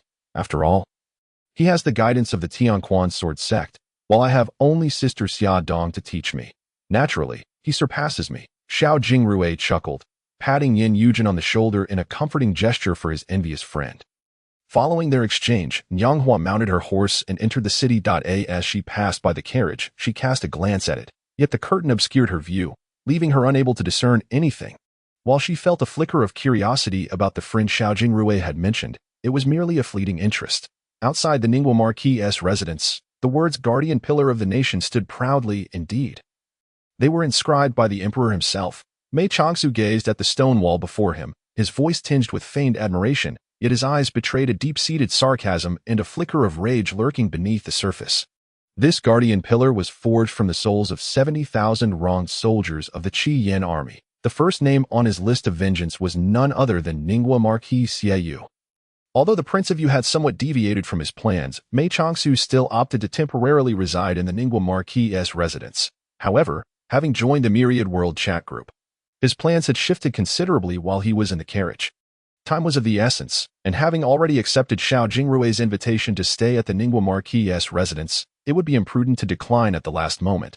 Thus, he adhered to the original plan, taking up residence in the Ningguo Marquis' residence, where he would not be disturbed, allowing him to focus on his cultivation.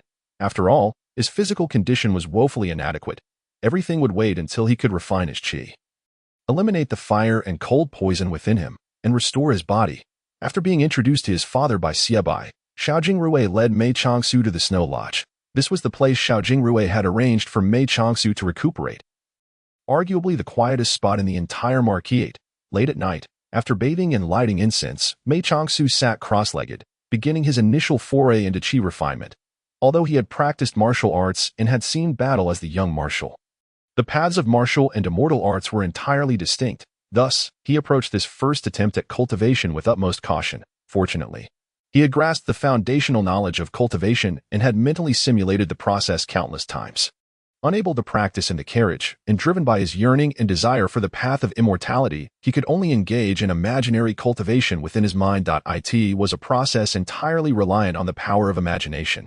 Starting his cultivation on the very first night in the Marquis underscored Mei Changsu's impatience. His frail body felt like it could not withstand even the slightest touch, truly as if a mere bump could spell disaster. He could bear it no longer. In the past, he had been without options, but now, he wished for no delay, while Mei Changsu was so fervently eager to return to a state of normal health. On the other side, Li Hani was even more impatient. She hurried back to Shueiyue City, intending to enter seclusion immediately for focused cultivation. However, the incident involving the travelers had caused delays, and she had been following the news in the chat group. Although she was a newcomer, the gravity of the situation, one that involved the group leader and every member, even attracting the intervention of immortals, made it impossible for her to maintain her usual composure. Not to mention that the talented prodigy Mei Changsu had entered the group alongside her. Thus, Li Hani sat cross-legged in her secluded chamber. While she had not taken on any tasks, she had kept the chat group open. In truth, she was somewhat tempted to take on a task, as it would provide an opportunity to meet the veterans. Yet, upon further reflection, she decided against it. After all, although she had recently broken through to the Shao heavenly realm, standing among her peers, she was undoubtedly among the best, which was a source of pride. However, the current group task was perilous. Not just any minor warrior like herself, but even true lords and demon sovereigns, powerful beings among immortals, faced grave danger. They had only dared to confront it because of the 16-tiered supreme treasures bestowed by the immortal lords, which allowed them to approach the brink of death rather than face certain demise. And what of her? What purpose would her presence serve? She would only serve to complicate matters and could not bolster her side's strength. Thanks to Shi Yueyao's live broadcast, Li Hani had been able to observe the situation in the high martial world. She beheld the sky, fractured like a shattered mirror, the terrifying rifts resembling scars of the heavens, and the thunderous roars emanating from the void beyond, which seemed to reverberate through the soul, instilling a sense of dread. This horrific scene, akin to a cataclysmic disaster, filled Li Hani's eyes with astonishment and terror. It was a sight unlike anything she had ever witnessed. Her master, Li Changxing, as the foremost figure in the world, could evoke changes in the heavens and stir the winds with his actions, yet nothing compared to the shock and horror of the scene before her. The live broadcast from the chat group provided an immersive experience. Thus, although Li Hani was merely watching, it felt as though she were right there on the scene, while she could not fully grasp the terrifying pressure created by the collision of loss. The experience was nonetheless profound, yet all of this profoundly shook Li Hani to her core. It allowed her to truly comprehend the essence of strength, and it deepened her obsession with becoming a true sword immortal. Subsequently, the arrival of the celestial monarch further exhilarated Li Hani. Although she had only recently joined the group, her curiosity about the celestial monarch was undeniable, especially when the celestial monarch appeared before her. Her heart raced at a speed tenfold greater than that of Shi Yueyao. The noble and ethereal aura, coupled with an astonishingly handsome visage, pierced directly into the depths of her soul. Indeed, Li Hani possessed a slight inclination towards beauty. Furthermore, she was also drawn to strength. In the original Fate line, Li Hani had only encountered Zhao Yuzhen thrice in her lifetime, exchanging but a few words and engaging in 2 brief skirmishes. Yet she could not forget those fleeting moments, becoming utterly consumed by them. 3 meetings in total, one leading to madness and another to death. At first glance, this seemed quite poignant, but under closer scrutiny, it lacked depth, appearing merely contrived for the sake of eliciting emotion and suffering. After all, having met only thrice and scarcely spoken, to profess such profound love was indeed far-fetched. Anyone with a modicum of rationality could swiftly discern the incongruity of such sentiments. This only reaffirmed that Li Hani was profoundly enamored with strength and beauty. Thus, mere good looks were insufficient. One must also possess formidable prowess. Zhao Yuzhen's appearance was beyond reproach, and her martial skills surpassed those of Li Hani. After all, she was a reincarnated celestial being, her talents rivaling those of Moe, an Earth Immortal, making it implausible for Li Hani to compete. It is worth noting that Zhao Yuzhen's plight was rather tragic.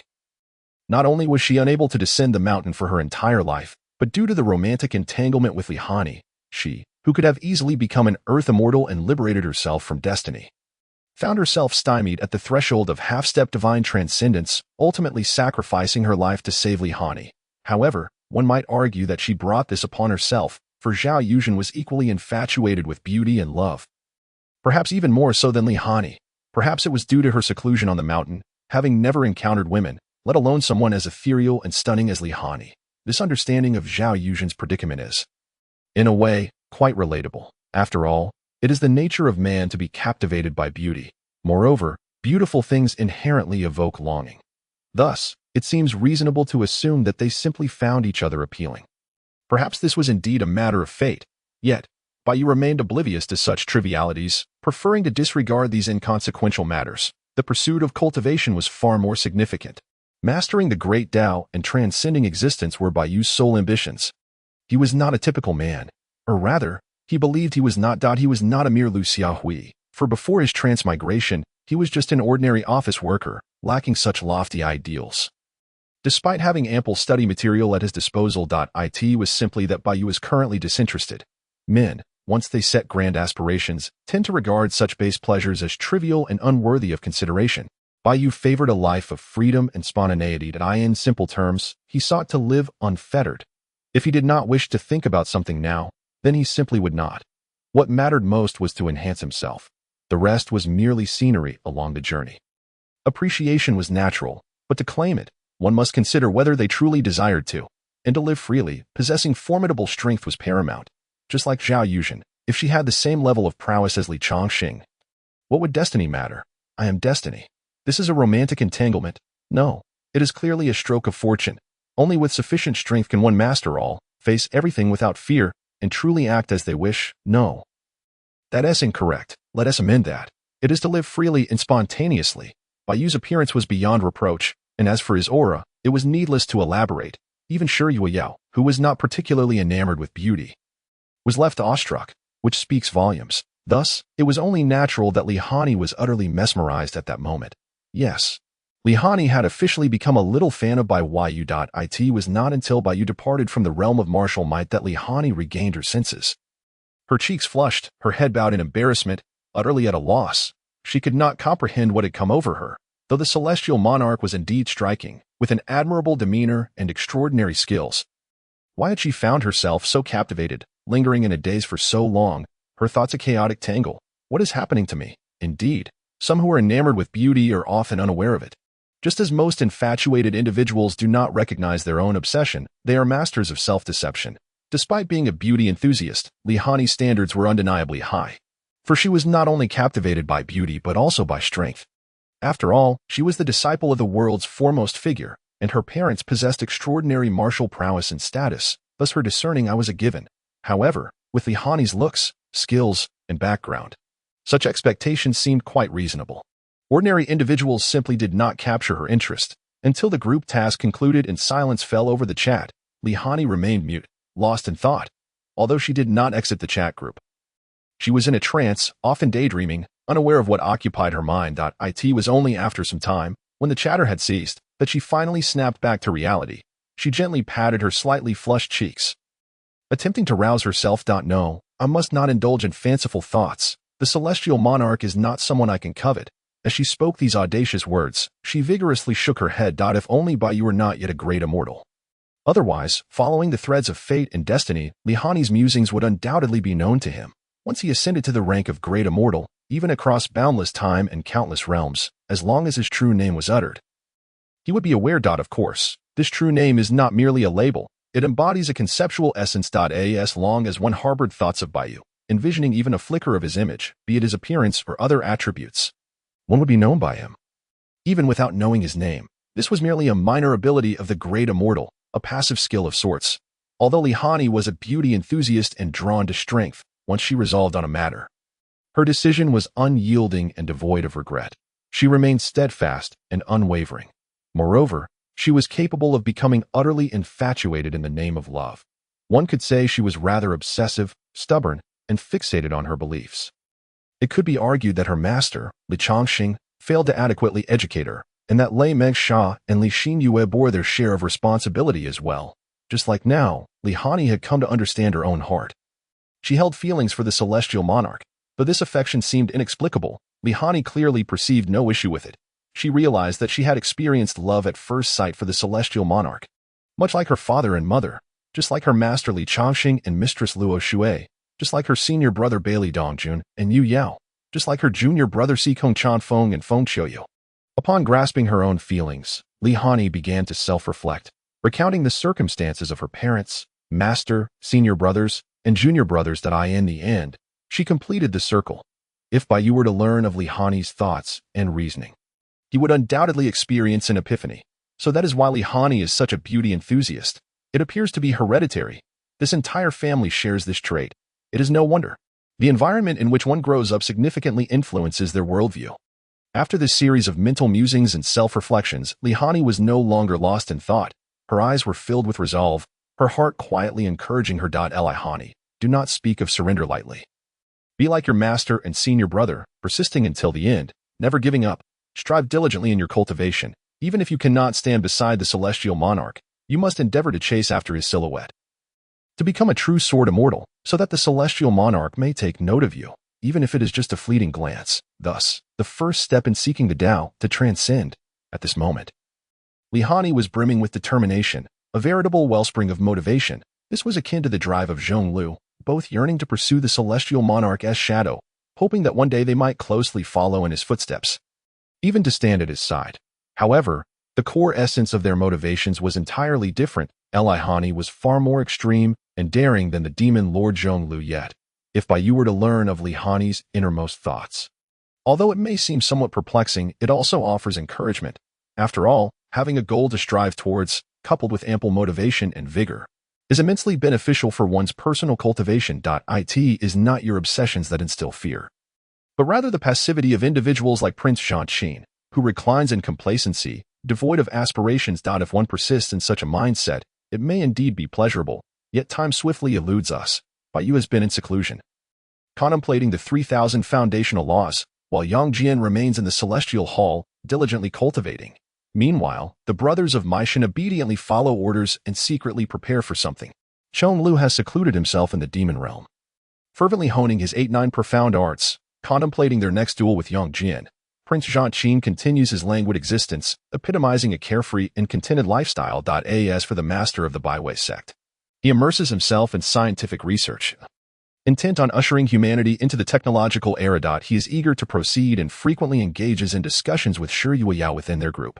Xiongba enjoys a leisurely existence as the leader of a celestial sect, often either chatting idly in the group, meditating in seclusion, or instructing his disciples to expand the sect. This life is quite fulfilling, and Xiongba is exceedingly satisfied and content. As for Lin Jiu, he is now capable of stirring up trouble in the underworld and the heavenly court, even without relying on the 16th Order Supreme Treasure, although the Linghuan world where Lin Jiu resides contains both the underworld and the heavenly court. Along with spirits and deities, these entities are not particularly formidable, being merely a minor world. Yu had previously cast a curious glance at the Linghuan world, which was originally a middle world. Following a cataclysmic event, it declined to the point where even its foundational laws faltered, leading to a diminishing of the world's essence and subsequently causing issues with spiritual energy and veins. Initially, the top powers of the Linghuan world made attempts to rectify the situation, but to no avail. Presently, the underworld and heavenly court can be likened to a large cat and a small tree. With their control over the mortal realm having plummeted to a nadir, this has resulted in rampant chaos among demons and spirits in the mortal realm, with restless spirits frequently escaping from the underworld. Clearly, the control exerted by the Yin gods and ghostly emissaries over the underworld has waned. To avoid disturbing his own life, Lin Jiu has taken it upon himself to clear out some of the more formidable demons and spirits from the mortal realm. Furthermore, utilizing the power of his 16th Order Supreme Treasure, he has sealed the Ghost Gate of the underworld, imposing certain restrictions. Henceforth, the Ghost Gate will only permit the Yin gods and ghostly emissaries to enter and exit freely, allowing souls to pass on while maintaining the balance between Yin and Yang. As for the other malevolent spirits, they are best kept at bay, not even during the Zhongyuan festival. Previously, the Ghost Gate's wide opening during the Zhongyuan festival had greatly displeased Lin Jiu. Festivals should be celebrated in peace, with spirits waiting in the underworld for their offerings, rather than opening the Ghost Gate. Moreover, many vengeful spirits would seize the opportunity to escape, wreaking havoc in the mortal realm. Although Lin Jiu was displeased, he lacked the power to instigate any change. Now, he asserts that this festival should solely be a time for the common folk to revel in the world of Langya. Atop Langya Mountain, there lies an exquisite and elegant estate. Within the garden, pavilions, towers, and long corridors create a serene and tranquil atmosphere. This is the Langya Pavilion. A refined pavilion on the cliff's edge. Mei Changsu sits cross-legged with Lin Shen, savoring tea and engaging in leisurely conversation. A gentle breeze brushes against their faces, and the clouds drift lazily by. This moment, Mei Changsu feels exceedingly content and carefree. With a smile gracing his lips, Jingyan and Brother Ming should be arriving soon, right? He inquires with a sip of tea, taking in the beautiful scenery. Yes, they should reach Langya Mountain by tomorrow. It is remarkable how, in the blink of an eye, the once obscure Prince Jing has now become the Grand Emperor. Lin Shun reflects, gazing at his dear friend adorned in a moon-white long robe, exuding grace and elegance. Decades have passed, yet Changsu's visage remains unchanged, untouched by the passage of time. This is all thanks to the path of immortality. Who would have thought that there truly exists a method to attain immortality and cultivate the way of the immortals?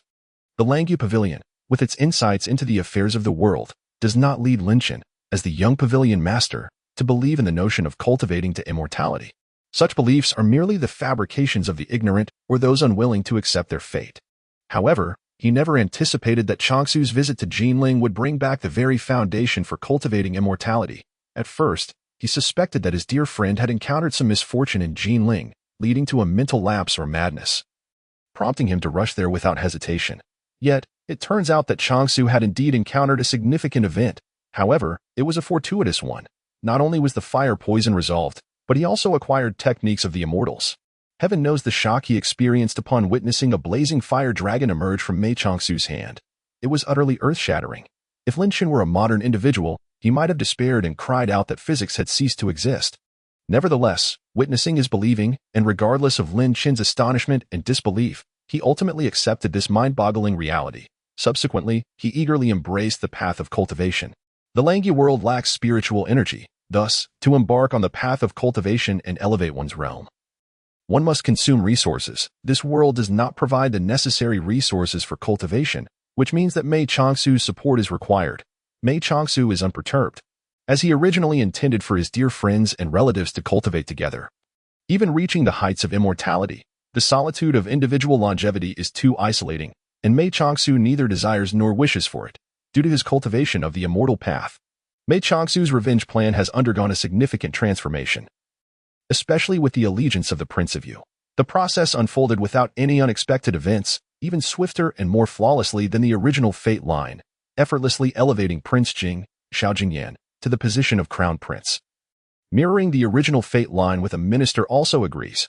Ultimately, the wrongful accusations were cleared, and the truth was revealed to the world, leading the emperor to abdicate in favor of Prince Jing. Mei Changsu had initially remained cautious of the Prince of Yu, but to his surprise, this time traveler truly and sincerely pledged allegiance, without any underhanded schemes, behaving in an exceedingly docile manner. This left Mei Changsu both speechless and willing to grant the Prince of Yu's request, allowing him to live as a carefree prince without power or influence, akin to Lord Ji. The time traveler Prince of Yu was, of course, overjoyed, ecstatic to leap for joy.at long last. He had achieved his wish, successfully completing his self-rescue. It seems that I possess considerable potential in the realm of political intrigue. From now on, I can begin my retirement life and indulge in a hedonistic existence. Just the thought brings immense joy. The fact that Mei Changsu is a cultivator remains unknown to the time-traveling Prince of Yu, with few others aware of it as well. After all, Mei Changsu has no desire to establish a sect for everyone to cultivate. The environment simply does not permit it, and Mei Changsu prefers to avoid unnecessary turmoil, while providing cultivation resources for those close to him is manageable. Extending support to many others is beyond his capacity. Humans are inherently selfish, and Mei Changsu is no exception. Although daily attendance can yield spiritual stones, such quantities are insufficient.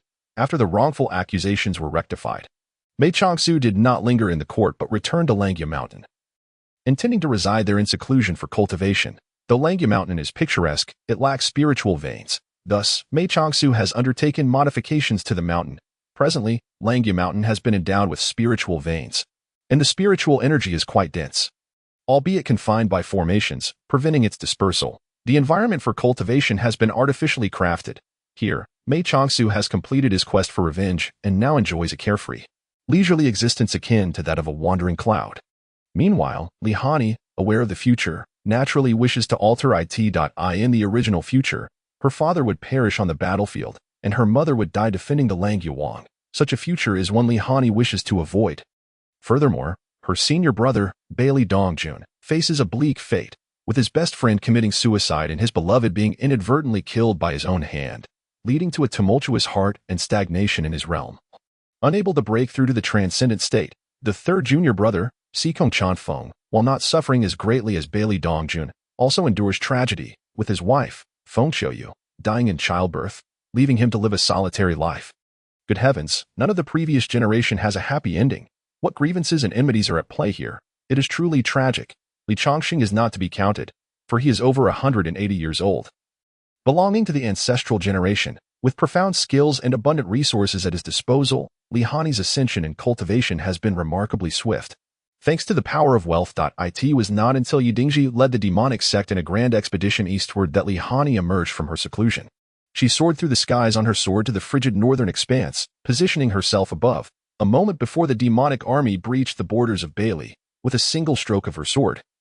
A radiant light blotted out the sun, and her sword intent traversed all directions. As the brilliance faded, only Yi Dingji remained, dumbfounded in place, while all others lay lifeless. The demonic expedition had not yet formally commenced, yet it had already met its end. Before Yi Dingji could utter a word, Li Hani pointed a finger, rendering his demonic powers utterly null. Stripped of his martial prowess, the bewitched Yi Dingji regained lucidity. Gazing at Li Hani in bewilderment, speechless. Li Hani, uninterested in further discourse, waved her hand, enveloping Yi Dingji in a radiant light, lifting him before her. I shall take you to Tianqi City to rescue Yi Wanjun. You and Yi Wanjun shall retreat to Shueyue City and live in seclusion henceforth. Upon hearing Li Hani's frigid tone, Yidingji snapped back to reality, vigorously nodding, his eyes brimming with tears, filled with longing and gratitude. Yidingji's descent into madness and the ensuing expedition of the demonic sect were solely for Yuanjun. Indeed, he was a romantic at heart. Li Hani exchanged no further words with Yidingji, guiding him as they flew on her sword towards Tianqi City. The velocity of their flight was astonishing. Mere breaths later, they had traversed from the icy plains of the north to the outskirts of Tianqi City. At that moment, the city bore an oppressive weight, foreboding the imminent attack of the demonic sect. Hovering above Tianqi City, Li Hani's eyes glinted with a chilling light at the thought of her parents meeting their demise due to Bailey's actions. While she held no grievances against Bailey itself, her sentiments towards its royal family and Tianqi City were entirely unfavorable, particularly towards the Emperor Manga, Xiao Ruojin, whom she held in contempt, and the excessively brotherly Xiao Ruofeng, whom she equally abhorred. Her mother had perished due to the machinations of Xiao Ruofeng, and it could be said she had died in vain, as that scoundrel had made no attempt to resist or even wish to do so. He remained loyal to his brother but failed his steadfast subordinates. It was a pity that someone who could have been a shareholder ended up as a mere executive, the jester was. In truth, myself. Fortunately, all was not beyond redemption. Li Hani slowly drew her sword. A terrifying aura of sword intent enveloped the surroundings, casting a dazzling light that blotted out the sky. The entirety of Tianqi City trembled. At that moment, within the imperial palace, a presence of transcendent mastery surged skyward. However, before any action could be taken, Li Hani cast her gaze, and her sword light, accompanied by her intent, cleaved through the air. After that, there was nothing more. The presence within the palace had fallen. Li Hani neither knew nor cared to learn the identity of this transcendent figure. To avoid any subsequent troubles, her sole aim was to instill fear within Tianqi City. Having dispatched this unknown transcendent being, she did not retract her sword intent but instead brought Yidingji to the palace. The national master, Qi Tianqian, cowered within the Qi Tian observatory, paralyzed by fear. Naturally, he could not emerge, as he felt the oppressive weight of the sword intent bearing down on the entire Tianqi City. He could not fathom who possessed such terrifying sword intent. Even the legendary Li Changxing could not match its ferocity. Could he? Qi Tianqian's eyes were filled with dread and concern. He could not comprehend why such a formidable being would seek to intimidate Tianqi City. However, he understood that today, danger loomed over the city. What horrified him further was the fall of even the transcendent master, and how effortlessly and quietly it had occurred. It was utterly terrifying. He recognized that this transcendent figure was none other than Xie, the foremost tutor of the Bailey dynasty, the guardian of the Sword Pavilion. Qi Tianqian was well aware of this protector since the founding of Bailey. Yet, he had not anticipated that even Xie would possess no means of resistance. Alas, could Bailey truly be facing its demise? At this moment, Emperor Manga, Xiao Ruojin, and Wang Xiao Ruofeng were together, deliberating the matter of the demonic sect's eastern expedition. Confronted by the sudden onslaught of sword intent and the overwhelming brilliance that obscured the sky, both were greatly alarmed. Before they could utter a word, Li Hani had already materialized before them with Yidingji and Yidingji. Xiao Ruojin and Xiao Ruofeng shouted in fear, their faces contorted with shock. It was no surprise. The sudden appearance of the demonic sect's leader before them was enough to terrify anyone. Moments ago, they had been discussing the expedition and the leader, Yidingji, yet who could have foreseen his abrupt arrival?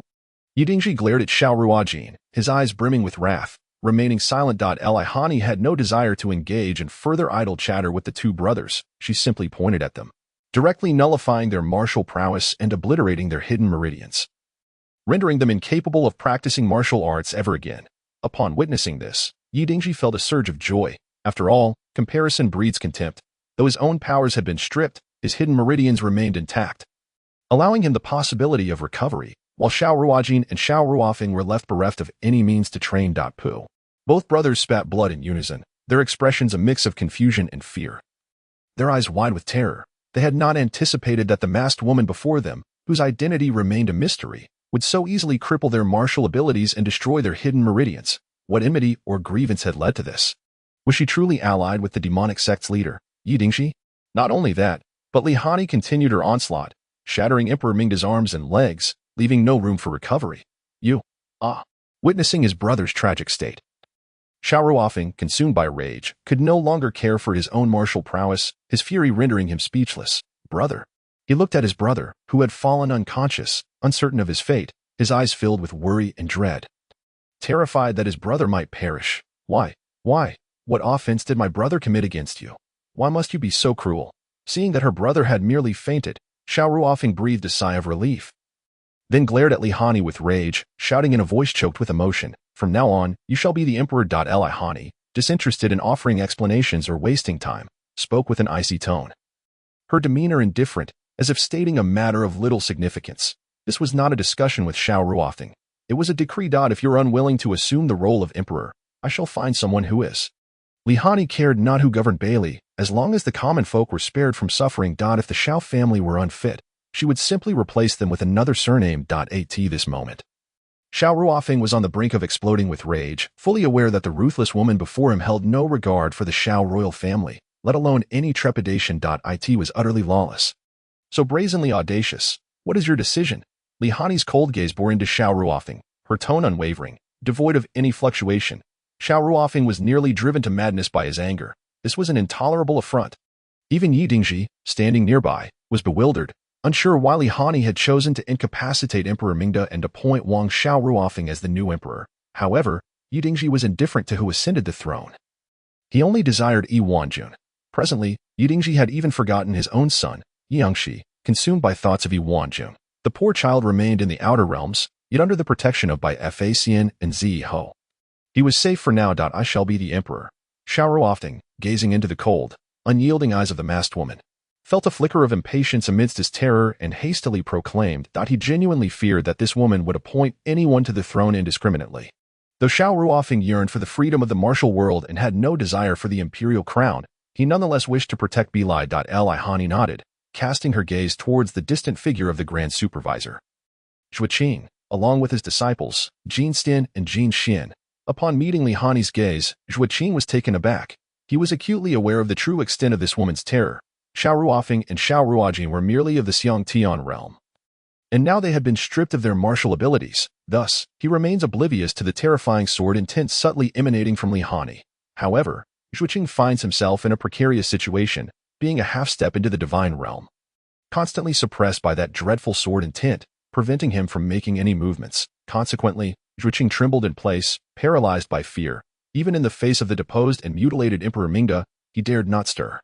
Zhuo Qing was genuinely afraid, truly terrified, and absolutely did not wish to meet his demise. Go fetch Yi Wenjun.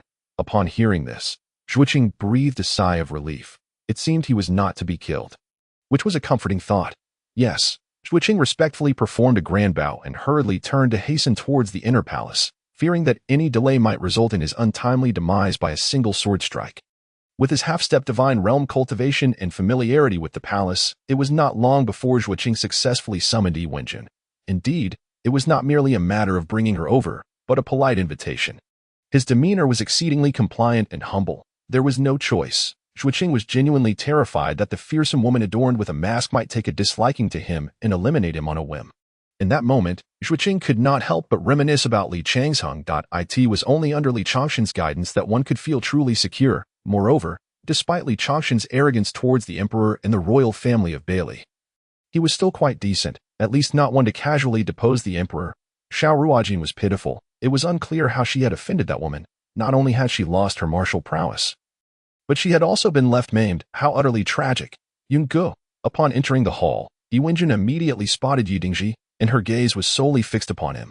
Wenjun. Tears brimmed in Yi Dingji's eyes, his choked voice evoking deep emotions. Indeed, Li Hani was quite moved, for they were both love-stricken individuals, naturally capable of empathy. She could not help but reflect on her own feelings for the immortal lord.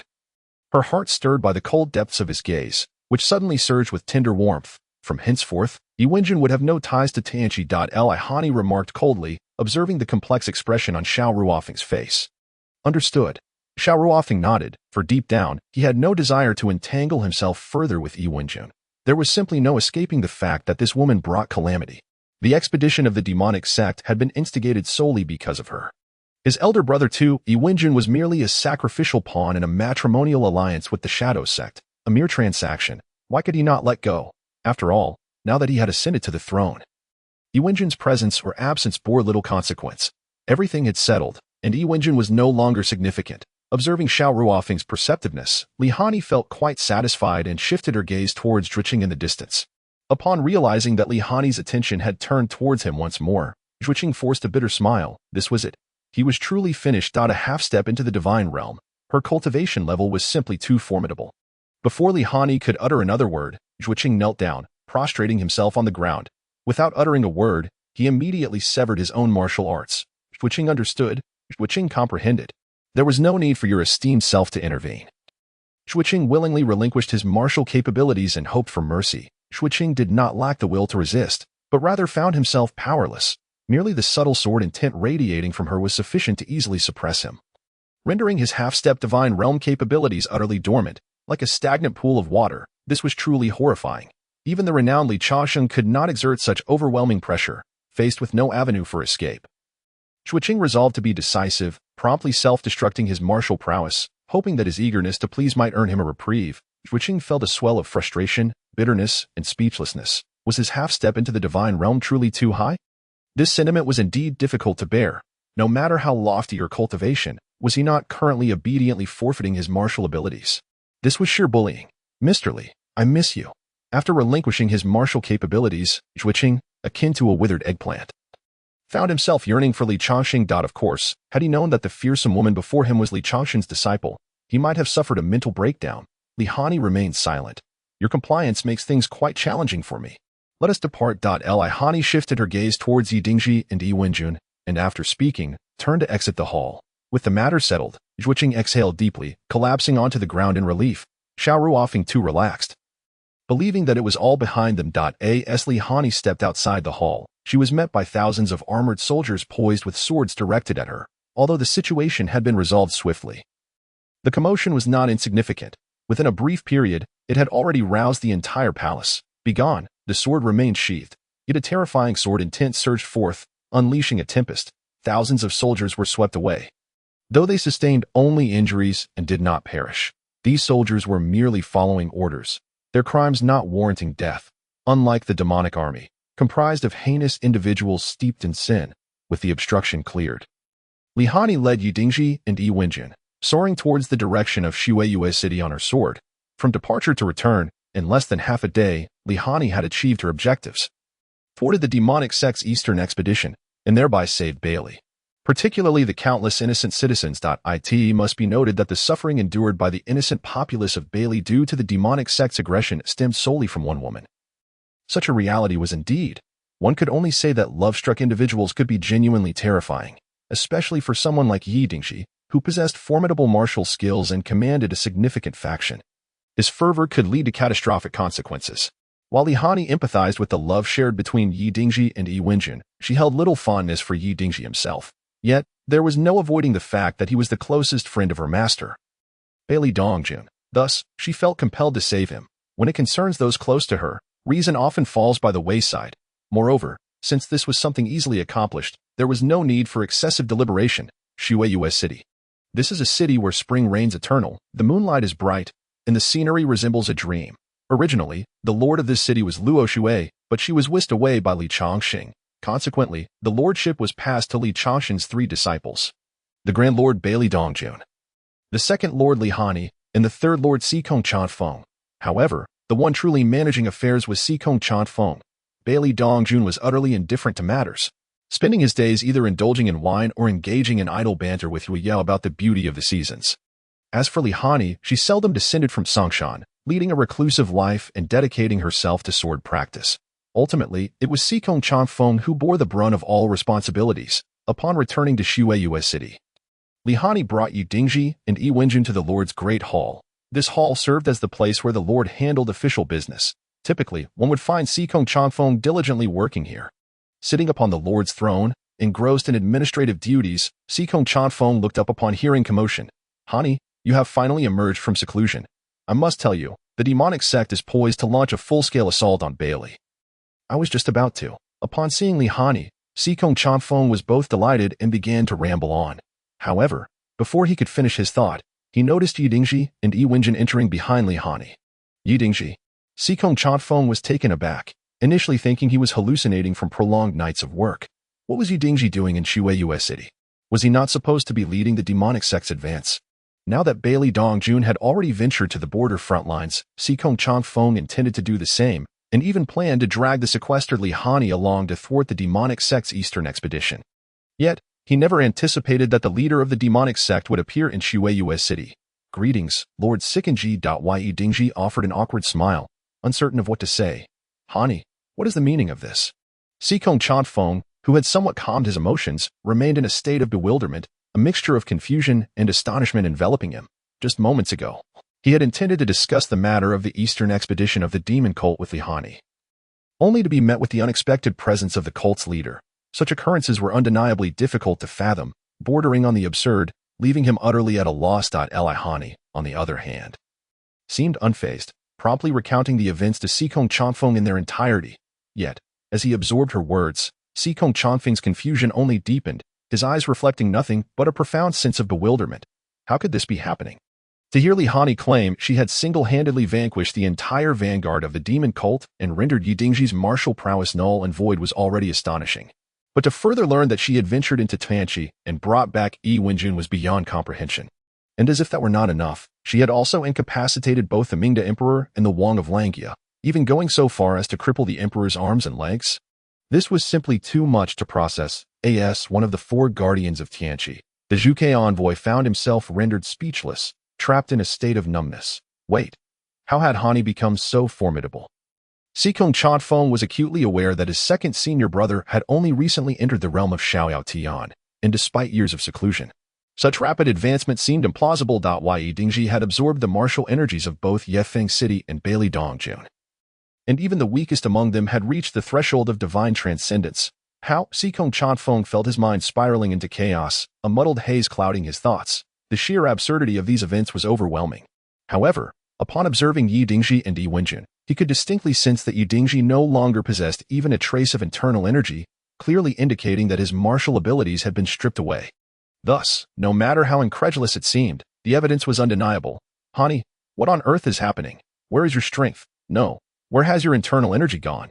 Why can I sense none of it?" As Sikong Chanfeng snapped back to reality, a complex look washed over his face as he regarded Li Hani, only to realize that he could no longer perceive her internal energy fluctuations. Even the most accomplished masters, such as his mentor Li Changxing, could not entirely conceal their presence, although internal energy flowed within hidden meridians and could not be precisely identified when dormant. The aura of its existence could not be hidden. If he could not discern the specifics of Li Hani's current realm, that would be one thing, but now he could not detect even the slightest trace of her internal energy. This was truly alarming. The only explanation could be that her internal energy had been rendered void.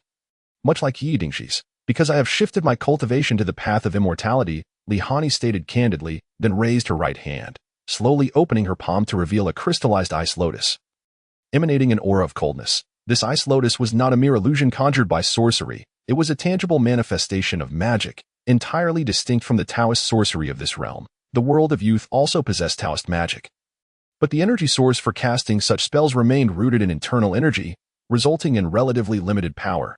Sikong Chanfeng gazed at the ice lotus, which radiated a chilling beauty reminiscent of a dream, and felt his heart race, trembling as a sense of dread coursed through him. This was terrifying. He could sense the terrifying energy contained within the ice lotus, and if it were to be inadvertently unleashed, it could spell disaster for the entire Shueiyue City. Beside him, Yi Dingji was equally startled. Despite his martial abilities being stripped away, his instincts and perception as a top-tier expert remained intact, allowing him to grasp the sheer horror of the ice lotus. An eerie silence fell over the hall, lasting for what felt like an eternity. "Chanfeng, this matter is of great importance. We must summon my parents and master and senior brother to Shueiyue City. I will explain everything then," Li Hani declared, refraining from providing an explanation on the spot, as that would only necessitate repeating herself later, which seemed cumbersome. Thus, she instructed Sikong Chanfeng to call back Master Brother Bailey Dongjun. Especially since the eastern expedition of the demon cult had concluded, her parents, of course, were also essential to the gathering. Li Hani had few individuals she truly cared about, far fewer than Mei Changsu. "I understand. Hani, will this put you in any danger?" Sikong Chanfeng asked earnestly, concern etched on his face. "No, this is a fortuitous event, a tremendous opportunity," Li Hani replied with equal seriousness, a fleeting tenderness glimmering in her eyes as if she recalled something significant. Sikong Chanfeng, who had been keenly observing Li Hani's expressions, noticed this and felt a flicker of surprise. Could it be that Hani had someone she held dear? Although intrigued, he refrained from inquiring further. For as her junior, he had no right to meddle in the affairs of this little ancestor. Subsequently, Li Hani returned to Tsongshan to continue her seclusion. Once Sikong Changfeng had arranged accommodations for Yi Dingji and Yi Wenjun, he promptly sent word to Bailey Dongjun, who was still stationed at the front lines. Lei Mengsha and Li Xinyue were likely in Tianqi, while Sikong Changfeng had no idea of Master Li Changshen's whereabouts, necessitating the dispatch of someone to search for him. After attending to these matters, he continued his arduous work, filled with astonishment and curiosity. Upon receiving Sikong Changfeng's letter, Bailey Dongjun hurried back to Shuiyue City, his heart brimming with bewilderment and shock. Lei Mengsha and Li Xinyue, caught in the turmoil of significant changes in Tianqi City, despite being overwhelmed with tasks, prioritized their beloved daughter and departed for Shuiyue City. As for Li Changxing, well, there had been no news of him, clearly indicating that he had not been located. At that moment in Shuiyue City, in Tsongshan, Bailey Dongjun, Sikong Changfeng, Lei Mengsha, and Li Xinyue were all present. Li Hani proceeded to recount everything that had transpired within the Wanjia chat group. Indeed, the chat group placed no restrictions on its members discussing matters related to it, as such trivialities were of little concern to the group. After all, whether one spoke of it or not bore no substantial impact. If faced with an insurmountable foe, could one truly evade detection simply by remaining silent about the chat group? Ordinary members, lacking the privileges of the group leader, would not receive its protection. Just as in the world of the Langualist, the chat group cared little for whether that world would face destruction or for the fate of Mei Changsu. There were simply too many realms and an uncountable number of beings across the multiverse. Mei Changsu was merely an ordinary member. The chat group had a modicum of conscience, striving to balance the flow of time across various worlds. Otherwise, not only Baiyu but even celestial beings like Yang Jian could find themselves in seclusion for hundreds or even thousands of years. For members yet to attain immortality and unable to achieve longevity, it was likely that they would never have the chance to converse even once with these beings from the moment they joined the group until the end of their natural lives. Soon, Li Hani finished recounting all the events. Then, an extended silence ensued, lasting for what felt like an eternity. The magnitude of the information was indeed overwhelming. The four of them were rendered utterly speechless. This was quite normal, for even a frog that leaps from the depths of a well would experience shock and bewilderment upon encountering the vast expanse of the world. Understanding their astonishment, Li Hani remained patient. After a prolonged period, the group began to regain their composure. Yungu will take his own life. Yaoer will be killed by my own hand. Bailey Dongjun gazed at his hands. Disbelief and terror etched across his features. He could not fathom the despair and anguish his future self would endure after experiencing these two events. Although it had not yet occurred, the mere thought of it sent a piercing pain through his heart. Chiyo, you will die in childbirth, Sikong Chanfeng murmured, his expression heavy with sorrow. While his fate was also tragic, it paled in comparison to Bailey Dongjuan's suffering, especially since he still had a daughter. I will perish on the battlefield. Lei Mengsha, though somewhat shocked and saddened, seemed to accept this revelation with relative ease, having long since prepared himself for the possibility of dying in battle. His sorrow stemmed from the inability to continue accompanying his wife and children. Yet he bore no regrets. It could be said that his disposition mirrored that of his daughter, Li Hani. Both were stubborn and resolute, unwavering in their commitment to a person or a cause. Li Xinyue, aware that she would die saving the Wang of Langia, remained silent, casting a glance at Lei Mengsha. As a child of the rivers and lakes, a descendant of the Sword Tomb, she had little desire to enter the court, longing instead to live and die within the realm of martial arts. Yet, in her unwavering loyalty to her husband, she never once expressed complaints or regrets, however, both her own fate and that of her husband. Lei Mengsha deeply grieved her. She has come to realize that neither the Shao royal family nor the Wang of Langia, Shao Ruofeng, are worthy of the couple's devotion. Each person has their own aspirations, and there is inherently no right or wrong in this. Yet, those who pledged their allegiance erred, aligning themselves with the Wang of Langia, ultimately earning the title of traitor. Li Xinyue no longer wished to dwell on whether to harbor resentment towards the Wang of Langia. She had resolved not to return to Tianqi City, nor to serve as one of the four guardians. As for her husband Lei Mengsha's ambition to protect the world, it should not be confined to Tianqi or the Shao royal family. Is it impossible to safeguard the realm without aligning with royalty? Just look at your master, Li Changxing, who quietly protects the world, does he not? Observing her husband lost in thought, Li Xinyue contemplated what she would do if he remained obstinate. Intent on being a sycophant for the Wang of Langia and the Shao royal family, striving to be a general, she would undoubtedly break his legs. Lost in contemplation, Lei Mengsha felt a chill rise from his core. only to be met with the profound gaze of his wife, startling him into a reflexive "My lady, I was wrong." Although Lei Mexia was uncertain of his misstep, he was accustomed to admitting fault. His actions drew the attention of those around, who turned to regard him. Li Dongjun, somewhat accustomed to such displays, was taken aback by the revelation that the esteemed general of the Pillar Nations, the silver-clad army marquis, was privately under the thumb of his wife Dada. Kindred spirits, he mused. Father, mother, please do not return to Tianqi City, nor serve as the four guardians or generals any longer, Li Hani stated calmly. Her demeanor serious, for she harbored no fondness for the Xiao family, even feeling a deep aversion towards them. Sikong Chanfeng and Li Dongjun exchanged glances but chose not to speak, understanding their fates. While their emotions had yet to settle, their minds remained clear. Li Dongjun had never intended to be a sycophant for the Xiao family of Tianqi City, especially since the woman he loved was the princess of Beike, which naturally created a rift with the Xiao family. As for Sikong Chanfeng, he had no desire to be a guardian of the Zhuge. He was a vagabond in the Jianghu, utterly disinterested in courtly disputes. His position as a Zhuge guardian was entirely at the behest of his master, Li Chongxing. This was also why he left Tianqi shortly after Emperor Mingdao ascended. Returning to Shuyue City, Li Chongxing had always wished for the Wang of Langya to ascend to the throne, supporting only Xiao Ruofeng, not Xiao Ruojin. Unfortunately, Xiao Ruofeng relinquished the throne to his elder brother, Xiao Ruojin, which undoubtedly disappointed Li Changsheng.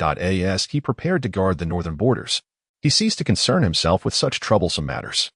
Had Li Chongxing remained in Bailey, given his character, it is possible that neither Lei Mexia nor Xiao Ruofeng would have met their demise, for he was quite protective of those he cared for. Hani, Lei Mexia began to rise, hesitating to voice his thoughts. However, before he could finish, Li Xinyue struck his knee sharply with the hilt of her sword. Thus, Lei Mexia knelt once more, head bowed, feeling aggrieved and on the verge of tears. Hani, we promise you, we will not return to Tianqi, Li Xinyue declared, disregarding her husband's pitiful expression and decisively making the decision for him, shooting a fierce glare at him. Yes, mother, you must keep a close watch on father. Li Hani replied, seemingly oblivious to her father's woeful gaze, smiling as she nodded at her mother. It was evident that Lei Mingxia's standing in the family was decidedly the lowest. Even Li Dongjun and Sikong Chanfeng looked on in silent sympathy for him. How tragic, how lamentable, they thought. Fortunately, my Yao Yao is gentle. Thankfully, my Qiu Yu, though often tempestuous, is gentle more often than not. Both Li Dongjun and Sikong Chanfeng mused, reflecting on their own beloveds. They concluded that indeed, Lei Mexia was the most unfortunate of all. Father, mother, senior brother, and third junior brother, you should dedicate yourselves to the path of immortality. Not only will you achieve longevity, but you will also retain eternal youth, Li Hani suggested to the four of them. Before unsheathing her sword, a radiant beam of light, imbued with sword intent and energy, cleaved the sky in two. The terrifying aura sent shivers through all present, their faces paling in fear. The citizens of Shuyue City halted in their tracks, gazing in awe and horror at the terrifying sword mark, reminiscent of a celestial scar. Faced with the transcendent realm of immortality, Lei Mexia and the others naturally did not wish to decline such an offer. After all, who could resist the allure of eternal life and perpetual youth? Subsequently, Li Hani imparted the methods of cultivation to her parents and brothers, guiding them in the initial steps of refining qi.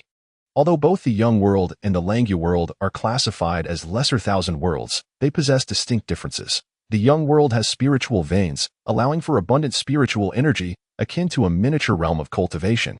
Thus, even with limited resources, the rate of cultivation is not slow as they gradually absorb the spiritual energy of heaven and earth. Indeed, if a gathering array for spiritual energy were to be established, the speed of condensation would increase even further. On the Tsongshan Mountain, Li Hani set up a gathering array capable of consolidating the spiritual energy from 1,000 miles around into the mountain. In the future, as her cultivation advanced, she planned to construct an enormous gathering array to draw the spiritual energy of the entire world into Shuyue City. As for the spiritual veins, there already exists a vein beneath Tsongshan. Otherwise, the mountain would not be so rich in spiritual energy. Li Hani also intended to acquire all the spiritual veins from the world and install them beneath Tsongshan, allowing the mountain's veins to be elevated to the status of ancestral veins of spiritual energy. In truth, Li Hani's start was quite promising, for despite being merely a martial world, it still possessed spiritual veins, the Fengyan world, where Xiangba resides, while boasting formidable martial prowess and sharing some mystical characteristics with the Young World. Lacks spiritual veins, which is indeed peculiar.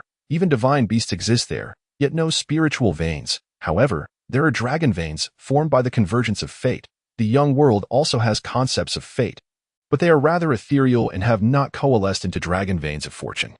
Although by Li Dongjun and others have begun to cultivate the path of immortality, they have not discarded their internal energy. After all, in the young world, internal energy resides within hidden veins, not circulating through the body's meridians or contained in the dantian. Of course, possessing two distinct systems within oneself can feel somewhat awkward. However, as they are merely beginning to refine qi, it is not yet time to abandon their internal energy. They must first retain their combat capabilities. Lihani herself only completely purged her internal energy after reaching a certain level of cultivation and immortality. After commencing her cultivation journey, Li Dongjun hurried back to Qianong City without delay. After all, his grandfather is not young anymore. It is imperative for him to hasten his ascension. As for Lei Mei-sha, she is naturally under the watchful eye of Li Xinyue. The two of them have penned a letter to Wang Langjia, which can be considered a resignation letter. It is certain that Shuiyue City will become quite lively in the future. The realm of youth has been irrevocably altered in its future and destiny by Lihani. Many lives that were once destined to perish will now be spared, while others will vanish from existence. The original future of this world has begun to transform beyond recognition. However, this is undoubtedly a tremendous blessing for the world. After all, it is teetering on the brink of crisis, with extraterrestrial immortals conspiring to seize it. Li Changshan's decision to guard the northern borders is also a measure to combat these otherworldly beings and prevent their descent. This predicament has persisted for centuries. Nevertheless, the martial world has been in a continuous decline, with prodigies becoming increasingly rare and the strong growing weaker. In Li Changshan's era, those who could traverse the mysterious realms were the pinnacle of the martial world. Yet in the present day, even the so-called sword immortals can suppress the entire realm. This sword immortal is merely at the great carefree realm, or half a step into the mysterious realm. If the martial world continues on this path of decay, there will come a day when the four borders will be left unguarded. The absence of successors is the current state of the world. Now that the cultivation system has shifted from martial arts to immortal paths, it will undoubtedly be revitalized, rendering those so-called extraterrestrial immortals insignificant. In fact, a counterattack could even be launched, possibly penetrating the realms of those otherworldly immortals.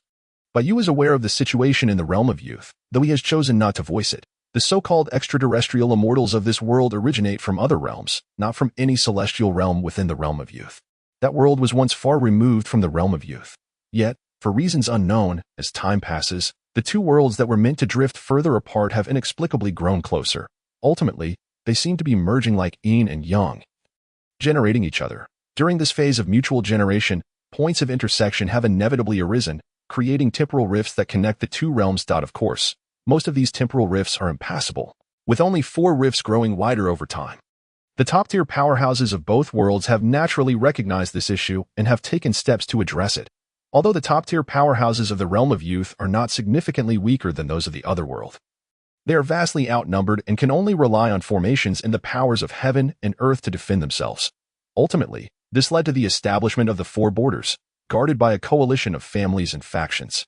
Li Changshan's master, Su Bai, hails from the Su family of the northern borders, which naturally aligns Li Changshan with their influence. Initially, Baiyu was quite curious about why the two worlds were drawing closer and why yin and yang were generating each other.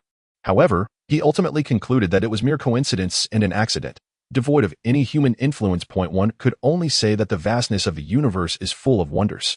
What may seem accidental or coincidental can become inevitable. With this conclusion in mind, Baiyu lost his curiosity. While he found it rather intriguing, he deemed it merely a happenstance within two minor worlds, not warranting further investigation. Previously, Lihani was merely in the carefree heaven realm. Even as Li Changshan's disciple, she was unqualified to comprehend the intricacies of the four borders. Thus, her understanding of the four borders remained scant, and she has taken up her sword to vanquish those extraterrestrial immortals. Presently, she regards the realm of youth as her personal domain and will not permit any extraterrestrial beings to descend and disrupt this world. Once all matters were settled, Lihani resumed her seclusion atop Songshan Mountain. As for the remaining trivial matters, her junior brother, Sikong Chanfeng, is more than capable of handling them. Before entering seclusion, Lihani instinctively opened the chat group, only to discover that trouble had arisen once more. However, it seemed that the issue was not grave, and the atmosphere within the group was not heavy. Rather, it was quite jovial. Mao Shan Tiancher, little time traveler, since you voluntarily stepped into the trap, I shall not hold back.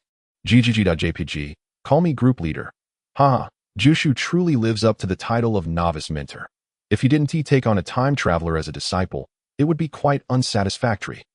Laughing madly.jpg, slamming table.jpg, Crown Prince Cha-Chin. Since no observation of the Book of Fate has been detected, it seems this time traveler S system cannot exceed the 16th tier. Lin Jiao has encountered an opportunity. Byway sect leader, Mao Shan Tianshi. If possible, I would like to study this so-called system. Call me group leader. Fortunately, Jioshu did not use a 16th tier treasure to seal off the entire world. Otherwise, that time traveler would have been unable to enter. Xiang Bada. Is this time traveler foolish to willingly walk into a trap? Fat Orange Scoffing.jpg, Chilan Talented Scholar. Xiong Zongju seems envious, doesn't he? Dragon King Crooked Mouth.jpg, Xiang Bada. Nonsense. You were slandering me. You were slandering me. Fat Orange in a Frenzy.jpg, Chilan Talented Scholar. Thus, one should not alter the world too drastically. Otherwise, when time travelers arrive, they might not recognize it. Rubbingdoghead.jpg, Xiong Bada. Are you sure you're not talking about me? Fat Orange Pointing.jpg, Chilan Talented Scholar. That is definitely not the case. Smiling.jpg, Rubbingdoghead.jpg. Bayu's Law Body has been closely monitoring this chat group. Thus, he was the first to learn about the appearance of a time traveler in Lin Jiao's world. To his surprise, even Bayu was taken aback that a time traveler had appeared so swiftly. Or perhaps, in a popular world like Linghuan, the likelihood of time travelers manifesting is simply higher? After all, Lin Jiao, the novice mentor, holds a rather illustrious title as the master of 10,000 realms. Therefore, Mei Changsu may not have been mistaken. One truly should not alter the world too much. Otherwise, when time travelers arrive, they might find it unrecognizable. Those unaware might think they have entered an entirely foreign world. Fortunately, Lin Jiao maintains a rather ordinary disposition and has no particularly extravagant interests. Thus, he has not followed in Xiang Bada's footsteps to dominate the world and establish an immortal sect. Should a time traveler venture into the Fengyan world, they would likely find it unrecognizable. They might mistakenly believe they have entered some realm of cultivation. Aside from sealing the gates of hell and cleansing the mid to high tier monsters and demons, Lin Jiao has not made any substantial alterations. Therefore, a time traveler arriving in the Linghuan world would not uncover anything amiss. As for why Lin Jiao discovered this time traveler, it was simply because the time traveler walked right into the trap, presenting themselves voluntarily. Initially, upon seeing the time traveler dressed in a suit, Lin Jiao assumed they had just returned from overseas and did not immediately suspect them to be a time traveler. However, to his astonishment, the time traveler approached him with intentions to become a disciple. Although the time traveler introduced themselves as someone returning from abroad, bringing along several bottles of foreign wine and a fine watch. Lin Jiao promptly realized that this seemingly harmless and well-groomed young individual was undoubtedly a time traveler. Due to the events transpiring in the Langya world, Lin Jiao harbors a profound fear of time travelers, not the individuals themselves, but rather the systems they wield. Thus, it was crucial to ascertain whether this time traveler possessed a system. To avoid alarming the individual, Lin Jiao refrained from outright rejecting their request to become a disciple. Instead, he stated that he would need a few days to consider. The time traveler, being quite courteous, left behind gifts and expressed their intention to return in 3 days for a follow-up. After smiling and bidding farewell to the time traveler, Lin Jiao immediately opened the chat group to contact the group leader and inform them about the appearance of a time traveler. Remarkably, Lin Jiao's announcement instantly drew the attention and discussion of the group members.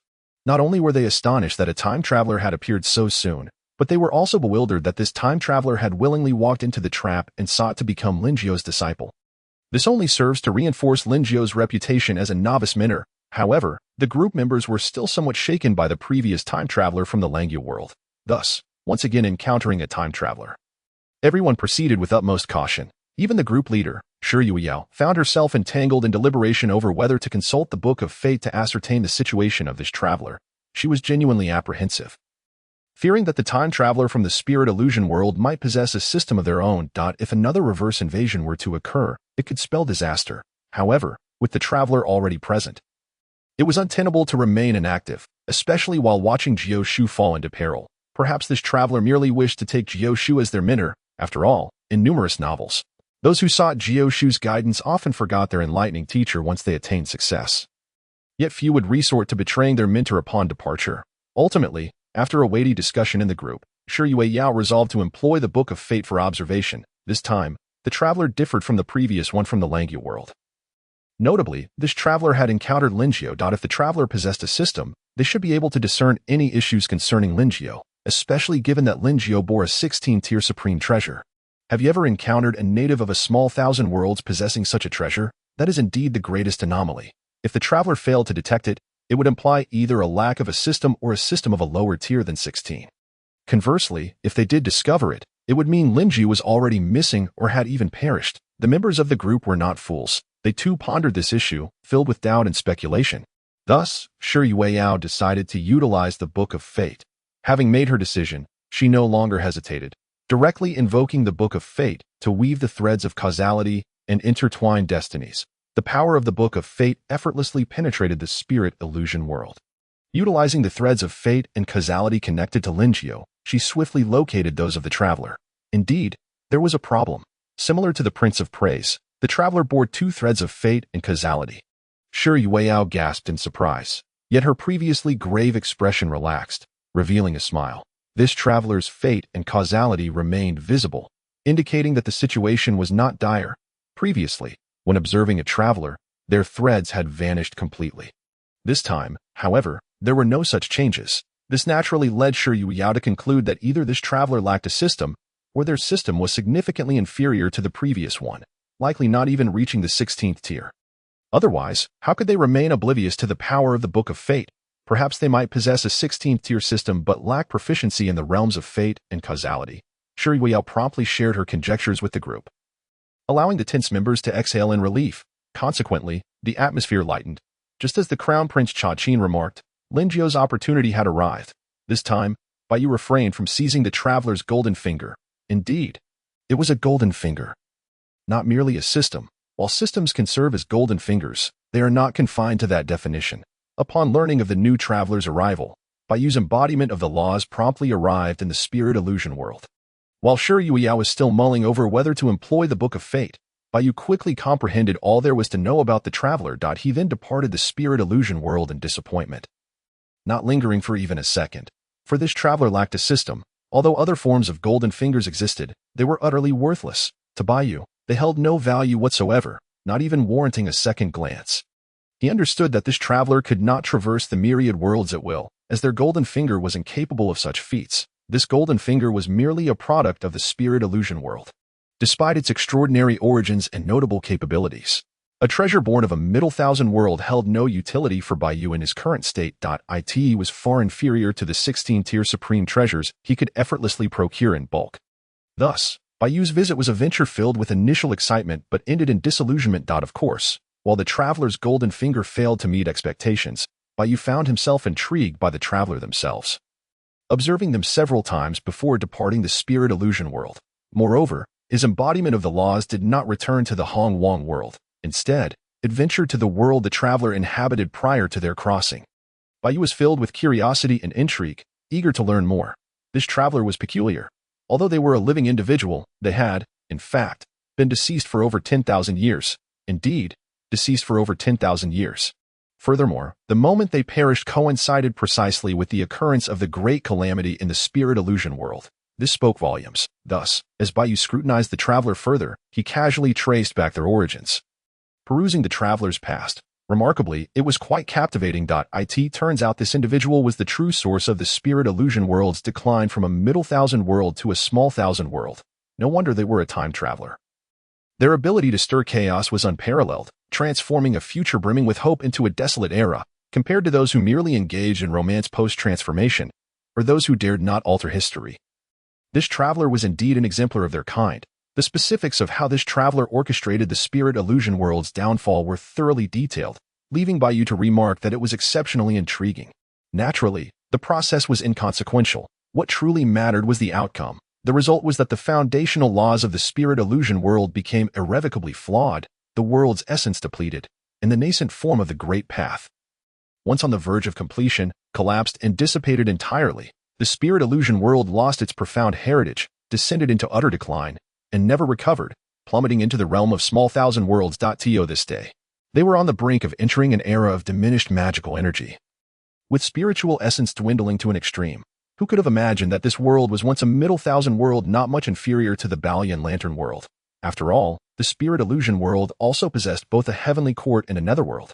It can only be said that the encounter with the time traveler was the misfortune of the spirit illusion world. However, you could only assert that such misfortune was entirely warranted. For he knew that this traveler was summoned by the very heavens of the spirit illusion world. No, they were likely bound by it. This traveler was remarkably innocent, living a blissful life on earth. A small business owner in a harmonious family. While not excessively wealthy, their life was undoubtedly fulfilling. Yet suddenly, they found themselves transported to a terrifying world filled with deities and demons. This traveler's mindset shattered. You traversed through the gates of the myriad realms and arrived at the earth the traveler inhabited prior to their crossing. Indeed, it was the same earth. The similarities to the earth you had left were striking. As were the similarities to the earth of the traveler, Wang. They were akin to two nearly identical snowflakes, possessing slight differences that appeared deliberate. By tracing back time, you uncovered all the traveler's information. Even you felt a twinge of sympathy for this traveler. Unlike other time travelers who were often orphans or lived in hardship, this traveler was a veritable success story. Such individuals hardly deserved to traverse worlds. No wonder they harbored such resentment, determined to drag the spirit illusion world down with them. Their pre-crossing life had been so fulfilling and joyful, yet after crossing, despite achieving longevity through their own efforts, their experiences were beyond horrific. It would be an understatement to say their plight was tragic. If penned as a web novel, it would surely be a tale of relentless suffering, filled with both physical and emotional torment. It was simply too tragic indeed. After perusing the narrative, you could only conclude that the spirit illusion world had brought this fate upon itself, purely self-inflicted misery. How could they dare to treat a time traveler with a system so cruelly? Indeed, the traveler initially possessed a system. This is precisely why the heavenly path of the Linghuan world sought to bind the traveler, intending to manipulate the system associated with them, naturally. The reason the heavenly path of Linghuan could draw the traveler from Blue Star was due to a fortunate coincidence. It had acquired a fragment of the system's core. Consequently, after refining this core, the Linghuan heavenly path was able to sense the traveler on Blue Star and forcibly bring them over. The traveler was merely an ordinary person. Although they had gained a system, it was severely incomplete and lay dormant deep within their soul, failing to activate. Over countless years, the Linghuan heavenly path gradually refined the system's core, ultimately gaining access to its deepest permissions. Among the two hosts of the system, one acquired supreme authority while the other merely achieved a preliminary binding. The outcome was unmistakable. The traveler possessed no means of resistance and was entirely oblivious to the unfolding events before being thrust into the new world. Logically, the Linghuan heavenly path could have seized the system upon the traveler's entry into the Linghuan realm. However, an unexpected turn of events occurred. After arriving in the Linghuan world, the traveler's dormant system seemed to sense the incomplete fragment of its core and activated itself. Furthermore, as the Linghuan heavenly path had refined the system, it sought to usurp all of its powers to strengthen itself for ascension to the grand world, merging part of the system's core into the heavenly path's core. The benefits were substantial, as this allowed the embryonic form of the grand path in the Linghuan world to coalesce. Once fully formed, it could evolve into a true grand path. This embryonic form is quite akin to a seed of the grand path. However, while the grand path is formless and limitless, it manifests in various forms. Ultimately, all paths can grow into a true grand path, which is precisely what the Linghuan heavenly path desired. By nurturing a complete grand path, the Linghuan world could ascend from the middle thousand worlds to the great thousand worlds. Yet, this embryonic form is not even a complete path, merely a semblance, and cannot be considered a seed. Thus, the Linghuan world remains exceedingly distant from its elevation to the great thousand world, merely a possibility in the realm of dreams. The Linghuan heavenly path orchestrated all of this for that single possibility. Of course, the heavenly path of the world lacks self-awareness. The series of actions taken stem from necessity. As long as the world requires something, as long as it benefits the world, and as long as the world yearns for growth, the heavenly path will autonomously fulfill those needs, akin to triggering a foundational program. It will unhesitatingly execute whatever actions are most advantageous to the world. It knows neither compassion nor morality. Its actions are solely for the growth of the world, which constitutes its duty, or perhaps its fundamental code. As long as the world can grow, ascend, and experience the cyclical nature of creation and destruction, such occurrences are merely routine. Although merging the system's core into the heavenly path's core granted immense benefits to the Linghuan world, allowing for the initial formation of the embryonic grand path, it also meant that the system's power, intertwined with the essence of the heavenly path, permeated the entire world, ubiquitous and inescapable. After all, A portion of the system's core had fused with the heavenly path's essence. Wherever the power of the heavenly path exists, the power of the system's core shall also manifest. Had the Linghuan heavenly path integrated the complete system core, it would have posed no issues and yielded only advantages. However, having merely merged part of the core creates significant problems. Moreover, the situation is dire. The portion of the system core bound to the traveler sensed its counterpart upon entering the Linghuan world. This development is intriguing. When Baiyu glimpsed this through time retracing, he nearly laughed out loud. Although the two parts of the system core had not fused into a complete system, they established an exceedingly close connection. Then, through the other part of the system core, the traveler's core indirectly accessed the essence and permissions of the heavenly path. Though meager, it was still a possession. This situation escalated dramatically. The system lacks self-awareness. And there is no spirit of the system. Likewise, the Linghuan heavenly path operates without self-awareness, functioning solely through its programming. However, the traveler is an actual living being, a person endowed with their own thoughts and the reasoning of an adult. Though the traveler has been unable to resist the schemes of the Linghuan heavenly path, continuously pressured and leading a life of misery, they are pitted against the heavenly path of this world. Unlike other travelers who enjoy the favor of destiny, this traveler, daring to contend with the heavenly path for possession, naturally faces divine punishment and the world's disdain. Indeed, they encounter peril at every turn and face relentless misfortune. They are the epitome of a cursed individual. Those who share a bond with them experience no fortune. None can live unscathed. Thus, they struggle, adrift in a sea of suffering, unaware of the future or the path ahead.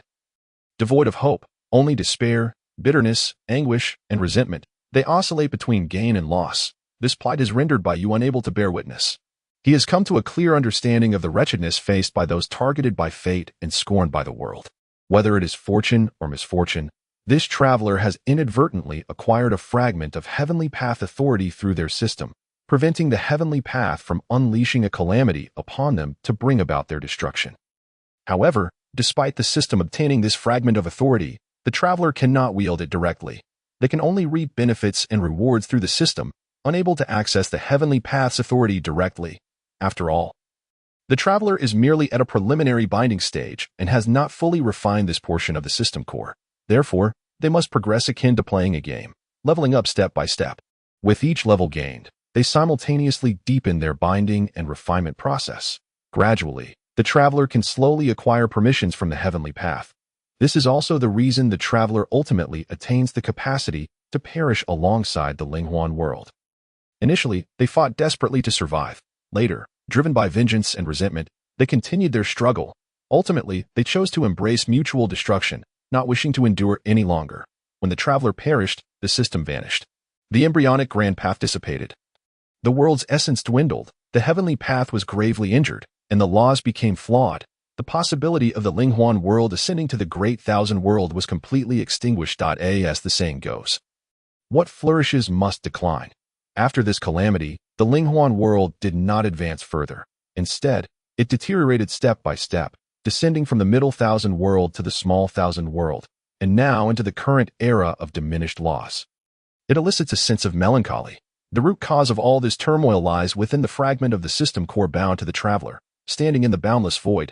Baiyu continued to trace back through time, seeking to uncover the origins of that system, to discern where it came from. Perhaps it bears some connection to the birth of this blue star world. However, Baiyu was met with disappointment. This blue star was utterly unremarkable, devoid of any distinguishing features. That it seems that the time has not yet come, and he has not yet reached that level. The appearance of the incomplete system core seems so fortuitous and coincidental, as if it drifted from the endless chaos of the void and fortuitously landed in the blue star world. Baiyu could not help but twitch his lips, exclaiming inwardly, could they not exercise a bit more care? This handling is utterly haphazard. This predicament has left me, one who possesses the ability to traverse time, feeling rather awkward. Shaking his head in silent disbelief, Baiyu let out a soft sigh and turned to leave. Although this encounter yielded no tangible rewards, it nonetheless offered a captivating tale of a confrontation with the heavens, culminating in a bittersweet victory. As for that system, it was rather unimpressive, utterly incomparable to the esteemed system of the time traveler. And now, it has been obliterated. This system, infused with the essence of the great Tao, though merely in its nascent form, possessed a semblance of profound understanding. Thus, its absence is definitive, even with the ability to reverse time. One cannot reclaim what has been lost. The past, present, and future, this system has vanished entirely. However, Baiyu harbored no disappointment, for the system was so woefully inadequate that even had it survived, he would have deemed it a mere waste of time. As for why that time traveler returned after 10 millennia, although he had seemingly perished along with the spirit illusion world, well, it wasn't a complete annihilation, as the spirit illusion world had not entirely collapsed into chaos. Nevertheless, this traveler was granted a sliver of hope, a fragment of his soul lingering in existence, sustained by that golden finger, remaining in a state of slumber. This golden finger took the form of a jade tablet. A treasure of extraordinary origin, a primordial artifact from the dawn of creation, endowed with the power to nurture, summon, and control souls. Thanks to this jade tablet, the remnant of his soul did not dissipate but began to slowly revive. A decade passed in the blink of an eye. It was only in recent years that the remnant soul fully awakened from its slumber, yet, due to its fragmented state and the immense injuries it had sustained, compounded by its prolonged dormancy, it had lost all memory. The harrowing recollections of its previous life had faded, yet the blissful memories before the traversal remained etched in its being, impossible to erase. Thus, the current traveler believed he had just traversed, now existing as a mere remnant of a soul. I have traversed and become a fragment of a soul. What a tragic fate. I have lost my very body. My soul is incomplete. I do not wish to traverse. The traveler lamented, his voice a wail of despair, tears welling in his eyes, feeling a profound sense of misfortune. He had a blissful family, a beautiful and virtuous wife, a clever and adorable son, and kind and understanding parents. He was the epitome of success. Who would wish for such a traversal? With these circumstances, was he even worthy of such an experience? Yet, having traversed, he could only resign to his fate after shedding his tears. Fortunately, he still possessed the golden finger, the jade tablet, which allowed him to cling to life, ensuring he did not perish immediately upon his arrival. Utilizing the soul summoning and controlling abilities of the jade tablet, this traveler gradually built a considerable underworld influence. However, he was perplexed and distressed by the weakness of the summoned spirits. Moreover, was not the jade tablet supposed to connect to the netherworld and summon spirits from there? So, where was the netherworld? Had it vanished? Why was it not connecting? Was the signal from the netherworld poor? Why could he not establish a connection? Was there some flaw in his golden finger? Upon inspection, there were no visible cracks. If it was not damaged, why could it not connect to the netherworld? This conundrum left the traveler bewildered, his frustration mounting as he laughed in disbelief. He had anticipated accessing the netherworld for resources, only to find that he could not even enter its gates.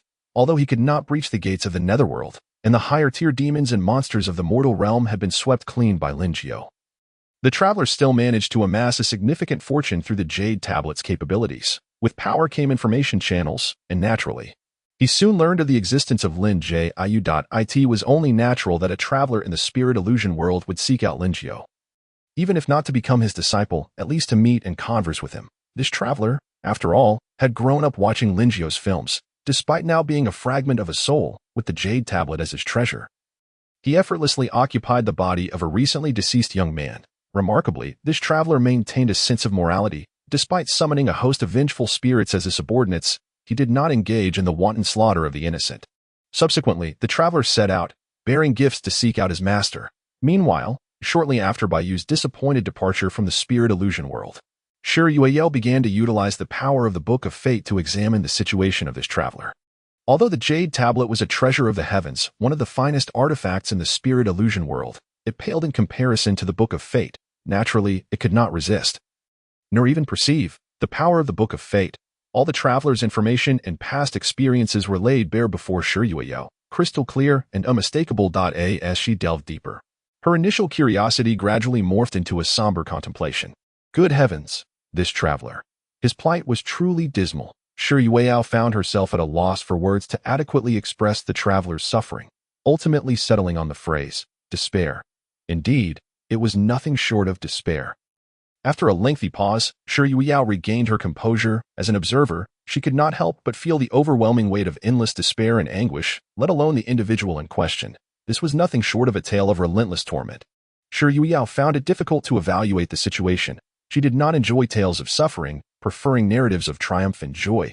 Life was already burdensome enough, and one turned to novels for relaxation. For her, if a story indulged in excessive anguish or ended poorly, she would immediately turn away, no matter how well-crafted it may be. After reflecting, Shiruyuel took it upon herself to write the traveler's story as a novel and uploaded it to the group files. She titled it The Spirit Illusion Celestial Game. Sure, Yao felt this title resonated perfectly with the traveler's narrative, encapsulating the essence of being ensnared in a divine scheme, struggling for survival, yet ultimately met with despair, leading to a confrontation with the heavenly will, ultimately achieving a bittersweet victory. In truth, sure, Yao believed this was more than just a bittersweet victory. In the eyes of the spirit illusion Dao, it had already lost, and quite thoroughly at that. Had this scheme not been set in motion, the spirit illusion world, while devoid of the possibility of ascending to a grander realm, would not have plummeted to the minor realm in a mere 10 millennia, nor entered an age of diminished magic. In the group chat, amidst an atmosphere of jovial discussion, the members eagerly perused the document uploaded by their leader. Their curiosity about the traveler piqued. However, soon, silence enveloped the group. Judicial deity. This is worse than my own misfortunes. Yang Jian felt his past had been unfortunate enough, but compared to this traveler, he could only concede defeat. Crown Prince Cha Qin. I thought my future was bleak, but now I see it differently. Master Baiwa. This traveler possesses admirable character. Though steeped in despair, he chooses to confront the heavenly will. Xiongba Tianxia. Mao Shan Tianshi. Linjiu. Why not bring that traveler to me? My sect greatly needs such talent. Xiongba noted a significant improvement in the leader's writing skills. The narrative was indeed poignant and thought-provoking. However, as a notorious villain, Xiongba's sentiments were merely reflective. Devoid of any pity, adopting a stance of indifference, he genuinely believed the traveler to be promising. Hence his desire for the traveler to join his sect. Of course, Xiongba merely suggested it, indifferent to whether it would materialize. Qilin talent. Xiong Zhongshu, your idea is commendable, but it ultimately depends on what Taoist Lin thinks. This traveler wishes to become his disciple. Xiongba Tianxia. Become a disciple. Linji would likely strike him down with a sword. After all, that traveler is the one who plunged the spirit illusion world into an age of diminished magic. Call me group leader. Mao Shan Tianshar. What do you say, Jioshu? Curiosity.jpg. Sure, Yao felt that the resolution of the fate of this traveler ultimately rested in the hands of Jusu. This traveler had now lost their system. Although they possessed the precious jade tablet, it held little significance, and none in the group seemed to covet it. Naturally, Linjiu also showed no interest in the jade tablet. However, he found himself rather conflicted about how to deal with this traveler. This individual was the very catalyst that had plunged his world into the era of the end of the Dharma. To say it was solely the traveler's fault would not be entirely accurate. They were entirely innocent, having been forcibly drawn into this predicament. After all, how could one expect them not to resist? Nonetheless, the karmic ties were undeniable, a fact that could not be contested. As a being of the spiritual fantasy world, Linjiu could hardly claim that it was the fault of the heavenly laws of his realm. This inner turmoil was precisely what led to Linjiu's dilemma. Had it been Xiongba, he would have likely cut down the traveler without a second thought, disregarding their plight or innocence. If he desired their demise and had the means to execute it, he would not hesitate for an instant. Once one has a stance, bias inevitably follows, such is human nature. Ultimately, Linjiu resolved not to take this traveler as a disciple. Yet he did not resort to killing him. After all, the karmic bond had dissipated. A millennium ago, everything had already concluded. The traveler now existed merely as a remnant soul, with memories reduced to those preceding their journey. Marking a new beginning, at least in Linjiu's perspective, his reluctance to accept this disciple stemmed not only from a sense of discomfort but also from a genuine disinterest in taking on another apprentice. His two current disciples already consumed considerable effort and attention. The prospect of another would surely be exhausting. Moreover, as a traveler, this individual was bound to be a source of trouble, further dissuading Linjiu from acceptance. The others in the group were not particularly surprised by Linjiu's decision. Xiongba exclaimed, Linjiu, travelers are invariably troublemakers. Why not send him my way? The group leader responded, oh, smile.jpg. Xiongba cleared his throat. Excluding the group leader, of course, Mao Shan Tianshi added, that is acceptable. Linjiu consented, recognizing that the traveler was indeed ill-suited to remain in the spiritual fantasy world. Had he possessed the ability, he would have wished to return the traveler to their original world. If the traveler were aware of Linjiu's intentions, they would undoubtedly be in tears, lamenting, I never wished to traverse realms. The subsequent events unfolded with simplicity. Linjiu dispatched the traveler to Xiongba. As for the jade tablet, being a treasure of the spiritual fantasy world, Linjiu seized it for himself. This was certainly not a case of greed on his part, absolutely not, in the Fengyan world. Xiongba did not take the traveler as a personal disciple but merely assigned him to the outer sect. Thereafter neglecting him, the traveler's future would be left to fate. Xiangba's decision to take the traveler stemmed from a belief in the traveler's commendable character, though he did not place excessive importance on it. More than anything, he sought to assist Linjiao. Understanding Linjiao's internal struggle all too well, Xiangba perceived that this old Taoist was overthinking the matter. Thus, he thought that by taking the traveler, perhaps the old Taoist would find some relief from his torment. Xiangba recognized that the traveler was indeed unfit to remain in the spiritual fantasy world, which had caused him considerable suffering. Prolonging the stay, even as a mere remnant soul, would only exacerbate the karmic ties, accumulating further burdens. Should the heavenly laws of the spiritual fantasy world take notice, or if the traveler's memories were restored, there would be no peace to be found. Thus, Xiangba aided Linjiao by bringing the traveler to his side. By no longer existing in the same realm, the karmic ties could finally dissipate completely. Upon awakening from slumber, the traveler felt as if the sky had fallen. That I have traversed realms again, and I have lost my golden finger. Thankfully, I have arrived in a cultivation world, and I am a disciple of a celestial sect. Although merely an outer disciple, I can still pursue immortality. That is something to be grateful for. Perhaps one day, I too shall achieve eternal life and ascend to divinity. In his dejection and discomfort, the traveler could only self-motivate and console himself. After all, what else could he do? He pondered whether some powerful being was playing tricks on him. Otherwise, how could he possibly have traversed realms twice? This was utterly absurd. Of course, he was still unaware of which world he had entered, speculating it to be some cultivation realm. This further deepened his distress, although his first traversal had left him as a remnant soul. He at least had his golden finger and knowledge of the plot. Now, however, with his golden finger gone and no understanding of the narrative, how was he to proceed? Had he known he had arrived in the Fengyan world, he would undoubtedly have been horrified, for it bore no resemblance to the Fengyan world he had previously known. The group leader remarked, "How terrifying. Now, 2 members of our group have encountered travelers. That is a 1 in 5 chance." Water Group, JPG, Prince Cha-Chin chimed in. "Not just that. You are also a traveler," group leader Mao Shan Tianchi reflected. "Upon closer examination, the probability of encountering travelers is indeed quite high." Xiangba noted. "It seems we must remain vigilant. We need not fear travelers causing trouble, but rather fear that they are individuals of the survivalist kind." The moon-worshipping leader added, "Whether they are survivalists or not is of little consequence.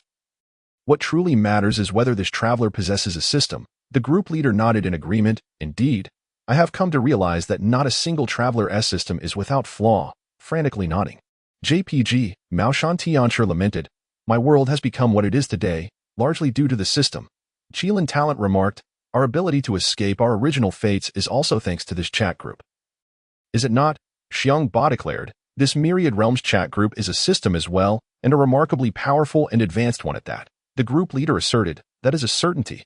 Proud. JPG, Prince Cha-Chin inquired, "Do you think other travelers will join our group in the future?" The moon-worshipping leader replied, "That would certainly be intriguing." The group leader cautioned, "Perhaps it would be best to avoid that. Travelers are not typically easy to deal with." Speechless. JPG, Xiangba grinned. "Is the group leader worried that fellow villagers might betray him?" Prince Cha-Chin remarked, "That is quite possible. Travelers of the group leader's caliber are rather rare, as most are unruly and unwilling to be overshadowed." The moon-worshipping leader added, "That is a lesser concern. What we truly dread are those who are irrational and deranged." Prince Cha-Chin concurred, "Indeed, without systems or golden fingers, they would hardly pose a significant threat to the world." Mao Shan Tianchi reflected, "In my world, we have essentially dug our own grave." The moon-worshipping leader chuckled, "Ha, we nearly buried ourselves in it." Xiangba quipped, "Not nearly. We are already buried. Half our bodies are in the ground." Everyone understood that the heavenly laws of the spiritual fantasy world had not erred in their actions. All they did was for the advancement of the world. Yet, as the saying goes, victors write history. One must bear the consequences of their own misdeeds. Of course, without personal experience, the sentiments of the group remained shallow, and this was merely a tale from the spiritual fantasy world, occurring millennia prior. Even Linjiao, a native of that world, felt little impact. Otherwise, no matter the reasons or justifications, he would not have so easily let go of the catalyst for such calamity. Ultimately, it remains true that unless one feels the sting of a blade upon their own flesh, they will never comprehend the pain. Lihani had not anticipated the emergence of another traveler. Fortunately, this one was a battle-damaged version, posing little threat. As for the traveler's despair and misfortune, Lihani felt no empathy. As long as it did not involve the celestial sovereign, She had locked away her heart and had no interest in unrelated matters. Regarding whether her world had any travelers, Lihani believed there were none, as she had not noticed anything unusual. Seeing that the group was quiet, she promptly entered seclusion. Everything had fallen into place, and Lihani had no further matters to attend to. As time flowed and years passed, the members of the chat group occasionally emerged to engage in light banter, but no significant events unfolded to stir the collective. Baiyu finally concluded his period of seclusion, having fully comprehended and mastered all fundamental laws. Thus, he had truly embodied the essence of the 3,000 fundamental laws. Next, it is imperative to imprint the primal force of all laws upon the physical body, refining, merging, and strengthening it to forge the body of the primal source of laws, bringing the flesh ever closer to the essence of the world's fundamental power. The immortality of the golden immortal is synonymous with the eternal nature of the primal laws. Once Baiyu achieves perfection, flawless in every aspect, he could stand there and allow you to unleash your powers without fear. Your attacks would scarcely breach his defenses. As for the notion of blood rebirth, that merely constitutes a minor passive ability, hardly worth mentioning. As long as the body possesses sufficient strength and resilience, even the most formidable defenses cannot be breached, nor the skin harmed, rendering blood rebirth entirely unnecessary, even if an adversary manages to shatter your defenses and obliterate your corporeal form. As long as the primal laws of the universe endure, you can return directly from the source of those laws. Furthermore, this return would be devoid of any flaws or aftereffects, akin to an instantaneous return to a spring, immediately restoring oneself to full condition for battle once more. This epitomizes the immortal and indestructible body of the golden immortal. However, if all primal laws in the universe were to be extinguished, and even the very fabric of reality were to dissipate, one would either flee if capable or await demise if not. After all, the immortal body of the golden immortal cannot yet return from the supreme source of the myriad heavens. That is a feat reserved for the body of the great Tao. The body of law can only revive from the source of law. The law represents the primal power at the level of the world, whereas the great Tao embodies the primal power at the infinite celestial levels. The subsequent matters become considerably simpler. Baiyu exhaled in relief and then commenced the forging of his own body of primal laws. While imprinting the laws, he would simultaneously refine and strengthen his physical form. The more laws he imprinted, the more frequent the refinement and strengthening would occur, naturally enhancing his corporeal strength. With 3,000 primal laws embodied within him, Baiyu has elevated his physical form to an extraordinary pinnacle. This is the true essence of complete perfection. Sitting cross-legged, Baiyu radiated with the divine light of the laws. All primal laws coalesced into a flowing river, encircling Baiyu and moving gently. As the river of laws flowed, the strength of Baiyu's body gradually increased, as if this current were cleansing and tempering his corporeal vessel during Baiyu's seclusion. On the other side, Yang Jian was preparing to make his move. With the assistance of the Holy Spirit Stone to aid in his enlightenment, Yang Jian's comprehension of the primal laws progressed at an astonishing pace. Upon concluding his retreat, Yang Jian had already grasped 30% of the Yin-Yang primal laws. Although 30% may seem modest, it is significant to note that Yang Jian has achieved this understanding from nothing.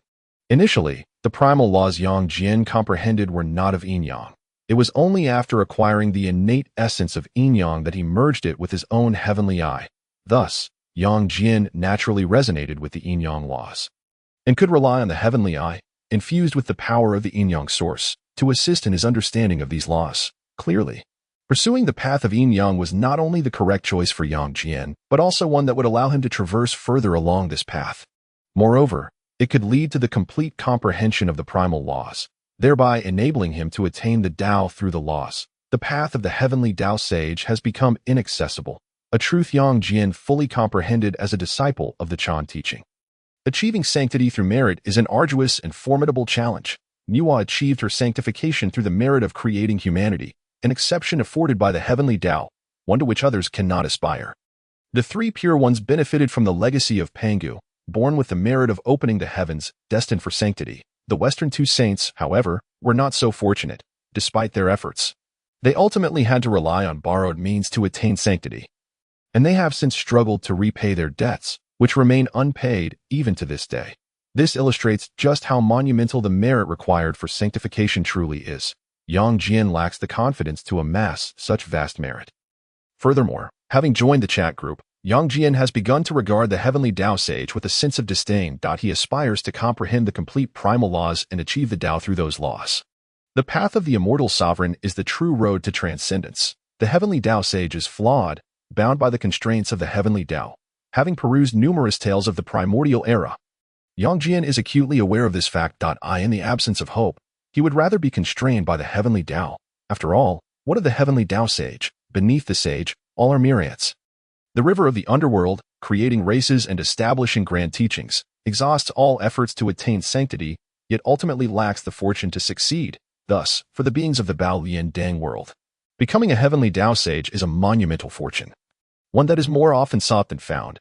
Before joining the chat group, Yang Jian viewed becoming a sage as a distant dream, a thought he scarcely dared to entertain. Now, with hope in sight, and a path nearly paved for him, Yang Jian clearly understands how to proceed. He harbors no qualms about pursuing the path of yin-yang. After all, the yin-yang laws are among the most exalted of all. Although he is re-understanding a primal law from scratch, with the dual assistance of the heavenly eye and the Holy Spirit stone, it is challenging yet not devoid of hope. Understanding the laws from nothing is the most arduous task. As every beginning is fraught with difficulty, Yang Jian's innate understanding is exceptionally high. He is a true genius. However, grasping a new primal law from the ground up is an immensely daunting endeavor. Even with the dual assistance of the heavenly eye and the Holy Spirit stone, it consumes a considerable amount of time. Fortunately, it is not without reward. Once the breakthrough to zero is achieved, subsequent endeavors become considerably simpler. With the aid of the Holy Spirit stone, Yang Jian slowly comprehended 30% of the yin-yang primal laws. The inferior Holy Spirit stone can only assist in grasping primal laws up to 30%.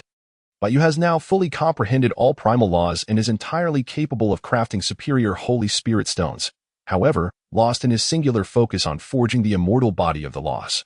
Yu has evidently forgotten this minor detail. Without the support of the Holy Spirit stone, Yang Jian finds that understanding the yin-yang laws has suddenly become exponentially more difficult.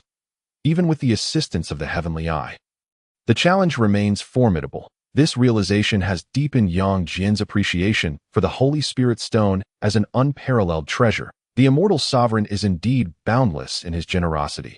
Each year, he can sign in to receive the Holy Spirit stone for free. How can this not be considered boundless love? Yang Jian's reverence for the immortal sovereign has only intensified. Due to the difficulties in comprehending the laws, Yang Jian has chosen to cease his retreat. Although 30% of the primal laws still places him at the early stage of the Great Luo Golden Immortal, Yang Jian is quite content. After all, he has re-understood a new primal law. Coupled with the primal laws he understood previously upon breaking through to the Great Luo Golden Immortal, Yang Jian has now grasped two primal laws. The increase in strength is not a simple matter of addition. Moreover, Yang Jian is pursuing the Tao through the laws, rather than through the three corpses or merit. Thus, after the Great Luo Golden Immortal stage, he shall directly ascend to the Mixed Yuan Great Luo Golden Immortal. The quasi-saint realm is actually a state created by the method of the three corpses. This is a realm established by Hongjun Daozu. Should one pursue the Tao through the laws, they can directly break through from the Great Luo Golden Immortal to the Mixed Yuan Great Luo Golden Immortal. The Bao Lian Ding is a middle thousand world. Achieving the Tao through the laws equates to becoming a Mixed Yuan Great Luo Golden Immortal. Understanding 1% of the laws corresponds to the early stage of the Great Luo Golden Immortal. 4% corresponds to the mid-stage, and 7% to the late stage. Understanding a complete 10% of the laws signifies the attainment of the Mixed Yuan Great Luo Golden Immortal, thus achieving the Tao through the laws. In the vast expanse of the great primordial world whereby you resides, a celestial immortal's understanding of the primal laws signifies completeness. Therefore, the Mixed Yuan Great Luo Golden Immortal of the Bao Lian Deng world equates to the complete celestial immortal in the great primordial world whereby you resides. Yang Jian's current realm, when placed within Baiyu's great primordial world, would be considered the early stage of the celestial immortal. After exiting his retreat, Yang Jian's prior arrangements with his fellow brothers from the Mei Mountain were naturally already in place. Indeed, Yang Jian is about to make his move. He intends to cleave open Mount Hua and rescue his sister, Yang Chan, and he is ready to act immediately, unwilling to delay any longer. Yang Chan, the Holy Mother of Mount Hua, is trapped beneath the mountain, akin to being confined at home. Despite this, Yang Jian is reluctant to allow his sister to endure this suffering any longer. Moreover, even if she still harbors feelings for Lu Yancheng, such sentiments have become irrelevant. for Lu Yinchang has long since passed away. Even Xin Xiang has aged and died. In fact, many years have gone by since their demise. Indeed, the plot of the Bao Yin Deng has reached its conclusion. Devoid of any tumult, Yang Jian, discontented with the predetermined fate, has ensured that the lives of Lu Yinchang and his son are fated to be uneventful and ordinary. After all, one side consists of two mere mortals, while the other is represented by a celestial deity of justice, leaving them with no option but to acquiesce to the destiny orchestrated by Yang Jian. Reality diverges from the narratives of novels. Thus no unexpected occurrences transpire.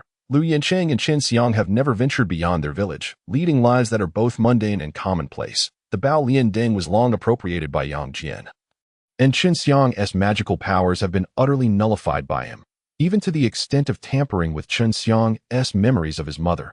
Consequently, while Qin Xiang will not forget his mother, he will no longer feel the urge to seek her out, thus remaining obediently in the village. As for Lu Yinchang, an utter waste of space, best left unmentioned. After perusing numerous novels of the Hong Wang and Fengshen genres shared by the group leader, Yang Jian has pondered whether there exists some conspiracy between his sister Yang Chan and Lu Yinchang. It is baffling to Yang Jian why his beloved sister would take an interest in someone as inconsequential as Lu Yinchang. The notion of an immortal being drawn to a mortal is, in itself, rather astonishing. While it is entirely reasonable for a mortal to be enamored with an immortal, the reverse scenario raises eyebrows. However, upon meticulous observation of Lu Yinchang, Yang Jian finds nothing extraordinary. He is simply an unremarkable mortal, both in body and soul. Thus, it can be concluded that there is no conspiracy at play, at least.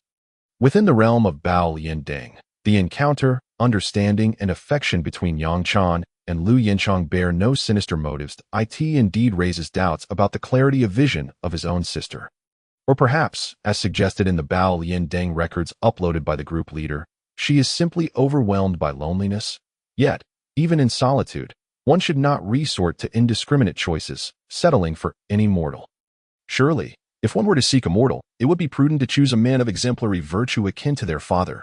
Moreover, while their father may be mortal, he is the reincarnation of a golden youth, not an entirely ordinary man. Additionally, their mother met her tragic fate when her heart was shattered by the three-headed flood dragon, and their father selflessly shared his heart with her, which enabled their union in love and marriage. But what of Lu Yinchang? What has he done for her, apart from uttering sweet words? Although Yang Jian harbors disdain for Lu Yinchang, he also finds his sister's choice rather distasteful. Look at me. As an elder brother, my affections are directed towards Chang'e, the celestial beauty of the Moon Palace, the fairest in the heavenly realm. How could you, as my sister, settle for such a trivial being? It truly perplexes Yang Jian to the core. With Lu Yinchang and his son having passed away and their souls reincarnated countless times, Yang Jian has resolved to release his sister, should she remain obstinate in her quest to seek out the reincarnations of the father and son. Yang Jian would not hesitate to erase all memories of Lu Yinchang from Yang Chan's mind. However, liberating Yang Chan proves to be no simple task, for the Queen Mother would not permit it. The Jade Emperor, somewhat henpecked, allows the Queen Mother considerable authority and influence within the heavenly court. Thus, Yang Jian finds himself at odds with the celestial realm, a situation not unfamiliar to him. He reassures himself. Remaining calm, this is a matter in which he possesses experience. Upon learning of Yang Jian's intentions to incite chaos, the members of the chat group are filled with excitement, eager to join in the fray. Call me the group leader. Let's go live. Let's go live. Cheering.jpg, Supreme of the Demon Realm. I believe you. Yang Jian could also sit upon the throne of the Heavenly Emperor, Moon Worship Leader. Indeed. Let the Heavenly Court take the first move. This would provide a justifiable reason for the true monarch to rebel. Overlord of the world. Yes. Yes. As long as there is a valid reason. And with the protection of the primordial heavenly venerable of the Chan school, the true monarch can act freely. Chilan talent. It seems the true monarch is preparing to create quite a stir. Expectation.jpg, call me the group leader. If we are to create havoc in the heavenly palace, should we not invite the three troublemakers? True monarch, you could enlist Sun Wukong and Neza. Strong hint. JPG, Crown Prince Chongqing. That little Neza seems to side with whoever is weaker, lacking steadfastness. Thus, it suffices to bring my monkey brother along. Maoshan Celestial Master. The great sage has attained Buddhahood. He likely would not join the true monarch in causing a ruckus in the heavenly palace. Would he? Call me the group leader. Not necessarily. Although the great sage has become a Buddha monkey, it does not mean he will behave himself. Besides, the Sun Wukong from the Bao Lian Ding is a fellow disciple of Yang Jian. SeriousAnalysis.jpg. The members of the group unanimously support Yang Jian's endeavor to split mountains and rescue his sister. Were it not for the restrictions of their crossing permissions, they would eagerly join in to lend a hand. After all, causing a ruckus in the Heavenly Palace and confronting the Jade Emperor is an enticing prospect. Particularly for Shiruyuel, the group leader. As a traveler, she possesses a special sentiment towards the Bao Lian Deng world and the portrayal of Yang Jian by Uncle Jiao. Although this Yang Jian is not an exact replica of Uncle Jiao, the resemblance is nonetheless substantial. After all, it is a tangible world, and it is reasonable for it to differ somewhat from the television series. Celestial Judge. Very well, I shall commence the live broadcast. Once Yang Jian initiated the live stream, he exited the chat group, donned in silver armor and a cloak. Brandishing his trident, he soared towards the southern heavenly gate alongside his brothers from Mythical. This journey is of a personal nature, hence Yang Jian did not lead the heavenly soldiers of the heavenly court. Of course, Yang Jian possesses his own private army on Earth, numbering 1,200 grass-headed deities. This contingent serves only Yang Jian and has not been granted official titles from the heavenly court. They are typically stationed at their ancestral home in Guanjin. It can be said that this represents Yang Jian's private military force. Prior to his seclusion, Yang Jian had instructed the Mythical brothers to prepare everything. As soon as he emerged from his retreat, he could lead these 1,200 grass-headed deities to Manhwa. Should the heavenly court choose to overlook his actions, all would remain well, and Yang Jian would act as though nothing had occurred, resuming his role as the celestial judge, biding his time for future developments. Ultimately, Yang Chan is imprisoned beneath Mount Hua, and few celestial beings are aware of this, not even her close friend Chang'e. Typically, when Chang'e visits Mount Hua to see Yang Chan, it is Yang Jian who manages the situation. Therefore, if the Jade Emperor and the Queen Mother tacitly decide to take no action, the situation can easily be downplayed. However, Yang Jian suspects that while the Jade Emperor may not intervene, the Queen Mother might not be so lenient. At the southern heavenly gate, the guarding celestial soldiers do not dare to obstruct Yang Jian and his Mythical brothers as they prepare to descend to the mortal realm, granting them immediate passage. As the celestial judge, Yang Jian's descent to Earth is entirely within reason, requiring no formal notification. In the chat group, apart from Baiyu, who remains in seclusion, the others have all entered Yang Jian's live stream. The group live stream allows for an immersive experience, and thus, the members are captivated by the resplendent and majestic heavenly palace, shrouded in mist. Even Zhonglu is left in awe. This heavenly court surpasses the grandeur and beauty of the celestial realm from his own world. If Zhonglu is astounded, one can only imagine the reactions of the others. Although the Linghuan world, where Linjia resides, possesses its own heavenly court, it has sadly fallen into disrepair, resembling a neglected ruin. Rendering it incomparable, perhaps the maintenance costs are excessively high, as they are on the brink of the end of the Dharma age, necessitating less concern for such matters. Upon departing the southern heavenly gate, Yang Jian and the Mythical brothers flew directly towards Guanjin. While it is true that Yang Jian alone could suppress the entire heavenly court, he believes that a sense of ceremony is essential. One cannot overlook the spectacle. A commanding presence must not be diminished. The members in the live stream remain silent, engrossed in the broadcast, except for Zhonglu and Cha Qin. The others eagerly anticipate the display of the Daoyuojin fairy's formidable powers. Though I have perused numerous novels shared by the group leaders, the experience of reading their textual descriptions pales in comparison to witnessing events with one's own eyes. At Guanjinku, the 1,200 Chaodu gods were poised for action. Having devoted themselves to relentless training and cultivation over the years, Yang Jian surveyed the spirited Chaodu gods with a satisfied nod. The Mythical brothers stood before the formidable second master, their eyes brimming with respect. Despite their many years as personnel within the heavenly court, they would follow second master as command without hesitation, unwavering in their loyalty. The audience in the live stream watched in awe as the Chaodu gods exuded an overwhelming aura and presence, their expressions turning serious with astonishment. These Chaodu gods were indeed celestial beings, each of commendable rank, forming an elite force. Indeed, while the name Chaodu gods may suggest a ragtag group, they were, in essence, a band of exceptional warriors. Albeit without formal ties to the heavenly court. In days of yore, Yang Jian and the Mythical brothers traversed the vast expanse of the world, vanquishing the malevolent beasts and rogue practitioners that plagued the mountains and forests. ultimately bringing under their banner those of formidable power. Thus, they amassed this remarkable cohort of 1,200 Chowdu gods. Despite their informal status, they were the cream of the crop among demons, each possessing extraordinary abilities and vast powers. Leading the Meishan brothers and the 1,200 Chowdu gods, Yang Jian soared towards Mount Huashan with unrestrained vigor, as if on a mission to eradicate evil. Indeed, to the uninitiated celestial beings witnessing this spectacle, it might have seemed that some malevolent creature had drawn the favor of fate, attracting the attention of this celestial adjudicator. As the celestial adjudicator of the heavenly court, Yang Jian had frequently descended to eradicate demons. His position within the celestial hall was not one of mere clerical duties. Rather, it was a martial role.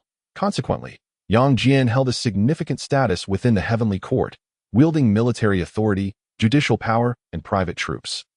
All while being the nephew of the Jade Emperor, the wandering demons and rogue practitioners along the way, upon perceiving this grand display, hastened to distance themselves, fearing the misfortune of drawing Yang Jian's ire.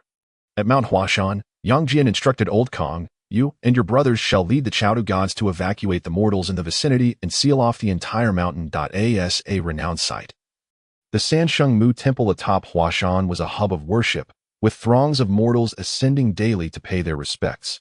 This temple was also the abode of Yang Chan, who resided within the inner sanctum, concealed by protective formations that barred mortals from entry. Understood, Second Master.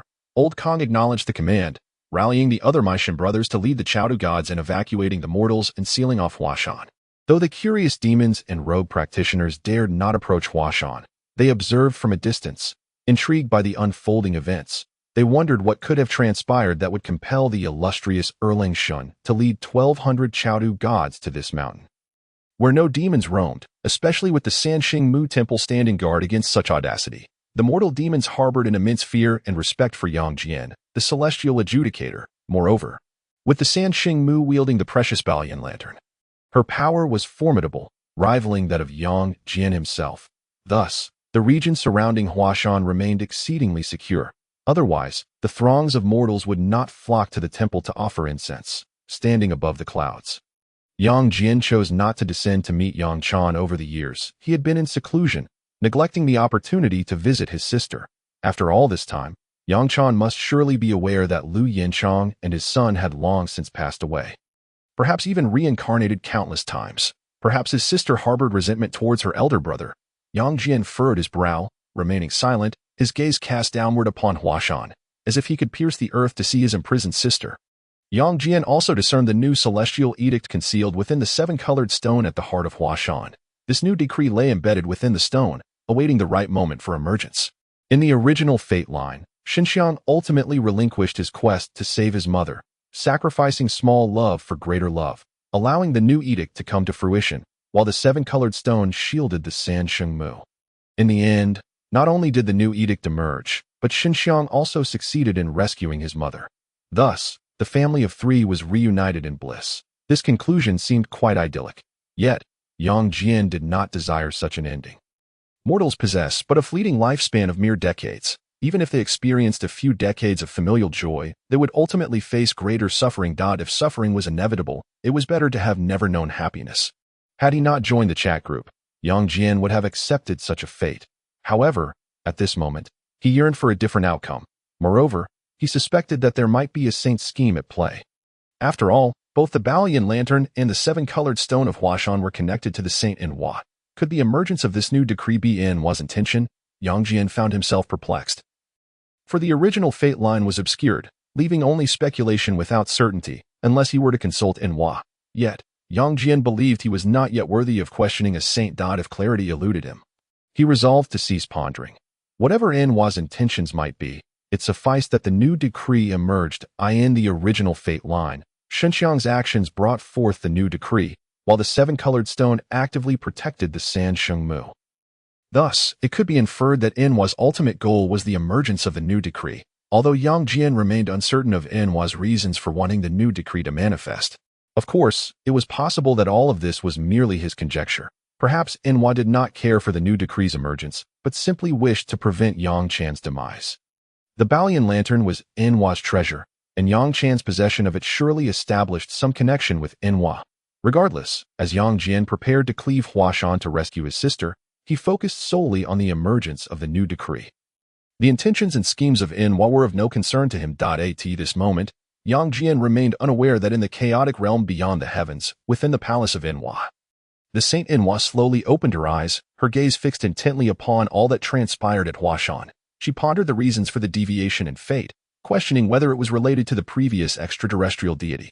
Manhwa harbored a curiosity about that deity who had traversed the river of time, yet regrettably, her master Hongjun had not provided any explanations, remaining silent. However, observing her master's unstable aura and the cracked creation jade plate, it was evident that he had faced a tremendous defeat at the hands of that extraterrestrial deity. Out of respect for her master's dignity, Manhwa and the other saints, though intrigued and astonished, refrained from inquiring further, recognizing that their master was unwilling to divulge any details. Yet, even with the passage of time, it was remarkable that Manhwa continued to contemplate the matter. Indeed, even after attaining sainthood, her curiosity remained as potent as ever. Following the incident involving the extraterrestrial deity, Hongjun had secluded himself within the Zixiao Palace, refusing to meet anyone or emerged. Manhwa even wondered if her master had been rendered reclusive by the defeat. Surely, it could not be so. Moreover, the celestial order had grown increasingly peculiar. Yes, peculiar. As a saint of the heavenly order, Manhwa could sense any disturbances within it. She noted that since her master had been defeated, the heavenly order had become increasingly unstable, and the heavenly secrets had grown ever more chaotic. Manhwa and the other saints considered visiting the Zixiao Palace to inquire about their master's condition. However, their master remained resolutely closed off, ignoring their pleas as disciples. Thus, Manhwa suspected that the deviation in fate might be linked to that mysterious extraterrestrial deity, with the heavenly secrets becoming increasingly convoluted. Even as a saint, she could not ascertain all matters. While her curiosity persisted, she dared not attempt to divine the nature of that enigmatic extraterrestrial being, setting aside the question of whether she could discern the truth. If indeed she did uncover it, there was a risk that the extraterrestrial deity might sense her probing, leading to dire consequences. Such a scenario would surely result in her master facing further challenges. This foreign deity is so formidable that even the esteemed Hongjun could not emerge victorious against him. The extent of Hongjun's defeat serves as a testament to the terrifying power possessed by this celestial being. As a mere sage, it would be wise for me to remain modest. Compared to other sages, Manhwa tends to be quite reclusive, seldom venturing outside and having established no significant sect or disciples. Nonetheless, as the matriarch of humanity and the sovereign of the demon race, she is not lacking in fortune or merit. Indeed, she embodies the essence of a wealthy matron, regardless of her indifference towards both humans and demons. And despite other sages vying for the fortunes of humanity, as the creator of this race, Manhwa undoubtedly retains a substantial portion of its fortune.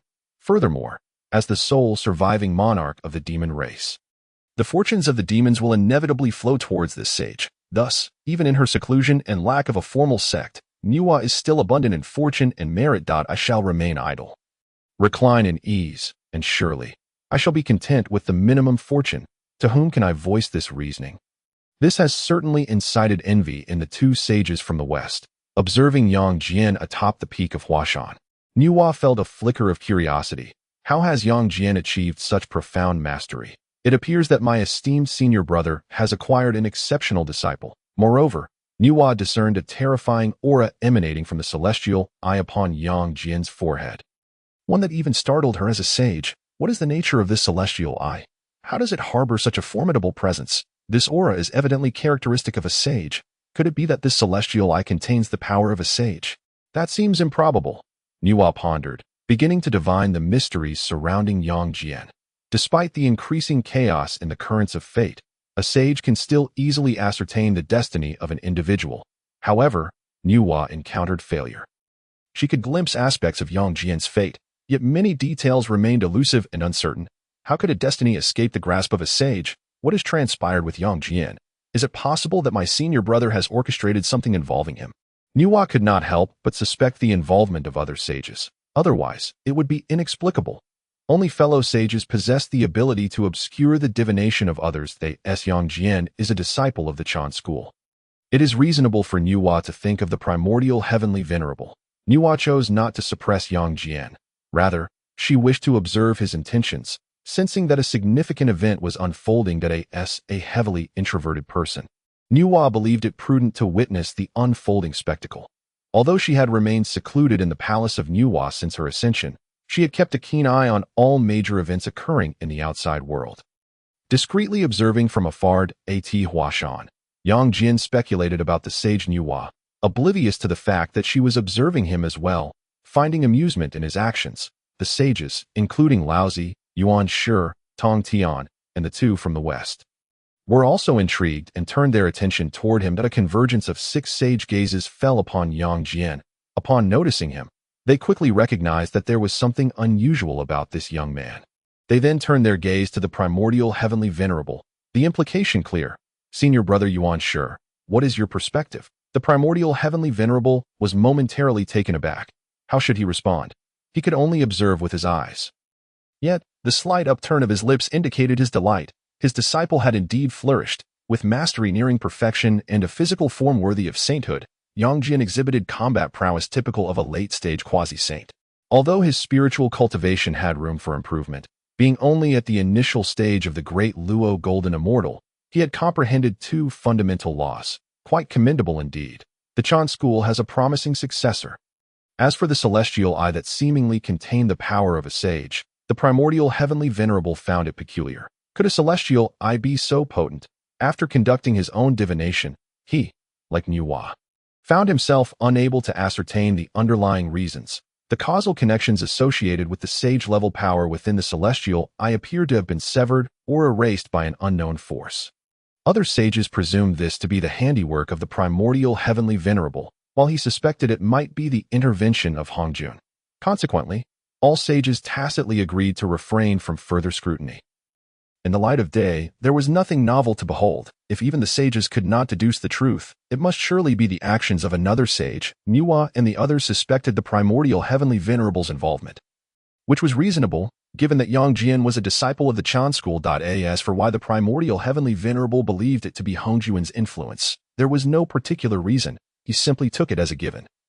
For Hongjun had long been known for his clandestine machinations. Ahem, of course, the other sages had also engaged in their fair share of dubious activities, particularly the 2 from the west. Thus, an unspoken understanding prevailed among them.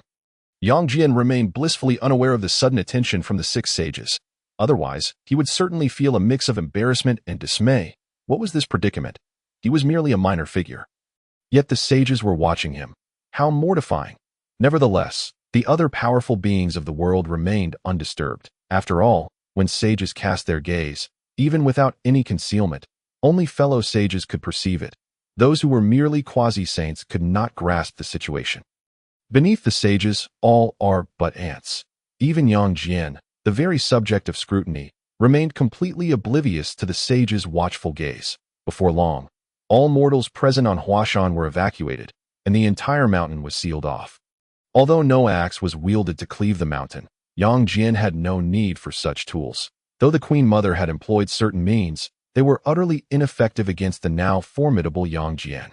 Before his perfected physical form, everything felt as fragile as paper. With sheer strength, he could shatter all barriers. Of course, Yang Jian felt no need to resort to physical prowess. Standing atop the clouds, he clutched his 3-pointed, double-edged blade in one hand while raising the other to trace his brow. A silver divine light erupted forth, soaring into the heavens with great majesty. His celestial eye had awakened. The 6 sages, witnessing this divine radiance, raised their brows in surprise, clearly sensing the power of the yin-yang laws encapsulated within. It was flawless and complete. This was truly astonishing. Such a phenomenon could only be likened to a primordial treasure.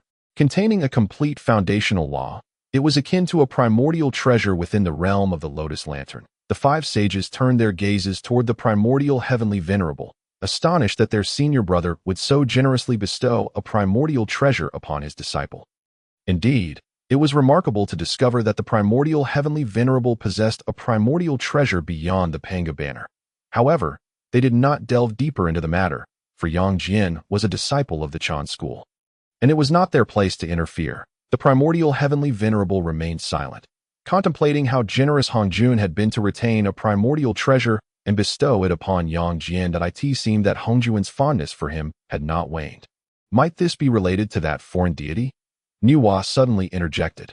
While the other sages may not have immediately connected the dots regarding the mysterious foreign deity who had appeared and vanished, Manhwa had not forgotten. The once ordinary celestial I had transformed into a primordial treasure. Moreover, it evidently contained the yin-yang laws, clearly linked to the prior upheaval of the laws. Notably, that day coincided with the appearance of the foreign deity. Thus, the disturbances caused by the celestial I were deemed by the sages to be connected to this enigmatic being. It was highly plausible, for the sudden metamorphosis of the celestial I into a primordial treasure was indeed peculiar. The other sages nodded in agreement. They did not believe that the primordial heavenly venerable possessed another primordial treasure aside from the Manga banner. After all, a primordial treasure is not something easily found. It is not mere roadside weeds. Apart from the three pure ones, no other sages possessed such a treasure. Even the primordial heavenly venerable harbored doubts. Could it truly be unrelated to Hongjun? If it is indeed connected to that foreign deity, then the matter was beyond their control. Jane cast a knowing glance at the primordial heavenly venerable, implying that since Yang Jian was a disciple of the Chan school, any ensuing issues would fall upon his shoulders. Umph, Yang Jian is my disciple of the Chan school. Should any problems arise, I shall address them with my master. The primordial heavenly venerable retorted defensively, regardless of Yang Jian's circumstances, as long as he was a disciple of the Chan school and a pupil of Yuan Shi, he would naturally be protected. The other sages, seeing Yuan Shi's stance, chose not to pursue the matter further. It was merely speculation.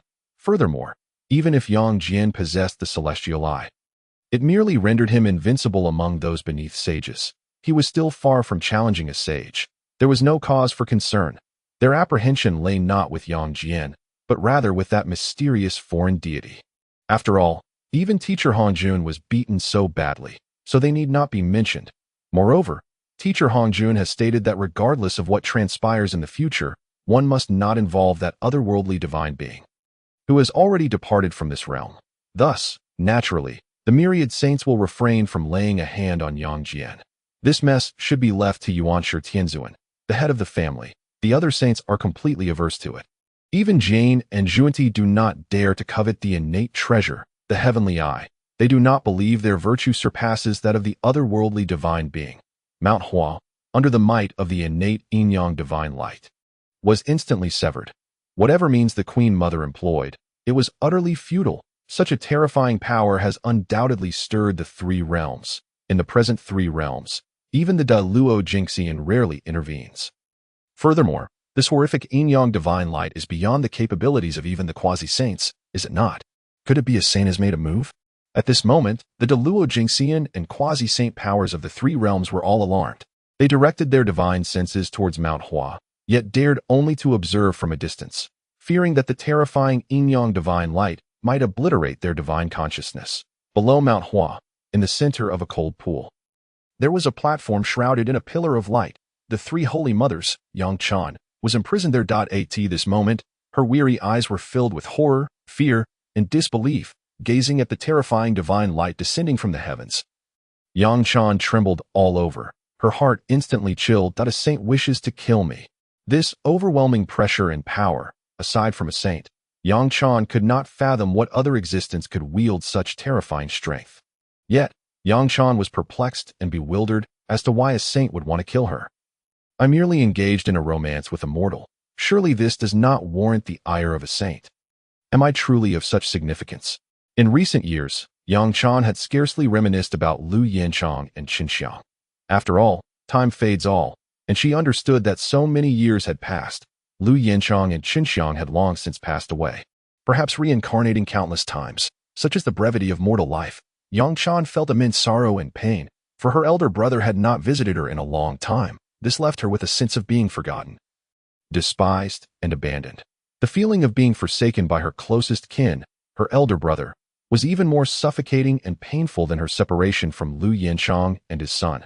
This clearly indicates that, in Yang Chan's heart, the most important person is still Yang Jian. Indeed, having lost her parents and elder brother at a young age, Yang Chan was left with only her elder brother, with whom she had shared so many tribulations and hardships. Thus their bond is unparalleled.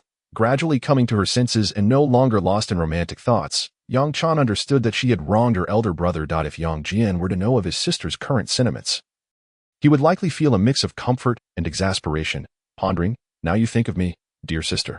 It seems you have grown bored and lonely, leading you to whimsically seek Immortal." Perhaps she thought the fleeting lifespan of mortals, lasting only a few decades, permitted her to briefly indulge in the sweetness of love.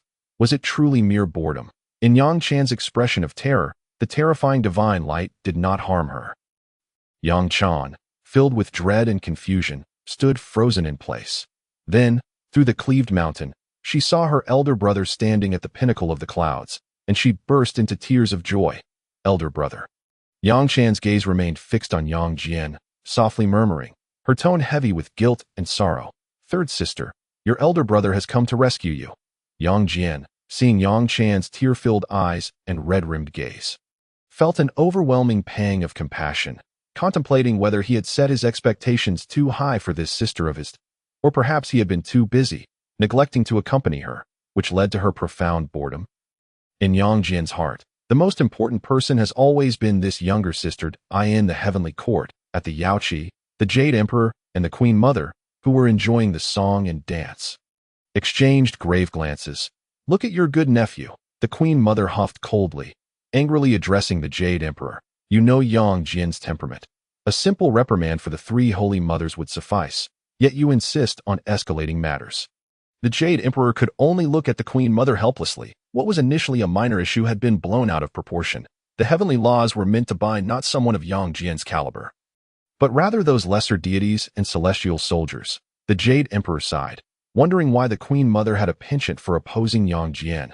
Did she not realize that her nephew was akin to the Monkey King, a troublemaker in the heavenly palace? Not only is he a Deluo Jinxian, but also a disciple of the Chan sect.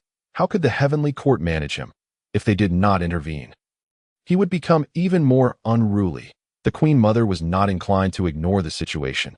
Just as she was about to take action, Yuanshi Tianzuan shot a glance at her, instantly suppressing both the Jade Emperor and the Queen Mother. The other saints were one thing, but who were they to meddle in the affairs of a disciple of the Chan sect? After all, they finally had such an outstanding disciple, and Yuanshi Tianzuan was prepared to protect his own. Humph! The Jade Emperor and the Queen Mother turned pale, nearly spitting blood, yet they swallowed it back down with great effort. The Jade Emperor felt as though he had been caught in the crossfire. "I did not wish to intervene. Why are you glaring at me, Tianzuan? Please aim your ire correctly. Do not involve me." With unspoken grievances, the Jade Emperor could only offer a bitter smile to the Queen Mother beside him. "I told you not to meddle, yet you refuse to listen. Now how will you resolve this?"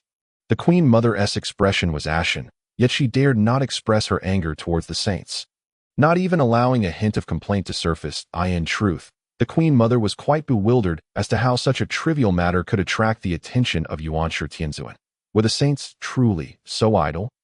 Did they involve themselves in household affairs? Frustrated, the Queen Mother found herself at a loss, realizing that the saints had already intervened. With a resigned sigh, she thought it best to let things be.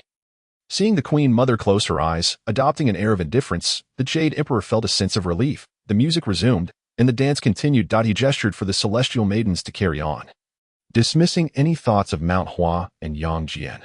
The Jade Emperor decided that he saw nothing and knew nothing, merely enjoying the performance. The Queen Mother rolled her eyes at the Jade Emperor, her expression rife with disbelief, reminiscent of a mother disappointed in her child's lack of ambition. As Yang Jian cleaved Manhwa, the pillar enveloping Yang Chan shattered. The colorful stone at the heart of Manhwa also broke, giving birth to the new heavenly laws. The saints turned their gaze towards Nwit is what my teacher instructed me to do. Manhwa declared, "I will not take the blame for this. I was merely following orders." The other saints nodded in agreement, refraining from further inquiries. With the emergence of the new heavenly laws, the heavenly court trembled, and the beings of the three realms were astonished. Yet, it seemed they could do nothing about it. Did they not notice the heavenly court remained unresponsive? The celestial beings of the heavenly court turned their attention towards the Yaoqi, eager to discern the intentions of the Jade Emperor and the Queen Mother. However, there was no further development, leaving the celestial beings perplexed and bewildered. Was it truly over so simply? Should there not be some sort of commotion? The emergence of the new heavenly laws quietly integrated into the celestial regulations. Officially established, Yang Jian waited for something to happen, while the members of the group watching the live broadcast also anticipated an event. Regrettably, They were met with disappointment. Nothing occurred. The group had hoped to witness Yang Jian wreak havoc in the heavenly palace. Yet there was not even a sound. Even Yang Jian was bewildered. Is it really this simple? Has the Queen Mother fallen asleep? Why is there no reaction? Is no one acknowledging me? This is quite awkward. The Meishan brothers, initially on high alert, felt deflated. All those years of training, wasted? After preparing for so long, was it all for naught? Though they sighed in relief, an uncomfortable sensation lingered, akin to being taken advantage of. Yang Jian felt the same. If they choose to ignore him, so be it. Not wishing to wait any longer, he waved his hand, and Yang Chan gently floated to his side. Third sister, you have suffered. From now on, your elder brother will protect you and ensure you face no further harm. Yang Jian spoke tenderly, his eyes filled with compassion. Elder brother, I was wrong. Yang Chan was utterly obedient, readily admitting her fault. Gazing into the gentle and pained eyes of her elder brother, she understood that he neither despised her nor abandoned her. This realization brought her overwhelming joy, causing her to weep tears of happiness. As for Lu Yanchang and his son, the brother and sister shared an unspoken understanding and chose to remain silent on the matter. Noticing that the third sister had not mentioned Lu Yanchang, Yang Jian breathed a sigh of relief. It seemed there was no need to erase any memories. After all, tampering with memories carries its own risks. If those memories were to resurface unexpectedly, the third sister would likely harbor a deep resentment towards him. Her elder brother, the second elder, showing no signs of disturbance, found the heavenly court to be unusually quiet at that moment. Kong Laodao returned from the direction of the heavenly court and spoke to Yang Jian. He had just inquired about the situation and even made a special trip to the southern heavenly gate for a glimpse. However, there was no significant activity.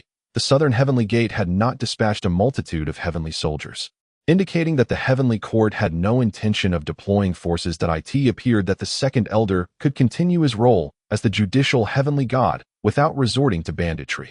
Although the Meishan brothers did not particularly care about the heavenly court's hierarchy, having some form of authority was better than none. After all, in the world of chaos, one must have a background. I see now. It appears the heavenly court has completely disregarded me. Yang Jian nodded. Feeling somewhat disgruntled, he had prepared meticulously, even contemplating resignation, only to find himself in this situation. That made him wonder if he was so inept that the Jade Emperor and Queen Mother couldn't be bothered with him. Upon hearing Yang Jian's words, the numerous Meishan brothers vehemently nodded in agreement, sharing the sentiment of being overlooked, which was indeed quite frustrating. In the Yushu Palace, the primordial heavenly sovereign displayed an expression of exasperation upon hearing Yang Jian's remarks. He felt that he should not intervene to stop the Queen Mother. Rather, he should allow his disciple to create a scene. Well, never mind. These days are indeed tumultuous. Better to remain still than to act. If Yang Jian were to cause an uproar, with his nearly perfect physical form and his heavenly eye capable of contending with saints, such formidable power could spell disaster for the heavenly court if the saints did not intervene. It was not that the primordial heavenly sovereign looked down upon the heavenly court. It was simply that his disciple was too formidable. The Queen Mother, unaware of Yang Jian's current strength, was well understood by the saints, who would never allow her to act recklessly, as it would only bring her trouble. The heavenly court could not withstand the uproar of the current Yang Jian, having caused disturbances in the heavenly palace before.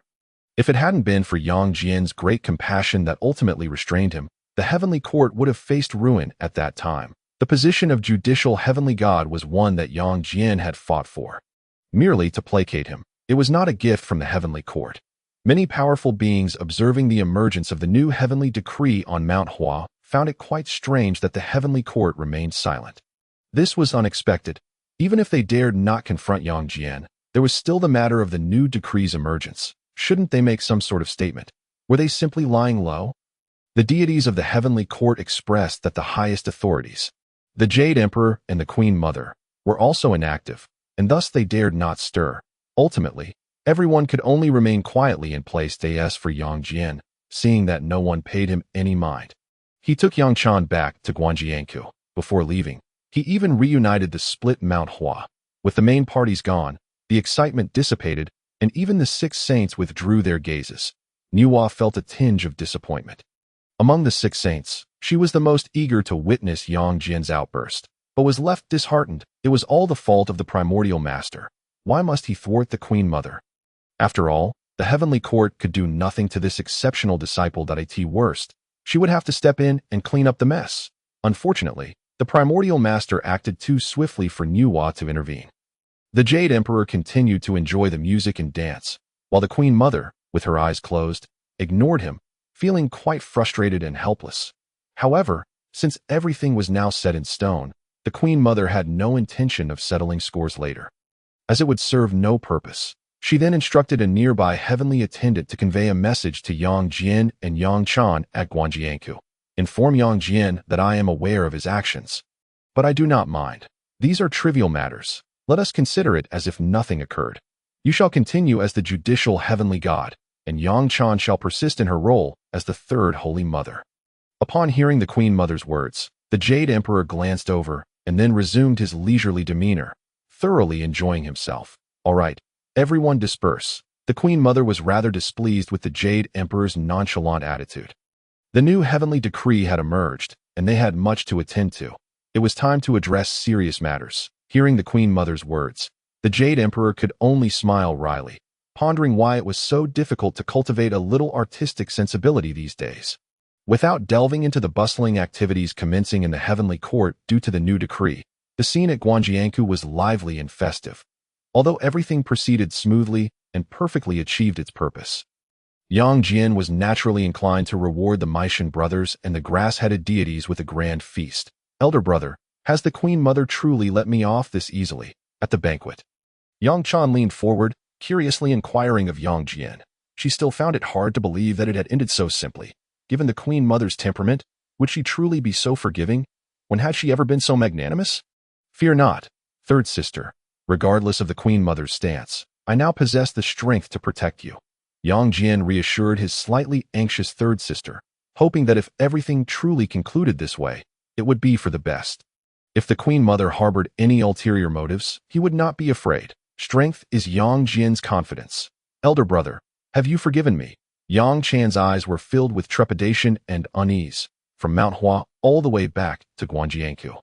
This was the answer she longed to know the most. Silly sister, why have you grown so distant from your elder brother? What is there to forgive between us? I have never blamed you. I merely worry for you.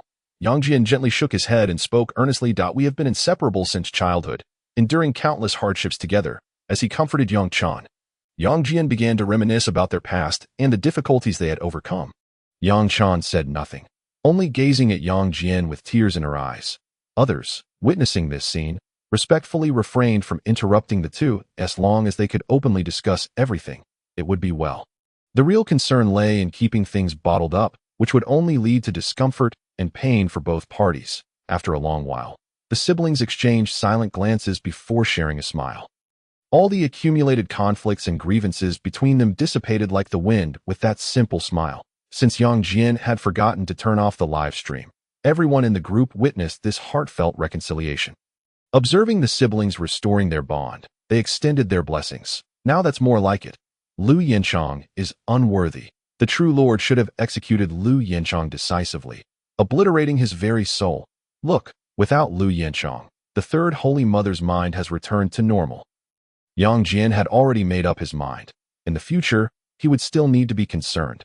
However, he could not overly restrict his third sister's freedom and choices as long as she was happy. She could pursue her affections, even if it meant choosing mortals. Matters of love are such that the more one tries to restrict and suppress, the more rebellious they become, plunging deeper into it. Was he not also enamored with Chang'e yet unable to attain her? His third sister merely had a misguided perspective. How could she overlook such a dashing, charismatic, and powerful elder brother in favor of Lu Yanchang? It was utterly absurd. Perhaps this was why Yang Jian had felt so defensive. With his way of thinking, he simply could not fathom it. It seemed he would need to elevate his sister's standards in the future. Yes, he should take her along to socialize more often, introduce her to various people. She could not remain cooped up at home. Otherwise, her mind would grow stagnant, leading her to develop a taste for such unsatisfactory choices. Unbeknownst to Yang Chan, while she was overwhelmed with emotion, her elder brother was critiquing her judgment. Elder brother, you used to visit me regularly. Why have you not come to see me these past years? I once thought. The emotionally subdued Yang Chan pondered something, turning to Yang Jian with a playful display of vulnerability. Cough. Second brother, Haven't you been in seclusion all this time? Otherwise, how could you possibly save me? Yang Jian replied somewhat awkwardly, his gaze wandering. With his celestial sight and the perfected strength of the 8-9 profound arts, he could have rescued his third sister long ago. However, it wasn't he that Yang Jian had forgotten. It was a deliberate choice. He intended to wait until Lu Yanchang and his son had aged and perhaps even reincarnated multiple times before coming to her aid. He sought to thoroughly ensure that she experienced despair and loss, believing that only through such suffering could she attain clarity of mind. See, isn't your mind clearer now, third sister? Yang Jian mused, feeling his strategy had been quite successful, although third sister had endured years of confinement and suffering. Perhaps it was merely to allow her a taste of love's bitterness. He hoped she would think twice in the future. To so easily fall for a mortal seemed rather demeaning. Only through experiencing pain could one learn a lesson. Second brother, Yang Chan clearly believed Yang Jian's words, feeling deeply moved and reflecting on her actions, vowing not to hurt her brother's heart again. For now, third sister, let us remain at Guanjinku and observe the heavens' response. Yang Jian quickly diverted the topic, acknowledging that his acting skills still needed refinement. After all, it was evident that his sister's mind had dulled over the years, lacking the sharpness she once possessed. Otherwise, she would have easily detected the unnaturalness in his eyes. Yes, second brother, I will follow your lead. Yang Chan nodded repeatedly, obedient as ever to at that moment. Yang Jian suddenly recalled that the live stream had yet to be ended. This realization startled him. Could it be that the act of brother deceiving sister had been witnessed by all? Without hesitation, Yang Jian immediately shut down the live stream. Yet, it proved futile. Call me the group leader. Goodness. I never expected that you, true monarch, could be such a brother. Laughing. JPG, Demon Realm Supreme. Yang Jian, I never knew you had this side to you. This is quite enlightening. Crown Prince Changqin, true monarch, is online deceiving his sister. Comical.jpg, Master Baiwe. Ahem, true monarch, well done. To handle a disobedient sister, one must teach her a lesson. Doge.jpg, Maoshan Celestial Master, +1. Doge.jpg, Xiong Ba Tianxia, +1. Doge.jpg, Qilin Talent, +1. Doge.jpg, Shuiwe, Sword Immortal. Doge.jpg, Judicial Celestial. Yang Jian felt as though the sky had fallen. His illustrious reputation was at stake. Fortunately, the group members did not tease him excessively. Noticing his silence, they refrained from further mention of the topic. Call me the group leader. Speaking of which, what is happening in the heavens? Why is there no movement at all? Disappointed Psy.jpg, Maoshan Celestial Master. Group leader, you just want to see the excitement. Don Tu, Crown Prince Changqin. This is indeed too strange. Demon Realm Supreme. Indeed, this is not like the Queen Mother-esque character. Judicial Celestial. Regardless of what the heavens do, I am unafraid. If necessary, we can confront them again. Call me the group leader. True monarch is formidable. True monarch is valiant. Cheering to JPG, Demon Realm Supreme. Is it possible that someone is obstructing them? Perhaps Yuan Shi Tianzuan? Judicial Celestial.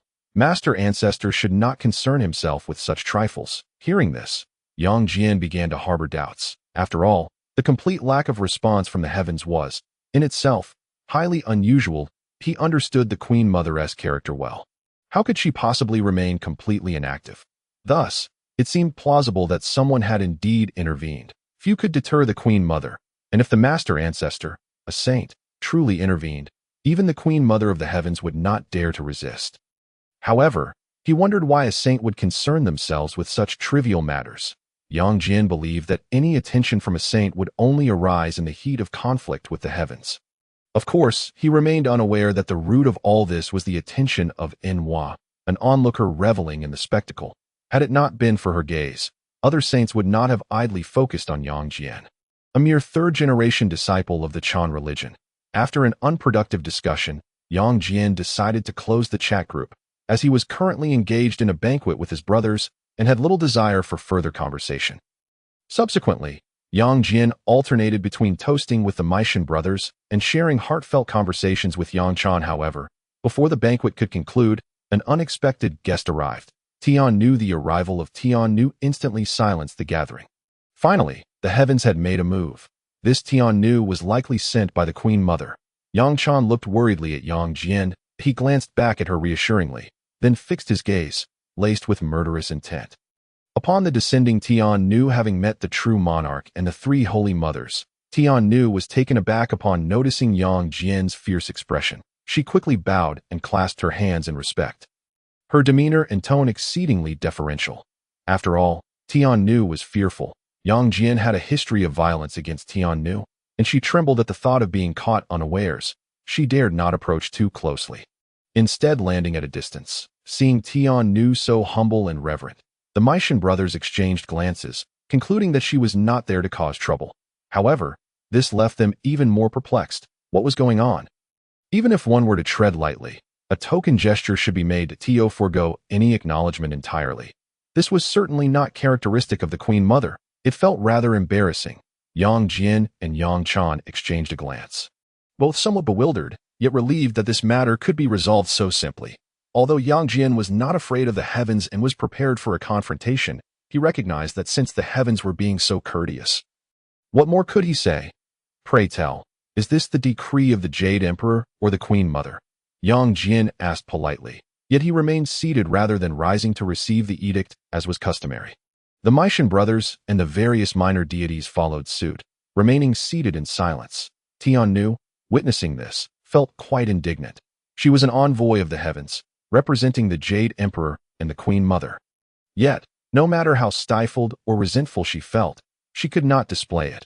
After all, this individual before her seemed to regard both the Jade Emperor and the Queen Mother with disdain, let alone a mere Tian Nu like herself. Thus, Tian Nu promptly approached Yang Jian's table, bowing respectfully as she said, "True monarch, it is not a decree, it is merely a message from the Queen Mother." Thereafter, Tian Nu relayed the Queen Mother's words to Yang Jian verbatim.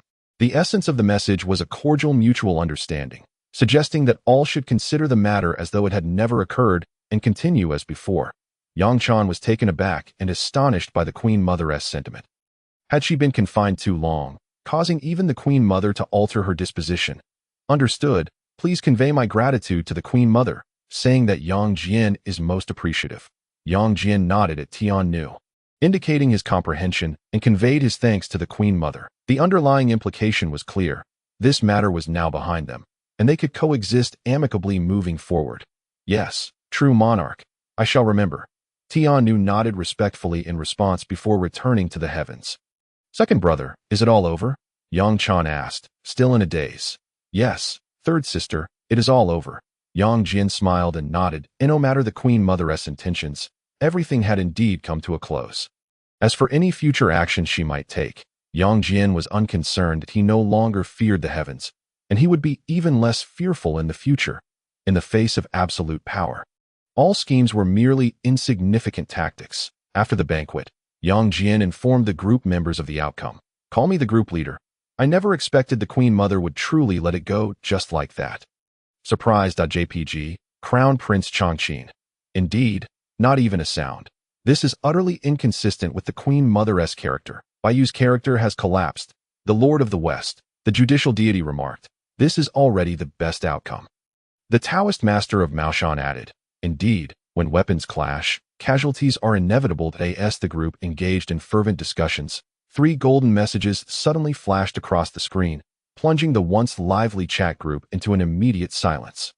Ding, the gentleman's sword of Mount Hua has joined the universal chat group. Ding, junior sister Zhou of Amei has joined the universal chat group. Ding, the fugitive young master of Peach Blossom Island has joined the universal chat group. Finally, new members had arrived. Everyone in the group, including Baiyu, shared this sentiment. Although Baiyu was in seclusion, his law body remained acutely aware of all happenings within the chat group. Thus, he was instantly informed of the newcomer's arrival. Moreover, upon seeing the names of these 3 new members, he had already surmised their identities. After all, it was rather easy to guess. Even Shi Yueyao had an inkling almost immediately. This was a breach into the lair of the venerable Jin Lao Yi. All 3 newcomers hailed from the world of Jin Yang's martial arts. They were none other than Teacher Yu from the Laughing Proud Wanderer realm, Zhou Zhao from the Heavenly Sword realm, and Huang Rong from the Condor Heroes realm.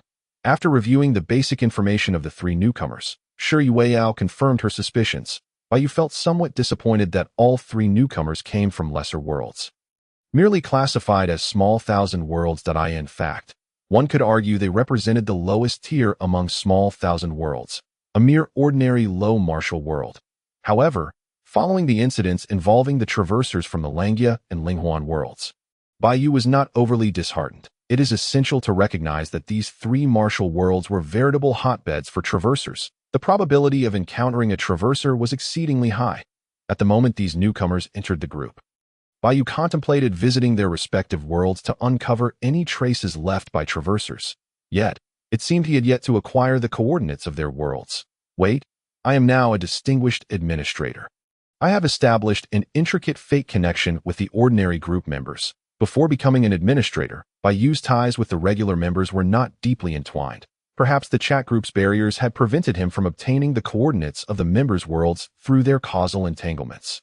However, as an administrator, shouldn't the universal chat group grant me some additional privileges? Being able to invite others implies that the chat group has indeed acquired the world coordinates of its members. Shouldn't I share this knowledge? Otherwise, would my role as an administrator be rendered meaningless? Shi Yueyao, lacking an understanding of these intricacies, remained blissfully ignorant. After all, though she was the group leader, she was a complete novice in such matters. Baiyu, on the other hand, possessed the power of the Celestial Gate. Without further ado, Baiyu directed the causal threads of the chat group and manipulated the lines of fate of the three new members. As anticipated, the chat group imposed no restrictions or barriers. Baiyu's Celestial Gate promptly revealed the coordinates of the three new worlds. Previously, he had to rely on group members accepting his red envelopes to obtain world coordinates. Now, that cumbersome process was unnecessary. This indicated that newcomers would no longer receive any benefits. For Baiyu no longer required red envelopes to gain the world coordinates of other members. The members who joined before Baiyu's ascension to administrator had undoubtedly enjoyed a generous share of benefits. Even Li Hani and Mei Changsu had received several Holy Spirit stones due to Baiyu's recent promotion, enabling them to trade for methods of ascension and resources to Tio Baiyu. These matters might seem trivial.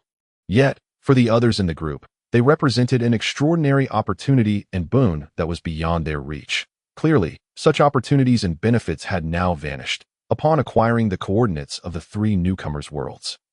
Baiyu wasted no time in activating the Celestial Gate and stepped through. His first destination was the world of Condor Heroes. Upon entering, Baiyu effortlessly seized control of all the laws governing this realm. Outside the world's void, amid the endless chaos, Baiyu raised his left hand, and the Condor Heroes world floated gently within his palm, radiating a soft glow of worldly brilliance. A golden Immortal who commanded all fundamental laws. Baiyu could easily grasp a small thousand worlds within his hand. Indeed, with but a slight exertion, he could obliterate the entire Condor Heroes world, akin to popping a balloon. Of course, Baiyu found no amusement in treating a world as a mere toy. At this moment, the entirety of the Condor Heroes realm was thoroughly sealed by Baiyu. Should a traverser exist, they would find themselves ensnared like a fish in a barrel, his eyes aglow with the radiance of law. Swept across the Condor Heroes world in an instant. There's nothing, Baiyu murmured softly, his tone devoid of disappointment. After scanning the chaotic surroundings of the Condor Heroes realm, he found nothing out of the ordinary and promptly departed. Subsequently, he visited the Heavenly Sword realm and the Laughing Proud Wanderer realm in succession. No traversers appeared in the Heavenly Sword realm, but Baiyu made a small discovery in the Laughing Proud Wanderer realm. Indeed, it was merely a minor revelation. Lin Pingji had inexplicably been reborn. Yes, reborn, not a traverser, and certainly not bound by any system. After mastering the laws governing the entire Laughing Proud Wanderer world, Baiyu traced the origin of Lin Pingji's resurrection. So it was yet another calamity wrought by traversers. Baiyu mused, not entirely surprised. Ultimately, it was the traversers' fault. When it came to causing trouble, who but traversers could rival them? The Laughing Proud Wanderer world would indeed see traversers meddling with its fate, altering its original destiny. Before the traversers departed, they had thoroughly plundered the realm, stripping it of considerable fortune and essence. This had left the Laughing Proud Wanderer world severely weakened. With its laws fractured, it seemed the only path ahead was to revert to chaos. Lin Pingji's rebirth was merely a fortunate occurrence arising from the instability of the world's order. Baiyu raised his hand, gently stirring the river of time, reaching out. Time flowed, and the years changed. Only a pristine, Jade-like hand remained untouched by the ravages of time. The future of the laughing proud wanderer world unfolded before him. System, did I truly traverse from the Duke of Mount Dear world to the laughing proud wanderer world? The young traverser appeared quite exhilarated, unable to believe that after the system upgrade, he could genuinely traverse realms. It was simply marvelous. His name was Lu Ming, an ordinary office worker from Blue Star who had struck a stroke of luck, only to be sent flying several dozen meters, resulting in his unfortunate demise. Yet, he had inexplicably bound himself to a system. Soul transcending into the world of Duke of Mount Dear, becoming the son of Wu Sengui, the Prince of Pingxi in Yunnan. With this identity and the system at his disposal, Lu Ming naturally opted to rebel against the Qing dynasty. After all, why not?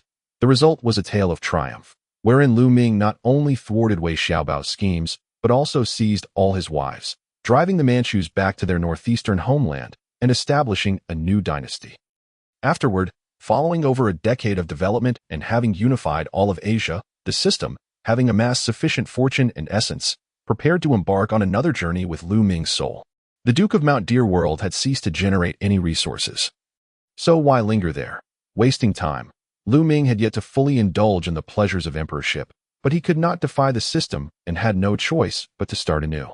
Thus, he arrived in the laughing proud wanderer world, where he soul transcended into a small novice monk at Shaolin Temple. Within the laughing proud wanderer realm, Shaolin held an undeniably dominant position, offering an auspicious beginning, akin to having an extraordinary hand dealt. Originally, Lu Ming intended to gradually seize the position of the Shaolin abbot, ally with Wudong, vanquish the Five Mountains, and ultimately become the leader of the martial world. He even planned for a dramatic ascension arc, promising to be yet another tale of triumph. However, now, before this glorious narrative could even commence, it was abruptly concluded as Lu Ming prepared to lay low and stealthily learn the 72 unique skills before plotting his next move. A pristine, jade-like hand emerged from the void, reaching directly for him. Lu Ming's mind was bombarded with a cacophony of beeping sounds, overwhelming his senses. However, upon beholding the colossal hand descending from the heavens, he was struck with abject terror. His heart seemingly ceasing to beat, he yearned to flee, to escape with utmost urgency, yet found himself utterly immobilized, as if ensnared by an insurmountable force, rendering the very air around him motionless. A profound silence enveloped the surroundings, a silence akin to death itself, punctuated only by the incessant beeping of the system notifications echoing in his mind that it was over. The only thought that lingered in Lu Ming's mind was this succinct phrase. He had become entirely bewildered. Was this not a world of martial heroes? How could such a terrifying entity exist? Old Master Jean, what secrets have you concealed from the readers? Not content with merely harboring a sweeping monk, you have also concealed a celestial being. Lu Ming felt despair seep into his bones.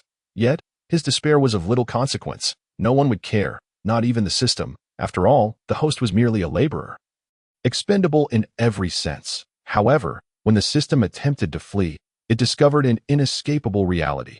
Baiyu had already cast the Xianming Pearl, effectively suppressing the entirety of the world's past and future. This system possessed no power to resist. The system, still scavenging in the Lesser Thousand world, was evidently still in its nascent stage, comparable to the system in the Langya world. Otherwise, it would have long since ascended to the Greater Thousand world, far too superior to concern itself with the trifles of the Lesser Thousand world. Before long, Lu Ming realized that all sound had vanished. The world had succumbed to silence. The incessant beeping in his mind had also completely dissipated. This left the despairing Lu Ming feeling as though he were plummeting into an abyss, trembling uncontrollably. Enveloped in a chilling cold that pierced to his very core, he understood that the system was gone. It had been seized by that alabaster hand. The only source of solace was the realization that he was still alive, and that the mysterious presence seemed indifferent to his existence. This thought elicited a bitter smile from Lu Ming. Pondering whether this was a stroke of fortune or misfortune, in the next instant, Lu Ming discovered he could move again. He collapsed onto the ground, gazing up at the clear blue sky, where clouds floated leisurely. An exquisite sight that appeared as though everything was light and unburdened that a gentle breeze swept by, snapping Lu Ming back to reality as he slowly sat up, only to find himself lost in thought once more. Unbeknownst to him, he had lost all motivation and was utterly adrift regarding the future. Without the system, he could no longer summon the undead warriors, could not partake in lotteries, nor could he allocate points with a mere click. Instantly mastering martial arts or skills. Even the martial arts and skills he had previously mastered had vanished entirely, as if he had experienced amnesia, unable to recall any of it. The numerous talents acquired in the Deer and Ding Chronicles had also dissipated. He had reverted to an unremarkable existence, stripped of any extraordinary qualities. His martial prowess and innate talents had plummeted from the level of a prodigy back to mediocrity. As such, Lu Ming naturally held no hope for the future. It seemed as though everything had returned to its rightful course, leaving him aimlessly wandering, akin to a living corpse, cloaked in dust. After departing from the world of the smiling, proud wanderer, Bai Yu's embodiment of the laws once again visited Lu Ming's former blue star before his crossing. Everything was as usual. Subsequently, he returned directly to the primordial chaos. Upon the return of the embodiment of the laws, Bai Yu emerged from his secluded meditation. This time, the system he had captured posed a significant issue, one of considerable magnitude. This system was fundamentally different in nature from the one in the Langya world. The system in the Langya world, while its formation had been remarkably fortuitous, had even led Bai Yu to question whether some mysterious entity had intervened. However, Bai Yu had found no flaws within that system. It was entirely a wild system. The system from the smiling, proud wanderer, however, was not of such a nature. Even Bai Yu's embodiment of the laws had discerned discrepancies. It was evident that this system was not wild, but rather artificially released. This revelation astonished Bai Yu and piqued his curiosity. Thus, although this system was of a low level, it still compelled Bai Yu, who had been in seclusion, to cease his meditation in pursuit of the secrets lurking behind this system. After retrieving the system from the embodiment of the laws, Bai Yu scrutinized the white spherical entity radiating an enigmatic glow, his brows furrowing slightly. This white sphere was of a low tier, containing at most a few fragments of profound paths, and the foundational essence of these paths amounted to merely 2 or 3 parts. Hence, it was effortlessly subdued by the Xianming Pearl. This system, while indeed a system, resembled more of a magical artifact, devoid of potential for growth, unlike the system from the Langya world, which could evolve to encompass the entirety of the profound paths. It was precisely due to this lack of growth potential that Bai Yu discerned the underlying problem. If the path had been severed and the way had reached its terminus, why then would it diligently traverse the myriad worlds, scavenging for luck and essence? Clearly, the fortune and essence it gathered were meant to be submitted elsewhere. This system appeared to be a subsystem of a higher-level system, or perhaps a magical artifact crafted by some mysterious entity for the purpose of harvesting luck and essence.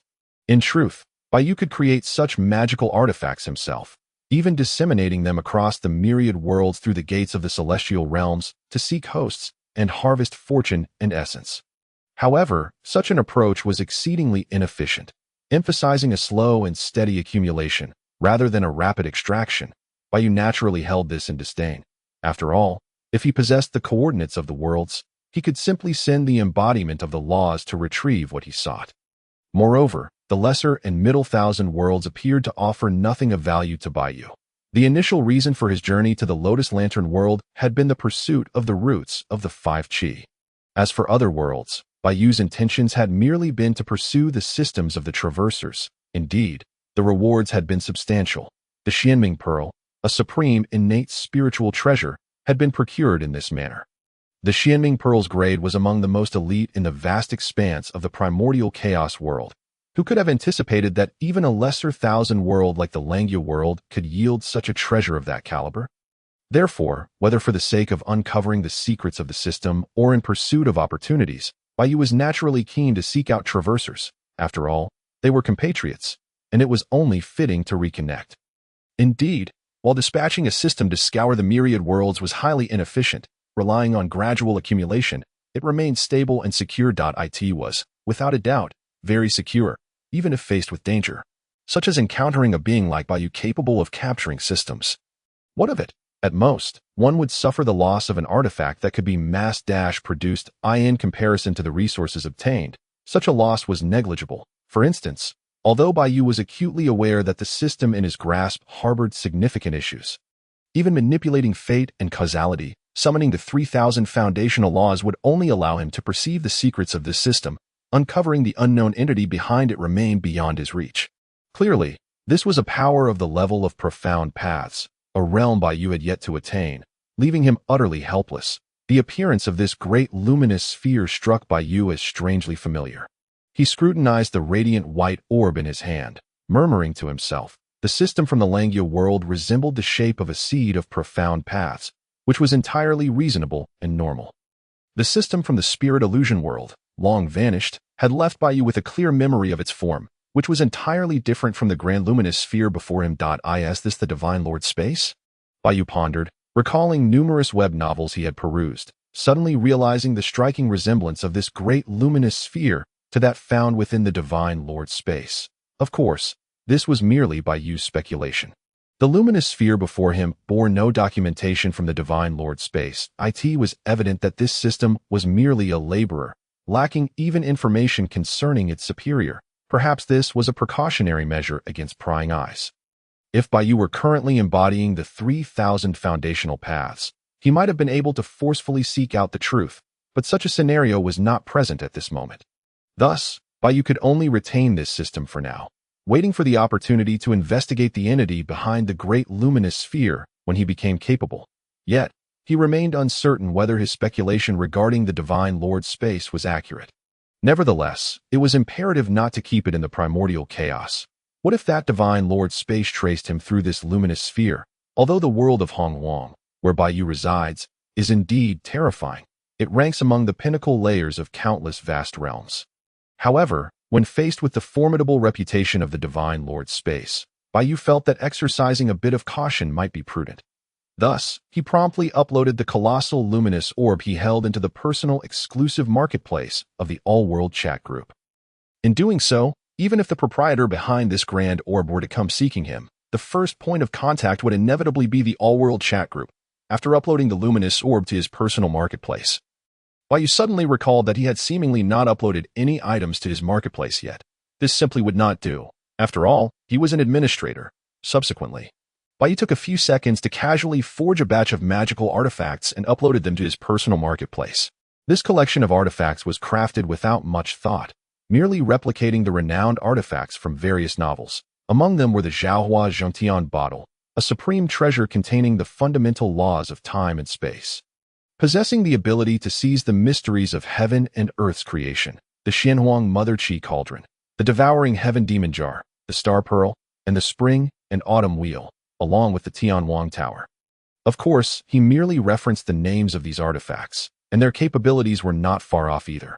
Regardless of the original tier of these artifacts, Baiyu crafted them all as 16th tier treasures, each imbued with one or more complete foundational laws. While the quantity of magical artifacts Baiyu fashioned was not overwhelming, it was certainly substantial, amounting to over 100 pieces, more than enough.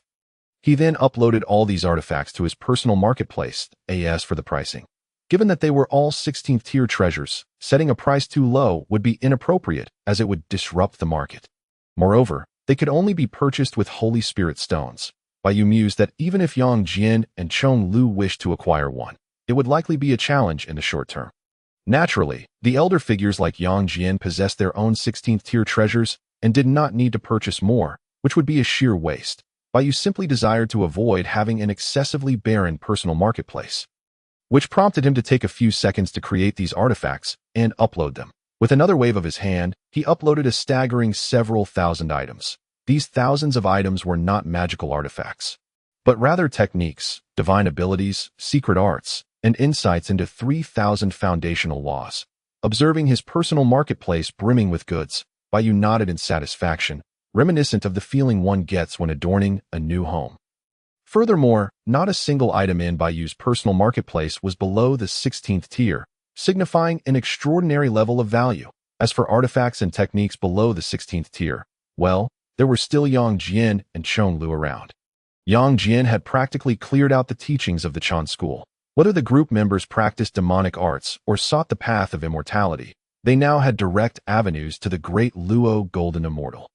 Those practicing demonic arts could consult the demon Lord Chong Lu, while those pursuing immortality could seek out Yang Jian for the pure teachings of the Chan school's Yuqing Xianfa. Interest arrived swiftly and departed just as quickly. Once Baiyu had properly settled the luminous orb, he retreated into seclusion once more, wholly indifferent to the lively atmosphere in the chat group at that moment. Indeed, with the arrival of 3 newcomers, The group was naturally quite animated. Even Mei Changsu and Li Hani were in high spirits, for this signified that they too had transitioned from newcomers to veterans. Welcome, newcomers. Should you have any questions, feel free to download the group leader's documents from the group files, which provide an introduction to the chat group and the myriad worlds, said the Taoist priest of Maoshan. Welcome, newcomers, added the moon-worshipping sect leader. Welcome, greeted the Snow Moon Sword Immortal. Finally, we have new members. Welcome, welcome, exclaimed the Chilan talented scholar. Welcome, welcome. Judging by the names of the three, it appears none of them are immortals, remarked the dominator of the world. Group leader, the names do not necessarily indicate whether they are immortals. After all, you once mistook Hani for a sword immortal, replied the one known as Call Me Group leader. The Snow Moon Sword Immortal simply stared in silence. Haha, dominator, why are you so concerned about whether the newcomers are immortals? Teased the Prince Changqi. Ahem, I was merely curious, the dominator of the world replied. That's so. Group leader, could it be that these three hold extraordinary backgrounds? Sure, Yueyao refrained from answering directly and instead uploaded 3 novels to the group files. The Smiling, Proud Wanderer, The Legend of the Condor Heroes, and The Heaven Sword and the Dragon Saber. Huashan's Gentleman's Sword, Teacher Yu. You have finally arrived. A chat group without Teacher Yu is simply not authentic, exclaimed Call Me Group leader, Zhou's sister from Amei. Miss Zhou, you may want to read The Heaven Sword and the Dragon Saber, as it pertains to your world. He added, the young master of Peach Blossom Island on the Run. Miss Huang, you should check out The Legend of the Condor Heroes, he continued. Just as Shi Yueyao finished speaking, the elder members of the group had already completed reading the 3 novels and thus gained a clear understanding of the identities of the 3 newcomers. Following a brief welcome from Yang Jian and Chong Lu, they exited the chat group to attend to their own matters. Even the moon-worshipping sect leader busied himself with scientific research. It was evident that their attitude toward these 3 newcomers was rather indifferent, or rather, apathetic. This was quite normal, considering the vast disparity in levels. It made Baiyu appear somewhat out of place. Yang Jian and Chong Lu found themselves at a loss for words and lacked any interest in the 3 newcomers, leaving little room for discussion. Unless these 3 newcomers were to become great Luo golden immortals, or, like Lin Jiao and the other elders, possess 16th-tier treasures, such a divide in interest was to be expected. After all, one cannot compel adults to dine at the children's table, can they? Moreover, despite the jovial banter and playful teasing within the group, the atmosphere outside the chat group was entirely different. It is often said that possessing a powerful weapon stirs the heart to slay. This is especially true for figures like Chong Lu, the dominator of the world, and the moon-worshipping sect leader, who are themselves formidable individuals. Even Lin Jiao, with his thick eyebrows and large eyes, had become invincible in the world due to his possession of a 16th-tier treasure, resulting in an increasingly domineering and assertive demeanor. This is only to be expected. Strong individuals ought to behave this way. The law of the jungle remains unchanged. Huashan's Gentleman's Sword. Yu Buchuan pays his respects to the esteemed immortals. Among the 3, Yu Buchuan was the first to react from his shock and dread, demonstrating the composure befitting a mastered in the secret chamber of the Huashan sect's leader, holding a small knife in one hand and biting down on a cloth. Yu Buchuan stood before a table adorned with a basin of water and a robe. The robe was covered in dense text, with 4 large characters emblazoned at the forefront. Evil Repelling Sword Manual. Indeed, Yu Buchuan was preparing to undergo self-castration to cultivate the evil repelling sword technique. However, just as he raised the small knife, a flash of violet light pierced through the void, materializing before him. Startled, Yu Buchuan's hand trembled, nearly causing him to inflict irreversible harm upon himself. The small knife was exceedingly sharp and imbued with internal energy. Even the slightest brush could inflict injury or cause severance. With the cloth clenched in his mouth, Yu Buchuan could not vocalize his alarm, but his pupils widened, his face drained of color, and terror filled his eyes.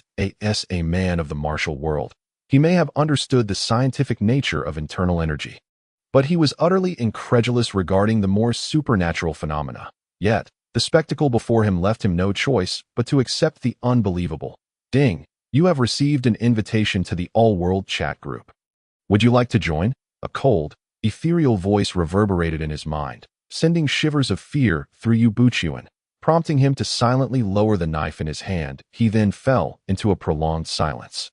his thoughts churning as if contemplating something profound. At last, a broad, crooked smile crept across his face, resembling that of a dragon king with a twisted mouth. I shall join.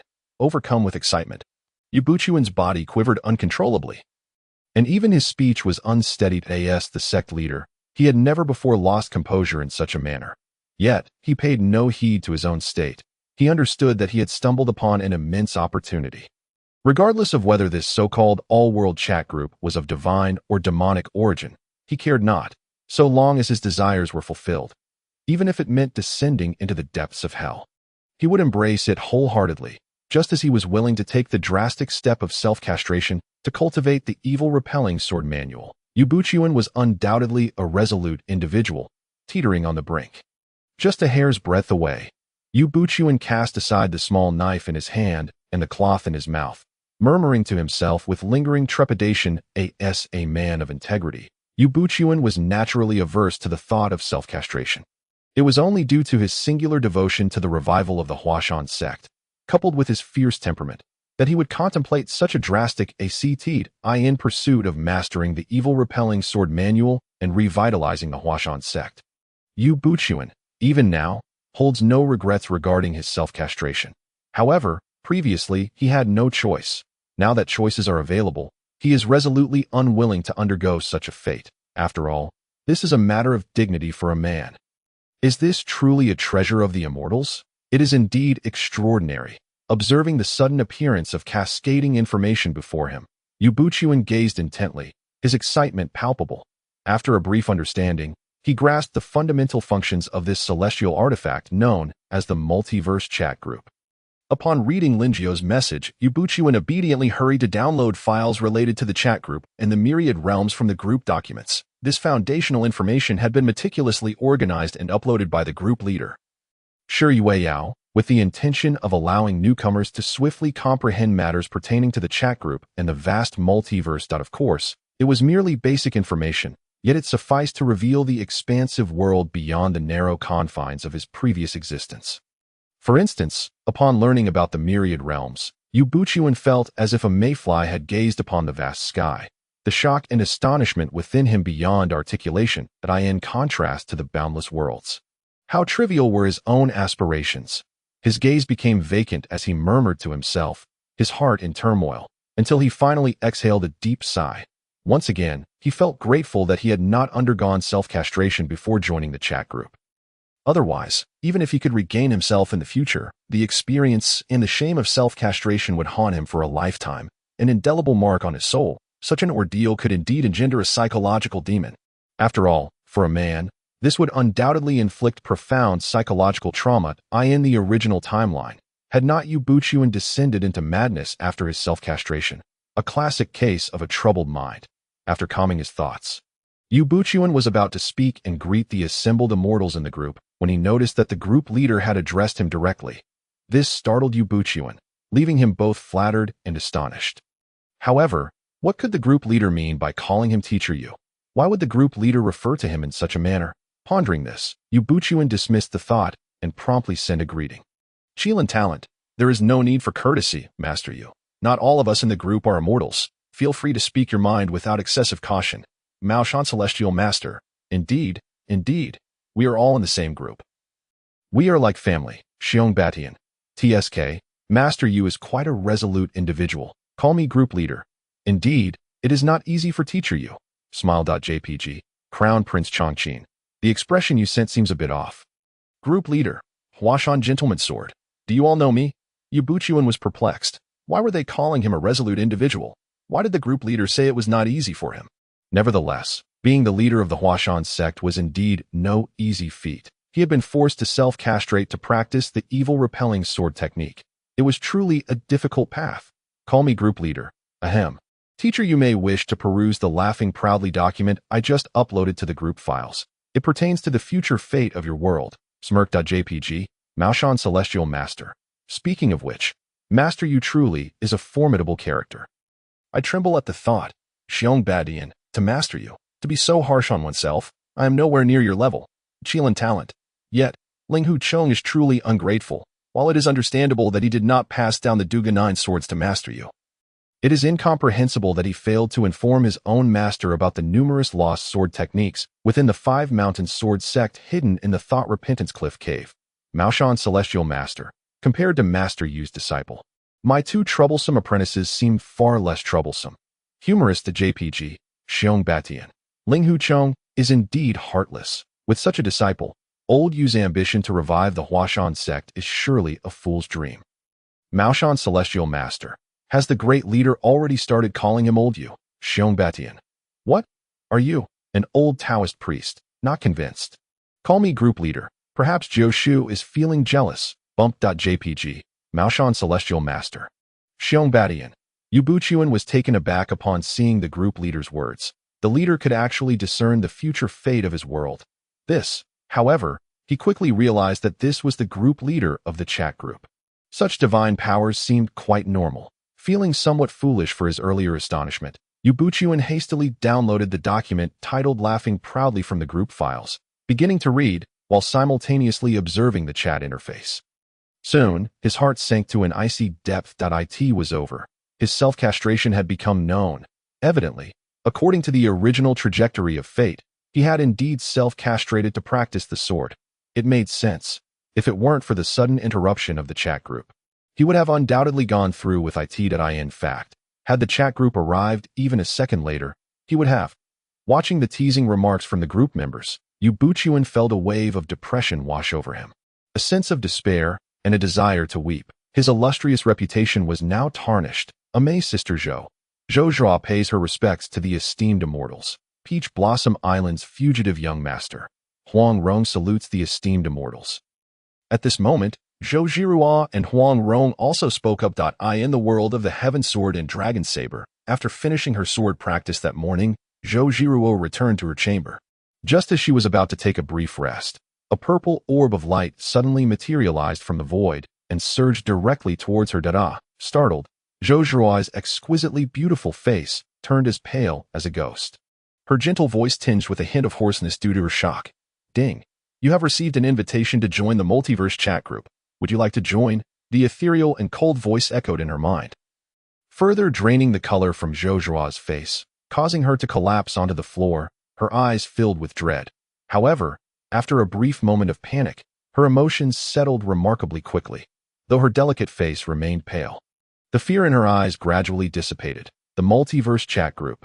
Zhou Zhua murmured with a calm tone, a thoughtful expression crossing her face, followed by curiosity, and then a radiant smile, as if a great burden had been lifted. This smile was undoubtedly stunning, breathtakingly beautiful, and utterly enchanting.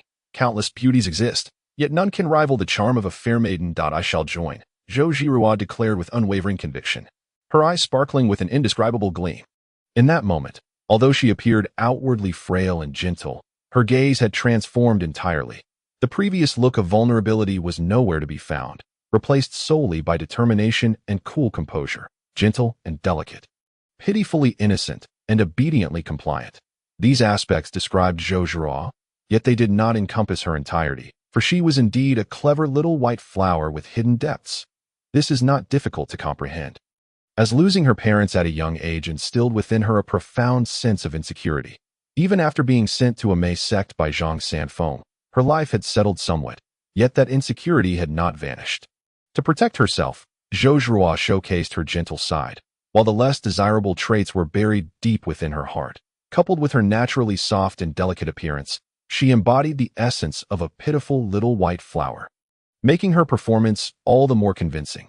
One could hardly deny that a cunningly innocent facade was indeed a captivating persona. After joining the chat group, as Zhou Zhua began to grasp the workings of the group and the myriad realms, she was filled with both shock and immense joy. The lingering insecurity that had haunted her throughout her life seemed to dissipate considerably in that moment. The astute Zhou Zhua understood that this chat group could provide her with a profound sense of security. In her childhood, she had wished and longed for a legendary immortal to appear before her, to protect her and banish her fears. Alas, as she grew older, she realized that such dreams were mere fantasies, a distant hope. Yet now, this dream had inexplicably come true. How could this fail to excite and delight Zhou Zhirua? In the realm of the legend of the Condor heroes, within the courtyard of a dilapidated temple, A ragged and emaciated beggar was poking at a fire with a stick. This beggar was utterly filthy, resembling a small lump of coal, making it impossible to discern their true appearance. My beggar chicken is almost ready. It smells divine. The small beggar chuckled, revealing a set of bright white teeth, their lively eyes sparkling like autumn water, crescent-shaped in mirth, exuding an enchanting charm. The voice was playful and endearing, soft and melodious, stirring an involuntary flutter in the heart, intoxicating the soul. Clearly, this little beggar was no ordinary child in fact, this little beggar was Huang Rong, who had sneakily escaped from Peach Blossom Island as for why she chose to disguise herself as a filthy beggar. Part of it was for her own safety, but more so, she sought to find someone who would treat her with genuine kindness. She believed that in her current state of a stinky beggar, anyone who showed her kindness would be truly sincere. This notion was rather novel and seemingly quite reasonable. Huang Rong not only thought this way, but also acted upon it, showing no aversion to her dirtiness. Perhaps she found it somewhat amusing to play the role of a beggar. If one day she grew weary of the charade, she might cease to don the guise of a beggar. Having never left Peach Blossom Island, Huang Rong was filled with curiosity about the outside world. After finally escaping, she now lived each day with unbridled joy, bouncing about like a small, sprightly monkeyed this moment. Huang Rong was at her most innocent and lively. Just as she prepared to unearth her beggar chicken, a sudden streak of purple light cut across the dark night sky. The purple radiance blossomed, instantly capturing Huang Rong's attention. She looked up to see the purple orb descending towards her like a shooting star. What is that? Startled, Huang Rong sprang up, leaping to the side, and began to flee, forgetting all about her beggar chicken. However, the purple orb fell rapidly, enveloping her before she could escape even a few meters. Ding! You have received an invitation to the multiverse chat group. Would you like to join? As the blinding light dissipated, a celestial voice echoed in her mind. Tilting her head, her eyes filled with astonishment and curiosity must be said, Huang Rong was quite bold. She was not startled into a panic. Her eyes gleamed with mischief, reflecting her whimsical nature. The multiverse chat group? Goodness! Huang Rong scratched the back of her head, grinning as if an amusing thought had crossed her mind. I join? Such a wondrous phenomenon might be connected to the divine. She certainly could not miss out on it, Huang Rong mused, recognizing that everything unfolding before her was evidently extraordinary. Either she had encountered a celestial being, or perhaps a ghost. Regardless of what it was, Huang Rong felt that since it had sought her out, she could only face it head-on. Although she was frightened and anxious, her curiosity was piqued, and she found it all quite entertaining, far more so than her escapade of disguising as a beggar to steal a bite. Rubbing her small hands together, feeling a bit chilly, she returned to the fire, continuing to poke at it with her stick, intent on retrieving her beggar chicken. Yet, at that moment, she was hardly hungry, her focus entirely on the chat group. Being exceptionally clever, she quickly grasped all the functionalities of the chat group and the foundational information about the myriad realms. Huang Rong was profoundly astonished. She had initially thought she encountered a celestial being or a ghost, only to realize her perspective had been too narrow. No matter how intelligent or knowledgeable she was, she could not fathom the vastness of the world. How could she have known that beyond this world, countless others existed? What had once been mere fantasy had unexpectedly materialized into reality. Splendid, absolutely splendid. Huang Rong was so overwhelmed by shock that she could hardly articulate her thoughts, bursting with excitement, clapping her hands, and bouncing joyfully, revealing her bright white teeth in stark contrast to the exuberance of Huang Rong. Zhou appeared serene, her eyes reflecting the tumult of her complex emotions. I asked this to be my fate. Yu Buchuan. After reading, the smiling proud wanderer closed his eyes and tilted his head back, murmuring softly to himself. He had believed that if he had not joined the chat group, after self-castrating to master the evil-repelling sword technique, he could still fulfill his ambition of revitalizing the Huashan sect. Even the position of the leader of the 5 mountain sword sects would not be beyond his reach. Yet, he never anticipated such an ending. A lifetime of scheming, ensnared by the desire for power, he had even resorted to self-castration for the sake of mastering the technique. Yet, his intricate plans ultimately led to his demise at the hands of the innocent and unambitious nun. Yilin. How utterly ironic. At this moment, Yu Buchuan's heart was in turmoil, his feelings exceedingly complicated. This future is one I do not desire. I must change it. No, I will surely change it. Yabuchiwan suddenly opened his eyes. Filled with determination and ferocity, his cold, piercing tone evoking the chill of winter. Zhou Zhua, having read the Heaven Sword and Dragon Saber, also found her emotions to be intricate, her expression inscrutable that a life accompanied by the flickering candlelight and ancient Buddha. Perhaps this ending is not so bad after all. All her emotions coalesced into a soft sigh, as Zhou Zhua self-deprecatingly remarked. Although she had learned of the future and its conclusion, it did not significantly affect her. Merely evoking some reflections. After all, it was merely a novel, not a personal experience, thus lacking any profound resonance. She did not desire such an ending, and having joined the multiverse chat group, her future had naturally transformed, making her less concerned about it.as for Zhang Wuji. Due to her childhood experiences, she indeed held fondness for him. However, it was not the kind of affection between lovers, but rather familial love that it was kinship. Not romantic love. Indeed, at such a tender age, to label it as love would be overly precocious, clearly unfounded. Presently, Zhou Zhua's memories of Zhang Wuji, while not forgotten, had become somewhat hazy. After reading the original novel, her perspective on Zhang Wuji had shifted to one of distant respect. Through the narrative, Zhou Zhua came to understand Zhang Wuji's character. Too soft, fickle in affections, yet indecisive, rendering him difficult to evaluate. How could her future self possibly be drawn to such a person? Even with childhood sentiments lingering, it should not have been the case. Regardless, Zhou Zhua could not help but look down upon Zhang Wuji now, even feeling a tinge of disdain. Shaking her head, she decided not to dwell further. Checking in and receiving 6 low-grade spirit stones, before downloading all the files related to the celestial path from the group, meticulously reviewing them. Aspiring to cultivate immortality, she naturally required a foundational understanding of the celestial way. Moreover, the group files contained several free cultivation manuals. Although these were merely introductory techniques, they sufficed for her needs. Once she grasped the rudiments of cultivation, she would be formidable. After all, the world of the Heaven Sword and Dragon Saber was merely a low martial realm. As long as one initiated their cultivation in the celestial path, they could at least rival those at the innate martial level. In the realm of Heaven Sword and Dragon Saber, it seemed only Zhang Sanfeng might achieve such heights. Armed with the foundational cultivation manuals, daily check-ins would yield low-grade spirit stones, providing both techniques and resources. Why then should she continue practicing martial arts? Zhou Zhuo was no fool. She understood the path she should take. It is often said that like attracts like. Both Huang Rong and Zhou Zhuo, being astute women, made identical choices, abandoning martial arts in favor of the celestial path. After all, it was a path to immortality. Throughout history, how many nobles and emperors sought eternal life, yet could not attain it? Time, like a blade, cuts down the talented.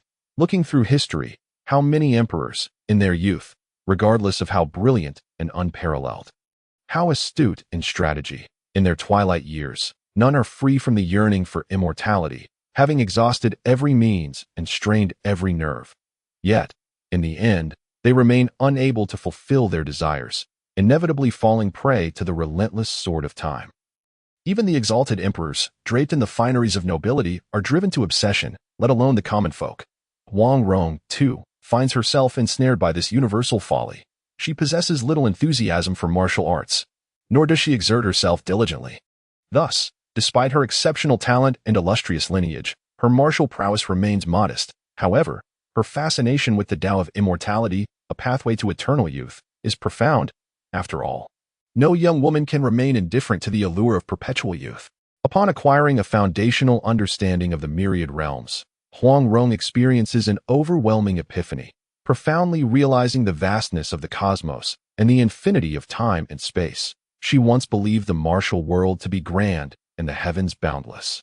However, in comparison to the myriad realms, they seem as insignificant as dust.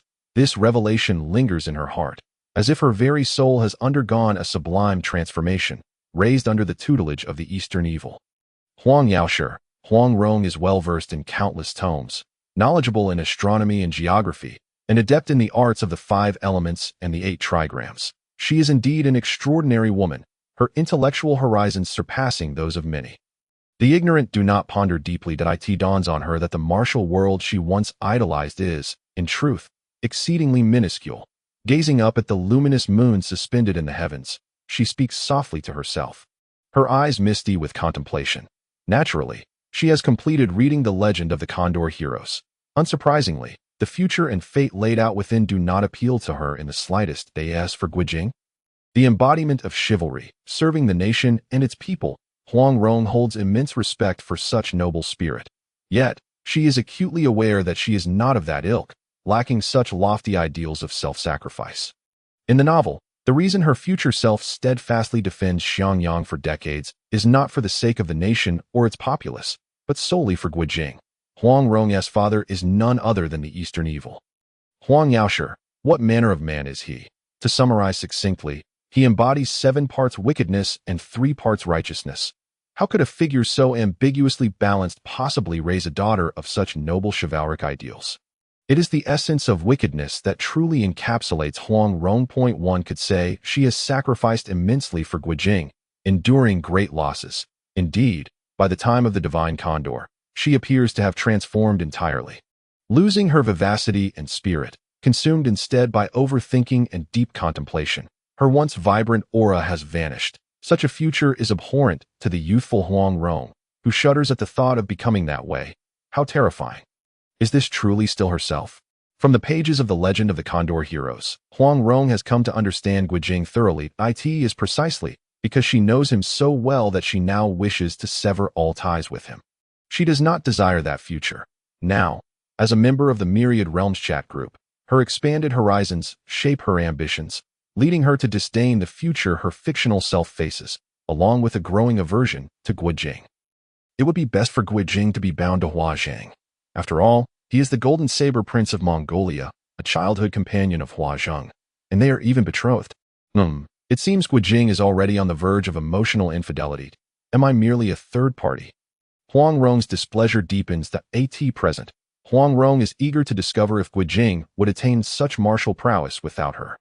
Would he encounter as many extraordinary adventures? Would he still become the chivalrous hero guarding Xiangyang?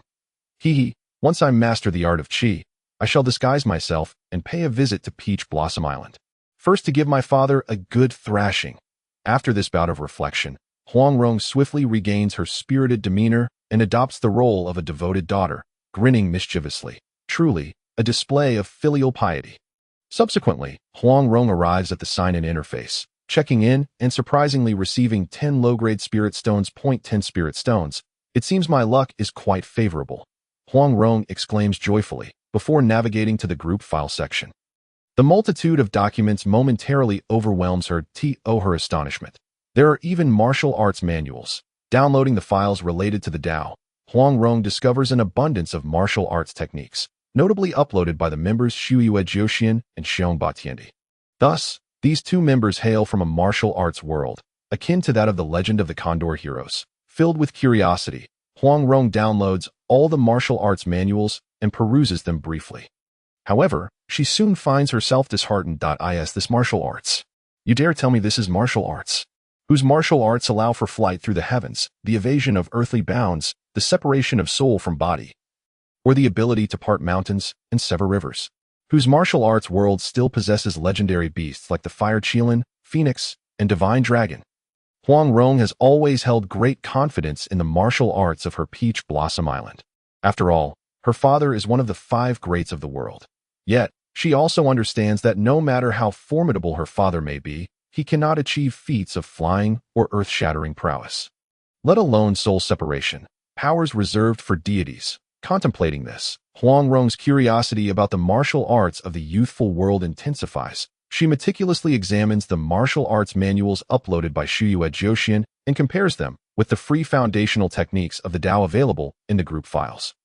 Through this contrast, she contemplates whether to pivot towards the martial arts uploaded by Shuyue Jiuxian, given that the free Tao techniques are merely rudimentary, while the manuals from Shuyue Jiuxian are comprehensive, capable of leading one to the realm of transcendent wandering. However, after thorough reflection, Huang Rong ultimately resolves to pursue the Tao. Although the foundational techniques are basic, they will suffice for the time being. During this period, she can acquire low-grade spirit stones through daily check-ins and subsequently purchase advanced cultivation techniques in the marketplace. Upon glancing through the marketplace, Huang Rong discovers that techniques below the realm of immortals are quite affordable, further alleviating her indecision. While the martial arts of the youthful world may lack authenticity, they still pale in comparison to genuine Dao practices. Time flies, and it has been a while since the three newcomers joined the group. While diligently cultivating, they do not neglect to engage in light-hearted banter in the group, eager to integrate into the collective, particularly Huang Rong, who, after overcoming her initial nervousness, transforms into a veritable chatterbox. She possesses a sweet tongue and an endearing charm. Yet, during this period of group interaction, Huang Rong notices that members like Yang Jian and Cheng Lu, both Grand Luo Golden Immortals, rarely participate in conversations, often retreating into seclusion. When they occasionally emerge, they speak only a few words before vanishing once more. In contrast, Prince Cha-Chin, also a Grand Luo Golden Immortal, appears rather idle, exuding a gentle demeanor that makes him easy to approach. As for the revered and esteemed administrator, Huang Rong has yet to witness him engage in group discussions, nor has he uttered a single word. This leaves her both regretful and increasingly curious. Having been in the group for some time, she has developed a basic understanding of all the members. Thus, she is acutely aware of the exalted status of the administrator, whose level is so elevated that even the likes of Yang Jian and Cheng Lu can only gaze longingly at his figure. Consequently, while Huang Rong is filled with curiosity, she refrains from inquiring about the administrator's affairs with the other members. However, she devises a plan. She will peruse the previous chat records. Fortunately, the chat history remains intact and unblemished. After reviewing the past conversations, Huang Rong discovers that the administrator truly has been reticent, rarely speaking since joining the group, exuding an air of aloofness. Alas, there are no live recordings. Otherwise, she could glimpse the administrator's appearance. The group leader mentioned that the administrator possesses extraordinary beauty, exuding an unparalleled aura. How unfortunate that she has yet to encounter him. Perhaps, in due time, there will be an opportunity. As for Zhou Zhuo, although she does not share Huang Rong's insatiable curiosity, her intrigue is not entirely absent. She merely expresses it in a more reserved manner. Nevertheless, their curiosity does not lead them to overthink or delve too deeply. Unlike Shi Yueyao, whose mind is consumed with frivolous desires, Huang Rong and Zhou Zhuo's interest lies in the strength of others, perhaps a natural admiration for power. And what of Yu Buchuan? Naturally, it involved perusing the previous chat records. Indeed, the likes of Mei Changsu and Li Hani, who had joined the group earlier, had already reviewed them. Upon finishing, Yu Buchuan was overwhelmed with envy, to the point of nearly shedding tears, lamenting his late entry into the group. When the Celestial Master joined, he astonishingly distributed red envelopes, each containing treasures of the 16th rank. Such treasures of the 16th rank